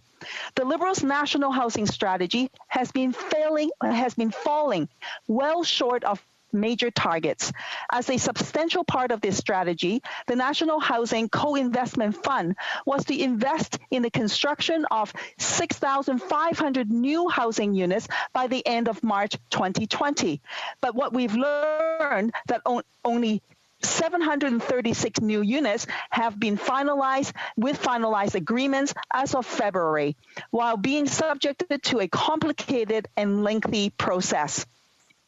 The recently Rapid Housing Initiative of 3,000 units is a drop in the bucket when in Vancouver alone, we have 2,000 people who are homeless. With such a dismal record, the Liberal government has resorted to counting partial process applications. Worse still, the National Affordable Housing Strategy has completely ignored the needs of urban, rural, and northern Indigenous peoples. And the throne speech offers no path forward for a Indigenous-led initiative, even though the need for a urban, rural, northern Indigenous housing strategy is in the minister's mandate letter. As stated by the former UN Housing Rapporteur Leilani Farrar, Canada is experiencing an increase in homelessness encampments. Renters are left out of the equation. There is no federal leadership for people who can't afford rent, while big financial actors who are already stationed in Canada are poised to sweep up distressed assets. Jeff Morrison, the executive director of the Canadian Housing and Renewal Association, said, quote, that the pandemic has changed everything, but have also changed nothing in terms of housing. Urgent action is needed now. We need supportive housing. We need federal subsidies. We need aggressive measures to ensure additional assets to create new affordable housing stock. We need national leadership to stop the financialization of housing.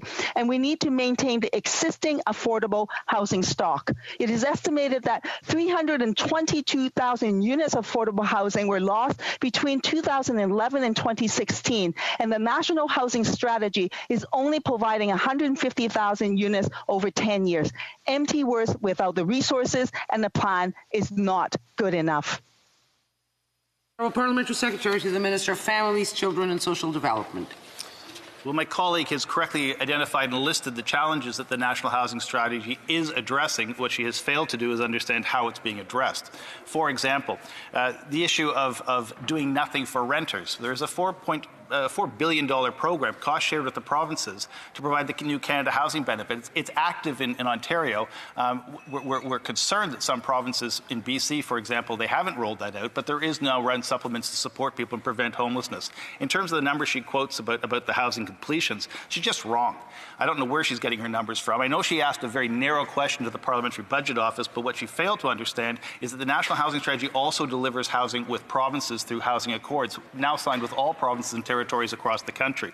And in fact, when you take a look at the achievements of the National Housing Strategy, what you'll see is that those units are being built. What I think she's referring to are the completed units as opposed to the ones under construction. And while I concede that there have been some challenges with COVID, again, her numbers are wrong. On the issue of describing today's announcement, which adds another 3,000 units of housing to the housing portfolios of municipalities in particular, but nonprofits right across the country, 3,000 units, that's the first installment prior to a budget announcement, which is going to add the second, third, and fourth installments. We are committed to ending chronic homelessness. When she says nothing is being done on the urban, rural, and northern housing initiative, she's, again, only partially right, describing the problem but not talking about the solution. In fact, there have been a $225 million increase to urban Indigenous housing programs across this country since we took office, and we also have increased and made it eligible. Every single Indigenous housing provider has access to the co-investment fund and to the community housing fund. So the repairs, the construction, the acquisition, the delivery, the subsidizing, all of that is being done through a $55 billion national housing strategy, which, as I said today, was added to by $1 billion to create 3,000 units of housing immediately to help the cities deal with the COVID dynamic. In terms of the challenges, my honourable member keeps talking about a housing program that was cancelled 30 years ago. You know, I have a 20-year-old daughter who's been born since then, has gone to school since then, has graduated from school, and if the member opposite would like to build a time machine and go back in time, she'll see me on the front lines protesting those cuts that were made in the early 90s. They were a huge problem. In fact, Paul Martin told me himself it was the single biggest mistake he ever made in politics. I don't defend those cuts. Those cuts were wrong. But what I did do, unlike the NDP, is I joined a party that actually was committed to investing in housing, delivering new housing, repairing existing housing, subsidizing existing housing, saving the lapsed co-op agreements, and then stepping forward to step up on the issue of urban, rural, and Indigenous housing, as well as stepping up on reserve, as well as stepping up with the provinces, as well as stepping up with the cities, as well as directing dollars to the front lines through the Reaching Home program. To give you an example of how different the NDP approach was to ours, that member ran in 2015 on a campaign to promise $60 million total over 4 years, $60 million to fight homelessness.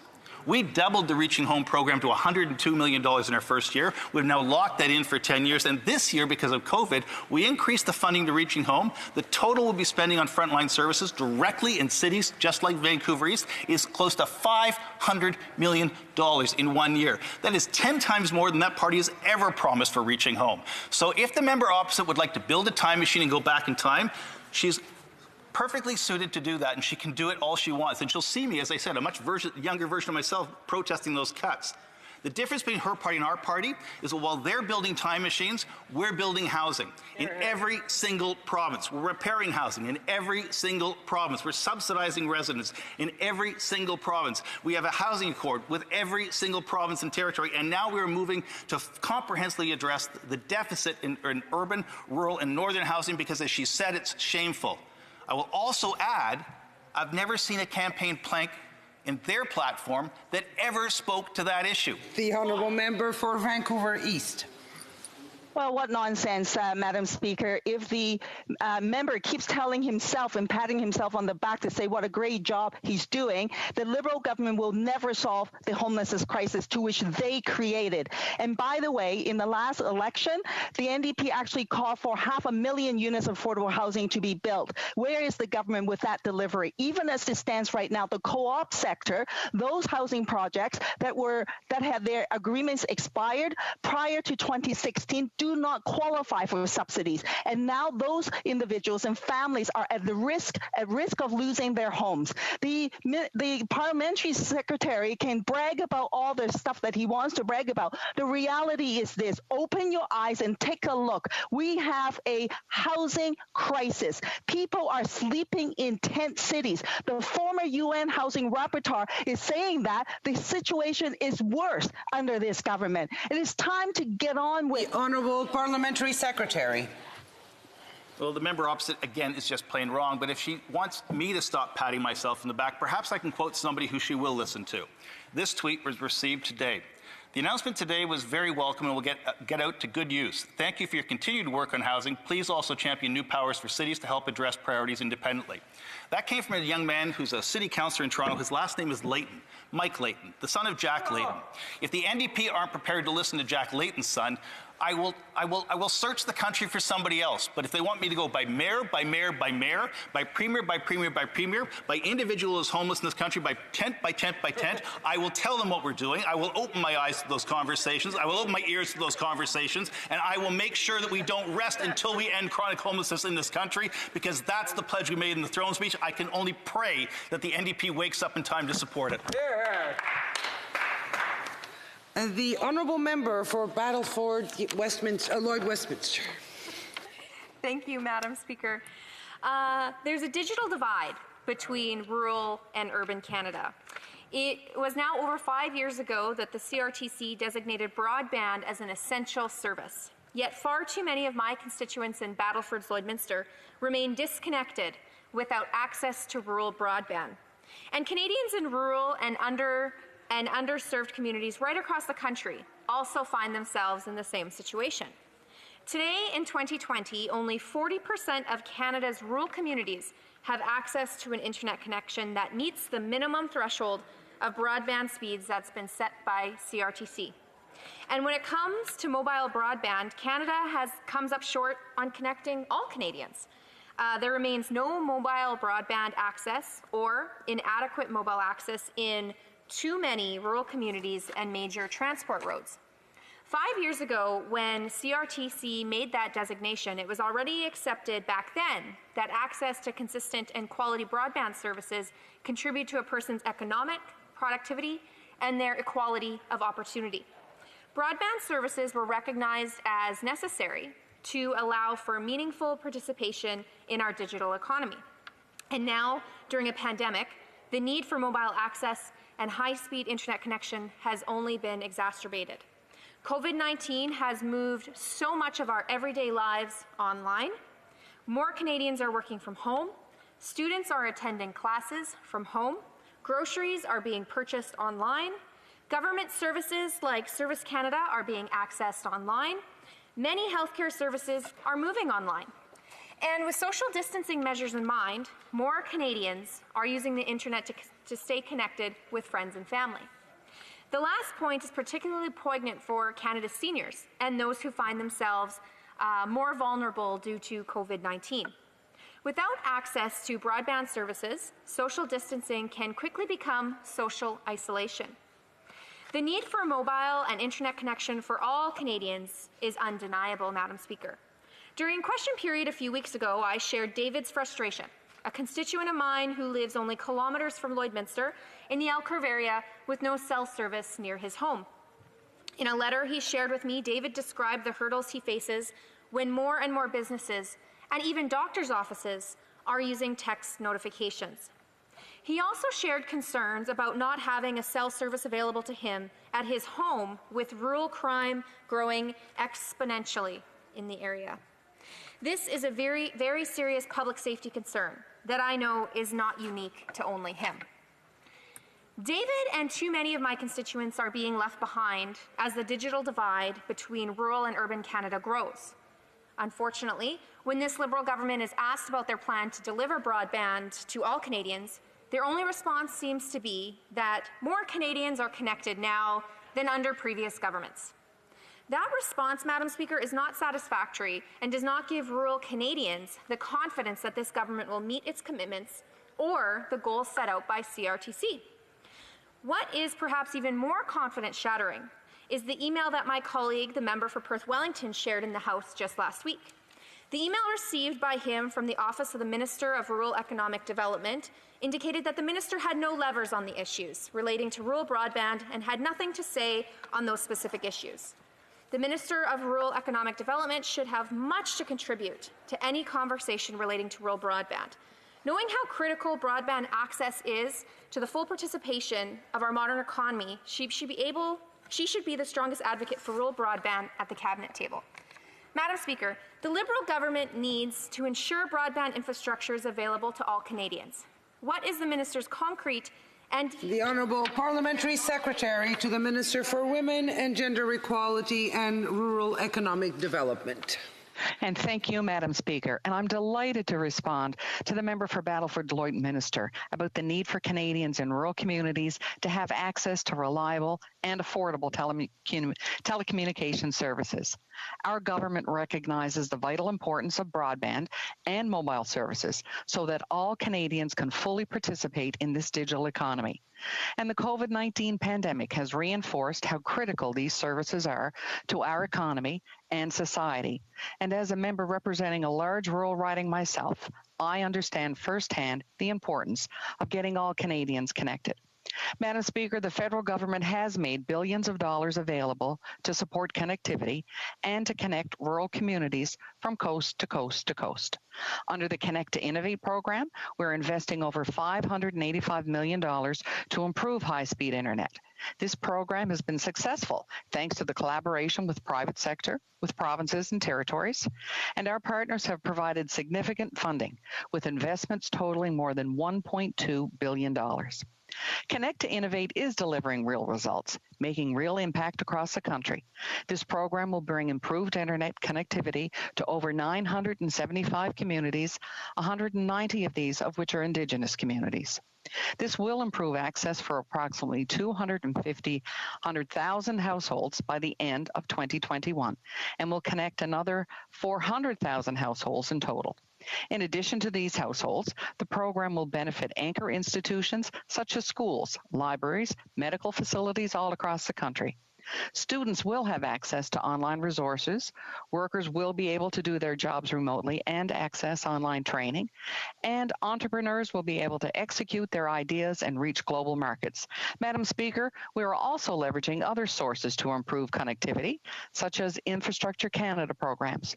In March 2019, we announced $33 million in Prince Edward Island to connect 30,000 homes. In July 2019, we partnered with New Brunswick to invest $40 million in a fiber and fixed wireless project, which will benefit 83,000 rural households. And in July of 2020, we partnered with British Columbia to invest $1 million in 2 fiber projects to improve access in East and Central Kootenay. Canada's telecommunications regulator, the Canadian Radio, Television and Telecommunications Commission, CRTC, is also taking action to expand internet and cell access through its $750 million fund, which is sourced from an industry levy. In August of 2020, the CRTC announced the first 5 projects under its fund to improve internet access in northern and remote communities. These projects will connect over 10,000 households in 51 communities. The significant majority of these communities are Indigenous. The CRTC will make further announcements for the rest of the country in the months ahead. Madam Speaker, building on these efforts in Budget 2019, our government announced an historic investments of $1.7 billion in broadband. It's our country's single largest investment to advance our goals. Our actions are guided by our 2019 connectivity strategy, which is a roadmap for achieving universal access all across Canada. And as indicated in the recent 2020 speech from the throne, our government will accelerate the connectivity timelines and the ambitions of the Universal Broadband Fund to ensure that all Canadians have access to high-speed internet. We've been engaging with stakeholders to ensure the fund responds to rural needs, and we look forward to a program launch very shortly.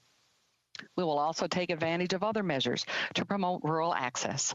This includes investments in low Earth orbit satellites to ensure even the most challenging northern and remote areas. Honourable Member for Battlefords Lloydminster. Thank you, Madam Speaker. All I had heard in that was billions upon billions upon billions of dollars that has been invested in rural broadband and connectivity. That response and statement actually does nothing for my constituents. It does not give my constituents confidence that they will have broadband access in the near future. I did mention in my remarks that shopping is online, students are doing school online, doctor's appointments are even online, and even with rural crime growing in rural area or in the rural parts of Canada, it is so important that Canadians have access to even a mobile connection so that they can call the police or call for help whenever that they need. You know, not that much has been completed. I do want to remind the member opposite that 60% of rural communities still have no broadband internet. Parliamentary Secretary. Thank you, Madam Speaker. And I know the COVID-19 pandemic has highlighted the critical need for reliable communication networks to navigate everyday life for every person. And our connectivity investments will be an important part of Canada's recovery. Madam Speaker, through projects and programs approved by our government, we will connect an estimated 1.4 million households. Through their signature broadband program, the previous government approved projects connected just 334,000 homes. That means our government will connect 4 times more households than the previous government. And one of those projects, Madam Speaker, is a $5.9 million investment under the Connect to Innovate program, which was awarded to FlexNex to bring new and improved internet to 14 communities from Saskatoon to Prince Albert, Saskatchewan. Madam Speaker, we have a strong track record of delivering results, and we will build on that success as we build a brighter future for rural and remote and all Indigenous communities. Thank you, Madam Speaker. The Honourable Member for Courtenay-Alberni. Thank you, Madam Speaker. It's an honor to rise today to talk about a very important issue facing Canadians from coast to coast to coast. People across Canada have been watching what's happening in Nova Scotia, to the Mi'kmaq, to the Sibäganagadie people, and demanding that the government uphold the rule of law to keep Mi'kmaq fishers safe. Madam Speaker, all Canadians deserve to be safe and have the security that they need. This year has been marked by unfounded and unjust violence against Black and Indigenous people in Canada and the United States. And what's happened in Sibäganagadie can't be dismissed as just another event, and it must be seen as the act of domestic terrorism, and that's what it is, Madam Speaker. We can talk about how shocked we are about how this is in Canada, but for Indigenous people and for Mi'kmaq fishers, this has been the reality for generations. And Madam Speaker, when I speak about how the RCMP watched things unfold, the burning of a lobster pond, the intimidation, the assaults that took place, the cutting of traps, and DFO and the RCMP sat idly. And only 2 arrests have been made, Madam Speaker, since then. We've been calling for weeks for the RCMP to bolster forces to provide safety and security to the people there. And that hasn't happened. I just want to talk about how the response has been different for the Haudenosaunee and the Six Nations. The government showed up with what seemed and looked like a militarized barricade and used rubber bullets on Indigenous protesters, Madam Speaker. I think we're all horrified to be learning of the news of a Secwepemc man near Williams Lake getting literally assaulted by the RCMP just yesterday. The government needs to get body cameras on RCMP officers now, and they need an independent investigating officer, Madam Speaker, not just for the violence that has been happened on Indigenous people from RCMP, but also when charges haven't been laid and RCMP have sat idle, Madam Speaker. In 1991, the Marshall decision upheld the right for the Mi'kmaq to practice their inherent right to fish. They have the constitutionally and treaty right to earn a moderate living, and still, when they attempt to practice that right, they're stopped by DFO and harassed by non-Indigenous fishers. And the acts and the violence are nothing new, and the indifference from consecutive Liberal and Conservative governments remain the same. Still, in 1991, the Fisheries and Oceans Committee, of which the honourable member of Malpeque was a member of, said that the Department of Fisheries and Oceans was caught off guard by the Marshall decision and were unprepared to stop violence and have conversations with fishers. Here we are, 21 years later, still talking about the Mi'kmaq fishers and their right to a moderate living, still talking about how to respond to the acts of terror against them, still talking and no action. Madam Speaker, it's beyond time that this government take its so-called most important relationship seriously. The Minister for Fisheries and Oceans must empower her department to act before violence happens again, ensure that negotiators come to the table with the resources to support that nation so that they can accommodate their right to a moderate livelihood and hold those to choose violence to account. And I'm asking for urgency, Madam Speaker. Parliamentary Secretary to the Government House Leader. Yes, thank you, Madam Speaker. And whether it's myself now or ministers of the Crown, the Prime Minister, I think the government has been very clear in regards to the issue. That the government does fully respect and affirms the right of the Mi'kmaq to fish in pursuit of a moderate livelihood. There should be absolutely no doubt in that. And I found it interesting when the member was talking about the relationship. And, there's been lots of discussion to date on the issue, and no doubt there will continue to be ongoing dialogue. And I think that can be a very positive thing, especially, having this issue brought up here in the House. It never hurts to do that. But the member made reference to that relationship.